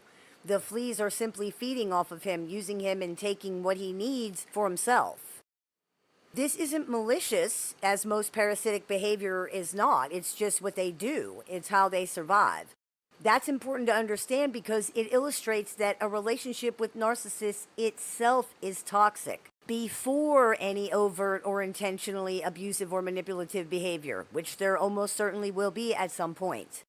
The relationship itself is inherently imbalanced, toxic, and abusive because it's parasitic, just like the quote-unquote relationship your dog has with his fleas. Parasites are dependent on the host. In this way, too, we can draw parallels with relationships with narcissists. Pathologically narcissistic personalities need other people to survive. Other people do not need narcissists as a general rule. Certainly, there are situations where narcissists are relied upon by dependent others, such as when they have children. That's a very unfortunate circumstance indeed, but generally speaking, people do not need narcissists to survive. We're not going to spiral into chaos and collapse without them in our lives, which is what happens to them if other people are not around to provide narcissistic supply. As a quick reminder, narcissistic supply is what narcissists receive from other people believing in their false self. Supply is not admiration or attention. It is much, much more vital and more important than that. It's much more fundamental than that. Supply is the only way they have to affirm, validate, and experience themselves because they have an extremely fragile identity and extremely fragile self-worth. Without other people to constantly validate these things to them, they become dysregulated and destabilized very quickly. They receive this validation through their interactions with other people. The way other people interact with and react to them is how narcissists see who they are. The other person is a mirror in which the narcissist sees themselves. If the person reacts to them as if they're good, they are able to see themselves as good. If the person reacts to them as if they're bad, they see themselves as bad. If people believe that the narcissist is a victim, they can then see themselves as a victim, etc., etc., etc. It's important to note here that a narcissist's definition of what's going to be seen as good or bad tend to be extreme and essentially impossible to predict.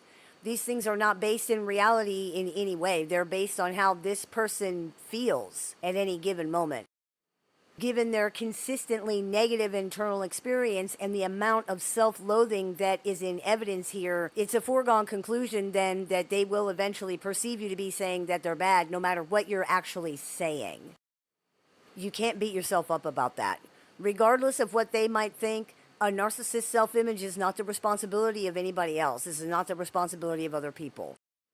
There is no way to prevent this delusional perception from happening and no way to correct it once it has happened. They are essentially waiting for that the entire time, and they likely already believed that it was happening before they ever said anything to you about it. It is what it is. These are people who are very possibly being offended and hurt by normal, innocent, harmless things that other people are saying to them hundreds of times a day and just never say a word. They let it build up until they explode with resentment and rage and self-righteousness and indignation and punishment.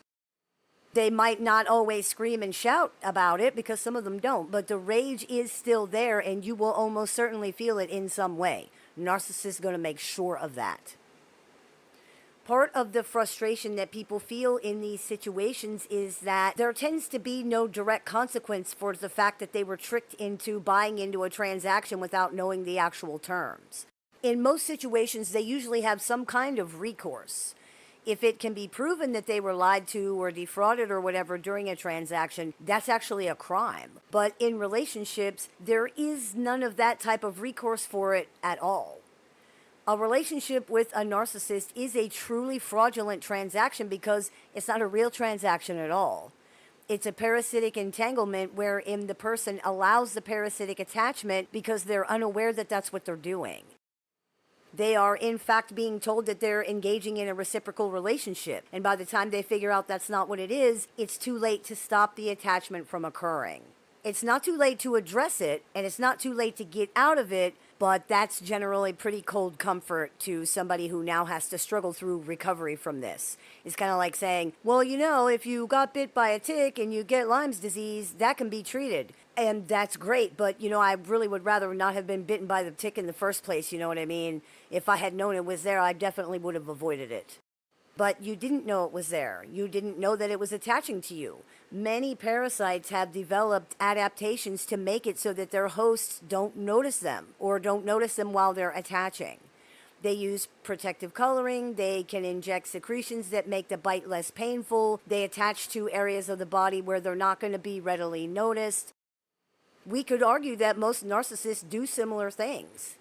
Like a magician, they keep up their patter and chatter the entire time and have you watching their right hand so that you don't notice what their left hand is doing. It's an illusion, a distraction, so that you don't see what's going on until it's too late.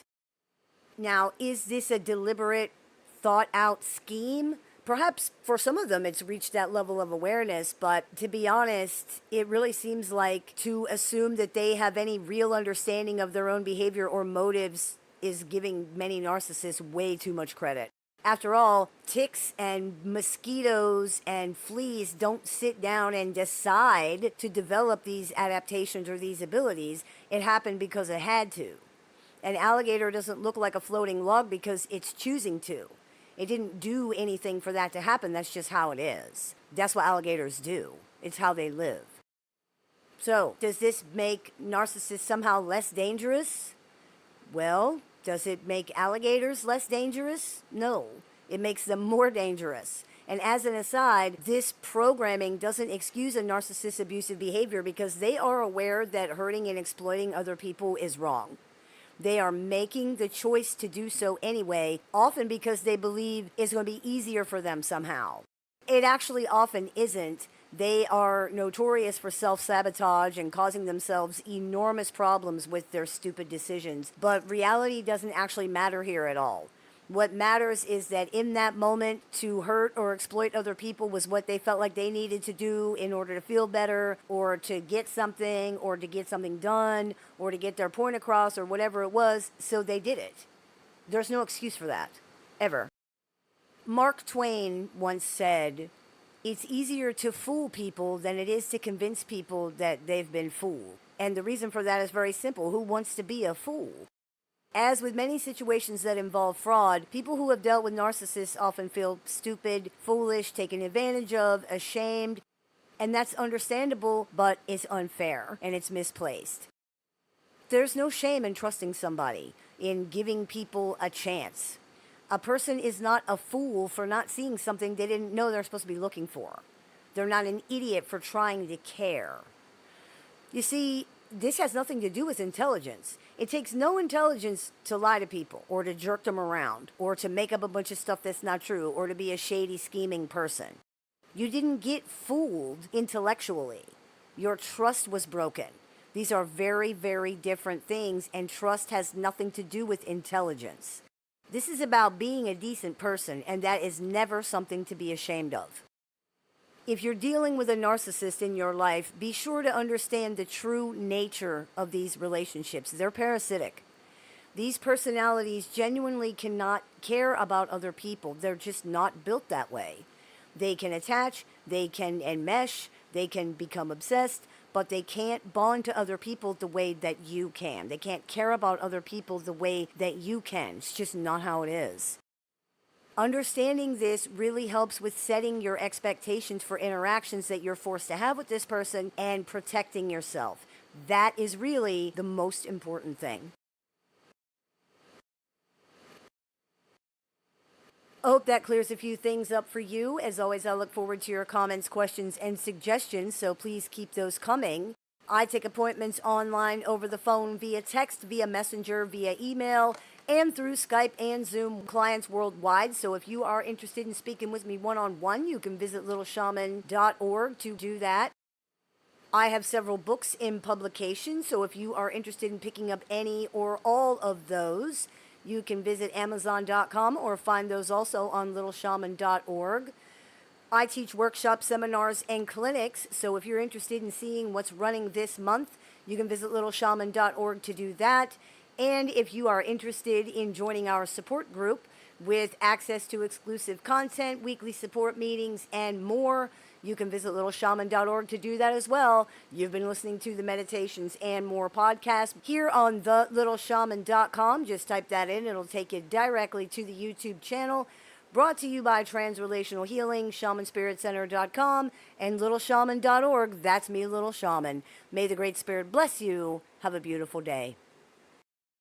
Hey everybody, it's Shaman Sister Sin, and you are listening to the Meditations and More podcast here on TheLittleShaman.com. Brought to you by Transrelational Healing, ShamanSpiritCenter.com, and LittleShaman.org. That's me, Little Shaman. Today I wanted to talk to you about something that is often not understood very well regarding pathologically narcissistic people, and that is that those who are truly pathological have no true self to speak of, not in the way that we think of that phrase. The phrase true self in the context of pathological narcissism is a little bit of a misnomer, and it can create an impression about the structure of the narcissistic personality that doesn't really appear to be correct. To say that a narcissist has a true self can lead to the impression that there is, in fact, a whole and fully formed identity in the narcissistic personality structure, and that this is being intentionally hidden, the way that wearing a Halloween mask intentionally hides a person's true and fully formed face. That's not really what's going on with narcissists, although it's often how it ends up in a way, so I thought we could talk about that for a little while. To be clear, narcissists do wear masks after a fashion, a disguise, so to speak, but that's not really because they're hiding a true self. The disguise is meant to function as a true self. It's not like wearing a mask to hide your true face. In other words, it's more like wearing a mask because you don't have a true face. It's like wearing a mask instead of a face. This is one of the reasons narcissists are such good superficial mimics, for example. When you don't have a true face, it's much easier to put on the face of somebody else. The lack of a stable, cohesive identity in the narcissistic personality structure is what is responsible for this phenomenon. A person's true self is their actual identity, who they really are underneath all of the social and whatever other identities and roles that they inhabit. Most people have a different sort of face that they present publicly. Nothing so drastically different from who they truly are, of course, but most people behave differently, for example, around people they just met versus people they have known for years, or at the public library versus in their own home. It's not about being phony or pretending to be somebody other than you are. It's just that most people need to feel comfortable enough to relax and be more of themselves. Again, most people's public face is not much different from their private face. When there is a big difference, that is when we tend to see more problems in a personality. Why? Because human identity needs to be stable and cohesive in order to function correctly. It isn't supposed to be fragmented and compartmentalized into multiple different parts and personas. If it is, that usually indicates problems with that personality. The more separation that there is here, the more drastic the difference is, the bigger the issues tend to be in that particular personality. An extreme example of this would be dissociative identity disorder, which we used to call multiple personality disorder, where we see multiple separate disconnected personalities in the same body. In the case of pathologically narcissistic personalities, not only are these parts and personas markedly, sometimes significantly separated and different, there is no concrete connecting thread that runs through them that would create cohesion, stability, or any real sense of identity. Narcissists are like water, but not in the Bruce Lee sense of existing in harmony with your environment while still remaining separately and authentically yourself. Narcissists are like water in the sense that they absorb their environment and then mimic whatever is around them in order to try to fit in. They attempt to become the environment because they lack a stable identity. Therefore, they take the shape of whatever container they happen to be in because they have no shape of their own. Because of their constant mimicry and because they often display compartmentalized parts or personas, the Jekyll and Hyde presentation, as we often refer to it here on the show, many people believe narcissists have more than one personality or identity. They think that narcissists have dissociative identity disorder. They don't. In point of fact, they don't even have one real personality or identity, let alone many. But because these parts appear so different from each other, with people often reporting that the narcissist in their lives even looks different during these shifts, it's easy to see why people make that mistake. The reality is that the different parts of a narcissist personality are so compartmentalized from each other that they can appear to be incompatible in the same personality. They're not because of the way pathologically narcissistic personalities are structured, but it can certainly look that way to someone with an integrated personality structure. Barring that assessment, the multiple personality assessment, and because these parts compartmentalize mainly along black and white binaries such as good and bad, people often believe that the narcissist is intentionally hiding their quote bad side and that the quote bad side is actually their true self. The reality is actually both much more complex and much simpler than that. The number one defense mechanism used by narcissists is denial. We see this in virtually all of their behavior in some way. Denial of reality, denial of who they are, denial of who you are, denial of impact, of awareness, of everything. This binary compartmentalization of their quote bad qualities is really just another example of denial. They don't like these things, so they try to psychologically and emotionally ignore them, to banish them. These are not usually actions or anything as concrete as that. These are more things like anger, jealousy, fear, vulnerability, shame, anything they perceive as a negative emotion or state of being that would make them uncomfortable. Because denying things doesn't make them go away, these things, of course, do not stay banished, and because the narcissist ignores, avoids, and denies their existence, they exist completely unchecked. This results in tsunamis of these emotions whenever they come because they've never really been addressed in any way. The narcissist has never learned how to address or regulate them at all. Their response to these things is to ignore and deny them. That's why they tend to deny the existence of these things even when it's really obvious. I'm not angry, as if you somehow misunderstood being screamed at for 4 hours. That's also why these so often show up as uncontrollable rages and tantrums. This person has never learned how to deal with or control them in any way, so they're gigantic. They just take over. Remember, too, that even if the narcissist in your life expresses these things in a cold way versus in a hot way, it's still what it is. Passive aggression is still aggression. Someone who gives you the silent treatment for weeks or tries to destroy your reputation to other people behind your back is acting outrage. Don't ever mistake that for anything else, no matter how it comes out. These things absolutely are aggressions toward other people.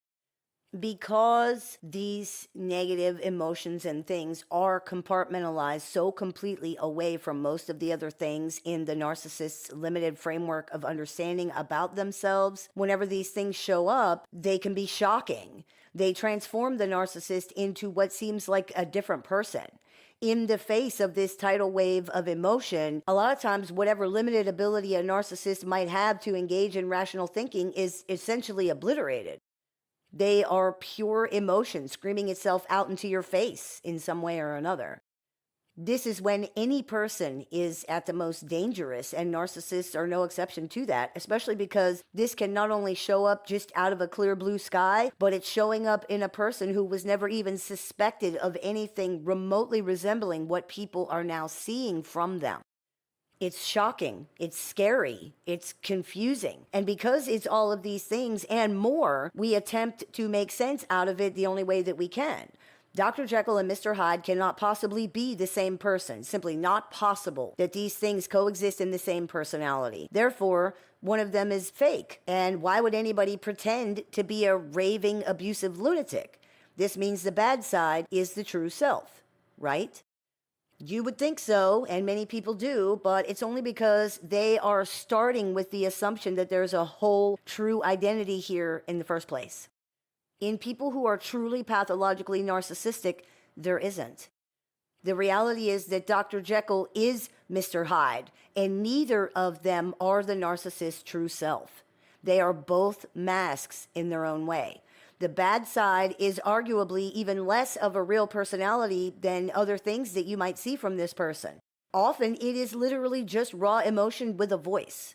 It is the screaming ego of a primitive personality that cannot regulate itself because it's too immature. That's not to say that narcissists are not intentionally hurtful and sneaky and liars and all the rest. They absolutely are. But these things don't indicate an identity. They're just collections of behaviors grouped together in categories of good or bad. The good side of them is what they've cobbled together as an image of who they would like to be or think that they need to be. The bad side is all of their perceived bad qualities, bad experiences, bad emotions locked in a closet that's about to explode open any second because everything in there is so huge and so out of control. Both of these things, the good side and the bad side, exist as a reaction to the fact that this person has no true self. If they had a stable identity, there would not be a need for such strict and rigid compartmentalization in the first place. The fact that they have flaws or negative qualities or negative emotions or negative anything would not be so overwhelming for them. This is why they need narcissistic supply. As we have discussed in other episodes, what's actually being supplied to the narcissist is a self-image, an identity. They see themselves through the eyes of other people, and this is how they're able to experience themselves. If they had an identity, if they had a so-called true self in the way that we mean that when we say it, they would not need that reflection from other people. That's why they need supply and why their personality generally experiences collapse if they can't get it. Without some kind of identity, a human personality cannot function. Your identity grounds you in reality, in the world. Imagine if you woke up and you didn't know who or what you were. How scary would that be? What would life feel like? Now imagine that you're in that state all the time for your entire life. You have never known who you are because there is no you. All you have are the things other people think or say that you are. You only exist as an image in other people's minds. If that were true, you would be looking for yourself in the face of every person that you see. And that's what narcissists are doing. This is something that we see in very small children. They have no real self-concept or identity, and they have no ability to create any self-worth. They rely solely on input and reflections from caregivers to form these things. If the caregiver is loving and treats the baby as if the baby is very important, if they give a reflection that the baby is good, for lack of a better word, the baby starts to form a positive image and opinion of itself. If a caregiver is inconsistent or even neglectful and abusive, if they treat the baby, if the reflection they give is that the baby is not important, the baby does not matter, as if the baby is, quote, bad, again, for lack of a better word, the baby starts to form a negative image and opinion of itself. This is exactly what narcissistic supply does for adults who are pathologically narcissistic. Their self-concept and self-worth is completely reliant on external input, on input from other people. This is why not receiving the reflection that they're looking for is so traumatizing for them, and why it results in the reactions that it does. This is why they're willing to harm or betray people in order to get that. For example, if your narcissistic significant other does not like the reflection of themselves that they're getting from you because of the way that they have treated you and the way that you now see them, they may very well go somewhere else to find a better one. This could be done by finding another person to flirt with or sleep with so that they can see themselves as a good, desirable person through somebody else's eyes. Or it could be accomplished by telling other people that you are actually the abuser or the whatever so that they can see themselves as the victim through another person's eyes. That is what all of this is about, how they need to see themselves. You are being used here, and so is anybody else who gets dragged into it. In the absence of a true self or an identity, narcissists have an idealized image of themselves instead. And narcissistic supply is about finding people who can be convinced to believe in that image enough that they will behave toward the narcissist as if it's real. Then the narcissist can believe in it too. Then they can live it. It's very simple. The narcissist has a false image of themselves in their mind. It's not an actual identity, but it functions in a similar way because it's the way that they need to see themselves in the world in order for their fragile house of cards type of self-reference framework to function. It starts with that one-dimensional identity image.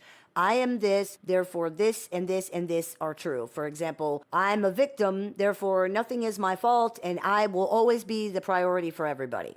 Or I'm a genius, therefore I'm never wrong and other people will always defer to me. This one-dimensional image and the usually stereotypical role that accompanies that is the linchpin which holds all this other stuff together. It is the narcissist's global justification, and it's the only lens through which they can really understand the world, which highlights quite a few humongous problems right there, by the way. But it's not enough to just say these things. Anybody can say that they're anything. There has to be some kind of validation that this is actually true. Otherwise, it's just not. Since narcissists cannot actually be the thing that they think they need to be with any consistency or stability, that's where you come in. You and all the other people that a narcissist interacts with. When you react to this image as if it's real, when you interact with the narcissist as if this false image is really who they are, when you validate that they actually are a victim or a genius or whatever, you make that image real for them. You are reflecting back to them this false idealized image of themselves. Now it's not just a false idealized image. Now this is who they really are because someone believes it. Someone interacts with them as if it's a fact, as if that's who they really are. Finally now, everything makes sense for them and everything lines up the way that they need it to line up. Validating that false image, in turn, automatically validates all of the other things that that false image means to the narcissist. I am this, therefore this and this and this are going to happen or are true. This validated false identity makes narcissists feel as grounded as they ever can feel. And in that way, it functions in place of an actual identity. It doesn't function very well at all, but it's the best they can do. And even though it always fails eventually, they can live in this space for a time and feel almost stabilized, almost normal. This is partly the reason why they can seem to be doing so well when they have a new relationship or a new job or they move somewhere and they don't know anybody. They often seem to be functioning very well in those situations at first. This is the crux of what they're trying to do, and they seem incapable of understanding that imagining or wishing or even pretending to be something can only go so far. If you're really not that thing, people are going to figure that out. This cannot be prevented. From afar, maybe, people can be fooled, but up close, a person wearing a disguise just looks like a person wearing a disguise. They don't fool anybody. If narcissists just remain at a superficial arm's length, they may be somewhat successful at fooling others into believing the idealized image into reality, but they generally can't do that because most of them are so enamored by their own false identity, the victim, the genius, the martyr, the hero, that they want validation of that all the time. They want to live their dream identity. They have to come closer and closer and closer and get more and more and more until now the jig is up. Now you can see them up close, which means that you can see they are not who you thought they were. Like in the story of Icarus, who flew too close to the sun on wings of wax and fell into the ocean and drowned. The narcissist is so entranced by the supply, the reflection they are receiving that validates, essentially creates this idealized identity that they overreach, eventually exposing themselves and basically destroying the illusion that they want to live with their own childish greediness. This will happen to them over and over and over again with different people and in different scenarios because their lack of a true self drives them to seek identity through other people in this way. It always falls apart because it's false. It isn't enough to just make people believe something initially. Belief does not make things real. You can believe that you have $1 million in the bank. That doesn't make it real. Because this is not a real identity and because this person does not have one, the whole production is doomed from the start. It's doomed from the very beginning. Once people see through the facade, narcissists feel extremely, even brutally betrayed by that. They thought they finally found somebody who would never let them down in this way, and now here you come, you did it anyway. There is no ability on their part to understand this is all their own fault, it's all their own doing. Ironically, they might even call you a liar or a phony, insisting that you misrepresented yourself or that you tricked them somehow. What has actually happened is that when you saw what they needed you to see, you were perfect in their eyes because their image was perfect in yours. Now you see them differently and they can't tolerate the reflection of themselves. It's traumatizing and excruciatingly painful. Once again, they can't see themselves. Once again, they have to fight against the terrible, horrible, negative emotions that are just waiting in the wings, or worse, the truth of what they really are. Now you're a betrayer. Now you're the enemy. Only the most evil or cruel or stupid or careless or whatever person on the planet would do something like that. The reality is they've done it to themselves. The absurd caricatures that most narcissists create as identity roles for themselves are so one-dimensional and binary that nobody could ever live up to that in real life. People are multifaceted and multidimensional. Even narcissists are multifaceted and multidimensional. But because they cannot integrate all of these things together in a cohesive image of themselves, this is what you get. A stilted, stereotypified, shallow, one-dimensional persona that operates along one directive or storyline and can't stand up to any scrutiny at all. Sometimes people ask, well, but why do all that? Why don't they just be the person that they think they need to be? And first of all, of course, the answer is because they're just not. But also, identity is not just about doing. Identity is about being. They try to do the doing, and it doesn't work because they can't do the being. They lack the ability to really be anyone. To put it very simply, it's kind of like asking a person without a car why they're taking the bus when they could just drive, or asking why a person with nowhere to live doesn't just go home. They don't because they can't. They would if they could, but they can't, so they have to do this instead. It's not a real identity. There are background bit part characters in second-rate TV shows that have more depth and development than these binary one-dimensional persona images have, but it's the best they can do.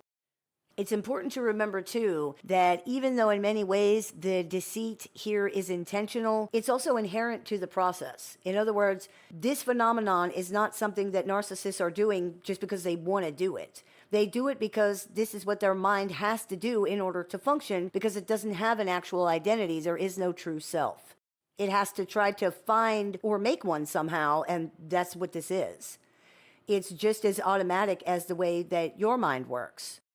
Us being able to understand or explain it to each other doesn't mean that narcissists learned it somewhere or they're putting out this step-by-step intentional program. This is just what they do. It's just how they work. And don't forget, you're not the only person they're trying to deceive. You're actually not even the main target of the deception here. The person who needs to believe in the false image of the narcissist is the narcissist. You're just a tool that they're using to be able to do that, a prop that makes the performance more believable.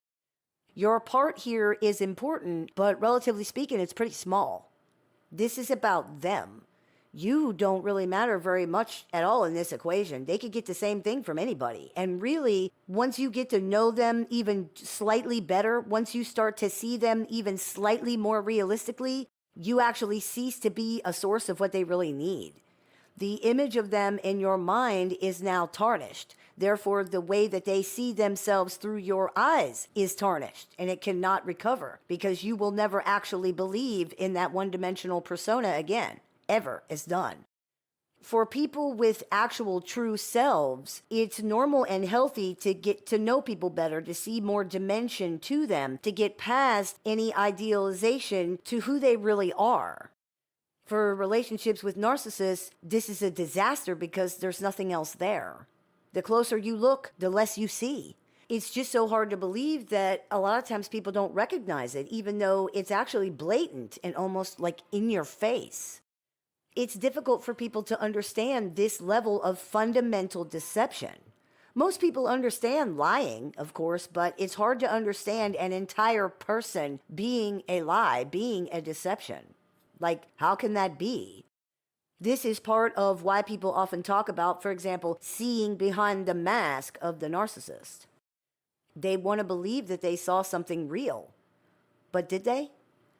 Can you see something real in an image where nothing is real? If you see behind a mask, but all you saw was another mask, does that actually count for anything? Does it mean anything at all? People want to believe that there is a true self there because the alternative is that there's really nothing there at all. This can be hard for people to take, but it's important to understand because it helps us see what this really is. This person, whoever you think they are, is not really there.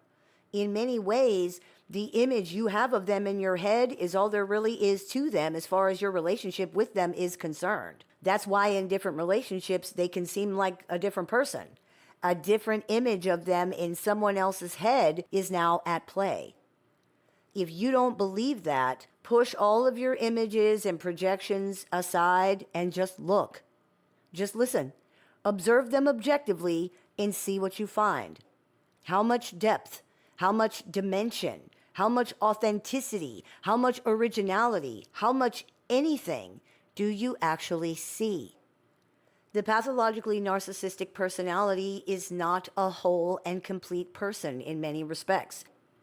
This person is essentially a cluster of intense emotions and fantasies that never concretize into anything real beyond that. It is you who has arranged them into something tangible. It is you who has believed them into something concrete. Stop doing that. Stop projecting. Stop filling in the gaps. Stop expecting to see this or that. Stop looking for such and such. Just stop all of that and really look at what's actually there. You'll see it. I hope this clears a few things up for you. As always, I look forward to your comments, questions, and suggestions, so please keep those coming. I take appointments online, over the phone, via text, via messenger, via email, through Skype, and through Zoom. So if you are interested in speaking with me one-on-one about this or anything else, you can visit LittleShaman.org to do that. I have several books in publication, and there are more on the way, so if you are interested in picking up a copy of any of those, you can visit LittleShaman.org to do that, or you can find them on Amazon.com. I teach workshops, seminars, and clinics, so if you're interested in seeing what we're running this month, you can visit LittleShaman.org to do that. And if you're interested in joining our support group with access to exclusive content, weekly support meetings, and more, you can visit LittleShaman.org to do that as well. You have been listening to the Meditations and More podcast here on the LittleShaman.com, brought to you by Transrelational Healing, ShamanSpiritCenter.com, and LittleShaman.org. That's me, Little Shaman. May the Great Spirit bless you. Have a beautiful day. If you've been struggling through dealing with or recovering from an unhealthy relationship with a narcissist or other toxic personality, the Little Shaman has a catalog of over 500 YouTube videos designed to support your journey from discovery to recovery. You can also find additional resources on the Little Shaman website, including tools, courses, workshops, a support group with weekly meetings, and one-on-one appointments with the Little Shaman that are open to clients worldwide. There's even an AI chatbot built and trained exclusively by the Little Shaman using her work that can answer questions 24 hours a day, 7 days a week. For more information, visit LittleShaman.org. You can listen to The Little Shaman wherever you find your favorite podcasts. Hey everybody, it's Shaman Sister Sin, and you're listening to the Meditations and More podcast here on the LittleShaman.com, brought to you by Transrelational Healing and LittleShaman.org. That's me, the Little Shaman. Today I wanted to talk to you about something that many people notice when dealing with narcissists, and that is that they like to argue. For more exploration regarding the topics covered in this podcast episode, you can check out a few other episodes of the show, including the ones that are named as we're talking, and Stop Trying to Be the Good Guy with Narcissists, Stop Trying to Outsmart Narcissists, Narcissists Are Fragile, and Narcissists Are Cowards. There are, of course, some pathologically narcissistic people who would not argue no matter what you did, but it seems that by and large, the overwhelming majority of them are ready, willing, and able to fight anytime, anywhere, for any reason at all, or even for no reason at all. They pick fights, they escalate fights, they drag fights on and on and on when it's not necessary. The reasons behind this are varied and they may differ slightly from person to person, but they mostly boil down to two main factors. Narcissists are extremely contrary and combative, and narcissists are extremely fragile. These things often occur together, resulting in what is often an extremely contentious, combative environment. Again, yes, there are narcissists who do not argue or engage from such a blatantly, even eagerly offended place, but the majority of them seem to not just engage from there, but to live there perpetually all the time, waiting for any opportunity to exercise that self-righteous rage that they always seem to have boiling on the stove. Narcissists are often pretty angry people. They often feel very betrayed by other people and by life in general, very held back by people and circumstances and situations, and generally just treated pretty poorly. And to be fair, many of them have been. The correlation between pathological narcissism and traumas like abuse or neglect in childhood is well documented. That's not an excuse for their behavior, though. It's understandable for a person to be angry or to feel defensive in that situation, but being mistreated or done wrong in life is not some kind of free pass to just treat other people badly. It's not a justification for mistreating others, no matter what anybody thinks. This deep, infantile, even primitive rage just sits inside narcissists with nowhere to go a lot of the time. They're like a tea kettle about to boil all the time, and because of that, they can react hugely to even very small things as if they were just waiting for a reason. They are often eagerly offended and injured. As we discussed in Narcissists Are Eagerly Offended, seeming almost relieved to have a place to put that rage and that self-righteous anger. That rage, that anger can fuel their emotionality like gasoline here, taking that quick spark over something small into a raging inferno very quickly.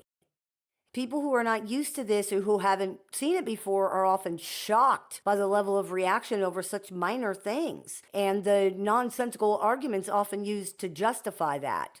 It is confusing and even scary, and it's made more so by the inability to understand where this is coming from or what caused it. That rage underlies everything, but what sets it off can vary. Often it seems like nothing. A big reason for this is that narcissists tend to be extremely fragile. When someone has a different opinion than they do, for example, this can be very threatening to them. They receive this as being told that their opinion is wrong or as trying to convince them out of their opinion. It's viewed as an attack, even a betrayal. You're not doing any of those things, of course. You're just having your own opinion. You're just having your own mind. But they are so fragile that they can't tolerate that. It shames them. It offends them. It insults them. It rejects them. It hurts them. It betrays them. And it angers them. They simply cannot let such an insult, such a betrayal, just sit there without being avenged, and they don't want to. Seems like so many narcissists appear to like being angry and offended. It lights up all of their dials, particularly when they spot what they believe is an opportunity to defend themselves, which literally everything is when a person is that fragile. Everything is offensive. Everything is an attack. Being angry is better than being afraid or being confused or feeling shame. Being angry is strong. And if you were offended or insulted, if you were betrayed on such a deep level, being angry is righteous. It makes you justified. Anger itself might be a negative emotion and therefore bad in the narcissist worldview, but righteous anger is different. Righteous anger is good. If you notice, this is the only kind they ever seem to have, if they ever admit any at all. This makes everything they do as a result of that righteous anger also righteous and therefore not bad. This is where the whole "you deserved it" narrative comes from. Punching somebody because you're angry is bad and wrong. Punching someone because they punched you first is not bad and not wrong. It's righteous. It's justified.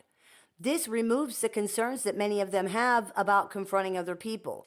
Many narcissists fear confrontation, but they're also extremely combative. This seems paradoxical until you realize that they don't believe that they're confronting you. They believe that you have confronted them, you have insulted them, you have betrayed them, and they're simply reacting to that. You wanted it, and now you're going to get it. They refuse to allow situations to be diffused or resolved. You wanted to offend and insult them, you betrayed them, and now you want to just lie your way out of it because you thought they were just going to sit there and take it. Well, you shouldn't have done that if you couldn't hack it. This is very hurtful and confusing for people because they weren't trying to do any of that. They weren't trying to fight. They weren't trying to offend or insult or hurt anybody. They can't understand what has caused the problem or why they can't resolve the situation.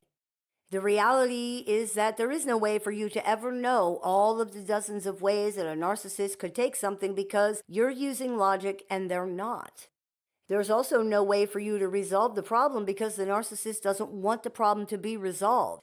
They're angry and they want somebody to beat up, sometimes literally. There's nothing you can do to stop or defuse this because they want the release that comes with punishing the betrayer that has so horrifically attacked and harmed them, and there's only one way to get that.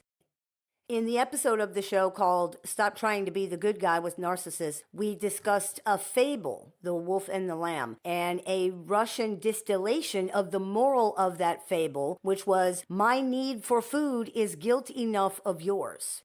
What this means is that if someone is intent on doing something unfair or cruel and is using a rationalization or a justification to do it, using logic or proof or evidence to combat that rationalization or that justification is not going to work. It won't stop it from happening because the person intent on doing the cruel or unfair thing already knows that they're not being fair and they don't care. Now, people might say, but if it's a legitimate misunderstanding or a misinterpretation, if they're so fragile that that's causing this, how does that track with knowing that they're being unfair and not caring? Because for them, being unfair or fair or whatever to you doesn't matter. Facts and reality have no value here. It's much, much more important to righteously defend themselves and achieve the release of venting their righteous anger upon the bad guy. When the rage takes hold, these things, fairness, unfairness, right or wrong, which never mattered very much at all anyway, cease to matter at all. They are now basking in the glory, yes, the glory, of being self-righteous and punishing the evil, guilty, backstabbing, mutinous betrayer, and questions like whether this is actually fair or right or not really don't matter. Their need for food is guilt enough of yours. You might have heard it said that being offended doesn't mean that you're right. Well, for narcissists, it does. Questions of right and wrong or fair and unfair simply pale in comparison to the emotional experience that they are having. None of this matters. They don't care if they're right or wrong. They don't care if they're fair or unfair. They are offended. They are hurt. They were insulted. They were betrayed. That is what matters. And any other consideration mentioned by anybody else is just a smokescreen designed to take the focus off of the only thing that really matters in this situation, which is how the narcissist feels. There's also the fact that many narcissists are extremely contrary and combative. This is a facet of these personalities that should be taken seriously and not dismissed or overlooked because it tends to cause a lot of problems. They often argue just to argue, perhaps even as a way to manufacture the feelings of release and self-righteousness that we were just talking about on some level if these were not triggered organically. To say a person is contrary is to say that they are extremely inclined to disagree or to do the opposite of what's being asked or expected of them. Anyone who has dealt with narcissistic personalities knows that this describes a large majority of them. Their entire goal often seems to be to just contradict whatever's being said, even if the other person is agreeing with them, which can lead to some hilariously horrible, incredibly stupid, and frustrating arguments. This happens in large part because they are contrary personalities. Not only are they extremely combative and ready to fight at the slightest opportunity because the idea of winning makes them feel powerful, not only might they be attempting to get attention by being oppositional and creating conflict, but they're trying to establish an identity in opposition, the same way that we see toddlers do. When toddlers start to realize that they are individual separate people from their caregivers with their own thoughts and their own feelings, they start to become very contrary, disobeying and testing boundaries as a way to try and to develop that and to exert control and mastery over their environment. You might remember this stage from your own children's development when their favorite word was no, and they very intentionally did the opposite of every single thing you said. They're testing boundaries and learning what they have control over in their world. Narcissists appear to be somewhat stuck in this psychological limbo of trying to individuate from other people but not quite being able to really do so. What we see as a result is the enmeshment with and imitation of the other person's personality, along with a complete and total rejection of it in favor of trying to define themselves as separate through opposition. This positioning is very stressful for the narcissist as they feel simultaneously dependent on the other person, but also very controlled and smothered by them as well. Many narcissists will accuse other people of being controlling and smothering, even when this accusation makes no sense. It's projection on their part. They're the ones attempting to control other people in these situations most of the time, but it's not just projection. They do feel smothered and controlled by how much of a dominating influence other people are on them. This is not the other person's fault at all. They have done nothing wrong. The problem is that the narcissist is so fragile and their identity is so flimsy and unstable that any deviation from what they think is intolerable. It's perceived as an attack and a rejection, a betrayal. They seem to feel enormous internal pressure to assimilate to other people's personalities. Their mind is very taken up with what other people are going to think of them, with not being wrong, whatever that means, and the need to use others to create an identity. This feels very controlling to them, as it certainly seems like it would, and they resent that. The contrary behavior that we often see serves as a way to relieve the stress of feeling controlled and the sense of they're being swallowed up by the other person's identity. They reject you in your controlling ways. If you say something, it's wrong. If you believe something, it's false. They are their own person. However, this also causes them to feel rejected and attacked by you because they can't tolerate the other person being a separate individual from them. Remember back to our earlier example of how you having a different opinion than they do is seen as a betrayal. They are allowed to pull away. You are not. This will be read as abandonment and a rejection of the narcissist, even if they're pushing you away at the same time. This is a person who's dependent on other people but doesn't want to be, who dreams of being their own independent and autonomous person but really can't, who is terrified of being rejected and abandoned without the stabilizing influence of other personalities, but lacks the ability to exist independently. In so many of these situations, this is a person struggling to complete a developmental milestone that most of the rest of us had largely achieved before we were even completely potty trained. The problem is that they likely cannot complete it now because they don't have a fully formed identity to replace the influence of the other person. They are stuck simply trying to complete this process over and over and over. I need to see myself through your eyes, but you're controlling me by doing that. You're smothering me with your influence, but you're rejecting me if you pull back even a little bit. I don't want to agree with you because I want to be separate. I don't want to disagree with you because I can't take the rejection. And on and on and on and on. This is an intolerable situation for most people because everything you do is wrong somehow. Not just wrong, but deeply offensive or hurtful. A betrayal on a level that most people probably can't really understand because they have their own identity and they're an autonomous human being. Because it's hard to understand, suffice it to say that you cannot give this person what they want. Nobody can, because what they want is not something that others can give them. They insist that you allow them to be dependent on you, then complain that you are too much of a dominating influence. It's maddening. You can't be right no matter what you do because the whole situation is just wrong. It's important to note, too, that narcissists have no real understanding of the impact all of this stress and tension and arguing and nonstop waging of war has on other people. None at all. They don't see other people's emotional experiences or understand the impact these experiences have on the other person, and because of that, is inconsequential. If it does reach them somehow, you're a betrayer, so who cares? You asked for it and you got it. What else is there to say? Guess you shouldn't have done that, huh? If you're dealing with a pathologically narcissistic personality, it is very likely that conflict, tension, and stress feature largely in your life, and also that a big source of this is the constant arguing provoked by this person. You are likely walking on eggshells all the time, never sure of what's going to upset or offend this person, and trying very hard not to do either of those things, but consistently failing because this person's rage, contrarianism, combativeness, fragility, and refusal to ever allow anything to be resolved or let anything go makes even civility impossible, much less peaceful coexistence. One of the biggest things it's important to do in this situation is, of course, to decide if you want to keep dealing with this or not, because chances are extremely likely that it's not going to stop or even decrease enough to where it would become tolerable. Extreme contrarianism and combativeness is often a mainstay in this kind of person's psychological makeup, and it isn't going anywhere. It's one of the ways they define themselves. It's one of the ways they let off steam. It's one of the ways they combat boredom, which they generally experience as threatening and oppressive. It's one of the ways they procure reactions and attention, therefore narcissistic supply. It's one of the ways they try to feel powerful. It's one of the ways they can convince themselves that they're the good guy or the victim in the situation. It accomplishes many things for this person, and because of that, they have no reason to stop.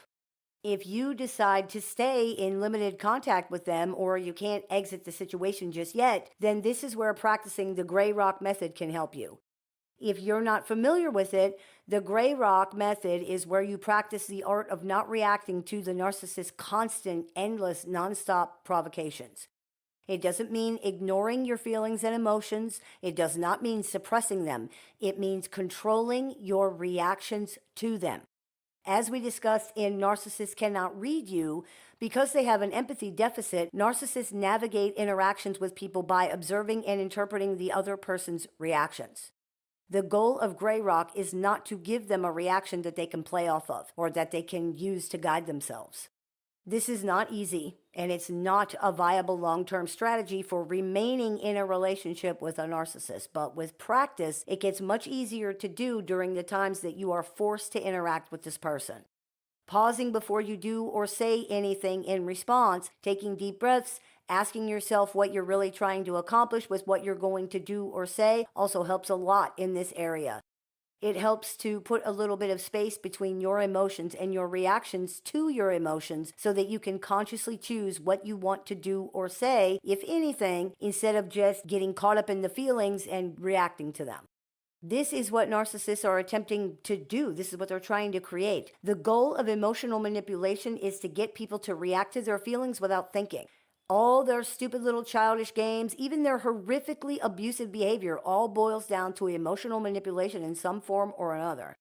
That means in order to defend against this, you have to stop and think. Think about what you're trying to accomplish. Acknowledge how you're feeling. Really look at what's going on in the situation. Many times, this is all you're going to need to do. That's all it will take to be able to see through what's happening and stop participating in it. That is the key here. Even if you cannot exit the situation yet, you are not just at this person's mercy, emotionally or psychologically. You have the ability to choose to stop participating in these toxic, unhealthy exchanges that are designed to do nothing but create pointless conflict to either sustain or entertain a person who does not care or even notice how any of this is affecting you at all. That is the definition of pointless toxicity. More than that, it is actively harmful to you as a person, psychologically, emotionally, even physically. The stress of this can literally kill you. Of course, it's important to remember that what you do will not change what the narcissist does. You are not controlling them through your behavior, therefore changing your behavior will not change theirs, ever. Now, it's often the case that when they don't receive the reaction that they're seeking or expecting, narcissists will redouble their efforts to achieve that because they're at a loss regarding how to handle that or how to come up with something different that they could try instead. They might even engage in escalation of behavior, which we discussed in the video, Beware of the Extinction Burst. This does not constitute a change in behavior, though. It's the same type of behavior with the same motive, just done more or done more intensely. But the goal of Gray Rock is not to provoke the narcissist or soothe the narcissist or do anything to them. It's not about them at all. It's for you to start practicing and standing in your power and your agency over yourself in the relationship so that you're not driven crazy by it. And it shouldn't be any surprise to anyone that narcissists don't like that. Of course they don't. It undermines the power they think they have. It reminds them that they don't actually have power over other people at all. And again, they don't like that. But they don't like anything. They attack people over everything. If you want to completely stop that from happening, you have to exit the situation completely. I hope this clears a few things up for you. As always, I look forward to your comments, questions, and suggestions, so please keep those coming. I take appointments online, over the phone, via text, via messenger, via email, and through Zoom and Skype for clients worldwide. So if you're interested in speaking with me one-on-one, you can visit LittleShaman.org to do that. I teach workshops, seminars, clinics, and classes throughout the year. So if you are interested in seeing what we're running this month, you can visit littleshaman.org to do that. I have several books out for publication. So if you are interested in picking up a copy of any or all of those, you can do that on littleshaman.org or on amazon.com. And if you're interested in joining our support group with access to exclusive content, weekly support meetings, and more, you can visit littleshaman.org to do that as well. You've been listening to the Meditations and More podcast here on thelittleshaman.com, brought to you by Transrelational Healing, ShamanSpiritCenter.com, and LittleShaman.org. That's me, the Little Shaman. May the Great Spirit bless you. Have a beautiful day. If you've been struggling through dealing with or recovering from an unhealthy relationship with a narcissist or other toxic personality, the Little Shaman has a catalog of over 500 YouTube videos designed to support your journey from discovery to recovery. You can also find additional resources on the Little Shaman website, including tools, courses, workshops, a support group with weekly meetings, and one-on-one appointments with the Little Shaman that are open to clients worldwide. There's even an AI chatbot built and trained exclusively by the Little Shaman using her work that can answer questions 24 hours a day, 7 days a week. For more information, visit littleshaman.org. You can listen to the Little Shaman wherever you find your favorite podcasts. Hey everybody, it's Shaman Sister Sin, and you're listening to the Meditations and More podcast here on the LittleShaman.com, brought to you by Transrelational Healing, ShamanSpiritCenter.com, and LittleShaman.org. That's me, Little Shaman. Today, I wanted to talk about something many people experience when dealing with narcissists, and that is something called analysis paralysis. Analysis paralysis is what we call it when someone spends so much time and energy trying to evaluate the information in a situation that they can't come to a conclusion or make a decision to take action. This can especially be the case if the information being evaluated is conflicting, confusing, or contradictory. People who are dealing with narcissistic personalities are often struggling with analysis paralysis, and there can be many reasons for that. The most common one, at least initially, is confusion about what exactly is happening. Dealing with narcissists is extremely confusing. When you're dealing with someone who is not what they first appear to be or says that they are, a person whose reactions to even basic situations cannot be reliably predicted, that's very confusing. People can become stuck, for lack of a better word, on trying to figure out what exactly is happening, what's going on. While figuring this out is absolutely necessary in order to understand what has happened so that we can become unstuck, it can very easily evolve into something else. People can become mired in minutia, trying to pin down every single little word or behavior or phrase. They might obsess over trying to pinpoint exactly what specific set of labels applies to exactly which specific set of behaviors or words or people.